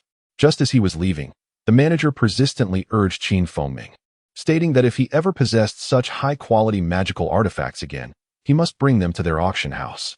After navigating the market a couple of times to ensure no one was following him, Ming returned to the Xian Kalai Inn. After having lunch and resting briefly, he set out once more, hastening towards a shop known as Duo Baoxian. Duo Baoxian was an impressive establishment with 3 floors. In the grand hall on the first floor, a semicircle of counters faced the entrance, behind which many shelves displayed various goods, labeled herbs, pills, magical artifacts, talismans, materials, and more. Upon entering the store, a young man at the 3rd level of Qi gathering approached him with a smile, saying, "May I inquire what you seek, esteemed friend? Our shop boasts a comprehensive selection at fair prices, and I assure you will not be disappointed." Noticing the young man's glance around, Ming lowered his voice. "Might your establishment be interested in purchasing magical artifacts?" The young man paused momentarily, then replied with a broad smile, "Of course. As long as it is a quality item, our shop will gladly acquire it. Do you have magical artifacts to sell?" Ming nodded. The young man promptly moved to the back, and shortly thereafter, a ruddy-faced elder in his 50s emerged. He glanced at Ming, noting his Qi gathering stage 5 cultivation, and said flatly, "Are you the one looking to sell magical artifacts?" Upon receiving a nod from Qin Fengming, he continued, "Please, follow me." The elder led Qin Fengming to the second floor, where several private rooms were located. Entering one and closing the door, the elder introduced himself. "I am the shopkeeper, Dong Qinxian. May I have the honor of knowing your name? I am but a passerby. My name is of no consequence." Noticing Qin Fengming's reluctance to disclose his name, shopkeeper Dong did not mind and chuckled. "May I inquire what magical artifacts you wish to sell? Could you present them for my inspection?" Qin Fengming, opting for brevity, produced 2 stone boxes, placing them on the table before him. As the shopkeeper opened one box, a small red sword emerged, radiating spiritual energy. After a brief examination, he set it down, then opened the other box, revealing a purple dagger with fluctuating spiritual energy. Upon seeing these 2 artifacts, although the shopkeeper maintained a calm demeanor, his eyes sparkled with intrigue. After testing the 2 artifacts, he returned them to their boxes and pondered briefly. Both of these artifacts are of high quality. This sword, in particular, is a superior mid-grade item. How many spirit stones do you wish for? Qin Fengming chuckled. That will depend on how many spirit stones you are willing to offer, shopkeeper Dong. Observing Qin Fengming's shrewdness, the shopkeeper's expression turned serious. After a moment's hesitation, he stated, "Given your evident background, I can offer you 400 spirit stones for these 2 artifacts. What do you think?" Having weighed the pros and cons, he ultimately settled on this price, recalling the earlier auction where a similar set of small swords had fetched a price not exceeding 400 spirit stones. Had it not been for the competition between the old monster Chio's direct disciple and the young master of the giant cave fortress. "Very well, as you have proposed. For 100 spirit stones it is." Not long after, the shopkeeper returned with a package, placing it on the table, revealing a glimmering array of spirit stones. Qin Fengming scanned with his divine sense, and upon confirming, he accepted the package. "Would you be interested in viewing other items in our shop? I am certain you would find something of interest." After collecting the 2 stone boxes, shopkeeper Dong inquired, "Thank you, shopkeeper Dong, but I do not require anything further. So I shall take my leave." Qin Fengming replied as he exited Duo Baoxian. Just as he departed, a stunning young woman emerged from behind the shopkeeper. Watching Qin Fengming's retreating figure, she whispered, "Shall we send someone to follow him? I noticed he bears a striking resemblance to the master of the magical artifacts sold this morning." Shopkeeper Dong pondered briefly and replied, "Let us refrain from that. Even if he were the same individual, it would not concern our business, and it is prudent to avoid unnecessary trouble. Missteps could lead to misunderstandings, and that would be counterproductive." Having sold the 2 magical artifacts, Qin Fengming felt a sense of accomplishment and lightness. Standing on the street, he contemplated searching for a talisman shop to seek materials and books related to talisman making, as well as to pose some questions he had regarding the craft. The art of talisman making had long been an aspiration of his. After wandering the streets, he entered a shop named Shin Fu Zhai. The store was modest in size, with a counter directly in front upon entering and a small door to the right leading to a reception room. At that moment, a young man was attending to a customer behind the counter, while an elderly man with white hair sat in a high-backed chair, engrossed in a book. Upon the customer completing their purchase of 2 talismans and leaving Shin Fu Zhai, Qin Fengming approached the young man and asked, "Do you sell books on talisman making?" The young man was momentarily taken aback. It was unusual for a visitor to inquire about books rather than talismans. Just as he was about to respond, the elderly man set down his book and regarded Qin Fengming. Noticing his youthful appearance, he chuckled, "Might I ask if you are interested in making talismans yourself, or are you simply browsing?" Hearing this, Qin Fengming turned to the elder, recognizing that he must have devoted his life to the study of talismans to speak with such authority. He respectfully replied, "Thank you for your guidance, esteemed elder. The art of talisman making is a subject that greatly fascinates me, and I wish to delve into it further. However, I have only read a brief introduction to talismans and remain somewhat in the dark regarding the actual process, hence my search for additional literature." Noticing Qin Fengming's earnestness, the white-haired elder nodded and said, "If you have the time, I would be pleased to discuss this with you in the reception room. Your kind offer is most welcome. I would be honored to join you." As he followed the elder towards the reception room, he unexpectedly caught a glimpse of the young man's peculiar expression, seemingly filled with sympathy for Qin Fengming. This left Qin Fengming feeling puzzled. Upon entering the reception room, a young girl served fragrant tea. Qin Fengming removed his conical hat. Respectfully, he said, "Elder, I have long been fascinated by the art of talisman crafting, yet due to the lack of a knowledgeable mentor, I have been unable to pursue this path. Might you be willing to impart some wisdom upon me? The elder, observing that Ming was youthful yet exuded a sense of composure, nodded slowly and replied, though the art of talisman crafting may be deemed a minor path, it has existed in the realm of cultivation for countless years, for its existence holds profound significance. Many cultivators believe that intermediate and advanced talismans hold little value in combat. Yet this is a misconception. The rarity of advanced talismans and the scarcity of their materials render them seldom seen. However, some sects possess a few advanced talismans, cherished as treasures of their respective clans, though most remain unknown to the public. Listening intently to the elder's discourse, Feng showed great respect and refrained from interjecting, nodding occasionally in acknowledgement as he absorbed the teachings. The elder, clearly passionate, continued. An advanced offensive talisman is said to rival even the prowess of a nascent soul-stage cultivator. Alas, the number of skilled talisman crafters has dwindled, and those capable of creating intermediate and advanced talismans are exceedingly rare. Even procuring the materials from mystical beasts for crafting advanced talismans is a formidable challenge. A melancholic expression crossed the elder's face as he spoke. However, for a young friend like you, intermediate and advanced talismans may still seem distant. Even basic talismans possess considerable utility. For instance, a mid-tier diamond talisman can withstand significant force, while a high-tier binding talisman can ensnare a foundation-building cultivator without a suitable spirit tool, rendering escape impossible for a time. The profundity of talismans is vast and should not be underestimated. The elder spoke for nearly an hour, and Feng listened with rapt attention, his expression one of utmost respect and interest.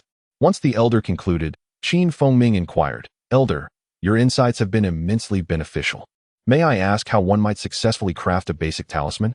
This question was, in fact, the primary purpose of Feng's visit. The elder responded, "To craft a talisman successfully, 3 essential requirements must be met. First, a fine talisman brush, ideally made from the fur of a mystical beast. Second, high-quality talisman paper and cinnabar, which should also preferably be derived from mystical beast materials. And third, a solid talisman incantation. However, when beginning your practice, you may utilize ordinary materials, and once you have gained proficiency, you can transition to superior materials to minimize costs." The elder continued without a hint of impatience.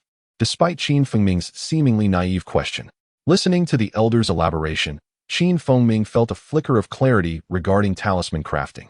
After a brief moment of contemplation, he asked, "Might your esteemed shop offer talisman brushes, cinnabar, and talisman paper for sale?" "Indeed, our establishment, named Divine Talisman Pavilion, certainly stocks such materials. However, as you are just beginning your studies, it would be prudent to start with some ordinary, lower-grade materials," the elder replied with a smile. "Very well, as you suggested. What would be the cost of the ordinary materials?" Feng inquired. "Ordinary talisman paper is priced at 1 low-grade spirit stone for 50 sheets. A talisman brush costs 2 spirit stones, and a bottle of cinnabar is 3 spirit stones," the elder informed him. After a moment of reflection, Feng thought to himself how indeed costly these items were, though 50 sheets of talisman paper only cost 1 spirit stone. The success rate of crafting talismans was quite low, and a single talisman brush would wear out after only a few uses. Cinnabar was also a highly consumable item. After some further consideration, he said, "Please prepare for me 2,000 sheets of talisman paper, 10 talisman brushes, and 5 bottles of cinnabar." He then asked, "Do you happen to have any books on talisman incantations for sale?" "Ah, seeing your earnest desire to study talisman crafting, I shall generously offer you a treasured tome from my collection, a compendium of basic talisman incantations," the elder said, gazing at Feng and noting his sincere interest. "Thank you for your kindness, elder. I shall not refuse. How many spirit stones do I owe you?" Feng replied gratefully. "Considering the materials and the book, you may settle for 150 low-grade spirit stones," the elder calculated. Without haggling, Feng proceeded to ask, "Might your esteemed shop have any intermediate talismans for confinement?" "Certainly. We have the quicksand talisman, locking talisman, and prison talisman, each priced at 20 low-grade spirit stones." The elder promptly responded, "Very well, I shall take 3 of each," Feng decided. After exchanging spirit stones, he left the Divine Talisman Pavilion, and the elder, with an expression of regret for not having met sooner, bid him farewell, insisting that he could return with any questions regarding talisman crafting. Ming did not visit any other shops, but returned directly to the Immortal Guest Inn. After dining, he began to study the compendium of basic talisman incantations, which contained far more detailed content than the 2 previous books on talismans he had perused. The tome listed 20 to 30 types of talismans and was exceptionally comprehensive. However, he realized that he could only commence his practice in talisman crafting upon returning to the Falling Sunset sect. At dawn, the marketplace was bustling with cultivators, the number having more than doubled compared to the previous days. Although Feng Ming was not solely focused on acquiring top-tier artifacts, he did not wish to miss the auction of 2 such exceptional items, curious to see what made them so extraordinary. The auction for the top-tier artifacts would not commence until noon, so Feng Ming was in no rush to head to the auction house. Strolling along the street, he first visited the exchange market, which had seen a significant increase in stalls compared to 2 days prior, with the area expanded considerably. The market was alive with activity, throngs of people bustling about. After surveying the scene, Feng Ming paused at a particularly large stall, where 4 individuals were overseeing the exchanges. He overheard a young man mention that the stall belonged to the Feng family of Spirit Herb Mountain, suggesting that it was run by a sect focused on alchemy. The stall was primarily stocked with spiritual herbs and medicines, evident of their alchemical focus. A sign placed prominently before the stall displayed the names of several types of medicinal pills. Feng Ming, though not well versed in alchemy, felt a strong curiosity. Soon, he witnessed 3 cultivators purchasing a bottle of a medicine called Qi-boosting pill, leaving in high spirits. They appeared to be at the 5th or 6th level of Qi gathering, indicating that the Qi-boosting pill was indeed beneficial for their current cultivation stage. Approaching the stall, Feng Ming asked, "Might you enlighten me on the effects of the Qi-boosting pill and how it can be exchanged?" The young man looked up at Feng Ming, intrigued that he was unfamiliar with the Qi-boosting pill, yet courteously explained, "The Qi-boosting pill is quite beneficial for mid-stage Qi-gathering cultivators, as it can enhance their cultivation slightly. However, its efficacy diminishes for late-stage cultivators. Each bottle costs 20 low-grade spirit stones." Upon hearing this, Feng Ming was overjoyed, realizing the medicine was precisely what he needed. He promptly replied, "Then I shall take 5 bottles, please." He produced 100 spirit stones without hesitation. The young man beamed at the prospect of such a sale. Delighted to have made a substantial transaction, he gladly handed over the 5 bottles and accepted the spirit stones, adding, "We not only offer medicinal pills, but also talismans and materials for weapon refinement. Might you be interested?" Feng Ming glanced around, but did not see any yellow essence pills or other remarkable items, so he shook his head and moved on to another stall. The exchange market was rife with intriguing goods, including many rare materials for weapon refinement, yet Feng Ming merely browsed without making any purchases. After a while, sensing that it was nearing noon, he made his way to the auction house. Due to the overwhelming number of cultivators, the organizers had decided to hold the final day of the auction outdoors, right in front of the auction house. Outside, the area was teeming with people, the crowd swelling to 5,000 or 6,000. A high platform had been erected before the auction house, and at that moment, the elderly auctioneer from the previous day was presiding over the proceedings. The first item up for bid was a bone from a second-tier magical beast, which attracted numerous bids before ultimately being sold to an elder for 130 low-grade spirit stones. Following that, 2 more items were auctioned off in quick succession. At this moment, a young girl ascended the high platform, delicately holding a jade box. The elderly man, surnamed Yu, cleared his throat and gestured toward the box, stating, "This item is indeed a remarkable tool for a master talisman maker. It is crafted from the fur of a 3rd-tier demonic beast, the fire-eyed wolf, and meticulously refined by a master brushmaker. It possesses a certain enhancement effect for talismans." As he spoke, he opened the jade box, revealing a translucent jade brush that emitted a faint glow. This wolf hair brush starts at a base price of 100 spirit stones. Esteemed friends, feel free to bid. As soon as his words fell, a voice called out, 110 spirit stones. 120 spirit stones. Although the brush was of little use to most cultivators, the crowd was large, and many continued to raise their bids. Hearing of such a fine talisman brush stirred something within Feng Ming. He knew the elderly man's words might be exaggerated, but it was undoubtedly crafted from the fur of a 3rd-tier demonic beast, and the auction house would not make such an error. In just a short while, the price of the wolf hair brush had risen to 180 spirit stones. After a brief pause, a voice finally called out, 190 spirit stones. The elderly man wore a smile. He had not anticipated such a high price for this brush. Though it was indeed a fine talisman brush, few cultivators would willingly part with over 100 spirit stones for an item devoid of offensive power. Just as he was about to declare the item sold, a voice interrupted, 210 spirit stones.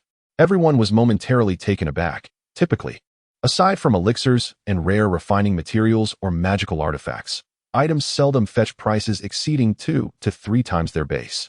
210 spirit stones was already double the low-tier price. This unexpected high price left the crowd in astonishment.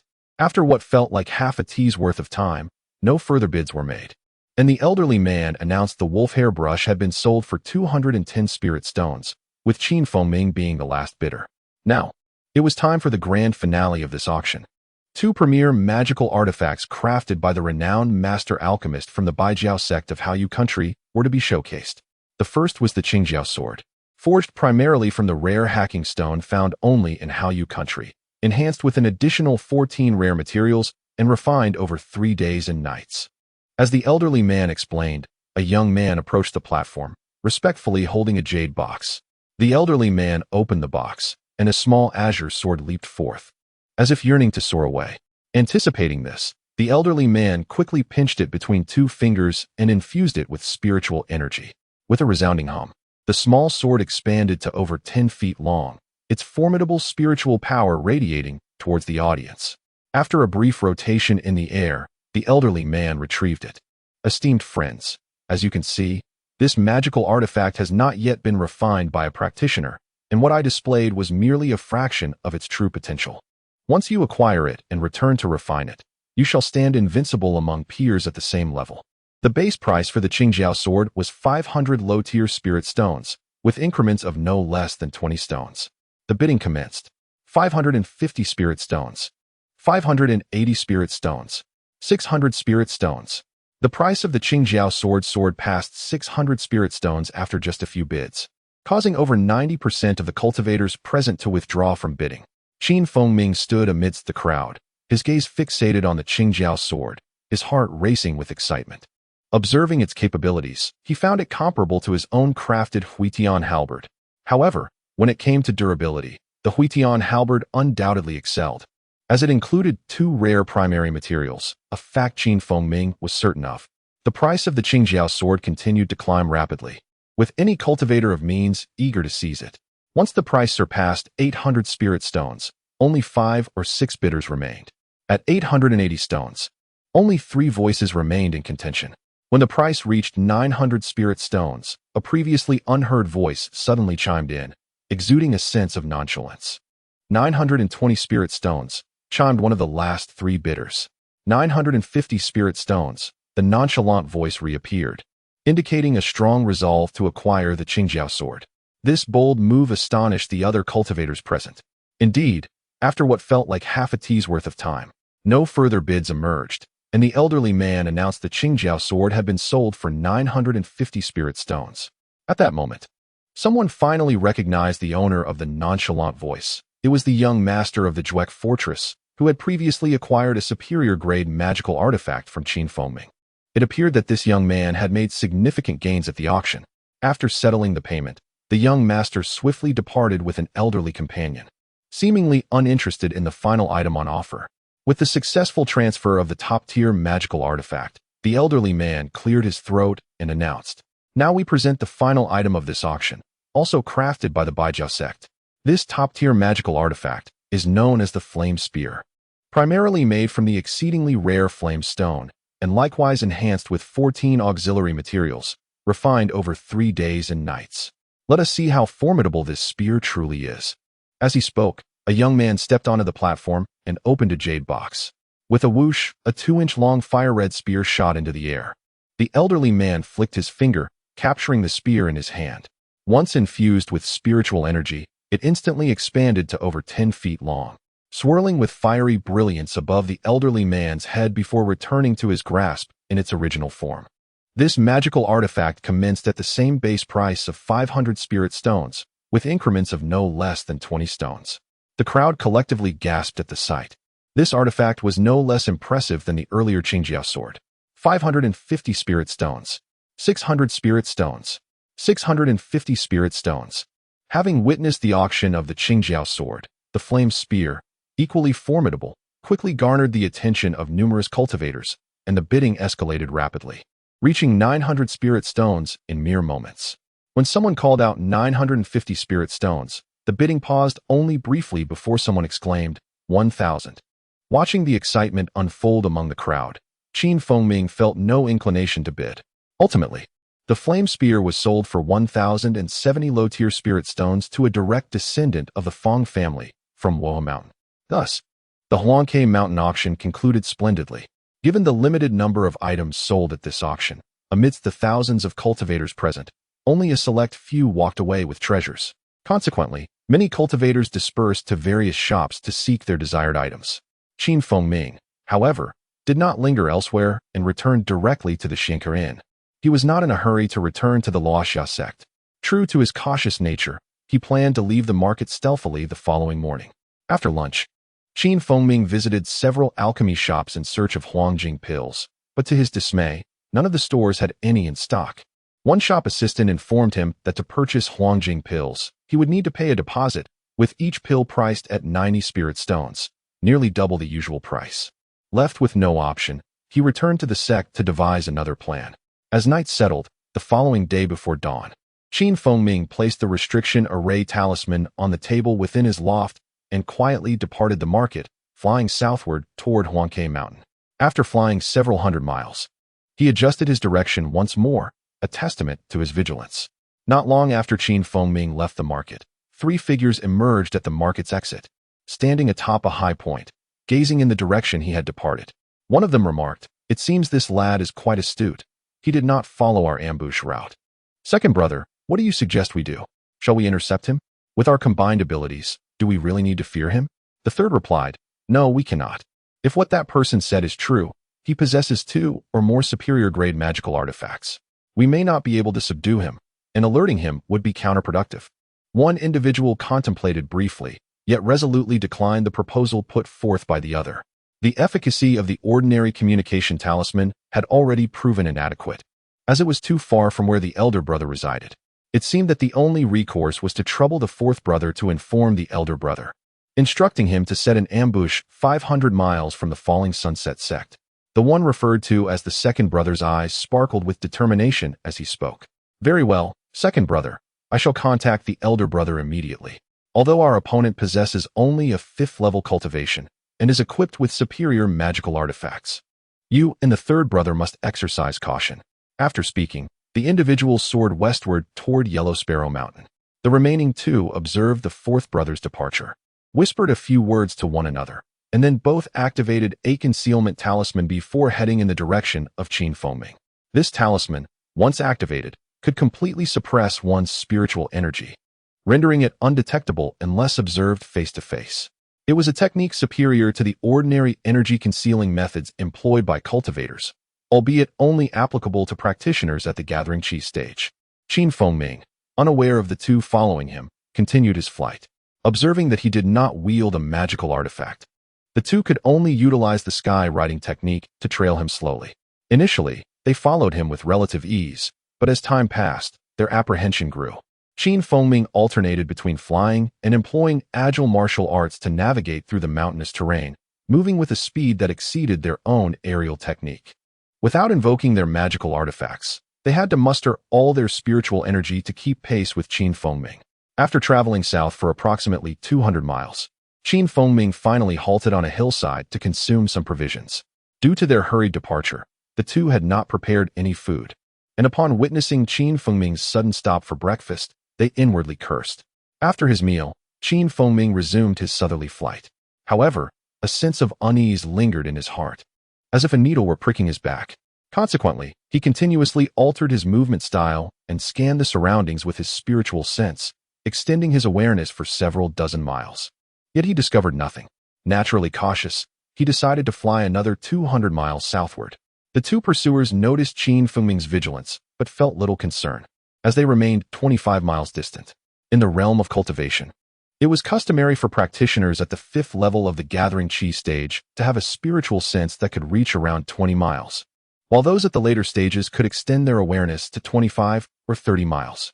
The second brother, being at the 8th level of the gathering chi stage, felt confident that their distance and their concealment talismans would prevent detection. Unbeknownst to them, while this logic held true for ordinary cultivators, it did not apply to Feng, who was exceptionally unique. His extensive experience in refining materials and crafting artifacts had significantly honed his spiritual sense, elevating it far beyond the limitations of his cultivation level.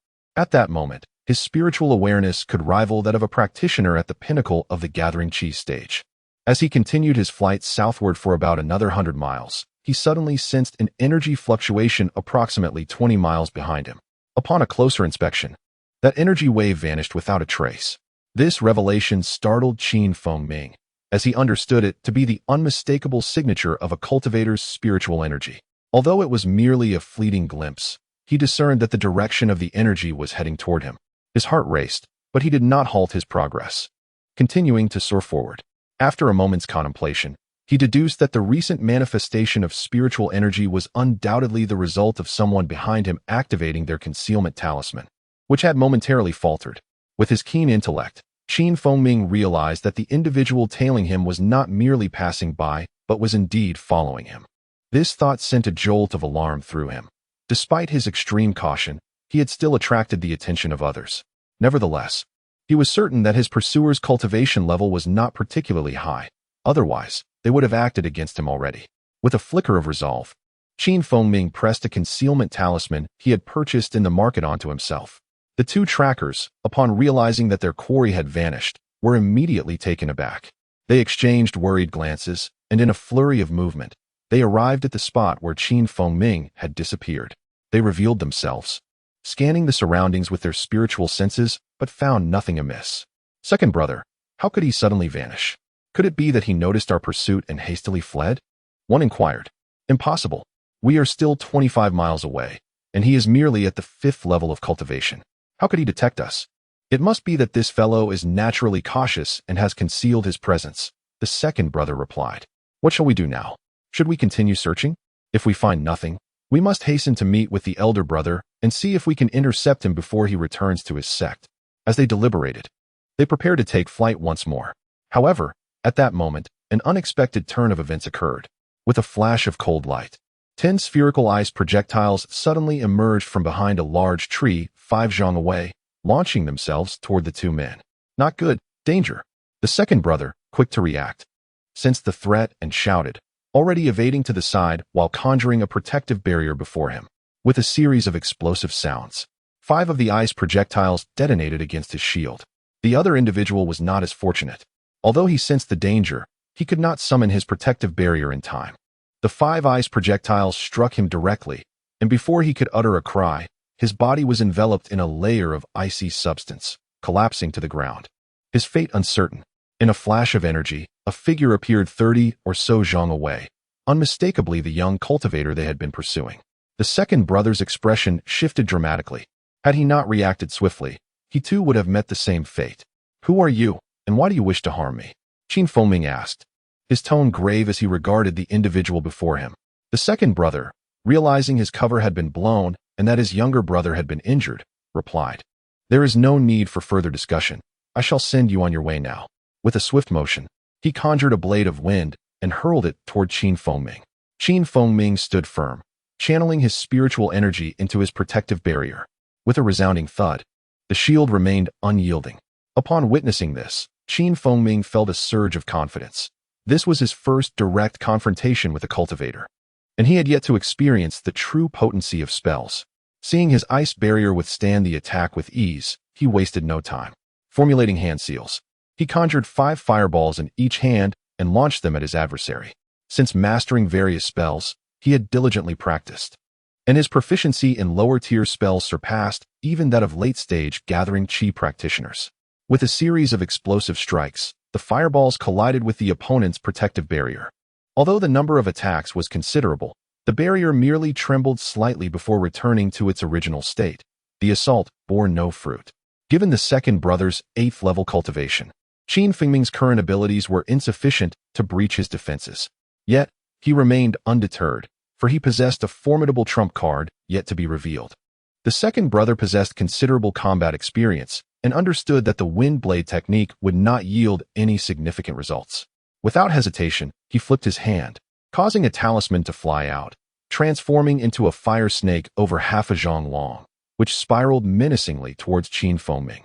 The fire snake was a mid-tier spell capable of persistent assault, its power far exceeding that of the wind blade. Feng Ming, aware of the danger, did not dare to underestimate it.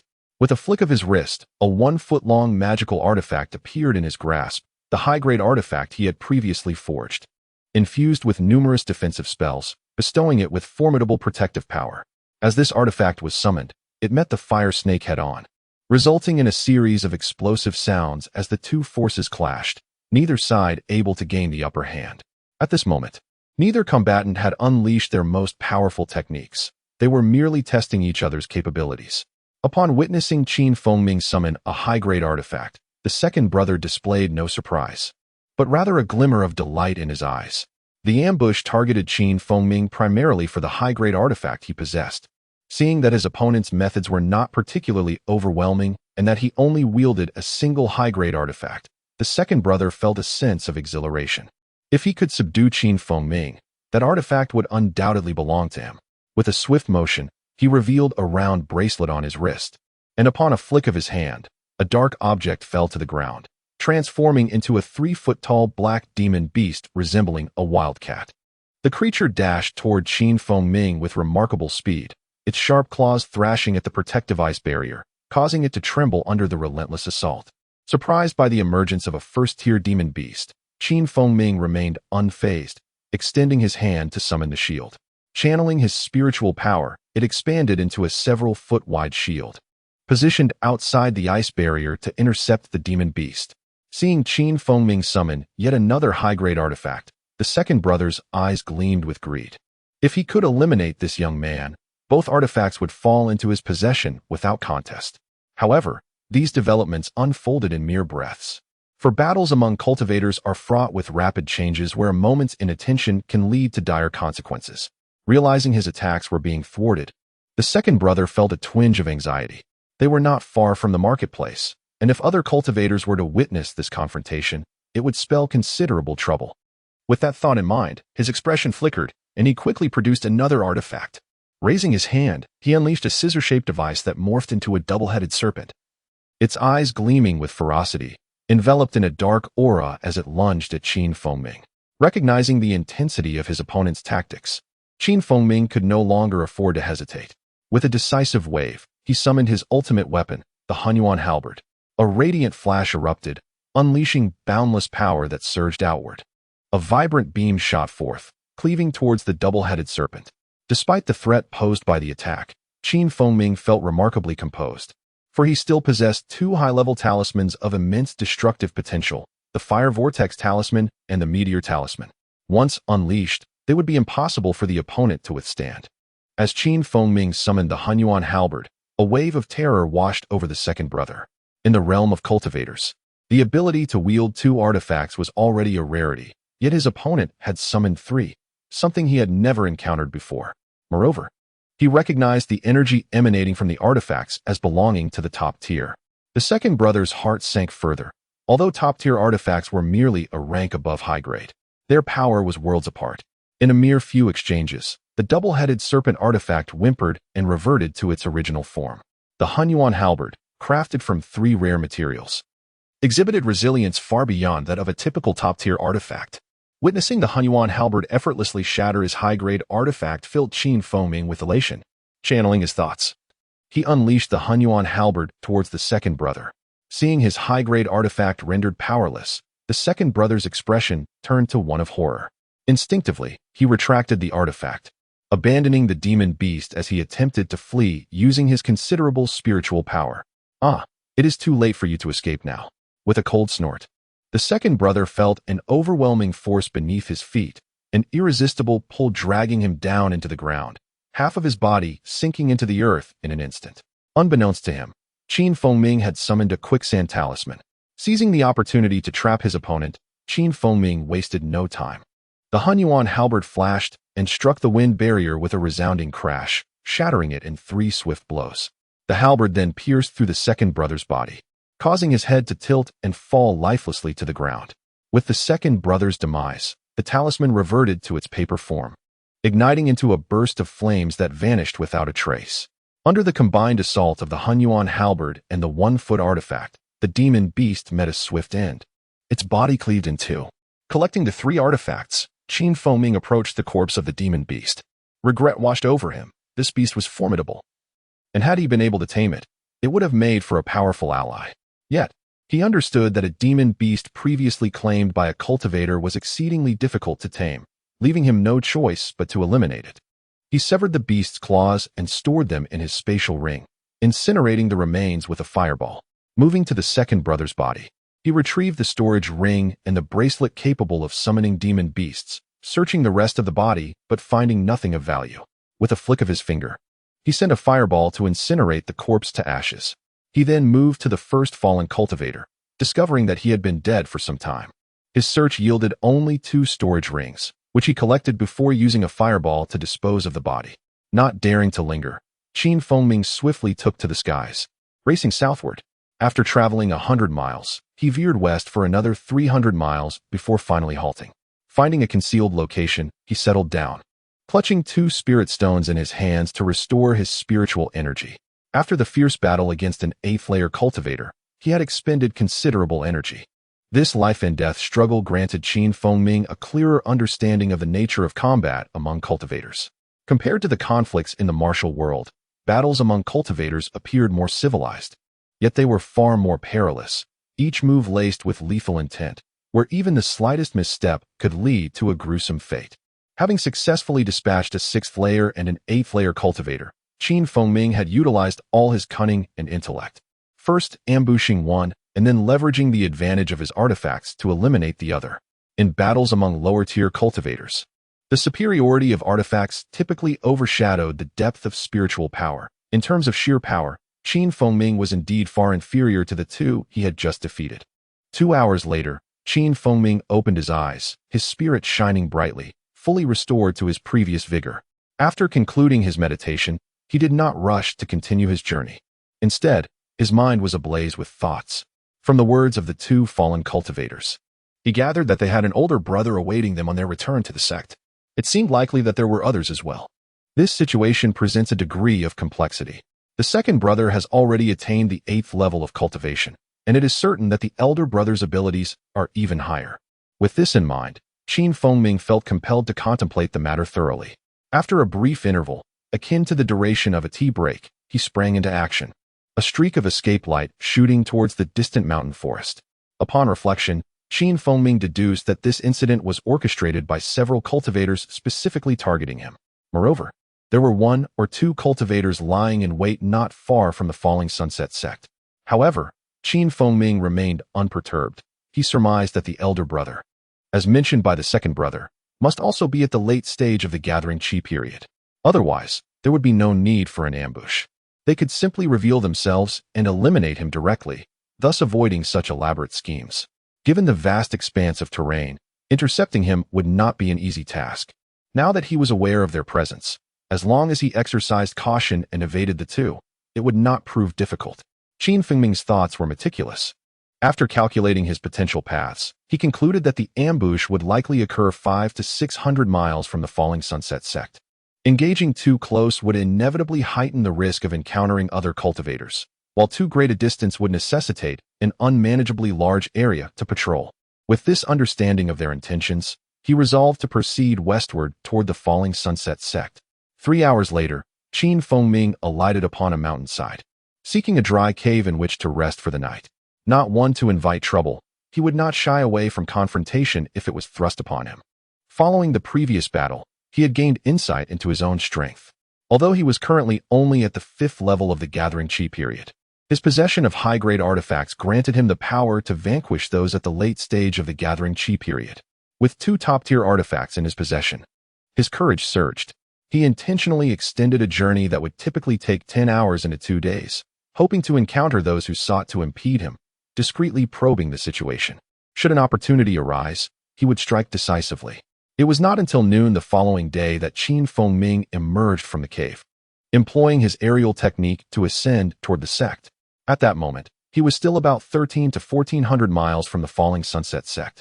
However, at his current speed, he anticipated reaching within 8 or 900 miles by nightfall, where he would feel secure under the cover of darkness. As he traveled, he periodically released his spiritual awareness to scan the surroundings, but encountered no suspicious cultivators, though he did spot a few fellow disciples. He chose not to join them, continuing his solitary journey. As night fell, he finally found himself within 8 or 900 miles of the falling sunset sect. He descended briefly to rest and replenish his spiritual energy. After half an hour, he applied a concealment talisman to himself and took to the skies once more, heading toward the sect. At this juncture, Ming dared not let down his guard. He fully extended his spiritual awareness, meticulously scanning the vicinity for any signs of movement within a 30-mile radius. After flying nearly 300 miles over the course of 2 hours without encountering anything of note, he remained untroubled. The outskirts of the falling sunset sect were vast, making it a challenging endeavor to locate a single individual. Even if he did not encounter them, he could return to the sect unscathed. Following a fruitless search, he chose to alight upon a cliff, intending to rest briefly before making his way back to the sect. Just as he settled, a faint voice drifted up from the valley below. Despite its weakness, his extraordinary hearing allowed him to perceive it.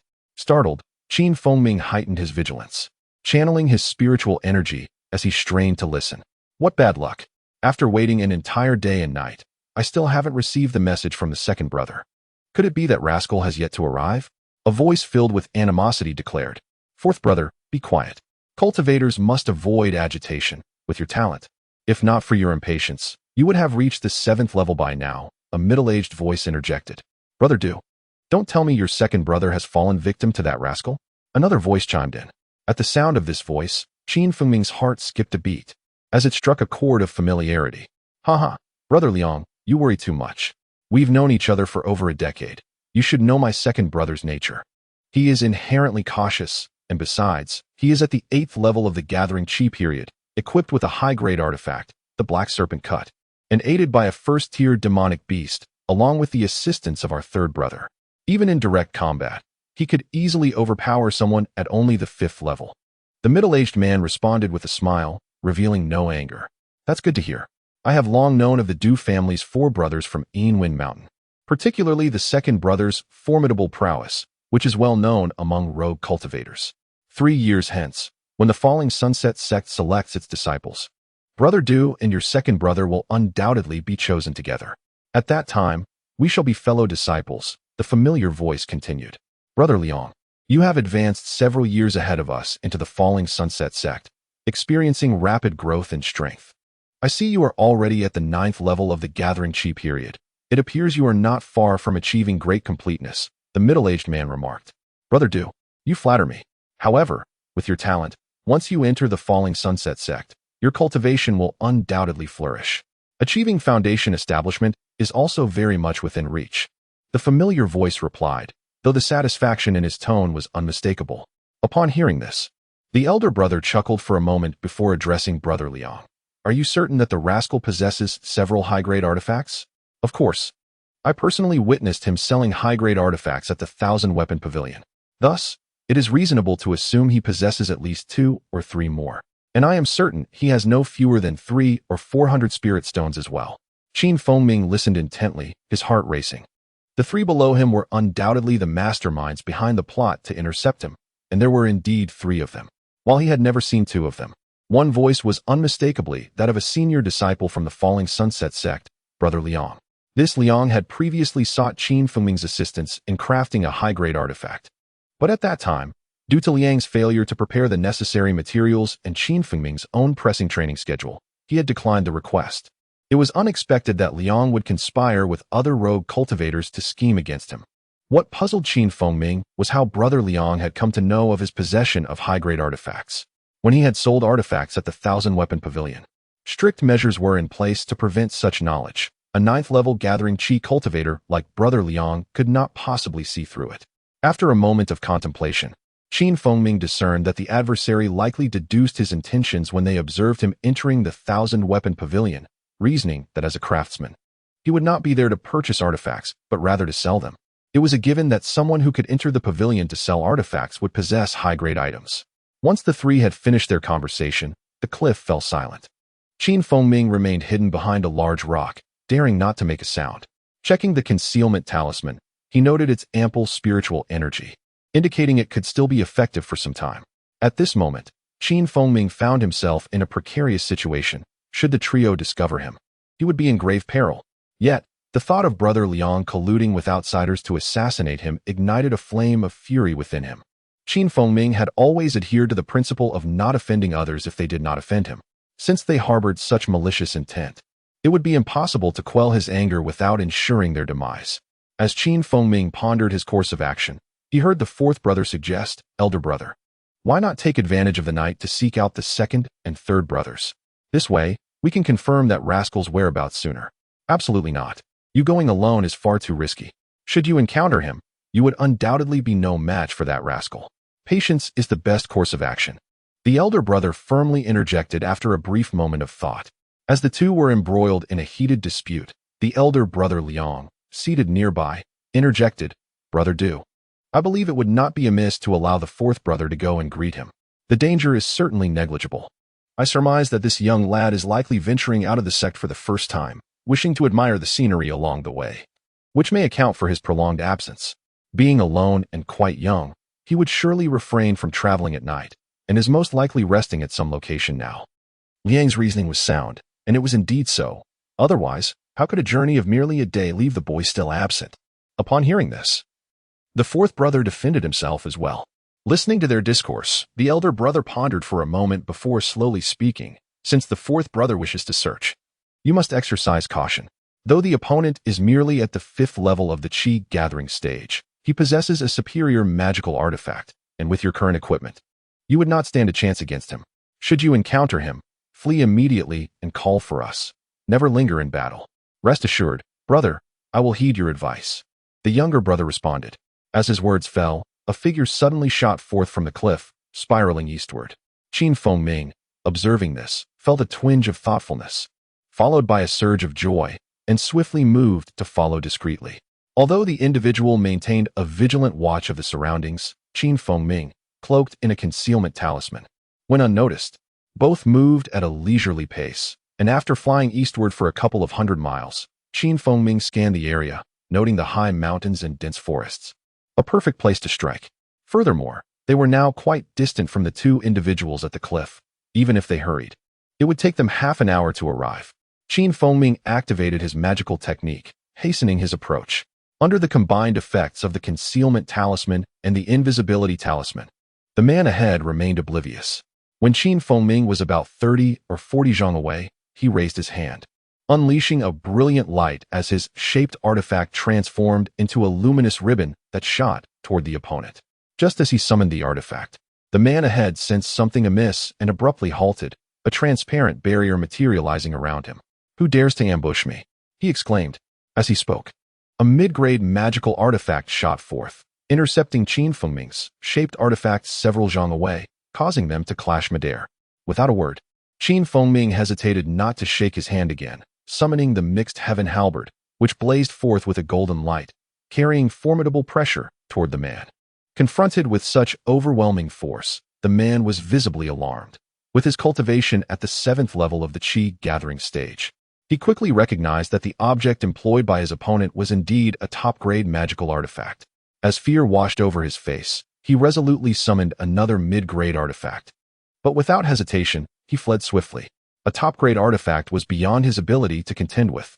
The mixed heaven halberd, moving at astonishing speed, collided with the mid-grade artifact, resulting in a thunderous crash that sent the latter hurtling backward.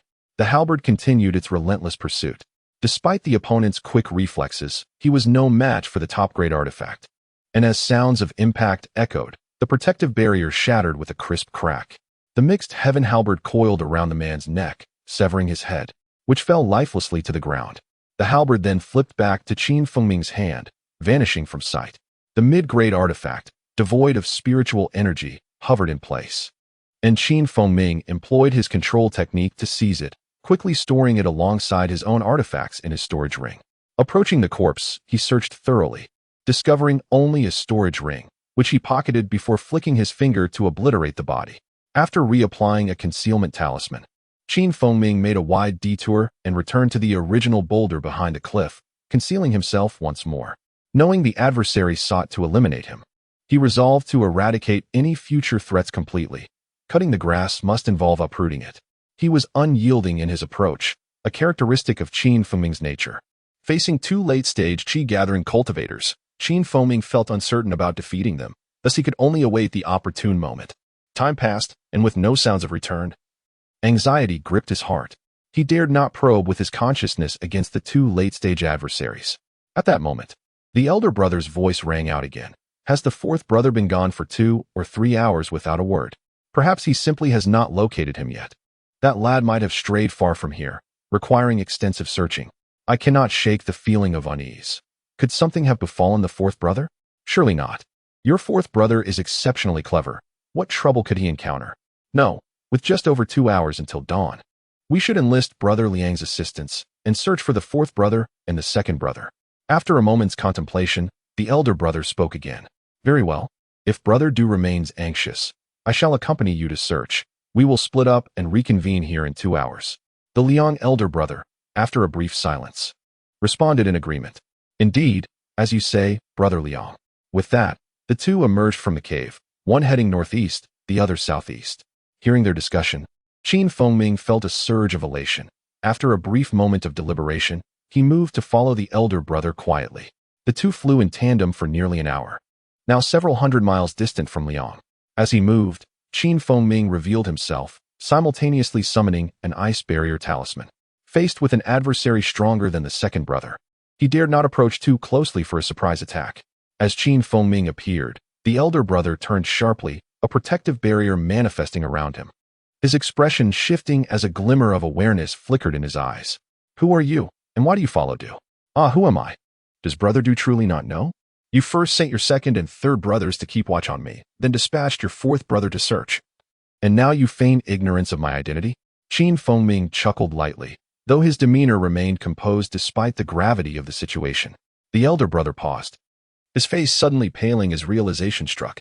You are that Qin fellow? Indeed, I am Qin, he responded with a smile. Are you surprised to find me here? Where are my fourth and second brothers? The elder brother, now acutely aware of the dire situation, asked urgently. Ah, where they are. Once I eliminate you, you shall meet them in the underworld, Feng Ming replied, not hesitating for even a moment as he raised his hand, sending forth a fiery serpent toward the elder brother, a fire serpent talisman. Upon hearing that his 3 brothers had perished at Feng Ming's hands, the elder brother was engulfed in rage, though disbelief lingered. His second brother was at the 8th level of Qi gathering. How could a mere 5th level cultivator kill him? Seeing Feng Ming strike without hesitation, the elder brother, angered yet resolute, summoned his own fire serpent talisman, and amidst the mournful wails, the 2 serpents spiraled and danced in the air, engaged in a fierce battle. In the face of a 9th level Qi gathering cultivator, Feng Ming found himself confronting his most formidable opponent yet, not daring to let down his guard. He raised his hand, a flash of brilliance signaling the emergence of his shaped artifact, which spiraled forth to strike the opposing cultivator. Confronted with a superior magical artifact, the elder brother displayed no sign of panic. With a swift motion, he released a mid-grade artifact that expanded to nearly 10 feet in length, its power seemingly rivaling that of Feng Ming's top-grade artifact. Under the collision of 2 magical artifacts, they immediately became entangled. Upon witnessing this, Feng Ming felt a surge of astonishment. A medium-grade artifact wielded by a 9th-level cultivator could possess such formidable power, leaving him momentarily dumbfounded. However, at this juncture, he would not retreat in the slightest. With a decisive flourish of his hand, the black serpent scissor was summoned, radiating a dark luminescence that circled above his head before launching directly at his opponent. Magical artifacts do not require the cultivator's blood to establish a bond, and thus bear no personal markings. With a modicum of familiarity, they can be wielded effortlessly. Ah, you have already slain my second brother. Very well. I shall now avenge him. Upon seeing the black serpent scissor, the elder brother was taken aback, his voice dripping with malice. As he spoke, a small black banner, measuring a few inches, materialized in his hand. The banner unfurled in the air, emitting a flash of yellow light, and a beast covered in pale yellow fur appeared, its eyes gleaming with golden radiance. With a fearsome roar, it leapt toward Feng Ming. Feng Ming's heart sank at the sight of the small banner. Such artifacts were often associated with bloodshed and were notoriously difficult to forge. Judging by the pressure emanating from the banner, it was at least a superior-grade artifact. Yet, he felt no fear in the face of the summoned beast's banner. With a flicker of green light, a shield manifested before him, effortlessly blocking the beast's onslaught, maintaining a comfortable distance of about 10 feet. After summoning the small banner, the Dew Cultivator merely observed the clash of artifacts without further action. Cultivators in the Qi gathering stage, constrained by their spiritual awareness, could typically only manipulate 2 or 3 artifacts simultaneously. Overextending would lead to vulnerabilities. And the Dew Cultivator felt a sense of calm in the current situation. Given the circumstances, he was confident that victory was assured. Throughout this confrontation, neither party resorted to low-tier spells. While such spells wielded considerable power, they posed significant challenges to breach the opponent's barriers, and employing them would merely squander spiritual energy. This scenario favored the Dew Cultivator greatly, leading to a noticeable relaxation in his demeanor. However, as he glanced at Ming again, an unsettling apprehension surged within him. The latter appeared utterly unfazed, wearing a smile as he regarded his adversary. "Now, let Brother Dew experience the true prowess of Feng," Ming declared, as a resplendent artifact materialized in his hand. Upon sighting it, the Dew Cultivator felt an icy chill run down his spine. The artifact exuded the unmistakable aura of a top-tier item. Shocked, he felt a strong urge to retreat, although a mere grade separated superior artifacts from top-tier ones. The disparity in power was monumental. Even as a 9th-level cultivator, he knew that intercepting a top-tier artifact with a superior one would be exceedingly difficult. In a moment of panic, the Dew Cultivator instinctively attempted to flee. However, he quickly regained his composure and snarled, "You think you can wield that top-tier artifact?" He was acutely aware that a mid-stage Qi gathering cultivator could only manipulate 2 artifacts. As his words left his lips, an unexpected turn of events unfolded before him. Ming displayed no hesitation, unleashing the top-tier artifact, which elongated to several feet and shot forth with incredible speed. "You can control 3 artifacts? How is that possible?" The Dew Cultivator's face contorted with fear as he dispelled any lingering doubts and attempted to flee. Yet, as he moved, a massive cage suddenly materialized outside his barrier, enveloping him entirely. This was a confinement talisman. Instantly, dread flooded the Dew Cultivator's heart. He realized that this talisman could not be easily shattered. Desperately, he waved his hands, launching icy blades that struck the cage, dimming its walls but failing to breach them. In a last-ditch effort, he attempted to summon back the beast, only to find that the shield seemed aware of the creature's intent to return to its master, relentlessly barring its passage. Suddenly, with a chilling flash, the top-tier artifact reached him, striking with a resounding crash, causing his protective barrier to flicker with yellow light. Ming, with his 9th-level Qi gathering cultivation, did not intend to dismantle the barrier in mere strikes. With focused intent, he commanded the mixed heaven halberd to whirl and dance, striking the Dew Cultivator's barrier repeatedly like a torrent of silk. In his desperation, the Dew Cultivator could only continue to summon icy blades, devoid of any other means. After numerous strikes from the mixed heaven halberd, the barrier finally shattered with a sharp crack, disappearing without a trace. Before the Dew Cultivator could react to the sudden turn of events, he felt a chill at his neck, and then darkness enveloped him. The unrestrained yellow beast turned and returned to the banner, which shrank back to the size of a palm. Observing his opponent's demise, Ming exhaled in relief, swiftly collecting the airborne artifacts into his storage ring before descending next to the Dew Cultivator's lifeless body. After retrieving the storage ring, he searched the body thoroughly, but found nothing further of value. With a flick of his finger, a fireball ignited and fell upon the corpse. Without hesitation, he affixed a concealment talisman to himself and soared back toward the cliff. At this moment, another formidable foe remained, Brother Liang. Among this group, he was the one Ming was most determined to eliminate. Such a ruthless individual could not be allowed to continue existing in the world.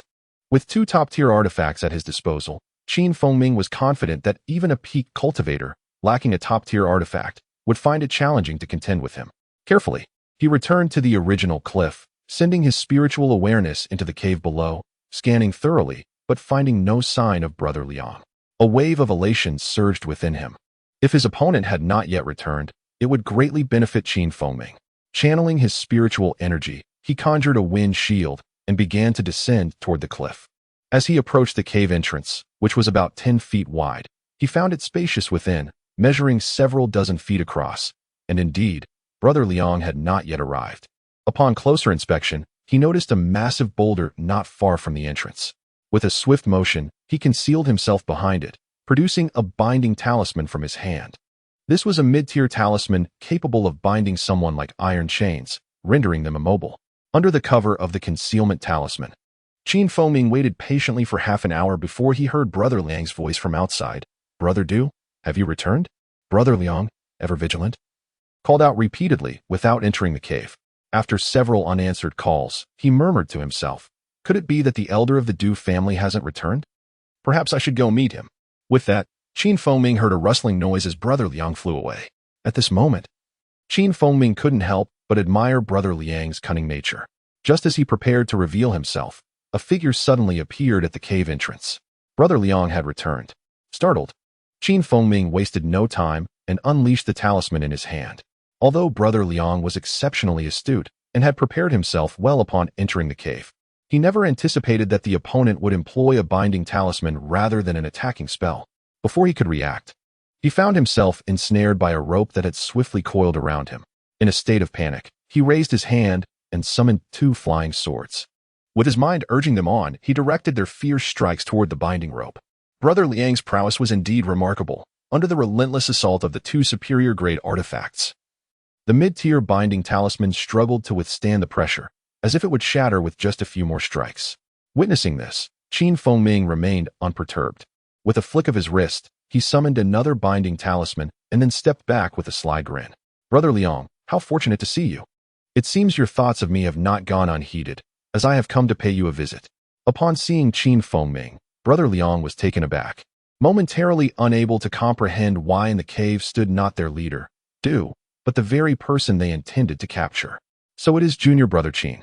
This must be a misunderstanding. Release me at once. Why have you trapped your senior brother?" "To free you is simply out of the question," Feng replied, dismissively. "Save your efforts. The 4 brothers of the Du family have already been sent to the underworld. I imagine your journey would be rather lonely without Brother Liang. Why not allow me to assist by sending you along as well? It would be much more pleasant with company, don't you think?" As he spoke, the mixed heaven halberd soared into the air, radiating a brilliant light as it charged toward Brother Liang. Understanding the implication of Feng's words, Brother Liang realized that the Du brothers were likely doomed. He remained silent, directing his flying swords to attack the chains while channeling his immense power into the protective barrier before him, hoping to hold his ground against Feng. However, his thoughts barely flickered in his mind before the shield shattered under the relentless assault of the binding talisman and artifacts. It was then that he suddenly comprehended the gravity of the situation. The opponent wielded a top-tier artifact. In despair, he cried out, "Junior Brother Qin, please show mercy." Before he could react further, Brother Liang felt a chill at his neck, and then all sensation faded into oblivion. Though Feng was still youthful, he possessed a profound understanding of the necessity to eradicate his adversaries completely. Observing the fallen corpse, he could not help but sneer, declaring, "Mercy is out of the question. Since you sought to conspire against me first, it is only fitting that I eliminate you." He retrieved the 2 flying swords, now devoid of their master's control, and approached the body of Senior Brother Liang. With a kick and a cold laugh, he proceeded to search the body thoroughly, collecting anything of value, placing a fireball atop the corpse. 3 hours later, Feng returned to the protective formation of the Falling Sunset sect, presenting his jade pendant and entering the sect without hindrance. He first visited the affairs hall to complete his formalities and returned the pendant before heading back to his quarters. Although he had dispatched Senior Brother Liang, Feng was certain no one was aware of it, yet a sense of unease lingered in his heart. Upon reaching his residence, he refrained from immediately counting his spoils and instead collapsed into slumber. Despite the battles appearing straightforward, he had exerted his utmost effort, never daring to let his guard down. His reluctance to immediately assess the items stemmed from his inherently cautious nature. Although only Uncle Fei from the artifact hall was a foundation-stage cultivator and rarely managed the affairs of the hall, Feng chose to remain prudent and refrain from acting recklessly. It was not until the following morning that he visited the artifact hall, greeted Uncle Fei, and briefly recounted his recent expedition outside the sect, deliberately omitting the details regarding his elimination of the Du family's 4 brothers and senior brother Liang. Uncle Fei offered little commentary, merely nodding before allowing him to proceed as he wished. For 4 consecutive days, Ming sat in meditation, displaying no unusual behavior.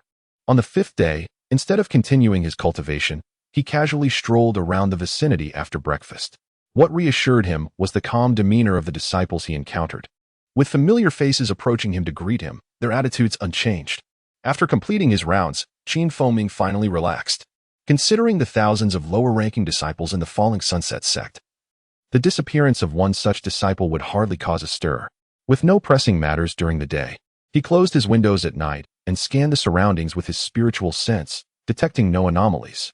Only then did he unveil his recent gains. Pouring the contents of his storage ring onto the ground, creating a dazzling array of spiritual stones, materials, and magical artifacts. Seeing such a trove of treasures filled Ming with exhilaration. Upon careful examination, he was astonished to discover 278 low-level spiritual stones, 23 talismans of initial and intermediate grades, 5 superior-grade magical artifacts, 3 flying swords, a black snake scissor, and a small banner, 7 intermediate-grade artifacts, dozens of refining materials, elixirs, 2 vials of chi-boosting pills and 5 yellow essence pills, and 8 secret manuals, including 5 volumes of elementary 5 elements technique, 1 of spirit summoning technique, 1 of shadow demon technique, and a small booklet with only a few pages. Additionally, there were some clothing items and silver. Overall, these acquisitions brought him immense joy. Such a wealth of items would undoubtedly elevate anyone among the noble offspring of the Falling Sunset sect. After categorizing all his possessions into his storage ring, he settled down in satisfaction.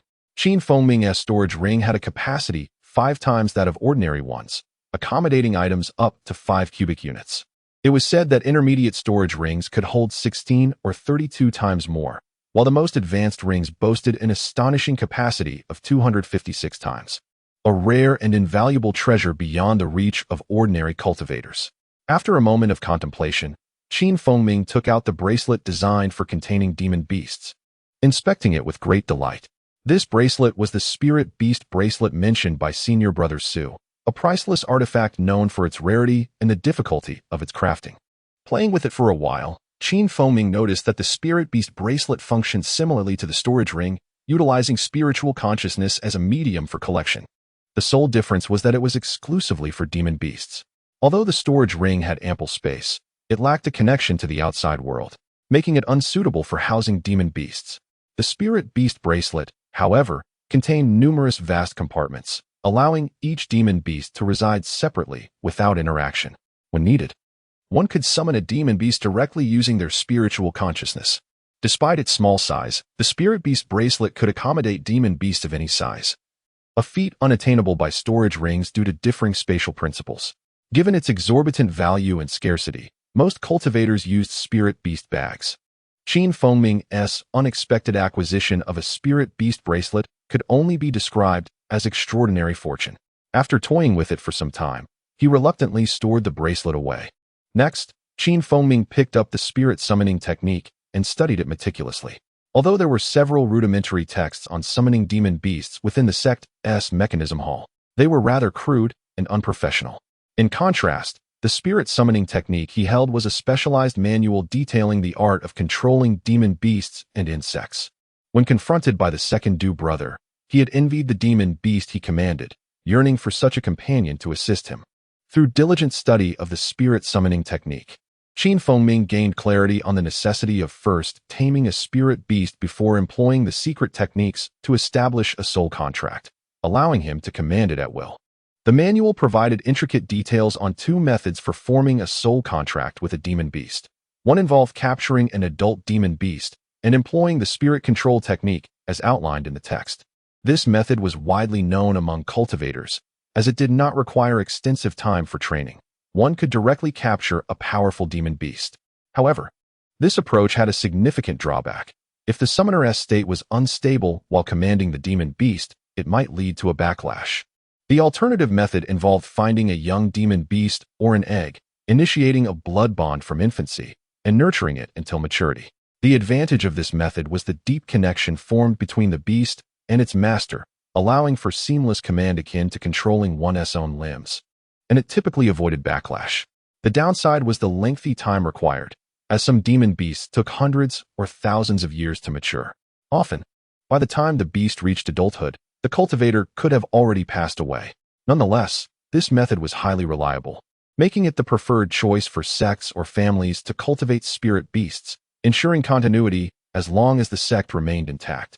The spirit summoning technique was not only applicable to demon beasts and birds, but also to communal spirit insects. What left Feng Ming speechless was that he was currently unable to practice this secret technique, as it required one to be at the late or peak stage of qi gathering, and the target must be of a lower cultivation level than the practitioner to avoid backlash. It took Feng Ming 5 days of thorough study to commit the spirit summoning technique to memory, after which he carefully stored it away. Although he could not yet practice it, understanding it proved beneficial. Having completed his examination of the spirit summoning technique, Feng Ming did not stop there. He flipped over to the shadow demon technique. A cursory glance filled him with surprise, for while this text appeared ancient, it was inscribed with characters from the past several millennia, all of which he could understand. What delighted Feng Ming was that the shadow demon technique was a demonic cultivation method authored by a renowned figure known as the Demon Flame Elder. Although Feng Ming was still unfamiliar with cultivation techniques, his exposure had given him enough knowledge to recognize this work as a high-quality text among demonic methods. The supreme cultivation methods are indeed rare treasures, and even the Falling Sunset sect possesses only a few such techniques. When discussing demonic cultivation methods, one must also mention cultivators, who can be broadly classified into two paths, the righteous and the demonic. Demonic cultivation is a branch of immortality cultivation, sharing the ultimate goal of achieving longevity and coexisting with the heavens. However, the paths taken by the two differ significantly. Righteous cultivators believe in a gradual and steady approach to cultivation, embodying the principles of the universe. In contrast, demonic practitioners seek immediate results, employing any means necessary to rapidly enhance their magical power and elevate their realms, even at the cost of harming the innocent. This is viewed with disdain by the righteous. Nonetheless, whether adhering to the righteous or demonic path, the principle of might makes right prevails, where interests take precedence, and the strong prey upon the weak. Those who express intent towards the path of cultivation may resort to infighting amongst themselves, as exemplified by Senior Brother Liang, who conspired with outsiders to eliminate Feng Ming for the sake of a supreme magic weapon. The techniques practiced by righteous cultivators typically do not exhibit remarkable power in the early stages. Only with prolonged practice do their true strengths emerge.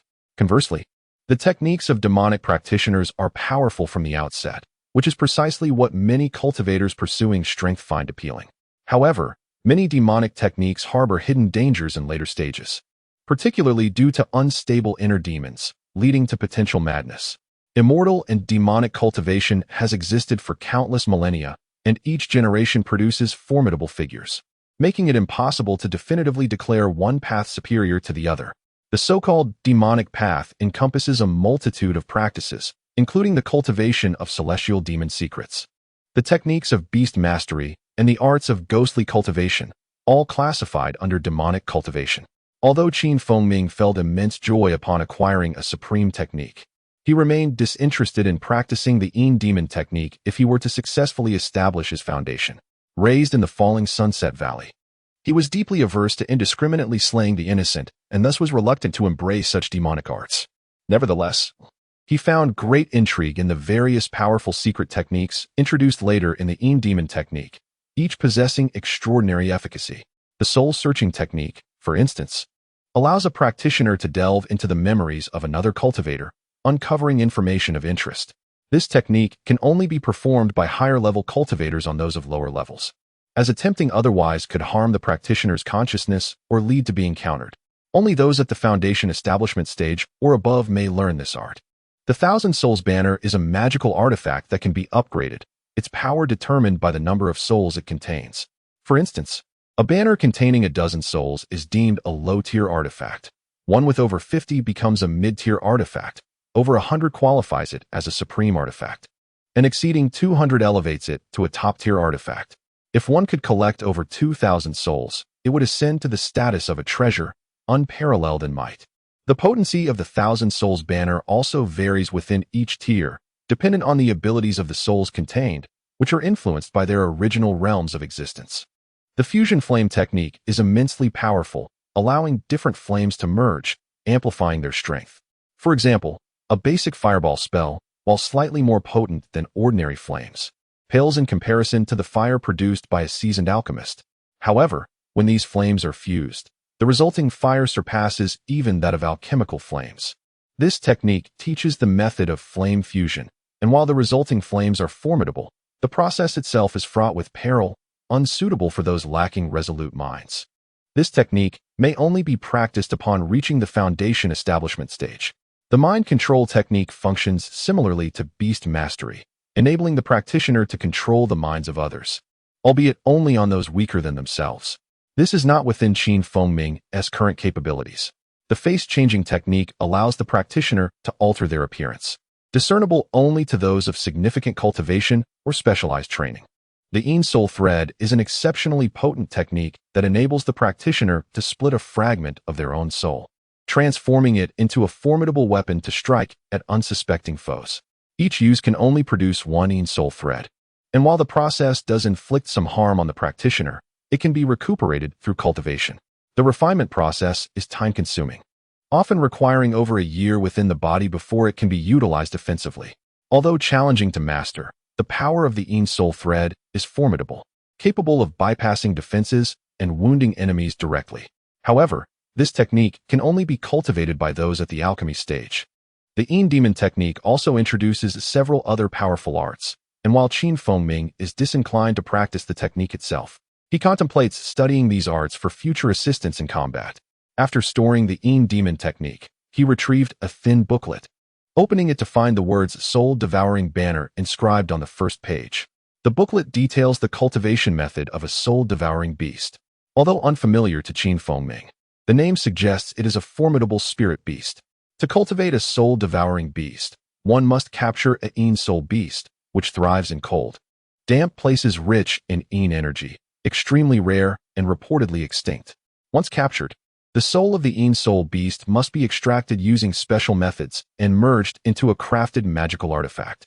Concurrently, the practitioner must infuse the artifact with their own blood, nurturing the soul for 81 days to create an initial banner comparable to a low-tier artifact. Nurturing it for a year aligns it with mid-tier artifacts, and after 2 years, it reaches the level of a supreme artifact. Following this period, the banner no longer requires blood but begins to consume souls for evolution, hence the name Soul-Devouring Banner. The difficulty in capturing a Ein Soul beast is matched only by the perilous process of refining the Soul-Devouring Banner, as any misstep could result in a backlash from the Ein Soul beast's soul. As he gazed at the booklet, a realization struck Feng Ming. The small banner held by the eldest of the Du family bore a striking resemblance to the Soul-Devouring Banner described in the text. Hastily retrieving it, he observed a small, pale yellow beast depicted on the banner, remarkably similar to the description of the Soul-Devouring Banner in its perfected form. This beast also appeared pale yellow. Contemplating the banner, Feng Ming found himself perplexed. During his studies of the Falling Sunset sect's texts, he had encountered references to the Ein Soul beast, which had been declared extinct. How, then, could another be present now? In truth, Feng Ming was unaware that this flag was not crafted by the eldest of the Du family, but rather acquired from the dilapidated cave of a predecessor. Alongside the Ein Mo gong and a small booklet, he had also procured this soul-devouring banner.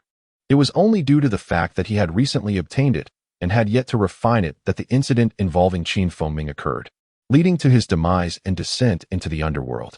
Although Feng Ming harbored some reservations about cultivating demonic arts, he was not wholly averse to the idea. His internal conflict between good and evil had long been entrenched. However, should he fail to discover any superior cultivation methods in the future, he might very well resort to practicing these demonic techniques. Despite having acquired several seemingly formidable spells, he recognized that his current cultivation level was still too low. Even if he could practice, focusing on this path would likely result in more losses than gains. Only by reaching the pinnacle of the Qi gathering stage or entering the foundation establishment stage could he pursue this endeavor with certainty. At present, Feng Ming's foremost concern was to enhance his own strength swiftly. The adversaries he encountered were practitioners at the great perfection of the Qi gathering stage. Even with a top-tier magical artifact, he would be facing a perilous situation. It was only through the elevation of his personal power that he could secure a foothold in the treacherous realm of cultivation, rife with hidden dangers. During this auction, he procured several bottles of chi-boosting pills, supplemented by 2 additional bottles acquired from the fallen foes. With these elixirs, he was confident that breaking through the 6th-layer bottleneck would pose no challenge. Throughout his prolonged cultivation, one question had persistently puzzled Feng. When he first embarked on his journey, his master, Uncle Shaman, had remarked on his exceptionally poor aptitude. Although he possessed the rare void spirit root, it was merely a singular root, rendering his progress exceedingly slow. Nevertheless, within just 1 year, he had elevated his cultivation from the 3rd layer to the 5th, and this advancement was achieved without excessive effort. Observing fellow disciples with singular roots still languishing in the 3rd or 4th layers after a year left him utterly perplexed. Although he was baffled, he found no means to ascertain the reason. As time passed, Feng's life returned to its previous rhythm. He diligently completed the tasks assigned by Uncle Fei each month, then devoted himself to solitary cultivation. During this time, he had nearly mastered Uncle Fei's smithing techniques. While crafting for his fellow disciples, he also integrated some of his original methods, which even Uncle Fei praised, nodding in approval. His remarkable talent at such a young age earned him considerable admiration. Uncle Fei, delighted by Feng's progress, intensified his training regimen, frequently increasing the difficulty of the assigned tasks, allowing Qin to work with many precious materials, thereby significantly enhancing his smithing skills. Apart from smithing, Feng immersed himself in meditation, absorbing the energies of heaven and earth. Time flowed unheeded, and in the blink of an eye, 2 years had elapsed. Now, at the age of 21, Feng stood tall at 7 feet, his complexion neither too dark nor too pale. While he may not have been strikingly handsome, he was certainly not unappealing, especially with the faint, languid smile that perpetually graced his face, evoking a sense of approachability. During these 2 years, apart from fulfilling Uncle Fei's assignments and assisting his fellow disciples in crafting artifacts, he rarely paused his cultivation for other pursuits. Despite devoting a significant portion of these 2 years to various tasks, his diligent training, coupled with the assistance of several chi-boosting pills, enabled him to ascend from the 5th layer to the 7th layer of the chi-gathering stage, marking his formal entry into the latter stages. Much to the envy of his peers who had once listened to Brother Su's teachings on the rudiments of the 5-element spells. Upon reaching the 6th layer of the chi-gathering stage, the Lua sect bestowed upon him 2 Huangjing pills, yet he refrained from consuming them. When he had initially purchased the chi-boosting pills, the seller had informed him that these would only benefit practitioners in the mid-chi gathering stage, becoming ineffective upon entering the later stages. Consequently, he continued to consume the chi-boosting pills while storing the Huangjing pills, and now, he possessed a total of 15 within his storage ring, rendering him financially comparable to a small cultivating family. Throughout these 2 years, several remarkable events transpired within the Lua sect. One noteworthy occurrence involved a disciple by the surname Lin, who, in a mere 3 years, ascended from the 3rd layer of the chi-gathering stage to the great perfection, eliciting jubilation among the sect's senior members, who hoped for his continued advancement on the path of cultivation. Another event featured a female disciple by the surname Yu, who, without consuming any foundation establishment pills, successfully established her foundation, officially stepping into the realm of cultivation.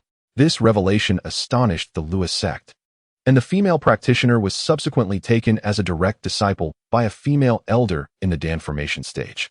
Additionally, several disciples who had entered the sect alongside Feng also reached the later stages of the chi-gathering stage, much to the delight of the sect's higher-ups. Moreover, a significant event loomed on the horizon. In 8 months, the Lua sect would host its biannual recruitment conference, inviting practitioners from the expansive Dalian kingdom. The sect would only accept disciples who had attained the 8th layer of the chi-gathering stage or above, with age restrictions not exceeding 35 years. New entrants would undergo rigorous scrutiny before being formally recognized as disciples. In contrast, the offspring of allied cultivating families were exempt from such conditions. As long as they were personally recommended by their family heads, they could join the Lua sect without further evaluation. Feng had initially entered the Lua sect as a recognized disciple of the Lua Valley, which facilitated his direct admission. Immersed in his cultivation, Feng remained undisturbed by these happenings, persisting in his diligent practice. After reaching the 7th layer of the Qi gathering stage, he dedicated half a month to solidifying his realm, subsequently halting his meditative training. He realized that merely relying on hard work would make it challenging to elevate his strength in the short term. After careful consideration, he decided to focus on talisman crafting as his future pursuit. Through several combat encounters, he understood the significant impact a well-crafted talisman could have in battles. For instance, if a practitioner possessed 20 mid-tier fire serpent talismans and unleashed them simultaneously, even a senior in the foundation establishment stage would be compelled to retreat. Such a strategy, which did not heavily deplete one's own mana, was particularly formidable in one-on-many confrontations. However, this was merely theoretical. While controlling talismans required minimal mana consumption, it necessitated the user's mental acuity to direct them effectively. For an average mid-Qi gathering stage practitioner, being adept at managing 2 magical artifacts simultaneously was already commendable. If it involved talismans, possessing a mere 20 would be impressive. Yet, Feng was different. His extensive experience in smithing had significantly enhanced his mental capabilities compared to ordinary practitioners of the same level. The ability to multitask was essential in smithing, making it considerably effortless for him to manipulate talismans far beyond the capacity of his peers. To expedite his mastery of talisman crafting, Feng sought out the Mechanism Pavilion, where he procured 2 books on talisman crafting and diligently studied them. By integrating the knowledge from these texts with his existing resources, he embarked on his exploration of this discipline. Talisman crafting involved using a talisman brush and vermilion to inscribe spells onto specially crafted paper. During the inscription process, it was crucial to infuse spiritual energy into the talisman, with the amount needing to correspond to the specific spell. Infusing too much energy could cause the talisman paper to ignite spontaneously, while too little would render the talisman ineffective. Thus, producing a quality talisman required a talisman master to conduct dozens, hundreds, or even thousands of experiments. Consequently, training a master talisman crafter demanded an enormous investment, which explained why Feng had refrained from frivolously spending his ample spirit stones in the market. Ultimately, after thoroughly studying all the texts at his disposal, Feng selected the low-tier talisman spirit-enhancing talisman from the compendium of basic talismans as his first experimental subject. Although the spirit-enhancing talisman had existed for ages, its utility was rather limited, primarily serving to restore one's mental clarity after fatigue. In his mind, he repeatedly contemplated the spirit-enhancing talisman spell before skillfully inscribing it onto mundane paper using a common brush. This alone consumed several days of his time. Only after achieving fluent mastery of the inscription did he use the talisman brush, dipped in vermilion, to infuse spiritual energy through the brush and inscribe the spell onto the talisman paper. Despite his thorough preparations, when he began inscribing the spell onto the talisman paper, although the spell shimmered and merged with the paper, it promptly erupted with a resounding bang, igniting and vanishing without a trace. Upon witnessing such a scene, Feng, who had already mentally prepared himself, remained unfazed and continued his writing and painting without interruption. His resolute willpower was far beyond that of an ordinary low-tier cultivator. This act of inscribing talismans consumed over 10 hours, and within these 2 days, he expended hundreds of sheets of talisman paper. After numerous attempts, on the 3rd day, he finally succeeded in refining the beneficial spirit talisman. Gazing at the talisman in his hand, Feng's heart surged with emotion, although it was merely a useless talisman. The success of its refinement brought him immense gratification. With the first success under his belt, he proceeded to craft 10 more of the same talisman, achieving a remarkable success rate of 70 to 80%, a feat he had never dared to imagine. Such a high success rate was impossible for those lacking innate talent in talisman crafting. He recalled hearing from the old man at the talisman studio that without such talent, even after refining tens of thousands of times, one could not attain such a high success rate.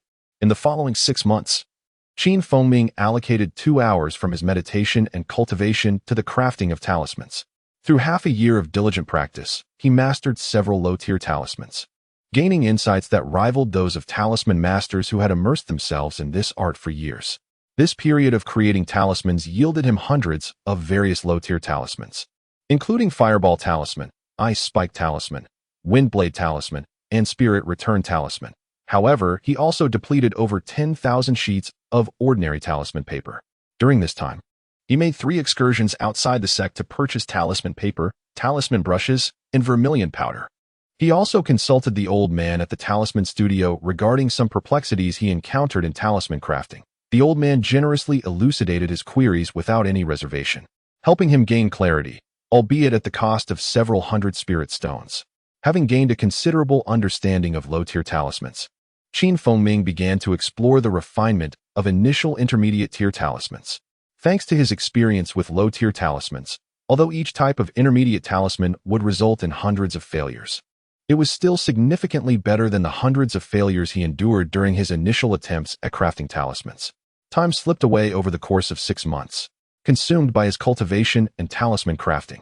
His once abundant reserve of low-tier spirit stones, totaling over 1,000, dwindled to almost nothing amidst the experiments with intermediate talismans. Despite the substantial costs, his harvest was exceedingly rich, as he successfully refined over 600 intermediate talismans. Among them were several offensive talismans such as Falling Rock Talisman, Fire Serpent Talisman, and Ice Spike Talisman, along with defensive and supportive talismans like Earthen Wall Talisman, Whirlwind Talisman, Binding Talisman, and Quicksand Talisman. With such an arsenal of talismans at his disposal, Feng felt an extraordinary sense of security. He believed that even when faced with a fully realized Qi gathering stage practitioner, he could defeat them solely through the myriad talismans he possessed. Over the course of the year, Feng also made significant breakthroughs in his cultivation. Every 3 months, he consumed a yellow essence pill, and under the invigorating effects of several such pills, he smoothly advanced from the 7th to the 8th layer of the Qi gathering stage, achieving an upper middle level among the low-tier disciples and earning a place among the elite disciples of the Falling Sunset sect. During this year, the Falling Sunset sect held a recruitment conference open to all loose cultivators from the Great Liang Kingdom, welcoming 17 disciples of the 8th layer or higher. Additionally, they recruited over 60 talented offspring from various cultivation families, including several with exceptional spiritual roots, greatly satisfying the higher-ups of the Falling Sunset sect. After stabilizing his 8th layer cultivation, Feng began contemplating ways to earn spirit stones, realizing that talisman crafting was not a pursuit for the faint-hearted. He meticulously inventoried all the items within his storage ring. Aside from a meager amount of spirit stones, the other items were worth more than what one would expect from a direct descendant of a prominent cultivation family. His ring contained over 1,000 various talismans, 2 top-grade magical artifacts, 6 high-grade artifacts, 7 mid-grade artifacts, and dozens of refining materials. Yet he had only a little over 100 low-tier spirit stones. He categorized all the talismans and carefully stored the artifacts to ensure no mistakes occurred upon their usage. While sorting through his belongings, Feng suddenly came across an item whose purpose still eluded him, the verdant gourd. Since acquiring this small gourd, he had attempted various methods to open its lid, but had met with failure. After years had passed, the gourd remained unchanged, still radiant and lush green. Cradling the gourd in his hands, he pondered that his earlier inability to open it might have been due to insufficient skill. Now, with his enhanced magical prowess, he believed he could pry it open using a magical artifact. Although this might risk damaging the gourd, it was better than remaining ignorant of its contents. Resolute, Feng retrieved a mid-grade magical artifact, placed the gourd on the table, and stood a yard away. With a flick of his finger, the artifact soared into the air, spiraling gracefully before directing its tip toward the gourd's lid. With a swift motion, the artifact shot forth, enveloped in a halo of light, aimed directly at the gourd. Suddenly, an extraordinary phenomenon occurred.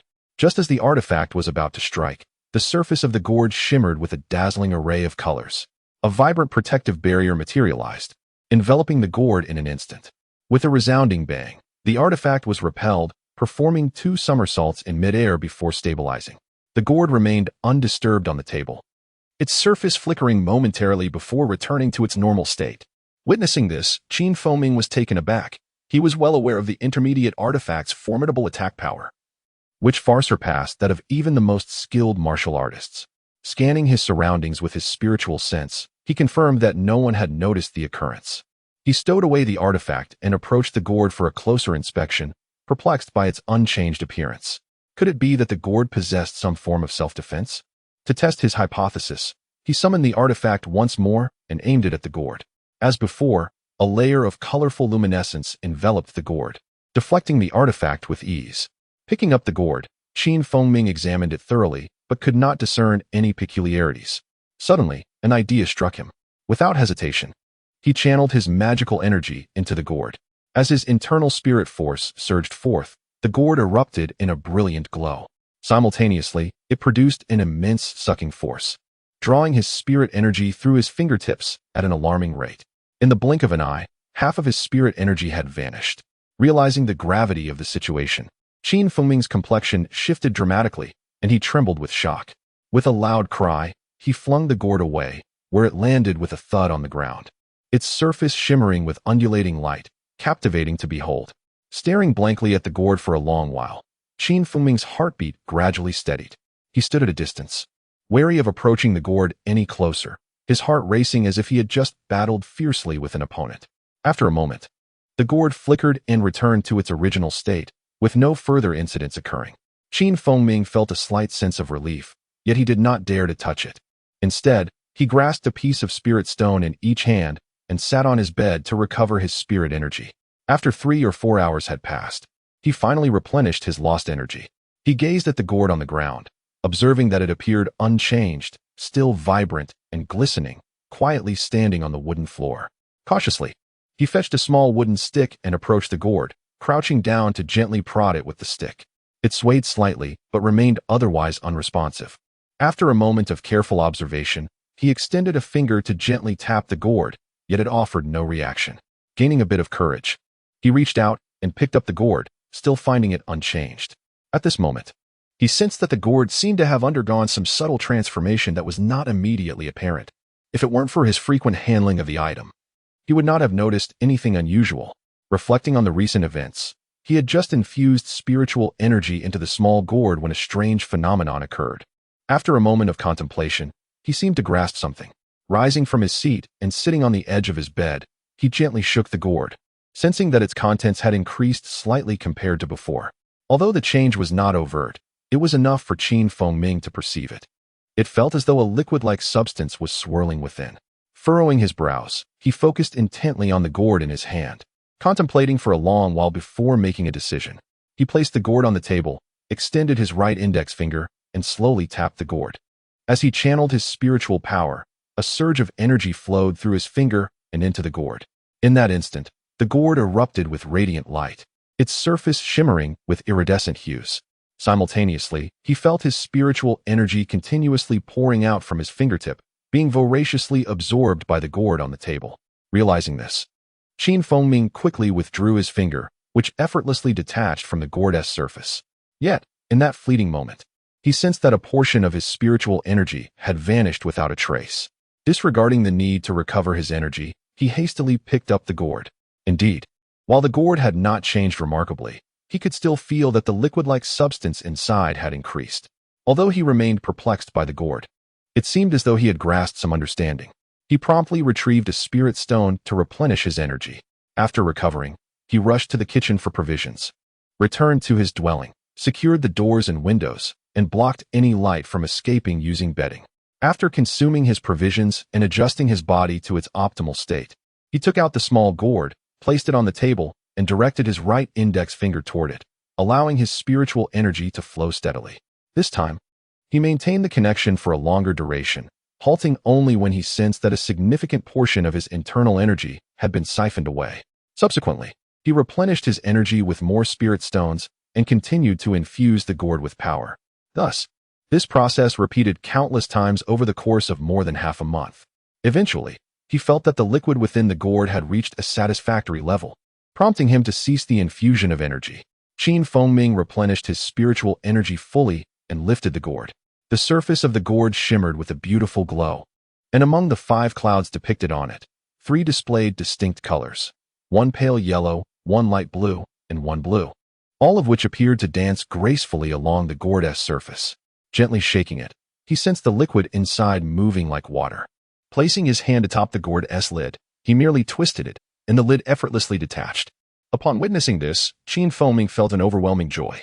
The problem that had previously consumed so much of his effort was now resolved with such ease.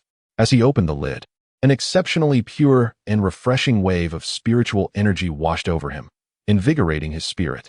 Peering within the gourd, he discovered a remarkably clear, deep blue liquid, interspersed with hints of pale yellow and blue. The liquid exuded a fragrance that was both invigorating and enchanting, radiating an aura of immense spiritual potency. Upon closer inspection, he found no other substances within the gourd. Gripping the verdant gourd tightly, he gazed at the blue liquid, pondering the significance of this mysterious essence that had cost him over half a month's effort and numerous spirit stones. Sealing the gourd, he tucked it away and collapsed onto his bed, sinking into a deep slumber. The relentless infusion of energy had left him utterly fatigued.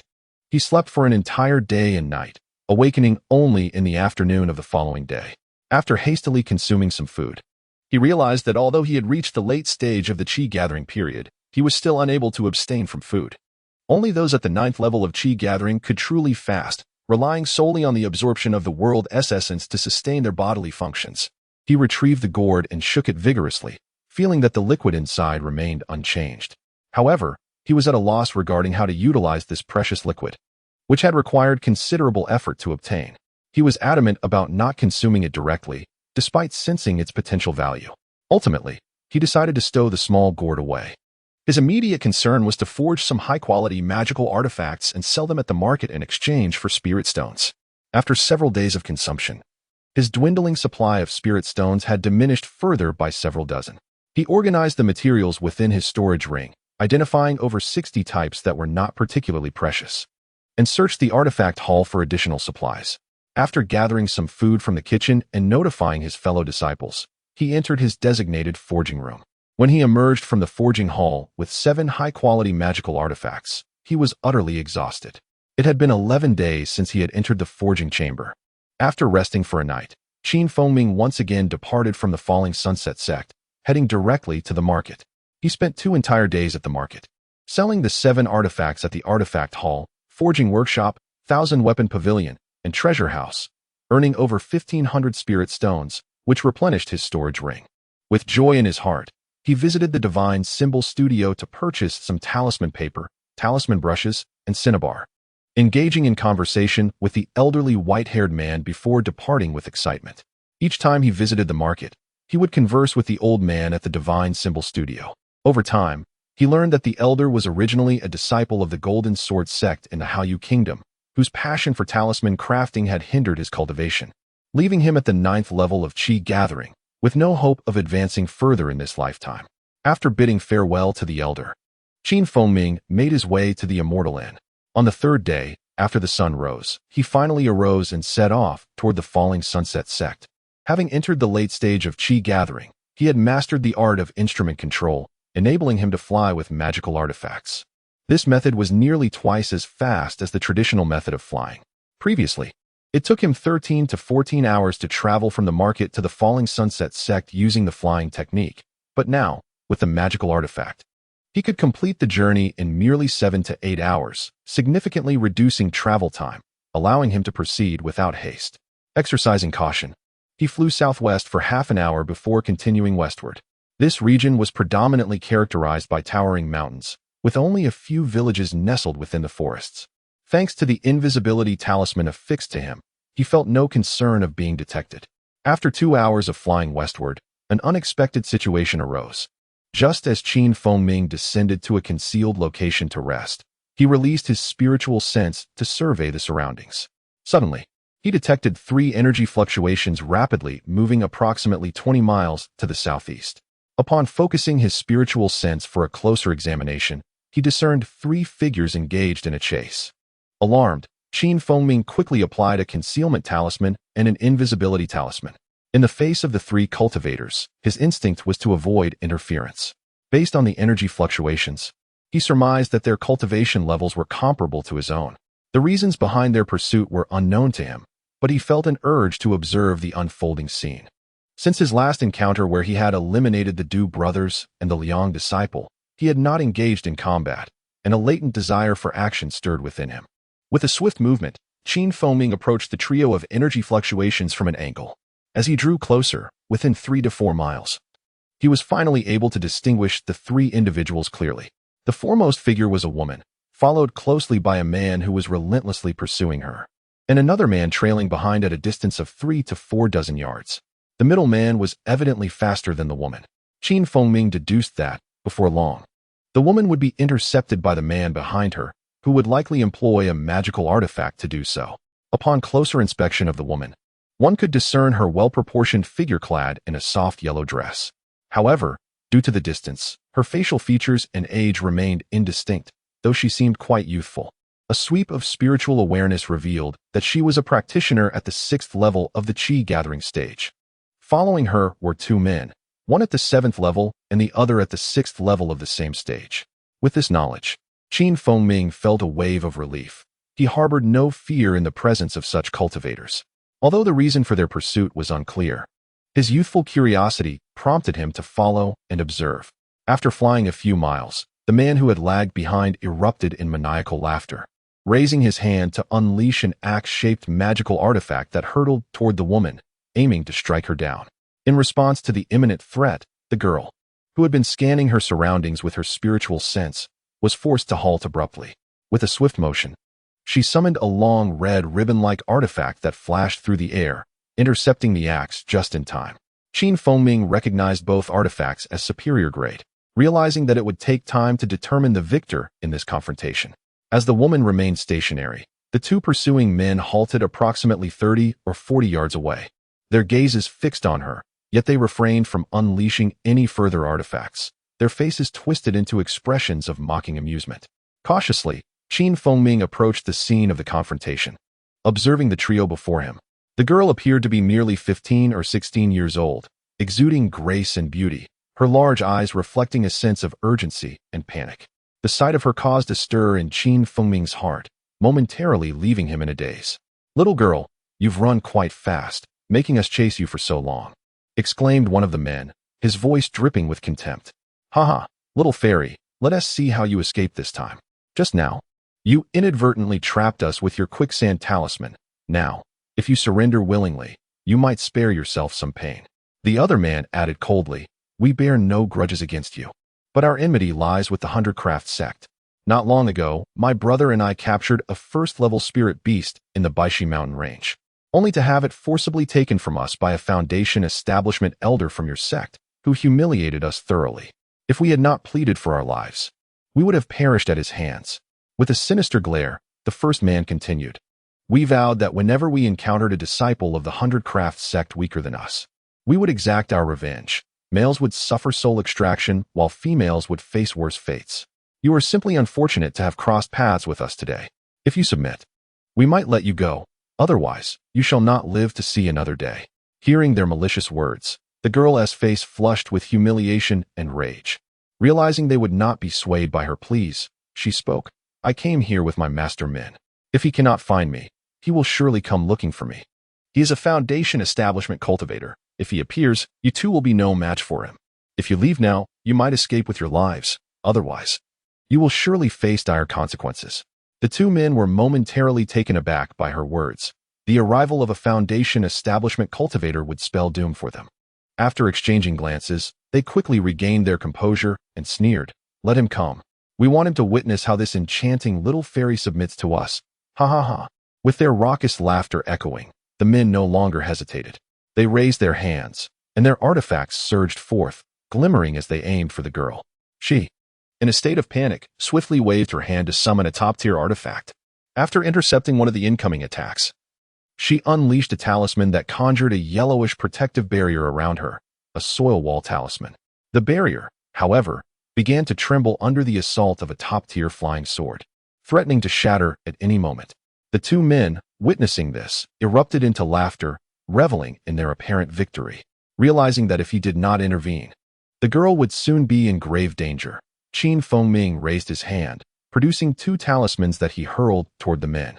As the talismans vanished from sight, he nonchalantly revealed himself 30 yards behind them. "My esteemed friends, how noble of you to bully a defenseless girl. Are you not afraid of being ridiculed by your peers?" he called out, causing both men to turn sharply, their expressions shifting to one of alarm upon seeing him, a figure cloaked in a hat and black veil, standing at a distance. Without hesitation, the men summoned their artifacts back to their sides, eyeing Qin Fengming with utmost caution. "Who are you, and why do you meddle in our affairs? If you mean us no harm, then be on your way," the The foremost man barked, scanning Qin Feng but failing to detect any spiritual energy. Realizing he must have used a concealing talisman. Nevertheless, his keen instincts told him that this newcomer was not the Foundation establishment cultivator the girl had mentioned, or else he would not be engaging in conversation with them. The girl, too, retracted her artifact, her face reflecting her surprise at the identity of the newcomer, who was not her masterman. Who I am is of little consequence. What matters is that I have business with you two that requires discussion, Qin Feng said, fixing his gaze upon them with a smile. The two men exchanged bewildered glances, their confusion palpable. We are not acquainted with you. What could you possibly want from us? They asked, their expressions betraying their uncertainty. Actually, I have no significant matter to discuss. I merely find you both displeasing and wish to teach you a lesson. Qin Feng replied coolly, his eyes gleaming with intensity. Upon hearing this, the men's faces contorted in fury. Their gazes locked, and they simultaneously raised their hands, unleashing their artifacts to strike at Qin Feng. Unperturbed, Qin Feng summoned a shield that appeared before him just as their artifact struck, effortlessly absorbing the blows without leaving a mark.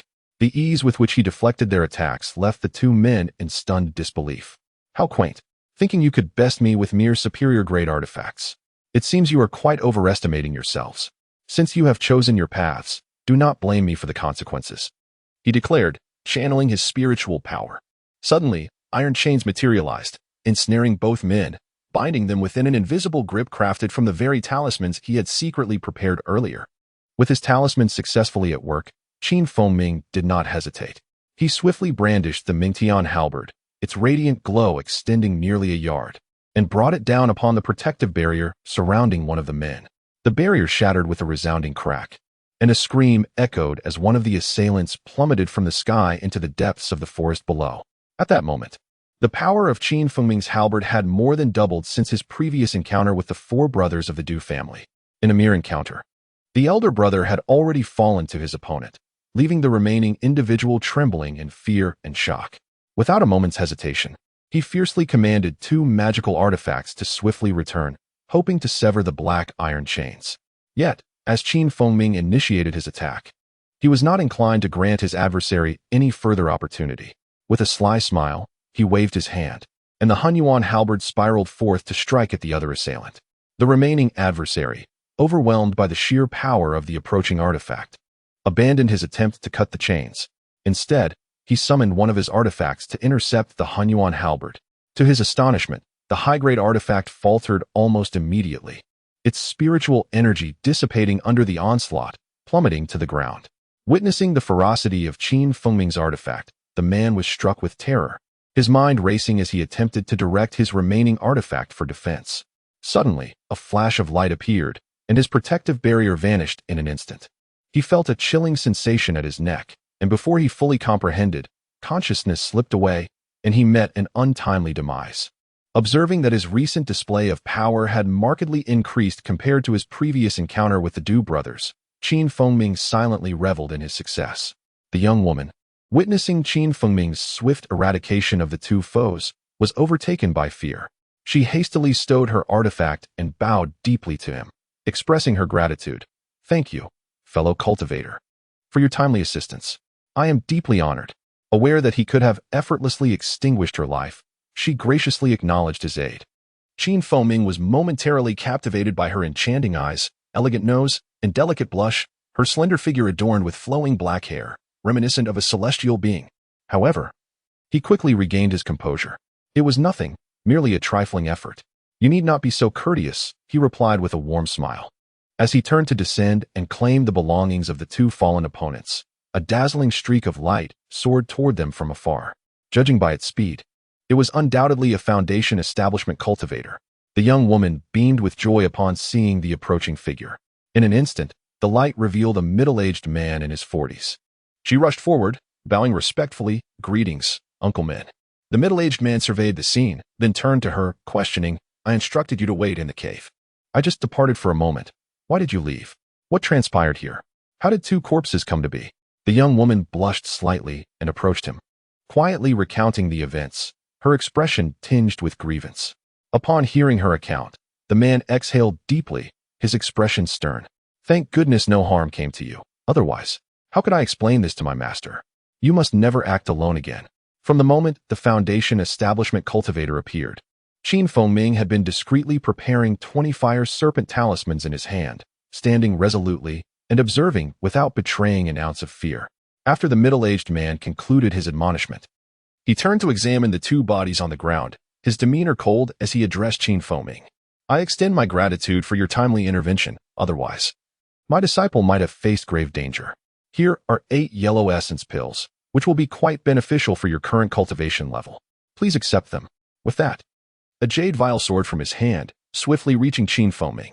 Such a generous gift is too much for me to accept, Ming replied with humility. I merely happened to pass by and saw that these individuals were not of good character, so I eliminated them without a second thought. It is a trivial matter. You need not concern yourself. The middle-aged man was taken aback, studying Ming closely. He said nothing further, but turned to the young woman. This matter is settled. Let us depart. With that, he ignored Ming and flew back in the direction he had come from.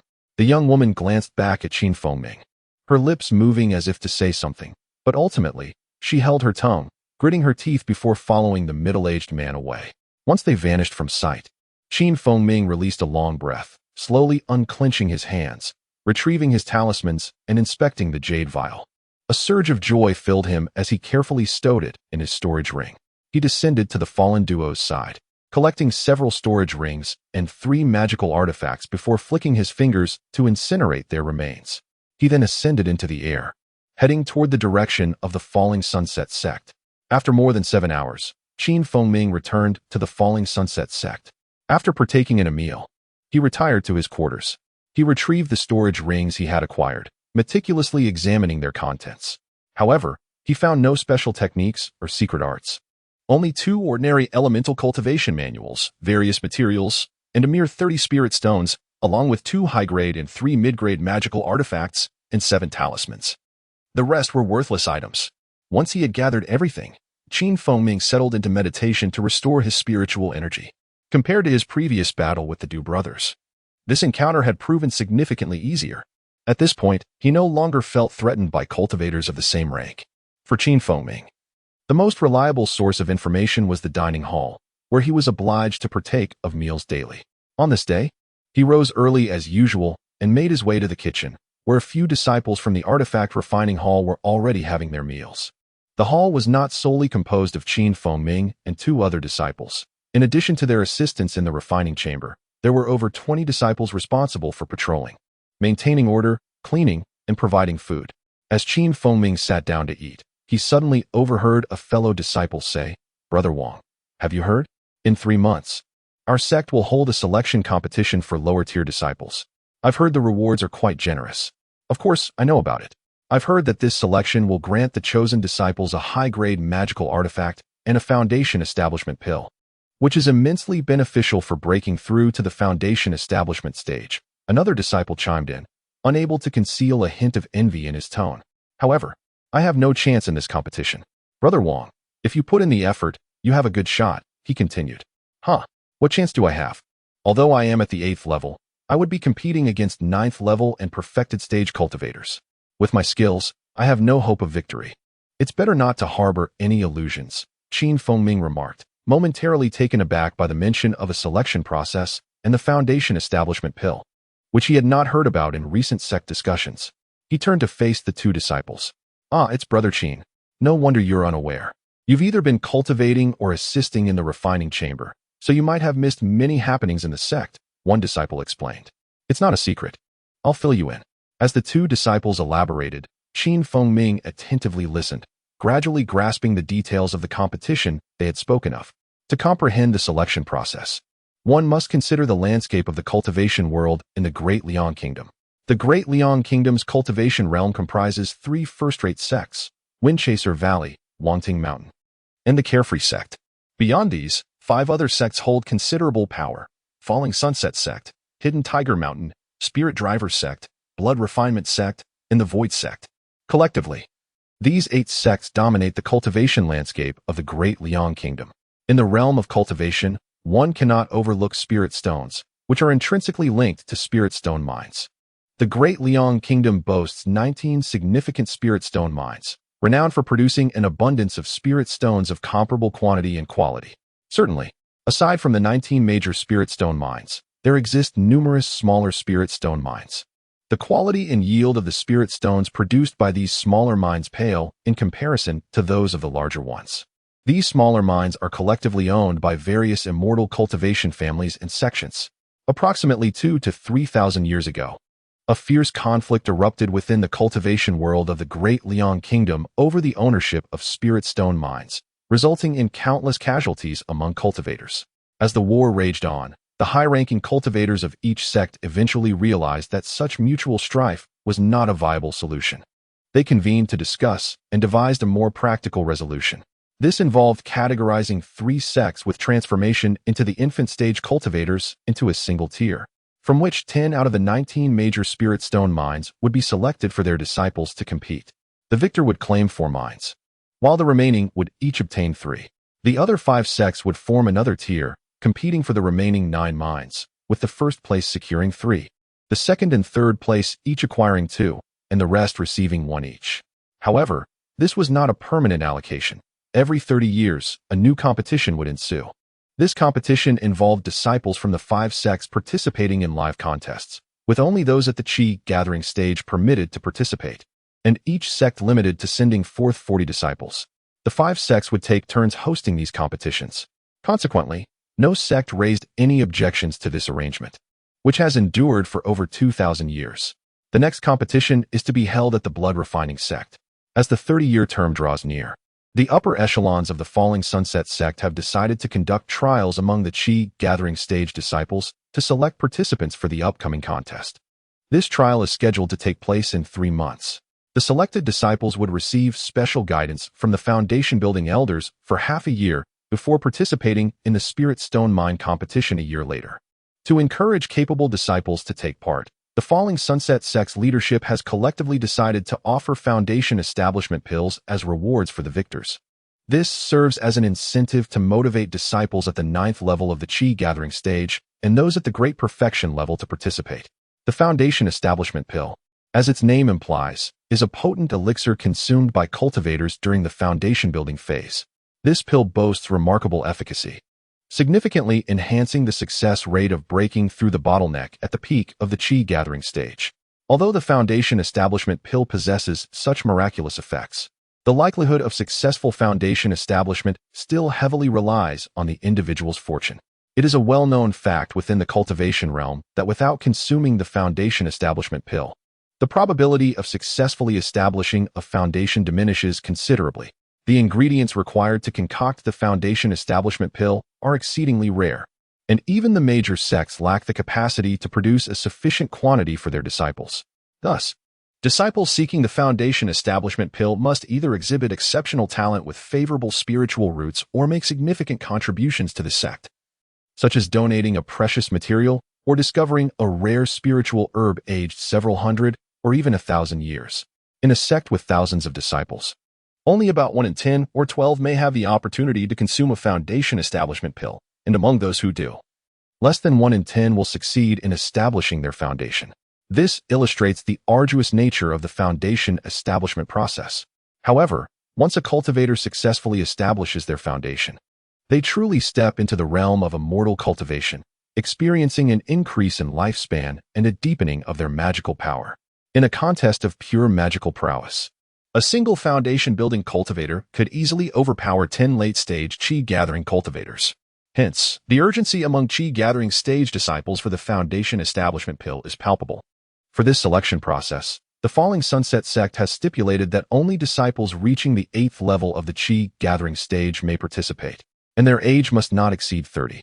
Although the rules permit disciples at the 8th level to enter, little hope is held for them in competitions among lower-tier cultivators.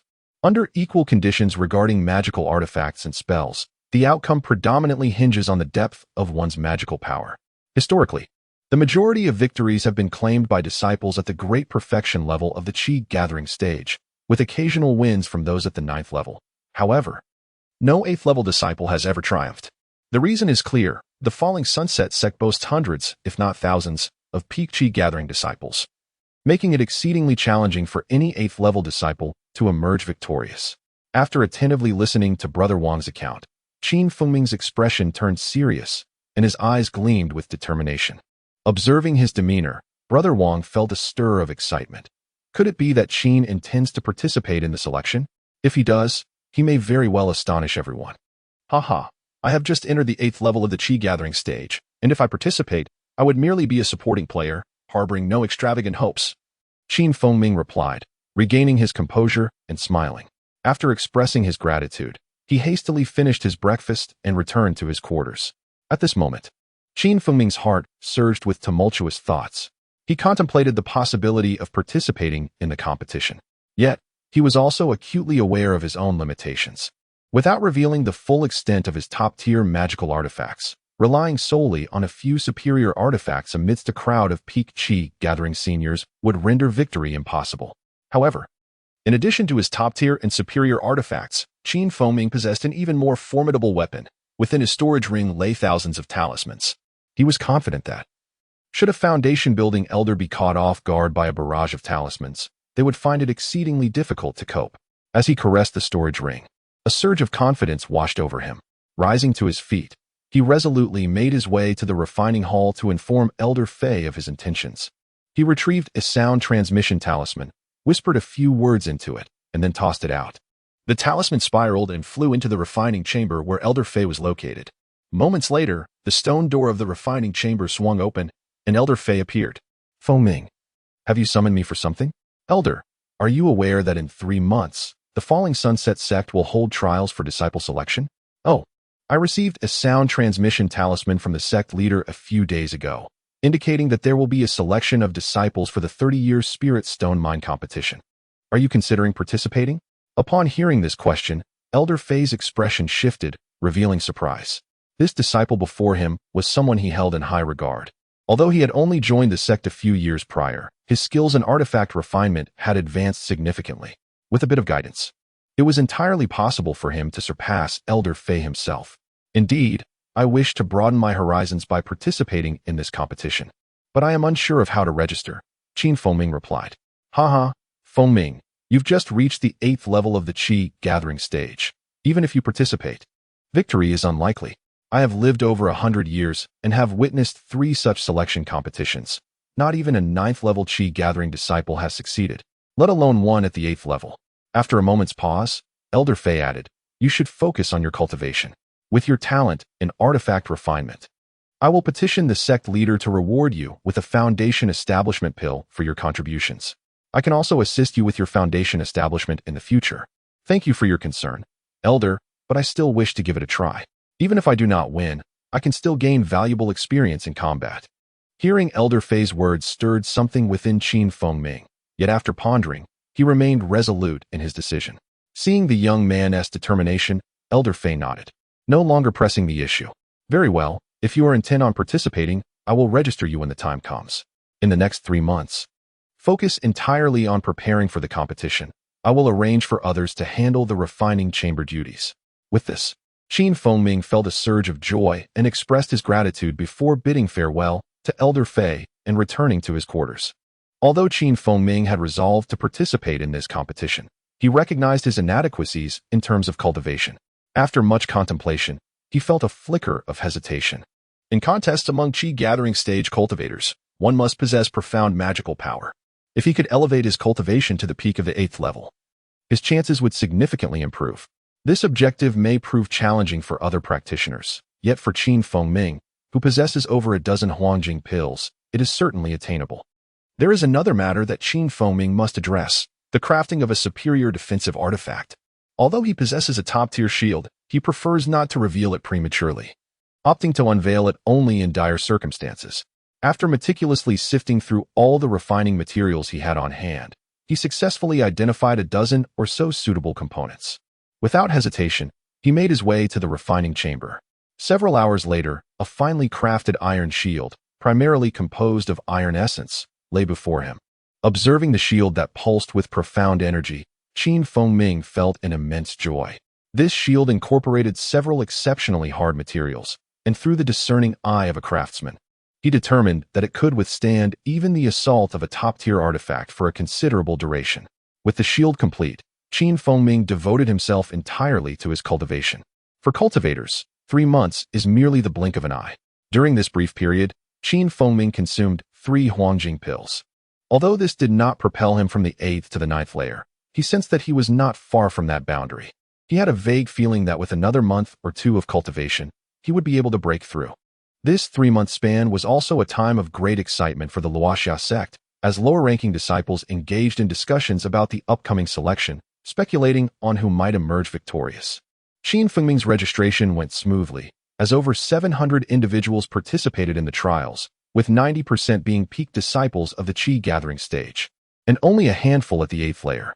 Through communication with other disciples, Fengming learned that the format of the competition would be an elimination tournament, continuing until the top 40 were determined.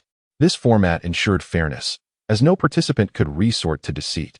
Each disciple would have to rely solely on their own strength to prevail. After careful consideration, Fengming selected 4 artifacts from his storage ring as his primary choices: the iron shield for defense, a ruler, a small axe, and a flying sword. The ruler artifact could autonomously provide protection and was one he was particularly adept at using. These 4 artifacts represented the maximum number he could control simultaneously in battle. He reorganized all his talismans for quick and effortless access. Once this was completed, he devoted the remaining time to meditation, ensuring he maintained his optimal state. At last, the day of the disciples' competition arrived. Fengming arrived punctually at the martial arena of the Luoxia sect. Upon taking his place, he was astounded by the scene before him. The arena spanned hundreds of acres, nestled within a vast valley. At this moment, the valley was teeming with people, with an estimated 4,000 to 5,000 attendees. Every available disciple of the Luoxia sect was present, as such an opportunity to witness a martial contest was rare, and none wished to miss it. Gazing upwards, he noticed 4 spherical bubbles suspended 20 or so feet above the central square, each approximately 100 feet in diameter. He understood that these must be the designated competition areas, as the destructive power of battles between practitioners could be immense. To mitigate this, the esteemed members of the Luoxia sect had established these resilient bubbles. According to other disciples, although the bubbles appeared delicate, they could withstand a full-force strike from a seasoned dance stage elder without shattering. With such robust defenses, the Qi gathering stage disciples could engage in combat within, inflicting no harm whatsoever to the structure. Impressed by this grand display, Fengming silently marveled at the prowess of the dance stage elders, filled with admiration. Shortly after standing in the arena, he noticed the sect leader, Master Wang, who he had met upon entering the sect, appearing with several others in the air. With a broad smile, he addressed the gathered disciples. Disciples of the Luoxia sect, listen closely. This selection process requires no further explanation, as you are all already aware. I hope each of you can showcase your utmost abilities to secure a place among the top 40, representing our sect in the mineral competition. This selection process had attracted a total of 734 applicants, all deemed eligible by the attending elders. The disciples were now to draw lots, with the competition proceeding according to the numbers drawn. As Master Wang concluded his address, an elder soared into the air, carrying a large black basket. Without further ado, disciples began to rise and retrieve jade tokens from the basket. Following suit, Fengming ascended and reached for a token. However, to his shock, upon his consciousness brushing against the black basket, it was rebuffed by an invisible barrier. The elder chuckled lightly, showing no sign of concern. Though slightly embarrassed, Fengming realized he was not the only one to experience this barrier. Without lingering, he seized a jade token and flew aside. Holding the token, he noted the number inscribed, 134. He surmised he would be the one to compete in the 134th match. In battles among lower-ranking cultivators, the duration is generally prolonged, as they possess limited secret techniques and must rely on their artifacts in combat. Determining the victor among equally matched opponents is no simple task. Once all participants had drawn their numbers, a middle-aged man appeared in the air, surveying the disciples below. He announced, "Now, those who drew numbers 1 through 4. Please proceed to the respective arenas for your matches. Remember, in the competition, strike to the point of cessation. Do not endanger another's life. Violators will face severe penalties." With his words, 8 disciples soared into the air, entering their designated arenas. Fengming scanned the group with his consciousness and noted that among the 8, 4 were peak Qi gathering stage practitioners, 2 at the 9th layer, and 2 at the Great Perfection stage. Each of the spherical arenas was overseen by a Foundation Establishment Elder, ensuring that should any disciple falter, assistance could be rendered swiftly. As the referees signaled, the matches commenced simultaneously across all 4 arenas. Having already engaged in several battles himself, Ming quickly assessed the strength of the combatants. The 2 peak Qi gathering stage practitioners faced opponents of no threat and swiftly concluded their matches. In contrast, the battles among the 2 pairs of disciples at the same tier took considerably longer, as one pair consisted of 8th layer practitioners and the other of 9th layer practitioners. As anticipated, the 2 peak practitioners emerged victorious with ease, while the other 2 matches stretched on for nearly an hour before a victor was declared. Following the conclusion of these bouts, disciples holding the numbers 5 and 6 were called to the stage. The matches continued in succession, and Feng Ming found himself growing drowsy, utterly uninterested. The drawn-out contests held little allure for him, especially considering he had already bested 6 opponents of equal rank, including those at the 9th layer. Finding a relatively secluded spot, he closed his eyes and began to meditate, tuning out the ongoing competition. As time slowly passed and dusk approached, the competition had progressed to the 56th match. Once the victors were determined across the 4 arenas, Master Wang soared into the air and proclaimed, "Esteemed disciples, the day has drawn to a close. The contest shall resume after breakfast tomorrow." Although night and day held no distinction for cultivators, those at the 9th level of the Qi gathering stage and below were still required to partake in meals. Disinterested in the day's trials, Feng Ming felt no excitement. With his top-tier magical artifact, most of the participating cultivators would undoubtedly have to concede defeat. At the break of dawn the following day, the competition commenced punctually. Just as Feng Ming began to feel the weight of ennui, a striking figure suddenly graced the contest arena. Fixating his gaze, a flicker of surprise crossed Feng Ming's face. The radiant woman was none other than the senior sister, Zeng, who had previously guided him in crafting top-tier magical artifacts. Scanning with his consciousness, he noted that she had reached the pinnacle of the Qi gathering stage. Clad in a delicate pink palace gown, with a light pink ribbon accentuating her waist, she exuded an aura of elegance and brilliance. Her entrance ignited a chorus of admiration from the male disciples, instantly enlivening the previously dull arena.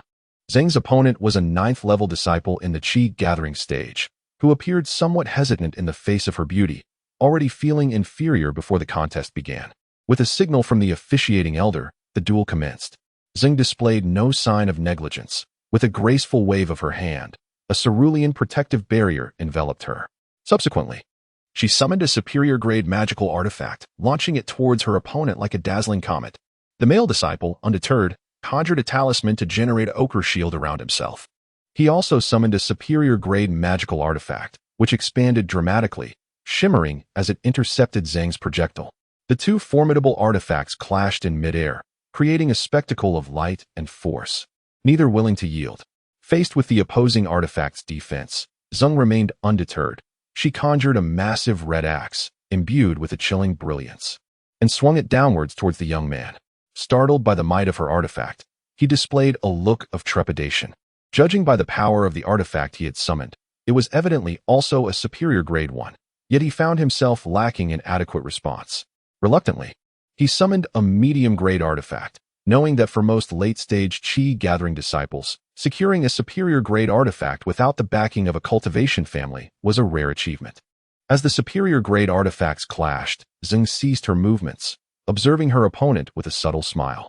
The 4 artifacts spiraled in a dazzling display, while the young man's medium-grade artifact faltered under pressure, losing its spirit and effectiveness. He contemplated summoning another medium-grade artifact, but hesitated, realizing it would not withstand the onslaught. Given that Zheng wielded 2 superior-grade artifacts, acknowledging the futility, he withdrew his artifact and bowed before exiting the protective barrier.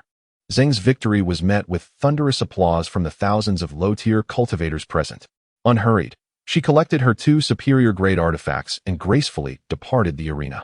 Witnessing her effortless triumph with only 2 superior-grade artifacts, Feng Ming couldn't help but smirk inwardly, knowing she possessed 2 additional top-tier artifacts he had personally crafted. Had she chosen to deploy even one of those, her opponent would have certainly conceded without hesitation. He surmised that she deliberately withheld her top-tier artifacts for future encounters with stronger adversaries, intending to unleash them at pivotal moments. After a prolonged wait, as the sun began to set, Feng finally stepped onto the battlefield. Utilizing his flight technique, he gracefully entered the arena, bowing to the officiating elder and presenting his jade token. Moments later, a burly man clad in deep purple attire soared into the arena and greeted the officiating elder before turning to Ming with a dismissive expression upon scanning him with his consciousness. Noticing the disdain in his opponent's demeanor, Ming maintained a calm smile. Recognizing that the man was also at the 9th level of the Qi gathering stage, he felt a sense of relief. The assembled disciples began to murmur, exchanging thoughts about Feng Ming. Look, that's Qin from the artifact hall, who could craft superior-grade artifacts even at the 4th level of Qi gathering. Despite being merely at the 8th level now, he might still prevail in this match. I know that man in purple. He hails from the prestigious Jiang family, known for their expertise in formations. They likely possess superior-grade artifacts, perhaps even top-tier ones. Even if Qin possesses superior-grade artifacts, his magical power may still fall short compared to Jiang. Listening to the speculations, Feng Ming was taken aback. He hadn't anticipated encountering a cultivator from a prominent family in his first match. The Jiang family, while not the most powerful among the sect-aligned families, was renowned for their mastery of formations, having produced several formation grandmasters with significant reputations in the Dalian kingdom.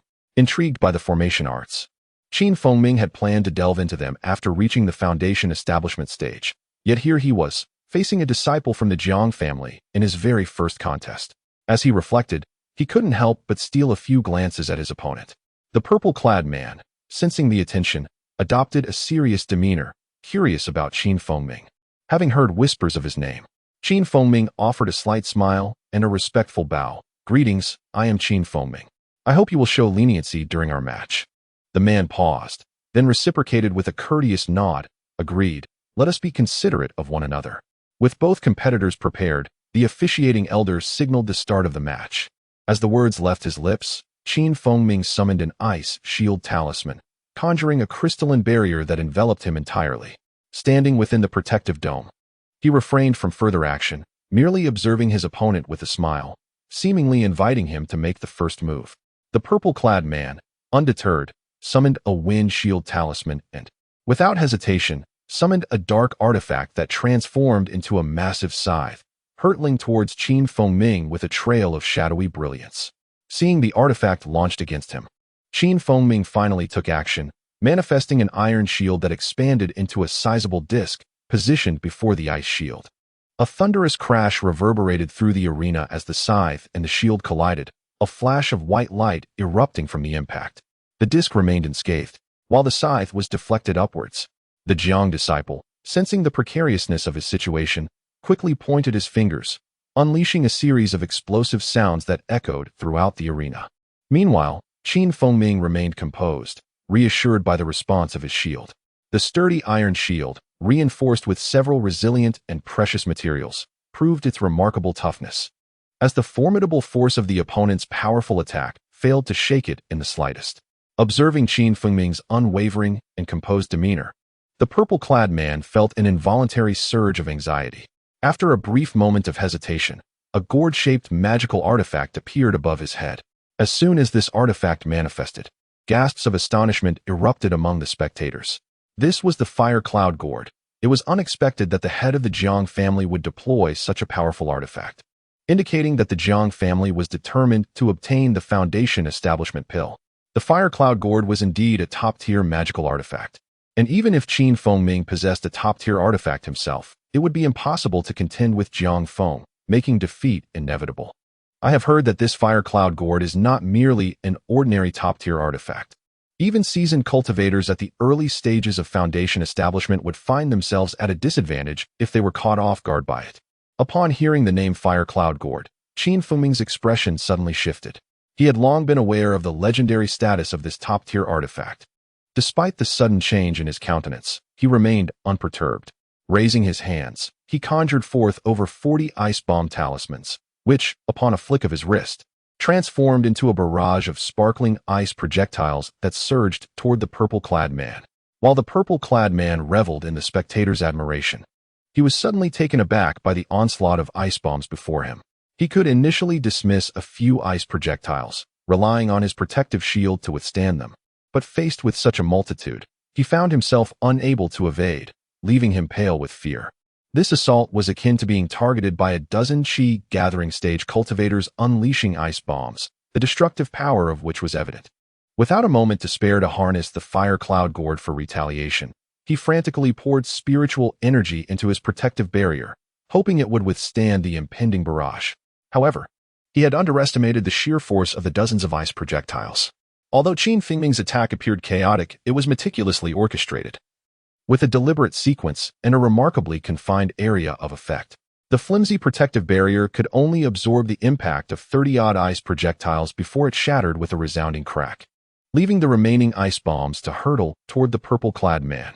At that moment, the purple-clad man, paralyzed by fear, felt his body weaken, teetering on the brink of collapse. Just when he believed his demise was imminent, a series of explosive sounds erupted before him. Qin Fengming, of course, would not allow such a multitude of ice bombs to strike the opponent directly. With a mental command, he triggered the explosive force of all the ice bombs, causing them to detonate before the purple-clad man. The host of the competition, witnessing the Jiang family member in peril, instinctively moved to intervene. But before he could unleash his formidable means, the danger had dissipated.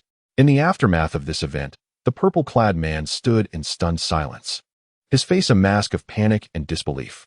Qin Fengming, standing at a distance with a composed smile, made no further moves. The contest concluded with his triumph. He offered a respectful gesture to the bewildered purple-clad man and bowed to the host before gracefully exiting the arena. Moments later, the purple-clad man left the scene, still grappling with disbelief that he, wielding the renowned top-tier artifact Fire Cloud Gourd, had failed to demonstrate its might and had instead succumbed to the simplest of spells, the ice bomb technique, inciting a deep sense of humiliation and rage. The outcome of this match left many of the lower-tier disciples present in a state of confusion. How could the man with the top-tier artifact Fire Cloud Gourd suffer such a decisive defeat? Qin Fengming's victory astonished all the onlookers. While every cultivator understood that deploying dozens of low-tier talismans simultaneously would yield immense power, no one could fathom the audacity of Qin Fengming to expend such a vast number of talismans in a single stroke.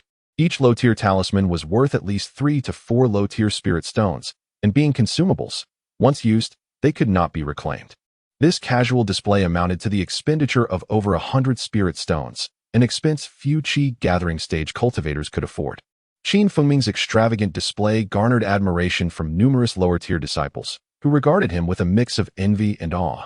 Whispers circulated that Qin Fengming must have amassed considerable wealth from his artifact forging endeavors to exhibit such financial prowess. His victory elevated his reputation even further. In the following 2 days, Qin Fengming refrained from returning to the arena, fully aware that with so many cultivators competing, the first round would require at least 4 to 5 days to conclude. Indeed, it was not until the 6th day that all matches of the first round were completed, at which point the sect leader announced a 1-day break before the second round would commence. Though Qin Fengming was indifferent to the stakes of such an event, the first round had showcased many thrilling bouts, serving as fodder for discussions among the disciples. For instance, a disciple at the 9th layer managed to defeat a peak Qi gathering disciple using only a top-tier artifact. Additionally, 2 peak Qi gathering disciples each vanquished an 8th layer disciple solely through spellcasting, without the aid of artifacts.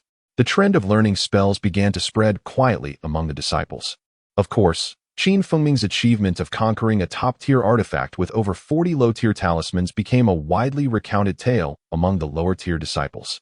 During this time, Qin Fengming remained unfazed by the discussions surrounding him, dedicating himself to rigorous practice. Over the course of 3 days, he felt a gradual weakening of the barrier at the 9th layer of Qi gathering, sensing the potential for a breakthrough at any moment. As the second round approached, another draw for match numbers was held. Following the eliminations of the first round, only 367 disciples remained. Qin Fengming approached the elderly man with the flower basket and drew a number, which, upon inspection, filled him with elation as it was marked 184. Given that the number of participants in the second round was odd, one individual would proceed to the third round without contention. This individual was number 184. Unexpectedly, Qin Fengming had drawn this fortunate number. A middle-aged man announced that the second round would adhere to the same rules as the previous round. but that the disciple who drew number 184 would not need to compete and would advance directly to the next round. Since only the individual who drew the number was aware of it, the rest of the participants were left speculating about who had drawn the lucky number while the third round commenced, capturing everyone's attention. Feng, exempt from competition, had the opportunity to return to his practice. However, he needed to return the number to the host of the competition. After a moment's contemplation, he swiftly approached the middle-aged foundation establishment cultivator amidst the distraction of the ongoing matches. Master, I, Feng, have drawn number 184. Please take a look. With a flourish, he sent the number soaring into the middle-aged man's hand. Upon receiving the number, the middle-aged man glanced at it and nodded at Feng. Ah, indeed. You are Feng. Excellent. You need not participate in this round. I will inform Junior Brother Fei about this, and he will convey the message to you. You may continue watching the matches or return to your practice. After bidding farewell to the middle-aged man, Feng wasted no time in departing the arena and returning to his residence. The second round of matches took considerably longer than the first. With the elimination from the first round, each remaining participant possessed their own unique abilities, resulting in even fiercer competition than before. With Feng's true prowess, there was no need to observe the contests of others or to comprehend their methods. As long as he unveiled his numerous talismans, he would remain invincible among his peers of the same rank. Unless the opponent could wield a spiritual artifact to launch an assault against him, he was essentially unmatched. However, spiritual artifacts were not possessions that a Qi gathering stage practitioner could possess and adeptly manipulate over extended durations. Should a practitioner of the Qi gathering stage attempt to command a spiritual artifact to attack an adversary, the moment they activated it, they could very well be vanquished by their opponent's magical tools.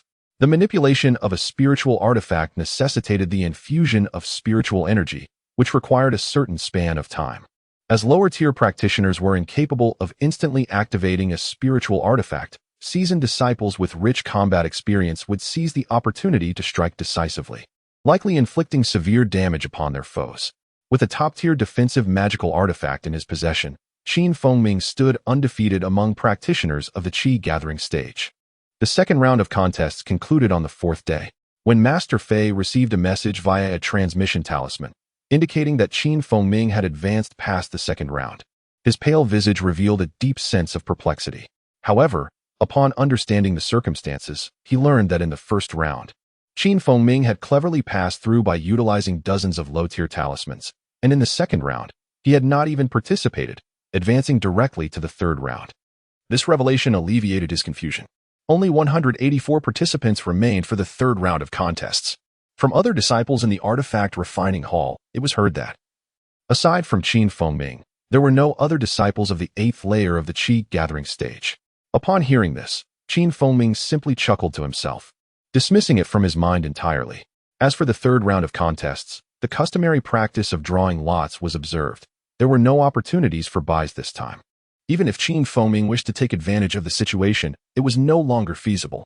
He obediently drew a number and focused his gaze, discovering it was marked 16, indicating that he would be the 16th contestant to take the stage. Within just 2 hours of the commencement of the contests, it was already time for Feng to make his entrance. Feng's opponent in this round was a handsome young man clad in white, appearing to be in his early 20s, with a cultivation level of the 9th tier of the Qi gathering stage. As he gracefully entered the arena and locked eyes with his opponent, Feng displayed no hint of trepidation on his face. The young man, upon seeing Feng, involuntarily stiffened for a moment. After a prolonged silence, he suddenly exclaimed in astonishment, "You are Junior Brother Qin? The one who defeated Feng with dozens of low-tier talismans last time?" Upon being recognized, Feng chuckled lightly, showing no surprise. "Indeed, that was merely a stroke of luck on my part due to Senior Brother Zhang's oversight. May I ask your name? During the duel, I would appreciate your leniency." The young man, furrowing his brows, replied coolly, "My name is Feng Kai. I hope Junior Brother will show some mercy." Hearing the name Feng Kai, Feng was momentarily taken aback, realizing he was facing a scion of a prominent family, specifically a direct descendant of the Feng clan, renowned for their cultivation lineage. It was Feng Kai who had acquired the first-grade magic weapon, the Purple Cloud Sword. There was no doubt that he and the previous Feng brother belonged to the same generation. Standing 40 paces apart, They took their positions as the officiating elder waved his hand, signaling the commencement of the duel. Confronted by a disciple from a prestigious lineage, Feng felt no anxiety. Following the elder's indication, he casually produced an ice shield talisman, and in a flash of white light, an iron shield materialized before him. Recognizing that his opponent's magical prowess exceeded his own, Ming remained vigilant. As he focused on Feng Kai, who had merely summoned a protective barrier and shield, he felt a sense of relief. Although Feng Kai doubted the presence of numerous talismans on Feng Ming, he still exercised caution, summoning dozens of low-tier talismans. As Feng Ming had done previously, was a feat even a disciple of a prominent family like Feng Kai would find arduous. Each talisman consumed several spirit stones and would vanish instantly upon use, making such expenditure unsustainable for low-tier disciples. After deploying a Earth Shield talisman, Feng Kai simultaneously summoned 2 first-grade magical weapons. In a flash, they streaked toward Feng Ming with great speed. Observing a fiery red long sword and a small flying dagger approaching, Feng Ming revealed no signs of panic. Instead, he stood his ground, unyielding. The flying dagger darted around Feng Ming with astonishing swiftness, glimmering with a brilliant blue light, while the fiery long sword slashed against the iron shield, producing a cacophony of sound. As Feng Kai launched his rapid attacks, the iron shield began to falter under the pressure. In a moment of clarity, Feng Ming's eyes sparkled as he raised his hand to reveal a ruler-shaped magical artifact, swiftly intercepting the fiery long sword midair. Observing Feng Ming's purely defensive stance, Feng Kai felt a surge of confidence. The duel had now devolved into a contest of magical prowess, and with his 9th-tier cultivation, Feng Kai was certain his superior strength would secure him victory. However, just as a smile appeared on Feng Kai's face while he gazed at Feng Ming, it vanished, replaced by sheer terror. At that moment, Feng Ming held a small black axe radiating dark light, wearing a smile as he looked at Feng Kai. In the blink of an eye, a massive black axe soared into the air, cleaving through the air toward Feng Kai. In all his years of cultivation, Feng Kai had never witnessed a low-tier practitioner wielding 3 magical artifacts simultaneously. Staring blankly as the black axe struck his protective barrier, producing a series of explosive sounds, he found himself utterly helpless. The barrier crumbled within moments under the axe's assault, and the massive weapon spiraled around Feng Kai before returning to Feng Ming's grasp. Dumbfounded, Feng Kai stared at Feng Ming, his eyes filled with disbelief. The officiating elder also appeared momentarily stunned before relaxing, nodding slightly at Feng Ming and declaring him the victor of the duel. After a prolonged silence, the spectators outside the arena gradually regained their composure. Yet they gazed at Feng Ming with expressions of astonishment. Many disciples were taken aback. Controlling 3 magical artifacts was not an extraordinary feat, as any successful Foundation establishment practitioner could manage multiple artifacts. However, Feng Ming's current ability was undoubtedly linked to his years of experience in artifact refinement. Upon hearing the elder's words, the crowd began to understand the unexpected advantages of crafting artifacts. Yet, they remained unaware that while refining artifacts requires multitasking, not everyone possesses the innate talent for it. A practitioner lacking the ability to multitask would find it impossible to control more than 3 magical artifacts at the Qi gathering stage, regardless of how many artifacts they refined. This victory led many disciples to re-evaluate Feng Ming. Reflecting on his previous win, they recognized that he had not merely relied on luck. His unique ability to control 3 magical artifacts rendered him virtually unassailable against ordinary disciples. In battles among low-tier practitioners, tactics were often simplistic, relying heavily on magical artifacts, as low and mid-tier spells consumed excessive spirit energy, often depleting one's magical reserves entirely. Thus, mid-tier spells were rarely employed in such confrontations. After leaving the arena, Feng Ming returned to his quarters to continue his cultivation, striving to reach the 9th tier of the Qi gathering stage as soon as possible. The following morning, Elder Fei summoned him. Feng Ming felt a twinge of confusion regarding the elder's intent. Entering the artifact refinement hall with a sense of uncertainty, he found Elder Fei already waiting there. "Junior brother, I have heard about your duel yesterday. I must say, your talent for artifact refinement exceeds my expectations," Elder Fei remarked, fixing his gaze on Feng Ming for a moment before continuing. "I wish to ask if you aspire to achieve greatness in artifact refinement." Upon hearing these words, Feng Ming's expression shifted. Although he was relatively inexperienced, He understood the gravity of the elder's offer. To accept would mean inheriting Elder Fei's mantle. While Qin Fengming had always harbored a passion for artifact refinement, he would never agree to devote himself entirely to it. Noticing the fluctuation in Qin Fengming's expression and sensing his hesitation, Elder Fei's smile broadened. If you are interested in developing your skills in artifact refinement, I shall impart all my secrets and experiences to you. Would you be willing? Qin Fengming's lips quivered slightly, but he ultimately remained silent. You need not respond immediately. Take your time to decide after the competition. Should you agree, I will do everything in my power to assist you in achieving foundation establishment. Upon hearing this, a flicker of excitement crossed Qin Fengming's eyes, only to vanish just as quickly. He understood that agreeing to Elder Fei's proposal would almost guarantee his success in foundation establishment without requiring any effort on his part. However, it would demand his full commitment to artifact refinement, which could significantly hinder his future cultivation. The old man learned that your spiritual roots and aptitude are merely those of a force spirit root individual. With such qualifications, even possessing a foundation establishment pill, success in establishing a foundation would be a daunting challenge, perhaps only achievable 1 out of 10 times. However, with my full assistance, your success in foundation establishment is beyond question. My dear disciple, there is no need for an immediate answer. Take your time to contemplate thoroughly before informing me of your decision. Upon hearing Master Fei's tempting words, Qin Fengming's heart surged with tumultuous emotions. With a sense of trepidation, he departed from the refining hall and returned to his quarters. At this moment, Qin Fengming struggled to maintain his composure. To agree to Master Fei would bring both advantages and disadvantages. Should he consent, his success in foundation establishment would be nearly assured, which would extend his lifespan by over 100 years. A century, to an ordinary person, equates to a lifetime. Every practitioner in the Qi gathering stage yearns for the success of foundation establishment. Yet, Qin Fengming understood that if he agreed, he would be dedicating the latter half of his life to the refining endeavors of the Wanxia sect, rendering any further advancement in his cultivation a distant hope. Such an outcome would be contrary to his established goals, making it difficult for him to accept. Fortunately for Qin Fengming, Master Fei did not demand an immediate response. During this competition, if he could achieve a position within the top 40, he would undoubtedly receive a foundation establishment pill. Even if that pill proved ineffective, he could still consider Master Fei's offer later. After all, finding another disciple with a talent for refining like his own would not be an easy task for Master Fei. With this thought, Qin Fengming felt a wave of relief wash over him. Gathering his thoughts, he resumed his patient cultivation, preparing for the next competition, which he could not afford to lose. The third round of the competition spanned 3 days, showcasing a level of excitement incomparable to the previous rounds. The remaining disciples were all formidable, possessing powerful tools and techniques. After the third round, only 92 participants advanced to the fourth round.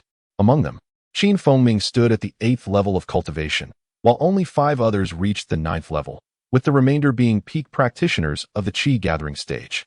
Among these 5 9th-level disciples, 3 hailed from prestigious cultivation families, and 2 were direct relatives of elders from the Wanxia sect. In contrast, Qin Fengming was an anomaly, lacking the support of a powerful family or esteemed cultivators. As he entered the arena, Qin Fengming felt an unexpected fondness for his opponent. A slightly plump young man with a fair complexion and a friendly demeanor. His smile radiated an approachable aura. Observing his cultivation level, it was evident that he was a peak practitioner of the Qi gathering stage. Upon witnessing his opponent's demeanor, Qin Fengming smiled back, clasped his fists, and respectfully greeted. I am Qin Fengming, and I hope my senior brother will show mercy during the match. The corpulent youth, equally amiable, replied with a grin. I have heard of your remarkable abilities, Qin Jr. The disciples Jiang Feng and Feng Kai, who possess formidable backing, have both fallen to your prowess. Though I may be slightly older than them, I lack their resources. I humbly ask that you spare me some dignity in our match. The supervising elder, observing their polite exchange, merely smiled and gave a light snort. With a wave of his hand, the 4th round of the competition commenced.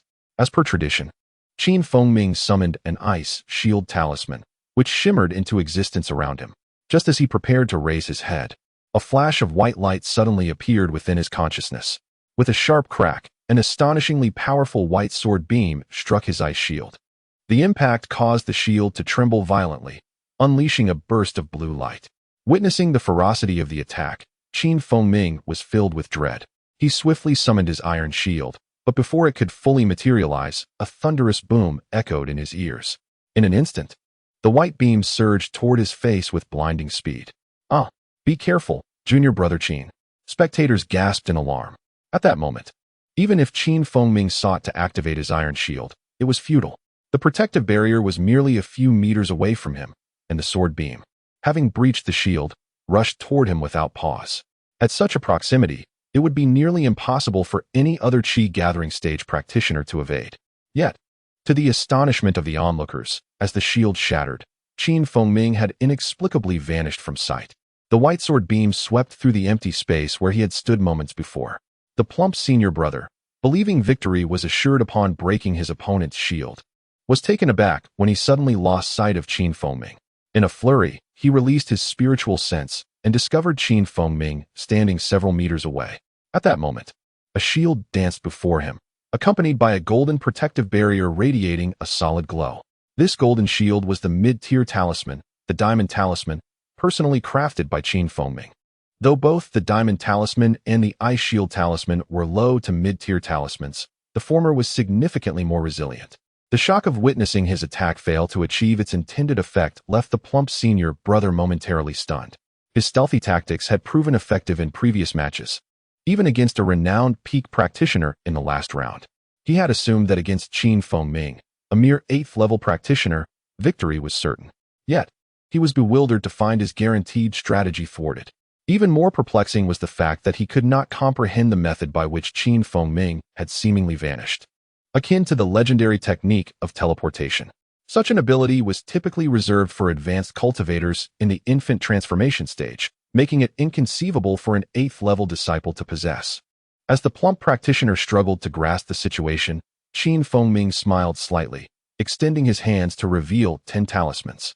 With a flick of his fingers, the talismans transformed into 10 fire serpents that soared toward the startled senior brother with a wailing sound.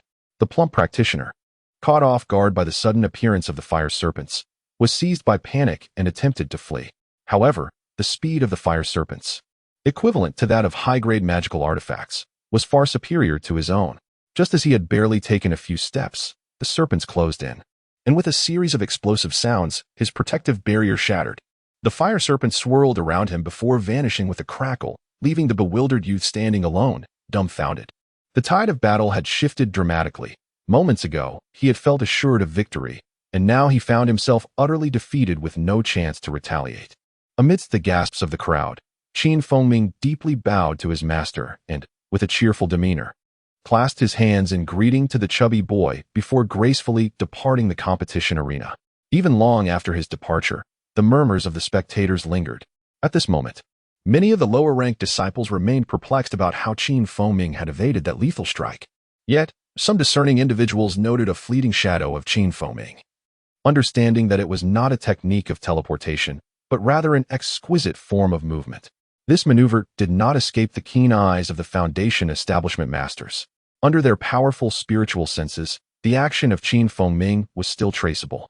The gathered Foundation establishment cultivators recognized that before entering the sect, Feng Ming had been an outstanding disciple of the Falling Sunset Valley, making his agile movements unsurprising. However, his application of martial arts techniques during the competition still managed to astonish them. Even more surprising was his simultaneous invocation of 10 mid-tier talismans to attack his foes, a display of extravagance that left many lower-ranked disciples envious. It is worth noting that 10 mid-tier talismans could cost upwards of 1 or 200 low-tier spirit stones. Such a lavish expenditure would daunt most others. With this round of competition, the moniker Talisman Killer suddenly circulated among the lower-ranked disciples of the Falling Sunset sect. This round of contests concluded in just one day. After the 4th round, only 46 contestants remained, among whom only 3 were not at the peak of the Qi gathering stage, including the extraordinary Feng Ming. At the Falling Sunset Sect's martial arena, Feng Ming arrived early, for today marked the final round of the competition. The valley was now filled with 5,000 or 6,000 disciples of the sect, all brimming with excitement. Even those who had been eliminated wore smiles. For today would determine the final 40 individuals who would participate in the coveted treasure contest. Before long, Master Wang and others reappeared above the arena, surveying the crowd below as he proclaimed, Disciples, please settle down. Today marks the last day of this competition, and the top 40 disciples will be selected from the remaining 46. The rules for today differ from previous rounds. Each of the 46 disciples shall draw a number. Those who draw numbers 41 to 46 will choose one disciple from numbers 1 to 40 for their match. The victor will enter the top 40, while the loser will be eliminated. Now, please proceed to draw your numbers. Upon hearing the sect leader's words, Ming was momentarily taken aback, not expecting the sect to determine the final 40 in such a manner. Following the crowd, Ming soared forward to draw a number. Upon closer inspection, he found it bore the number 37, indicating that he would not need to select an opponent. He would simply wait for one to choose him. Ming understood that among these 46 disciples, his cultivation level was undoubtedly the lowest, making it almost a certainty that he would be chosen by others. As the remaining disciples drew their numbers, the last 6 began selecting their opponents. The designated numbers corresponding to the top 40 cultivators were displayed on a large luminous wall that appeared on a stone surface. The moment the names flashed in brilliant hues, the crowd gasped in admiration at the prowess of the powerful cultivators. Upon scrutinizing the illuminated names, Ming recognized very few, except for 2, a former senior sister and a member of the Feng family, Feng. The former was the owner of his first high-grade magical artifact, while the latter had been instrumental in the crafting of his first top-tier artifact. In mere moments, the names of 6 individuals transformed to red. Yet Ming was astounded to find himself absent from this list. One would expect that, given his weaker strength, he would be chosen. However, upon reflection, he realized the reason was likely due to the multitude of talismans he possessed, which instilled fear in others. With no challengers, he found this to be quite advantageous. Thus, he disregarded the ongoing matches and sought a quiet place to rest his eyes. After nearly an hour of competition, the final 40 candidates emerged. Among them were surprisingly 5 women, each possessing remarkable beauty and grace. Even Ming found himself momentarily entranced. He understood that to stand out among nearly 1,000 peak chi-gathering disciples, these 5 women undoubtedly had formidable backing. The victorious 40 were instructed to gather at the main hall of Cloud K Peak at the hour of the rabbit the next day. With Master Wang's directive, the lively competition among the lower-ranked disciples came to a close. Following the series of contests, Ming had undoubtedly made a stunning impression.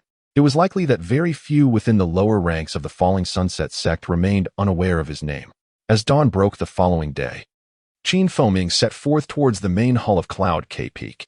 En route, he encountered numerous disciples who greeted him with nods of respect, as he had seemingly become a notable figure within the sect. Upon arriving at the main hall, he found several disciples already present, all quietly seated on their cushions without a hint of noise. Ming chose a secluded spot, settled into a meditative posture, and closed his eyes. Just as the hour of the rabbit arrived, Master Wang and 2 others appeared in the main hall, one of whom was the middle-aged man who had officiated the contests, while the other was an elderly man with red hair. After all the disciples rose to pay their respects, Master Wang surveyed the assembly and nodded slightly, gesturing to the middle-aged man. After several rounds of competition, these 40 disciples have made the cut. Excellent. The rewards will be distributed shortly by Brother Zhu. Upon hearing this, the disciples displayed expressions of delight. Foundation establishment pills were highly coveted among them. After a brief pause, Master Wang continued. You all are aware that you will represent the Falling Sunset sect in the Spirit Stone Mine contest held by the Blood Refinement sect in 8 months. This contest is crucial for our sect's acquisition of spirit stones. I hope you will diligently train under Brothers Zhu and Bai over the next 6 months to achieve commendable results in the upcoming contest. Brother Zhu will teach you techniques for operating magical artifacts, while Brother Bai will instruct you in various spells. Each of you will also receive a top-tier magical artifact from our sect for the contest. I trust you will not disappoint the sect's expectations of you. I now hand over the proceedings to Brothers Zhu and Bai. With that, Master Wang turned and exited the hall. The middle-aged man smiled slightly and addressed the disciples. Now, I shall distribute the rewards. Please receive them. With a wave of his hand, dozens of red pills soared through the air towards the assembly. The pills hovered just 2 feet from the disciples, spinning gracefully in midair, which left the crowd in awe. Ming gazed at the pill before him. It emitted an exquisite fragrance that invigorated his senses. Overjoyed, he hastily stored it away in his robes. Noticing the admiration on the faces of the crowd for his earlier display of skill, the middle-aged man chuckled and continued, "Ha ha ha. What you witnessed was the art of artifact manipulation. With dedication and practice, you too can achieve such proficiency. Today, I will impart to you the techniques of artifact manipulation, which consist of 4 principles: control, conjure, swift, and stabilize. What I demonstrated earlier were the principles of control and stabilize. I will be here for the next 3 months. Feel free to approach me with any questions. Now, let me share the incantations with you. Pay close attention." As the voice faded, an exceedingly obscure discourse echoed in the ears of the gathered disciples. Ming found himself momentarily bewildered, compelled to etch the words into his memory. After a considerable interval, the red-haired elder stepped forward and proclaimed, "I shall impart to you the techniques for wielding low-level spells. You all are likely well-versed in spells. Yet whether you grasp their profound implications remains to be seen." With a flick of his hand, a fireball materialized at his fingertip. As the fireball danced, he flicked his finger again, conjuring a second fireball. The 2 fireballs leaped and exchanged positions at an astonishing speed. Suddenly, upon collision, they merged into a singular entity, slightly larger than either of the original spheres. With a series of deft finger movements, 6 fireballs appeared in succession, each merging into one, resulting in a sphere twice the original size. With another flick, a beam of red energy shot forth, hurtling towards a massive stone outside the hall. A thunderous crash resonated as a wave of potent energy emanated from the boulder, accompanied by a blinding flash of red light.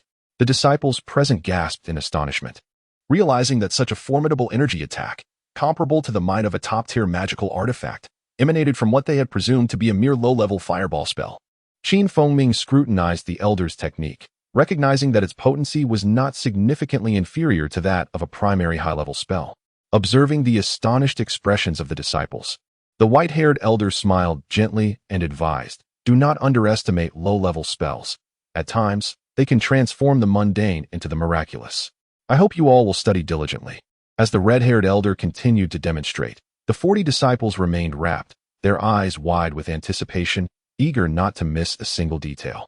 While they were all familiar with low-level spells, the extraordinary transformations before them were truly enlightening. Indeed, what I have demonstrated is merely the most rudimentary of spells. Yet there are deeper intricacies that you have yet to explore. If you learn my methods, you too can wield such power," he said, observing the hopeful expressions of the disciples with a serene smile. The disciples pledged to train diligently, expressing their gratitude for the elder's teachings. Nodding in acknowledgement, the red-haired elder continued, "Now, I shall impart to you the techniques for spell manipulation, divided into 4 key principles: control, merge, stabilize, and collect. These principles share commonalities with artifact manipulation, yet possess unique aspects worthy of your contemplation." As the elder spoke, a lengthy incantation flowed from his lips, and the 40 disciples focused intently, committing it to memory. It took a full hour for them to accurately memorize the teachings. Although the cultivators possessed certain extraordinary abilities allowing them to remember effortlessly, they approached these incantations with utmost seriousness, knowing that even a single misstep could hinder their progress. "Today, you shall return and diligently memorize the incantations we have taught you, reflecting upon them. Starting tomorrow, for the next 3 months, my disciple Zhu and I will be practicing in the right-hand side hall. If you encounter any uncertainties during your training, feel free to consult us. I hope you all will engage earnestly in your studies. That will be all for today. You may take your leave," the red-haired elder concluded, observing the disciples' solemn expressions of understanding. Once the disciples confirmed their commitment to memory, the elder instructed them gently before turning to depart with his companion towards the right-hand side hall. Upon returning to his quarters, Ming immediately settled into a meditative position, reflecting deeply on the incantations imparted by his masters. Merely validating what he had learned filled him with a profound sense of enlightenment, revealing the stark contrast between his previous understanding of artifact and spell manipulation and the mastery exhibited by the elders. Over the next 3 months, Ming immersed himself in rigorous training and frequently sought guidance in the main hall regarding various techniques of artifact manipulation and spellcasting. His inquiries surpassed those of his peers, and the 2 foundational cultivators were delighted by his dedication, offering him their insights with increased enthusiasm. As a result, the benefits Ming garnered from his masters far exceeded those of the other disciples. During this period, his comprehension of elementary low-level spells burgeoned remarkably, akin to the rapid growth of bamboo after a rain, and his proficiency in artifact control became second nature. This newfound ability significantly enhanced his combat prowess, enabling him to simultaneously unleash dozens of talismans with precision, striking targets all at once rather than sequentially, as he had done before. Additionally, an exhilarating development occurred. With the formidable effects of several Huangjing pills, he successfully ascended to the 9th level of the Gathering Chi stage. Upon reaching this pinnacle, he informed Master Fei of his advancement. Although reluctant to part with such a gifted disciple, Master Fei readily permitted him to relocate from the artifact forging hall. Bidding farewell to Master Fei, Feng proceeded directly to Yuqing Peak, the designated training ground for the 9th level Gathering Chi disciples and those at the pinnacle of their cultivation. The peak sprawled over a vast expanse of 100 miles, its summit soaring majestically, abundant in spiritual energy. Scattered throughout the peak were numerous caves, most of which had been excavated by proficient cultivators of the past to provide training spaces for promising disciples. Having reached the 9th level of the Gathering Chi stage, Feng officially commenced his ascetic practice, no longer requiring sustenance from grains and cereals. At this juncture, his meridians, bones, and internal organs had undergone a qualitative transformation, distinguishing him from ordinary mortals. Disciples at this level were permitted to cultivate independently, having completed the foundational 5 elements techniques, focusing solely on amassing spiritual energy in hopes of successfully forming their foundations. This was also the reason why the sect exempted 9th level disciples from menial tasks, allowing them to devote themselves entirely to cultivation. Atop Yufeng Peak, Feng sought a cave devoid of other cultivators within a several-mile radius. He arranged the array flags provided by the sect's steward around the cave's perimeter. Producing the array disc, he infused it with spiritual energy, causing a resonant hum to echo as an ethereal barrier shimmered into existence around the cave. Although the barrier appeared translucent, it could withstand powerful attacks from Gathering Chi stage disciples without faltering, resisting even the mightiest of top-tier magical artifacts. Moreover, this array possessed the invaluable capability of concealing one's presence from spiritual perception. Even the formidable spiritual senses of foundational cultivators would struggle to penetrate the restrictions within. This feature was immensely beneficial for a Gathering Chi stage cultivator. After setting the array disc within the cave and securing the prohibition token, Feng settled down in the cave, brimming with excitement. This cave represented his first personal sanctuary since entering the realm of cultivation, providing him with a sense of security against unwanted scrutiny. As time elapsed, he realized that only 3 months remained until the commencement of the mineral resource contest, affording him ample opportunity to prepare. To further enhance his strength, Feng found himself deep in contemplation, aware that the upper echelons of the sect had yet to clarify the manner in which the upcoming contest would unfold. However, apart from the one-on-one duels, Feng could not conceive of other methods. He could only prepare for this approach. At this moment, the most reliable and potent means at his disposal remained the talismans. As long as he prepared a sufficient quantity of talismans, he could easily defeat even the most formidable peak practitioners. With this thought in mind, Feng resumed his crafting of various talismans. The tens of thousands of talisman papers he had purchased from the market previously were transformed into an array of talismans under his diligent efforts. Given his current success rate in talisman creation, he anticipated that from those 10,000 sheets, around 5,000 to 6,000 talismans would be stored within his storage ring. With such an abundance of talismans, Feng was confident that no opponent in the upcoming treasure contest could pose a threat to him. As time gradually passed, 2 months slipped away unnoticed. Aside from his cultivation, Feng devoted himself entirely to the crafting of talismans. Concurrently, within the Grand Hall of Yunk Peak, an important meeting was convened as the 40 disciples preparing for the treasure competition focused intensely on their training. On this day, over a dozen practitioners settled into the hall, including the heads of various halls and key stewards, with the presence of Master Shiman, who had tested Feng's spiritual root attributes upon his arrival at the Luoxia sect. Though a powerful Dan stage master was present, the meeting was presided over by Master Wang. After a brief glance at the attendees, he smiled slightly and spoke in a loud voice. The first agenda of this meeting is to decide who shall lead our Luoxia sect in the upcoming Blood Refinement Sect's treasure contest. According to tradition, 2 uncles must lead the way. Master Shimin has already confirmed his participation, but we still require another uncle to accompany him. I wonder who among you believes would be suitable for this role.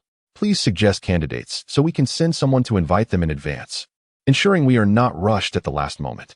Upon hearing Master Wang's words, the room fell silent. After a moment, an elder with graying hair spoke. The last contest was held within our sect, with Master Su leading the charge. However, Master Su is currently at a critical juncture in his advancement to the late dance stage, so he cannot lead this time. Besides Master Shimin, it would be best to find another mid-dance stage uncle. As someone finally spoke up, the hall's occupants began to voice their thoughts. I believe we can approach Master Zeng. He has just emerged from seclusion and could use some external experience. If he agrees, we need not worry, suggested an elder who had previously distributed tokens at the last competition. Indeed, Master Zeng, despite only being at the mid-dance stage, is quite renowned in the Dalian Kingdom's cultivation community and maintains good relationships with practitioners from other sects, frequently engaging in exchanges, chimed in a steward. Hearing this, Master Wang turned to Master Shimin and respectfully inquired, Uncle, what do you think? Having Master Zeng lead the way would undoubtedly be foolproof. I have a good rapport with him, so I doubt he would refuse. With the leader confirmed, I shall not involve myself further. You all may discuss the remaining matters. Just inform me once a decision is reached, replied the elder Shimin before gracefully departing the hall. Next, we must deliberate on the rewards for the disciples. As the saying goes, under a heavy reward, there will surely be brave men. For the long-term development of our sect, we ought to encourage our disciples further. Master Wang continued after respectfully seeing off Master Shimin. Did not Brother Fei bring 50 top-tier magical tools? We can simply grant those to them. A middle-aged man with a somewhat sallow complexion suggested nonchalantly. That will not do. Those top-tier magical tools were promised during the last selection. We must provide additional rewards this time, as this contest is crucial for our sect's mineral resources for the next 30 years. Although we secured first place last time, due to favorable conditions and thorough preparation, it does not guarantee victory this time, rebutted Master Ma, who had previously observed Feng Ming, seeming particularly invested in this contest. Regardless of which sect hosts the competition, the hosting sect will always have an advantage. To truly motivate everyone, we should indeed offer more substantial rewards. How about this? For the disciples who rank within the top 40 among all participating sects, we shall reward them with 20 Huangjing pills, and for those who make it into the top 5, we will additionally award them a foundation establishment pill, proposed Elder Wei after a brief moment of contemplation. Yes, that sounds excellent. With such generous rewards, the peak disciples at the Qi gathering stage will undoubtedly strive to win. Another elder concurred enthusiastically. Master Wang nodded repeatedly in agreement with Elder Wei's proposal. Seeing that no one had additional suggestions, he then declared, All right, since everyone agrees, we shall implement Elder Wei's proposal. We will notify the qualifying disciples to gather in the Grand Hall 3 days from now to select their magical tools and announce the reward scheme for this treasure contest. Disciples, go and prepare. 3 days later, Feng Ming appeared promptly in the Grand Hall of Yunk Peak, surveying the 40 qualifying disciples before him. Master Wang displayed a hint of unusual emotion in his eyes as he pointed to an elder holding a large, dark flower basket beside him and said, The purpose of gathering you here today is to fulfill the rewards for your previous selection victory. You may now approach Brother Wang to claim a top-tier magical tool. Each person is limited to 1 draw, and once selected, it cannot be exchanged. Let the drawing commence. As everyone approached the large flower basket, an air of anticipation filled the room. Upon hearing Master Wang's words, excitement surged among them. Practitioners understood that possessing a quality magical tool would significantly enhance their chances of victory in combat. Although this time they could only select 1 top-tier magical tool, it was crafted personally by Elder Fei, its power far exceeding that of ordinary magical tools. Feng Ming, however, did not rush forward to draw. Observing the joy on his peers and oppos' faces as they drew their tools, he knew they had acquired something satisfactory. Even though everyone now possessed magical tools, none of them flaunted their prizes. Calmly, Feng Ming approached the elder, extended his hand, and, after a moment of feeling around, grasped a soft object that he tucked into his robe. He then leisurely stepped aside, maintaining an inscrutable expression. Once everyone had drawn their magical tools, Master Wang stepped forward again and stated, The rewards have been distributed. Over the next half-month, you must familiarize yourselves with the magical tools you have received. mastering their control to enhance your chances of victory in future contests. Additionally, there is another matter of great benefit to you. Our senior management has jointly decided to reward those disciples achieving commendable rankings in this treasure contest. The reward scheme is as follows. Those who place within the top 50 among all participants will receive 20 Huangjing pills. Those in the top 10 will receive an additional foundation establishment pill. I hope you will all strive for victory and achieve excellent results. As Master Wang and Appo's words concluded, a lively commotion erupted among the disciples. Such rewards were undeniably generous. Obtaining a foundation establishment pill would significantly enhance anyone's chances of establishing their foundation. And Ming was no exception. The 20 Huangjing pills were also exceptional resources for improving cultivation, typically distributed once every 6 months, but now suddenly available in abundance. Anyone would be compelled to find a way to acquire them, as this was exponentially more effective than any hollow encouragement. All disciples secretly resolved to spare no effort in this contest, determined to secure the Huangjing pills at all costs. Though there are occasionally some Huangjing pills available in the marketplace, they are in such high demand that they are quickly snatched up upon their appearance. While there are several other elixirs effective for the latter stages of qi gathering practitioners, their efficacy pales in comparison to that of the Huangjing pill. Upon hearing the words of Master Wang, Ming was filled with excitement. If he could place within the top 10, he would be rewarded with another foundation establishment pill, significantly increasing his chances of successfully establishing his foundation on his own. Ming held a great deal of confidence in his current strength. He would not regard anyone who had not reached the foundation establishment stage. Returning to his cave dwelling, Ming's emotions had yet to settle. He took out the magical artifact bestowed by the sect, revealing a golden rope approximately 5 to 6 inches in length. As he gazed at the rope, his eyes glimmered. After a moment, he raised his hand and infused the rope with spiritual power. In an instant, the rope elongated to over 10 feet. And with a mere flick of his finger, it bound a massive boulder before him. With a thought, the exceedingly hard stone shattered into fragments. Witnessing the formidable power of the rope, Ming was astonished. Its capabilities exceeded his expectations. He was certain that if he used it to launch a surprise attack, few qi gathering practitioners could evade its grasp. Elated, he stowed the rope away and immersed himself once more in his cultivation, recognizing the need to solidify his newly attained realm during this limited time. A month passed in the blink of an eye. One day, Ming suddenly received a communication talisman instructing him to prepare all his gear and gather at the main hall of Yunk Peak the following morning. Realizing that the day for the treasure hunt had finally arrived, he felt a surge of anticipation. The next day, 40 disciples assembled punctually in the grand hall. Before long, Master Wang, accompanied by a dozen hall masters and attendants, entered the hall alongside 2 middle-aged men. Among them was the sharp-featured and unsmiling Shizu, while the other appeared even more distinguished, though his identity remained unknown. The moment they appeared, an invisible pressure enveloped the room, leaving everyone in stunned silence.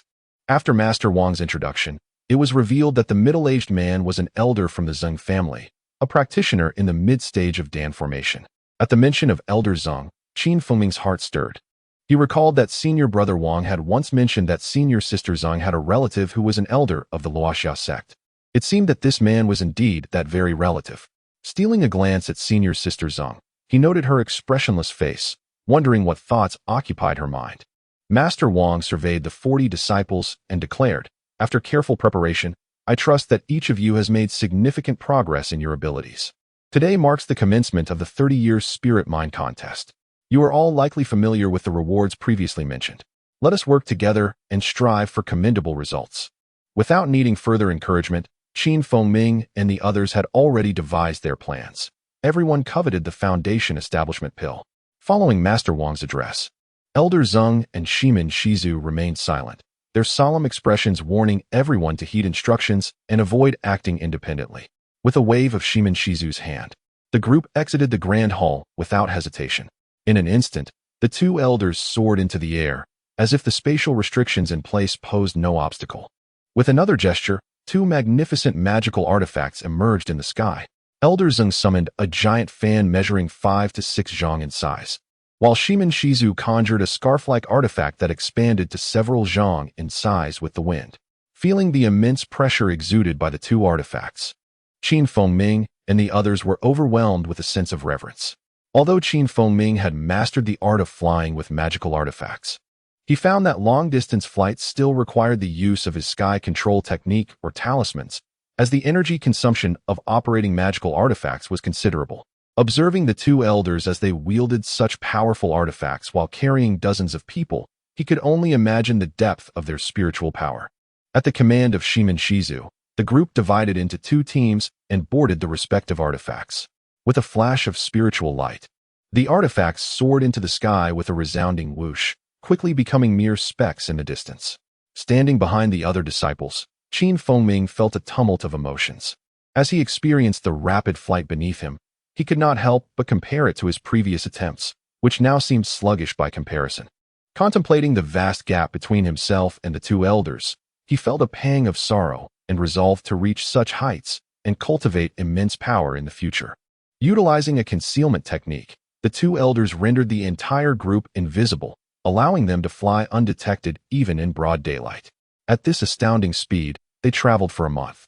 The Blood Refinement Sect, located within the Bloodstone Mountains in the southeastern part of the Great Liang Kingdom, was entirely covered in reddish-brown stones. With red cedar trees predominating the flora, the entire mountain range was infused with spiritual energy, rivaling that of the Haoyue Mountains. From above, it appeared as an endless sea of crimson. The disciples were awestruck upon witnessing such a sight for the first time. Upon reaching the protective array of the Blood Refinement Sect, they were greeted by a dozen disciples. Among them, a man in his 30s flew forward, bowing respectfully. "I am Ming, a disciple of the Blood Refinement Sect, here to welcome the esteemed seniors of the Luoxia sect. Please wait a moment while I notify my superiors." The astute Ming immediately sent a communication talisman soaring into the air. Within a short span of time, two streaks of light descended from the distant peaks. An overwhelming spiritual pressure approached rapidly, dissipating as they halted before the group. "Ha ha ha. I wondered who was leading the team. It turns out to be you, Brother Zeng. It has been decades since we last met, and I wonder if your beaching technique has grown in power," greeted a jovial voice. The newcomer recognized both elders and immediately engaged them in friendly conversation. Seeing the newcomer, Elder Zheng's face broke into a smile. "Zhang Leiguai, it has indeed been a long time. You seem unchanged.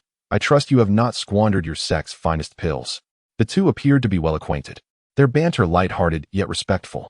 Zhang Leiguai then turned to Ming. "This young friend appears new to our sect. May I ask your name?" As Ming listened, he realized that this formidable elder was an old acquaintance of Elder Zeng. Their exchanges hinted at past competitions, though it remained unclear who emerged victorious. With the other sects yet to arrive, the Luoxia sect was the first to reach the destination. The disciples of the Luoxia sect were assigned to the western garden of Duwang Peak, while the two old friends were accommodated in the VIP pavilion. "What do you think of this arrangement?" Zhang Leiguai continued. The two venerable uncles naturally had no objections. After giving a command, the group vanished in a flash of light, and the four alchemical realm cultivators disappeared into the distance. Ming and the others followed Ming into the protective array of the Blood Refinement Sect. The west courtyard was located on the western side of a towering peak, where dozens of pavilions had been constructed, one for each disciple, leaving a few vacant. Observing the imposing mountain before him, Ming pondered that it must be the Duwang Peak. Given the operations of the Blood Refinement Sect, it was likely that the other three sides of this peak had similar structures to accommodate the other three sections. It appeared that the Blood Refinement Sect was impartial to the four sects, ensuring thoughtful hospitality. Once everyone was settled, Ming retained 5 disciples, instructing them to assist anyone in need. He also warned that fighting was strictly prohibited outside the designated arena at the summit of Duwang Peak. Violators would be expelled from the Blood Refinement Sect. After imparting this caution, Ming led the other cultivators away. Ming casually chose a pavilion as his residence within the Blood Refinement Sect.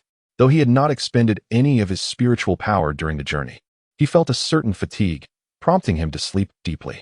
For 5 consecutive days, the disciples of the Falling Sunset sect encountered no incidents, nor was anyone there to disturb them. Everything seemed exceedingly tranquil. During these days, Ming spent his time in meditation and recuperation. On the morning of the 6th day, a sudden brilliance erupted from the southern slope of Duwang Peak, accompanied by the faint sounds of commotion. Hearing this, the disciples of the Falling Sunset sect emerged from their pavilions, speculating that it was likely visitors from another sect. One of the 5 blood refinement sect disciples stationed there returned shortly, his face alight with joy, informing them that the spirit-driving sect had arrived. Ming, however, paid little mind to the happenings outside and continued his solitary meditation and practice. Over the next fortnight, both the Hidden Tiger Mountain and the Void Gate sect began to settle into their respective areas of Duwang Peak. Although the disciples of the 4 sects did not know each other and were unlikely to intersect, the machinations of those with ulterior motives led to conflicts. And Ming unfortunately found himself embroiled in the matter. The issue at hand was not particularly grave. It involved the disciples of the Falling Sunset sect and the Spirit-Driving sect, who were secretly incited by Blood Refinement sect disciples to engage in a private contest before the official competition. Naturally, being youthful and impetuous, they readily agreed under mutual encouragement. Thus, they arranged to compete at the martial arts arena atop Duwang Peak, with the stipulation that each side would send 3 disciples to challenge in succession, and the side with remaining disciples would be deemed victorious. The wager was set at 500 spirit stones. This method of competition was quite reasonable, offering insight into the overall level of each sect. Initially, Ming would not have been involved, but upon learning the rules of the contest, the disciples of the Falling Sunset sect felt uncertain. The spirit-driving sect was renowned for their ability to command spirit beasts, a sight most disciples of the Falling Sunset sect had never witnessed. The presence of spirit beasts undoubtedly provided an additional advantage. Despite being confident in their own skills, the disciples found it challenging to believe they could triumph against an opponent aided by both a fellow cultivator and a spirit beast. However, once they had agreed, retreating from the battle was not an option. The only individual with a realistic chance of victory, aside from Ming, who possessed an unknown number of talismans, was hard to determine. With a plethora of talismans at his disposal, regardless of how many spirit beasts the opponent commanded, the outcome would likely lead to surrender under overwhelming odds. Thus, a well-intentioned disciple sought out Ming, inviting him to participate in the wager without needing to stake any spirit stones. Initially reluctant to join such a contest, Ming felt a stir of interest upon hearing about the opponent's proficiency with spirit beasts. Having long been fascinated by spirit-driving techniques, he recognized this as a rare opportunity to witness and experience it firsthand. Consequently, he agreed to partake in the competition against the spirit-driving sect. The following morning, over 30 disciples from the Falling Sunset sect appeared atop Duwang Peak. Before them lay a martial arts arena spanning over 100 feet, surrounded by numerous small flags. At the center sat an elderly man with white hair, meditating in a cross-legged position. Upon glancing at him, Ming was taken aback to realize he was a cultivator at the Foundation establishment stage. It was clear that the Blood Refinement sect had arranged for this elder to oversee the competition, ensuring that if any mishaps occurred, assistance could be rendered promptly. In this contest, aside from Ming, 2 other disciples from the Falling Sunset sect participated, one surnamed Hua and the other Bai, both of whom were peak chi-gathering cultivators. Ming had previously witnessed their prowess during the selection trials within the Falling Sunset sect, and their abilities were indeed impressive. As the crowd awaited, they suddenly saw dozens of individuals approach from the southern slope, all appearing to be in their 20s, dressed in black and white robes. Each wore a black ring and carried a bulging pouch at their waist. Among them were 3 individuals who made their way to the summit. Once both parties had arrived, a Blood Refinement sect disciple in his 30s stepped forward and announced loudly, "Friends from the Falling Sunset sect and the Spirit-Driving sect, you are all aware of the rules for this contest, so I shall not repeat them. Please present your wagers, which we shall hold until the winner is determined." The combatants exchanged glances, and one from each side stepped forward, holding storage rings. The Blood Refinement sect disciple accepted them, using his spiritual sense to verify their contents. Nodding in approval, "Good, both sides have placed their bets accurately. Now, please send one representative from each side to enter the arena. This contest will be overseen by our esteemed Master Hao." Exchanging glances with his 2 senior brothers, Ming saw Hua nod silently before standing to enter the arena. He bowed to Master Hao and took his position. At that moment, a representative from the spirit-driving sect also stepped forward. Ming observed that this individual was also a peak chi-gathering cultivator. After bowing to Master Hao, he exchanged greetings with Hua. Hua introduced himself, saying, "I am Hua Yushan from the Falling Sunset sect. May I ask for your name, friend?" The other replied, "I am Chun Deng from the Spirit-Driving sect." With that, he fell silent. Master Hao then raised a hand towards the sky, sending forth a surge of spiritual energy that activated the array flags surrounding the arena with a resounding sound, causing them to vanish. A transparent barrier materialized around the contest area. Master Hao floated into the air and addressed the two competitors. The competition is to be conducted with control. Do not harm each other's lives. Begin. As soon as the words left his mouth, both Hua and his opponent summoned barriers around themselves. Hua then raised his hand, summoning a long green sword that transformed into a massive green blade, striking towards the spirit-driving sect cultivator standing opposite him.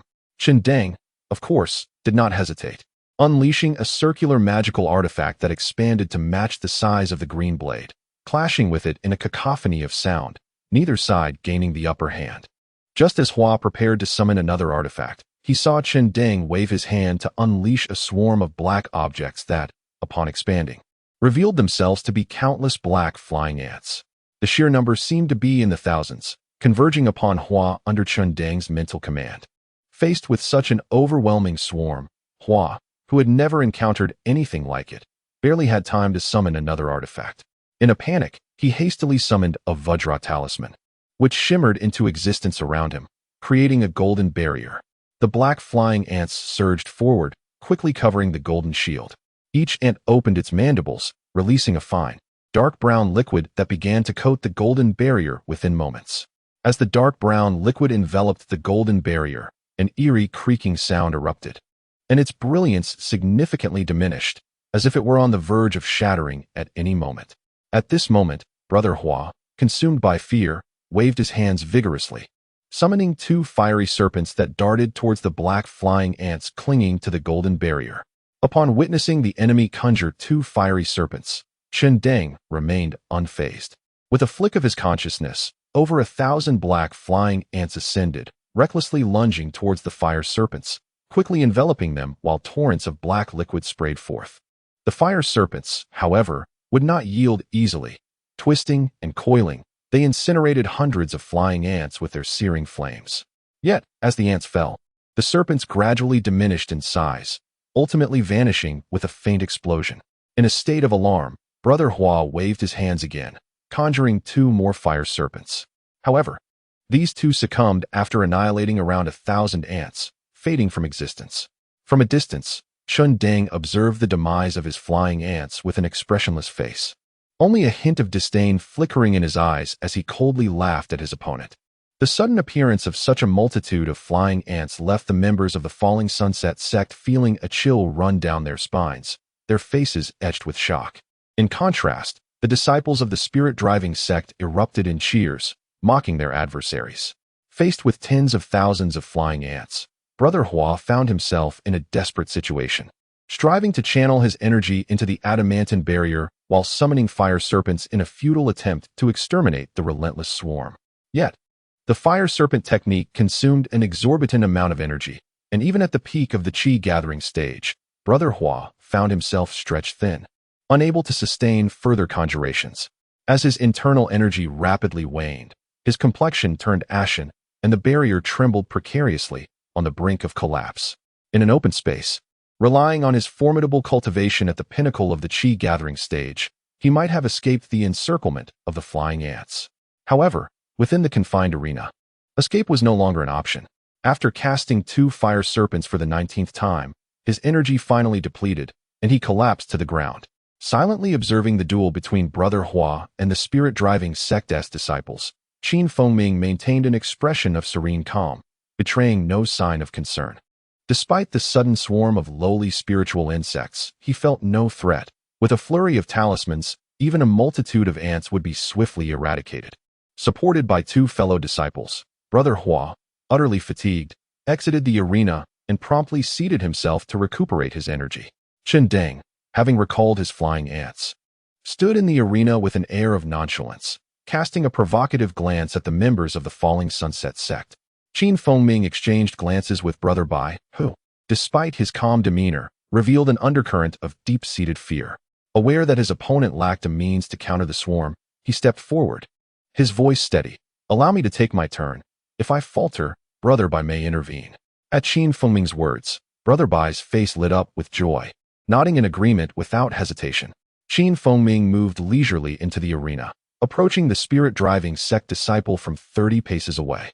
He first bowed deeply to Uncle Hao before turning to face the spirit-driving sect disciple, slightly inclining his body and smiling. I am Ming from the Falling Sunset sect. I must say, Brother Chin's driving technique is truly remarkable. It has opened my eyes.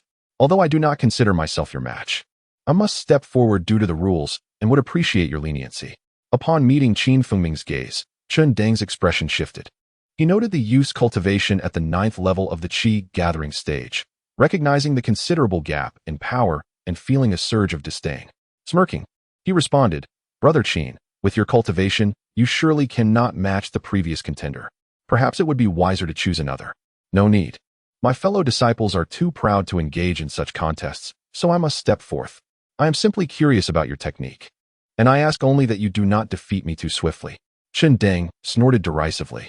Understanding that Fengming's implication was clear, the members of the Falling Sunset sect held him in disdain and had sent forth an inexperienced junior.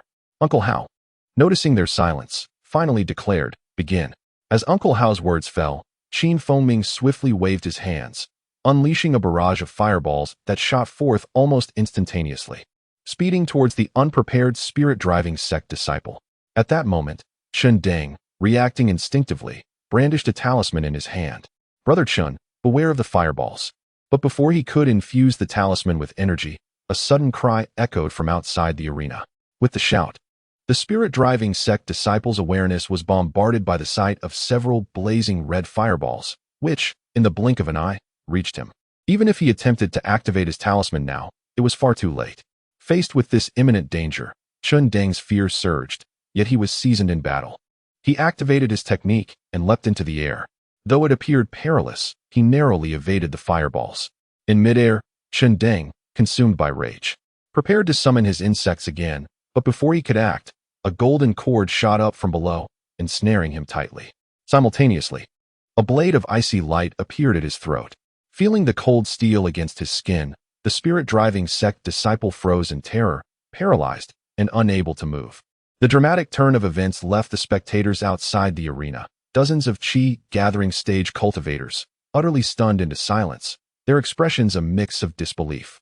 From Uncle Hao's command to the moment Fengming subdued his opponent, only a breath's time had elapsed, a fleeting instant that left everyone aghast. As disbelief washed over Chen Deng's face, Uncle Hao promptly announced, the Falling Sunset sect wins this match.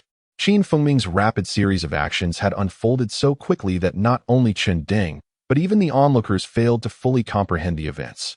They merely witnessed Fengming conjuring fireballs, followed by his instantaneous appearance beside Chen Deng, with a formidable artifact poised at his throat. The entire sequence was executed with breathtaking speed, akin to teleportation, leaving the spectators exchanging bewildered glances. Fengming's victory instilled profound fear among the spirit-driving sect, and after a lengthy deliberation, one of their disciples finally stepped into the arena. Facing this new challenger, Fengming scanned him with his consciousness, recognizing him as another peak Qi gathering stage cultivator. The spirit-driving disciple remained expressionless, merely acknowledging Uncle Hao's greeting before addressing Fengming with indifference. I am Chang Wu of the spirit-driving sect. As he spoke, a heavy, murky barrier materialized around him, a clear indication that he was prepared for defense even before the match had officially commenced. Observing this, Fengming offered a slight smile, refraining from further words. With a gesture from Uncle Hao, the match commenced. Under Uncle Hao's signal, the spirit-driving disciple did not immediately launch an attack, but instead regarded Fengming with extreme caution. Fengming regarded his opponent with calmness, leisurely summoning a golden talisman. As a golden shield materialized, he made no further moves, instead smiling as he gestured for the opposing cultivator to strike first. Noticing that his adversary refrained from employing previous tactics, the disciple of the spirit-driving sect felt a wave of relief. With a glint of determination in his eyes, he waved his hand, and a streak of cold light shot forth, revealing a high-grade magical weapon of considerable length. In response to the chilling appearance of the weapon, Fengming also gestured, and a short magical artifact promptly flew forth, meeting the opponent's icy blade in midair. With a series of resounding clashes, the two artifacts engaged in a fierce contest, neither gaining the upper hand. Observing the relentless confrontation between the two artifacts, Chong-Wu did not pause. He swept his hand across his waist, and with a thunderous roar, a level 1 tiger beast materialized before them. The moment the beast appeared, it glared menacingly at Qin Fengming. Under Chong-Wu's mental command, the beast charged with ferocious wind towards Qin Fengming. Upon seeing the beast, Qin Fengming's eyes narrowed. The creature, based on its aura, was equivalent to a 9th-level Qi-gathering realm spirit beast. Such a creature possessed formidable resilience, making it difficult for even a high-grade magical weapon to breach its defenses. Faced with this formidable spirit beast, Qin Fengming was determined to keep it at bay. With a swift motion, he summoned a sturdy iron shield, which instantly positioned itself before him, effectively blocking the ferocious assault of the tiger. Regardless of the beast's relentless attempts to pounce and bite, the iron shield steadfastly resisted, preventing it from advancing any further. Seeing his spirit beast thwarted by another magical artifact, Chong-Wu's expression remained unchanged. He once again brushed his waist, summoning another spirit beast. This one was entirely snow-white, resembling a rabbit. Upon its emergence, it swiftly spun in midair and, with a whoosh, appeared 3 paces away from Qin Fengming. As it opened its mouth, it unleashed a barrage of fireballs aimed directly at Qin Fengming's protective barrier, creating a cacophony of explosive sounds. Witnessing this sudden turn of events, Qin Fengming, who stood resolute, could not help but feel a twinge of surprise. Commanding a magical artifact while simultaneously controlling 2 spirit beasts required extraordinary mental acuity, far beyond that of an ordinary individual. Despite the 3 waves of attacks, Qin Fengming's expression shifted only slightly before he regained his composure. He pointed at the iron shield, and with a soft humming sound, it radiated a brilliant glow, manifesting a silver barrier that enveloped him entirely. This was the special form of the iron shield activated by Qin Fengming. Both the tiger beast and the fireballs from the newly summoned creature were halted by this protective barrier. Although the once seemingly formidable silver shield began to flicker under the relentless assault of the spirit beasts, it remained unyielding. Chong-Wu, taken aback by the unexpected strength of his opponent's magical artifact to simultaneously contain the attacks of 2 spirit beasts, felt a surge of astonishment. Yet, he dismissed it with a cold smile, convinced that breaching the barrier was merely a matter of time. As the situation unfolded in Chong-Wu's favor, the spirit-driving sect disciples erupted in cheers, believing that with the combined might of the 2 spirit beasts and a magical artifact, a mere 9th-level disciple stood no chance. They were certain that this contest would undoubtedly conclude with Chong-Wu's victory. However, the disciples of the Falling Sunset sect felt a sense of relief upon witnessing Qin Fengming's ability to counter all attacks with just 2 magical artifacts. They were aware that Qin Fengming possessed the capability to command 3 artifacts simultaneously. Should he summon another, defeating his opponent would be a trivial matter. In response to the taunts from the spirit-driving sect, the Falling Sunset sect disciples retorted with equal fervor, refusing to back down. Observing that his opponent had ceased further actions, Chong-Wu felt a surge of confidence. With his mental energy focused, he relentlessly commanded the 2 spirit beasts to assault Qin Fengming's barrier. His mocking laughter echoed across the arena. Qin Shidi, I advise you to concede early. Under the onslaught of my 2 spirit beasts, your magical energy will surely falter before long. Rather than exhaust yourself and concede later, it would be wiser to withdraw now. In response to Chong-Wu's derisive words, Qin Fengming maintained an air of tranquility, chuckling softly. Brother Chong, feel free to proceed. When I can no longer endure, I will certainly concede. I trust that you will show mercy at that moment. With that, he disregarded his opponent entirely, settling down on the ground.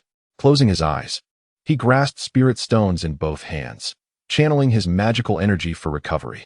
A cultivator can command magical artifacts or spirit beasts through mental connection, allowing them to input their magical energy without the need for constant visual focus on the battle.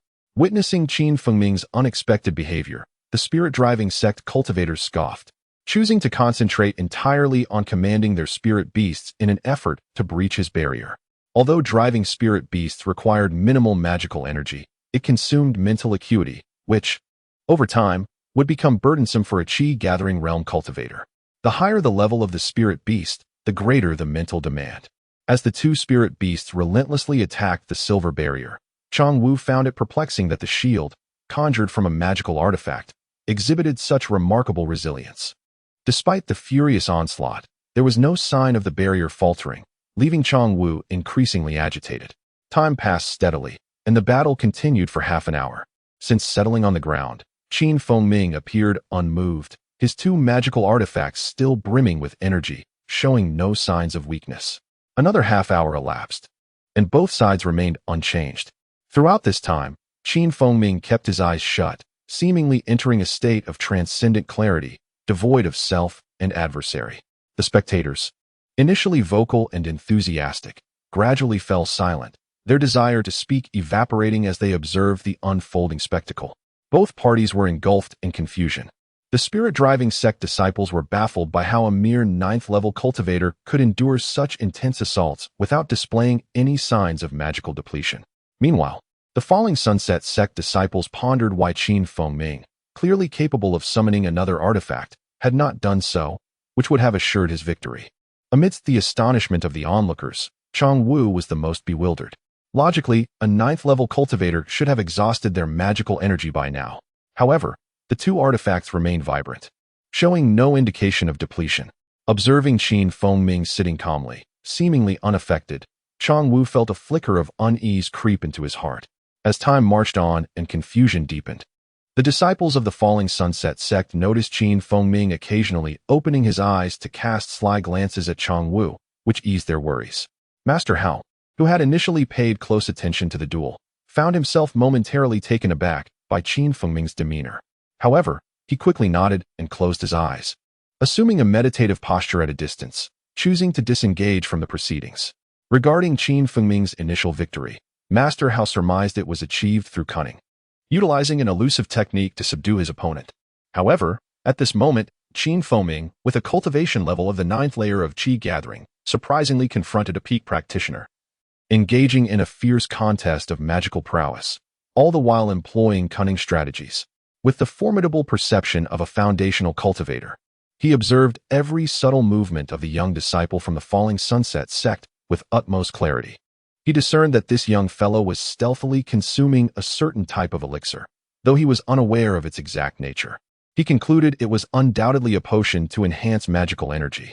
As time progressed, Chongwu found his own magical energy dwindling and his mental stamina severely taxed, losing the composure he once possessed. 3 hours later, Chongwu's complexion turned pallid as he suddenly collapsed to the ground. The two spirit beasts he had summoned vanished, and his magical tools lost their energy, returning to his embrace. At this moment, Chongwu gazed at his opponent with a dazed expression, as if beholding a monster. The onlookers from the spirit-driving sect wore expressions of disbelief. How could someone at the 9th layer of Qi gathering contend against, and ultimately defeat, a peak Qi gathering practitioner? This was a scenario none had ever imagined. Rising from the ground, Qin Fengming waved to retract his magical tools, clasped his hands in salute to Chongwu, and spoke with an unperturbed demeanor. "Thank you, Taoist Chong." Chongwu stared at him, his mouth moving silently for a long while, ultimately unable to utter a word. With the assistance of two fellow spirit-driving sect cultivators, he exited the arena. It is well known that practitioners absorb spiritual energy from the environment or draw power from low-grade spirit stones, which is insufficient to replenish the energy consumed during battles. In this contest, Qin Fengming's position had conveniently shielded him from the spectators, allowing him to discreetly consume the elixir without anyone noticing, save for the elder hosting the competition. In truth, the elixir he consumed was not of high grade. It was merely a chi-boosting pill he had left over from earlier. Although the chi-boosting pill has little effect on late-stage chi-gathering practitioners, its abundant energy far surpasses that found in spirit stones. Additionally, refining the energy from the elixir is considerably quicker than absorbing it from spirit stones. Such pills are generally regarded as beneath the dignity of late-stage chi-gathering practitioners, let alone peak practitioners.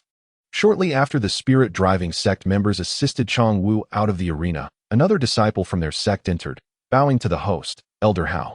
Before addressing Qin Fengming with icy resolve, "I am Duan Jitong from the spirit-driving sect, and I seek your guidance, Taoist Qin."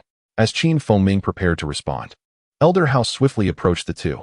"Young disciple of the Falling Sunset sect, you are entitled to rest for an hour to replenish your magical energy." Upon hearing this, Qin Fengming's expression momentarily stiffened before returning to normal. He bowed deeply and said, "Thank you for the reminder, Elder, but I do not require a break. I am ready to begin the contest now."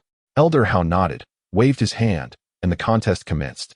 As soon as Elder Hao's words left his lips, Qin Fengming felt a flash of crimson light before several energy-infused fireballs hurtled towards him at blinding speed. Realizing his opponent was employing their signature technique, Qin Fengming couldn't help but smile. With a sudden movement, he vanished, reappearing 10 zhang away. The fireballs whizzed past where he had stood. With a wave of his hand, a golden shield materialized around his body. Seeing that this initial barrage had no effect, the disciple from the spirit-driving sect remained unfazed. Without hesitation, he swiped at his waist, and a deafening hum erupted. Thousands of venomous bees suddenly appeared above him. Ah, venomous bees! Thousands of them! The spectators from the Falling Sunset sect cried out in alarm. Faced with these formidable creatures, the Falling Sunset disciples were understandably terrified. The bees circled in the air, not immediately charging at Qin Fengming, but swirling around restlessly. Brother Duan is impressive, commanding such a multitude of spiritual creatures. Even foundational practitioners would have to flee. That kid from the Falling Sunset sect should concede quickly, lest he be harmed. It would be a shame for everyone.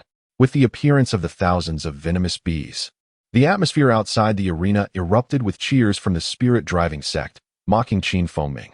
From a distance, Qin Fengming's expression shifted slightly upon witnessing the swarm. The venomous bees contained potent toxins. Even a few stings could spell disaster for a practitioner. Moreover, subduing them would be far more challenging than dealing with flying ants. Given his opponent's obvious prowess, it was clear that Duan Jitong hailed from a prominent family. Noticing the lack of fear on the face of the Falling Sunset sect disciple, Duan Jitong's expression hardened. Without any further hesitation, he commanded the swarm to charge towards Qin Fengming. Observing the relentless advance of the bees, Qin Fengming's expression grew solemn. He swiftly conjured a series of talismans, which transformed into a dozen fire serpents that surged forth to intercept the oncoming swarm. In an instant, the fire serpents clashed with the mass of venomous bees in midair. Despite the bees' reckless assault, they enveloped the serpents, which were cloaked in searing flames. The moment any bee came into contact with the serpents, it plummeted to the ground. Soon, a layer of blackened bee corpses littered the ground. However, facing the formidable fire serpents, the bees were not without means of resistance. As they flapped their wings, they unleashed sprays of toxic venom that struck the serpents. With each drop of venom, the serpent's energy waned. As hundreds of bees released their toxic assaults, the fire serpents rapidly diminished in power. After the fire serpents managed to eliminate nearly 10,000 bees, their own spiritual energy was nearly depleted, causing them to dissipate into thin air. Witnessing the Falling Sunset sect disciple unleash multiple fire serpents, the spirit-driving sect cultivators were initially taken aback, but soon regained their composure. Fire serpent talismans were low to mid-grade talismans, each worth nearly 20 spirit stones. Thus, a dozen would amount to over 200 spirit stones. Even the wealthiest individuals would find it difficult to sustain such expenditure. With the serpents vanishing, Duan Jitong's heart soared with joy. He quickly rallied the remaining bees to charge at Qin Fengming once more. In response to the dissipating fire serpents, Qin Fengming remained undeterred. With a slight smile, he waved his hand once again, releasing another volley of fire serpents.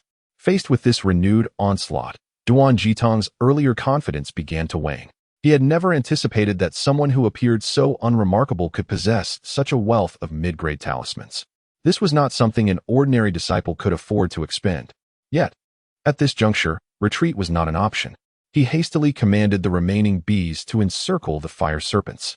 While the massive swarm of nearly 30,000 bees surged towards Qin Fengming, aiming to breach his protective barrier and capture him for victory. Humph. Do you think this will secure your win? Since Brother Duan has resorted to such tactics, do not blame me for being ruthless. As Qin Fengming let out a cold snort, dozens of fire serpents suddenly materialized before him, blocking the sky and enveloping the swarm of venomous bees. Ah, you! How could you possess so many fire serpent talismans? I concede. Quickly, withdraw your spell. With the sudden emergence of the dozens of fire serpents, the tide of battle shifted dramatically. Faced with such a multitude of fiery serpents, Duan Jitong immediately displayed an expression of disbelief. His heart filled with terror as he urgently shouted. The venomous bees were his formidable means of participating in this competition for the coveted mineral resources. Should he suffer complete loss in this battle, not only would he be profoundly pained, but he would also find it exceedingly difficult to face the clan leader in the future.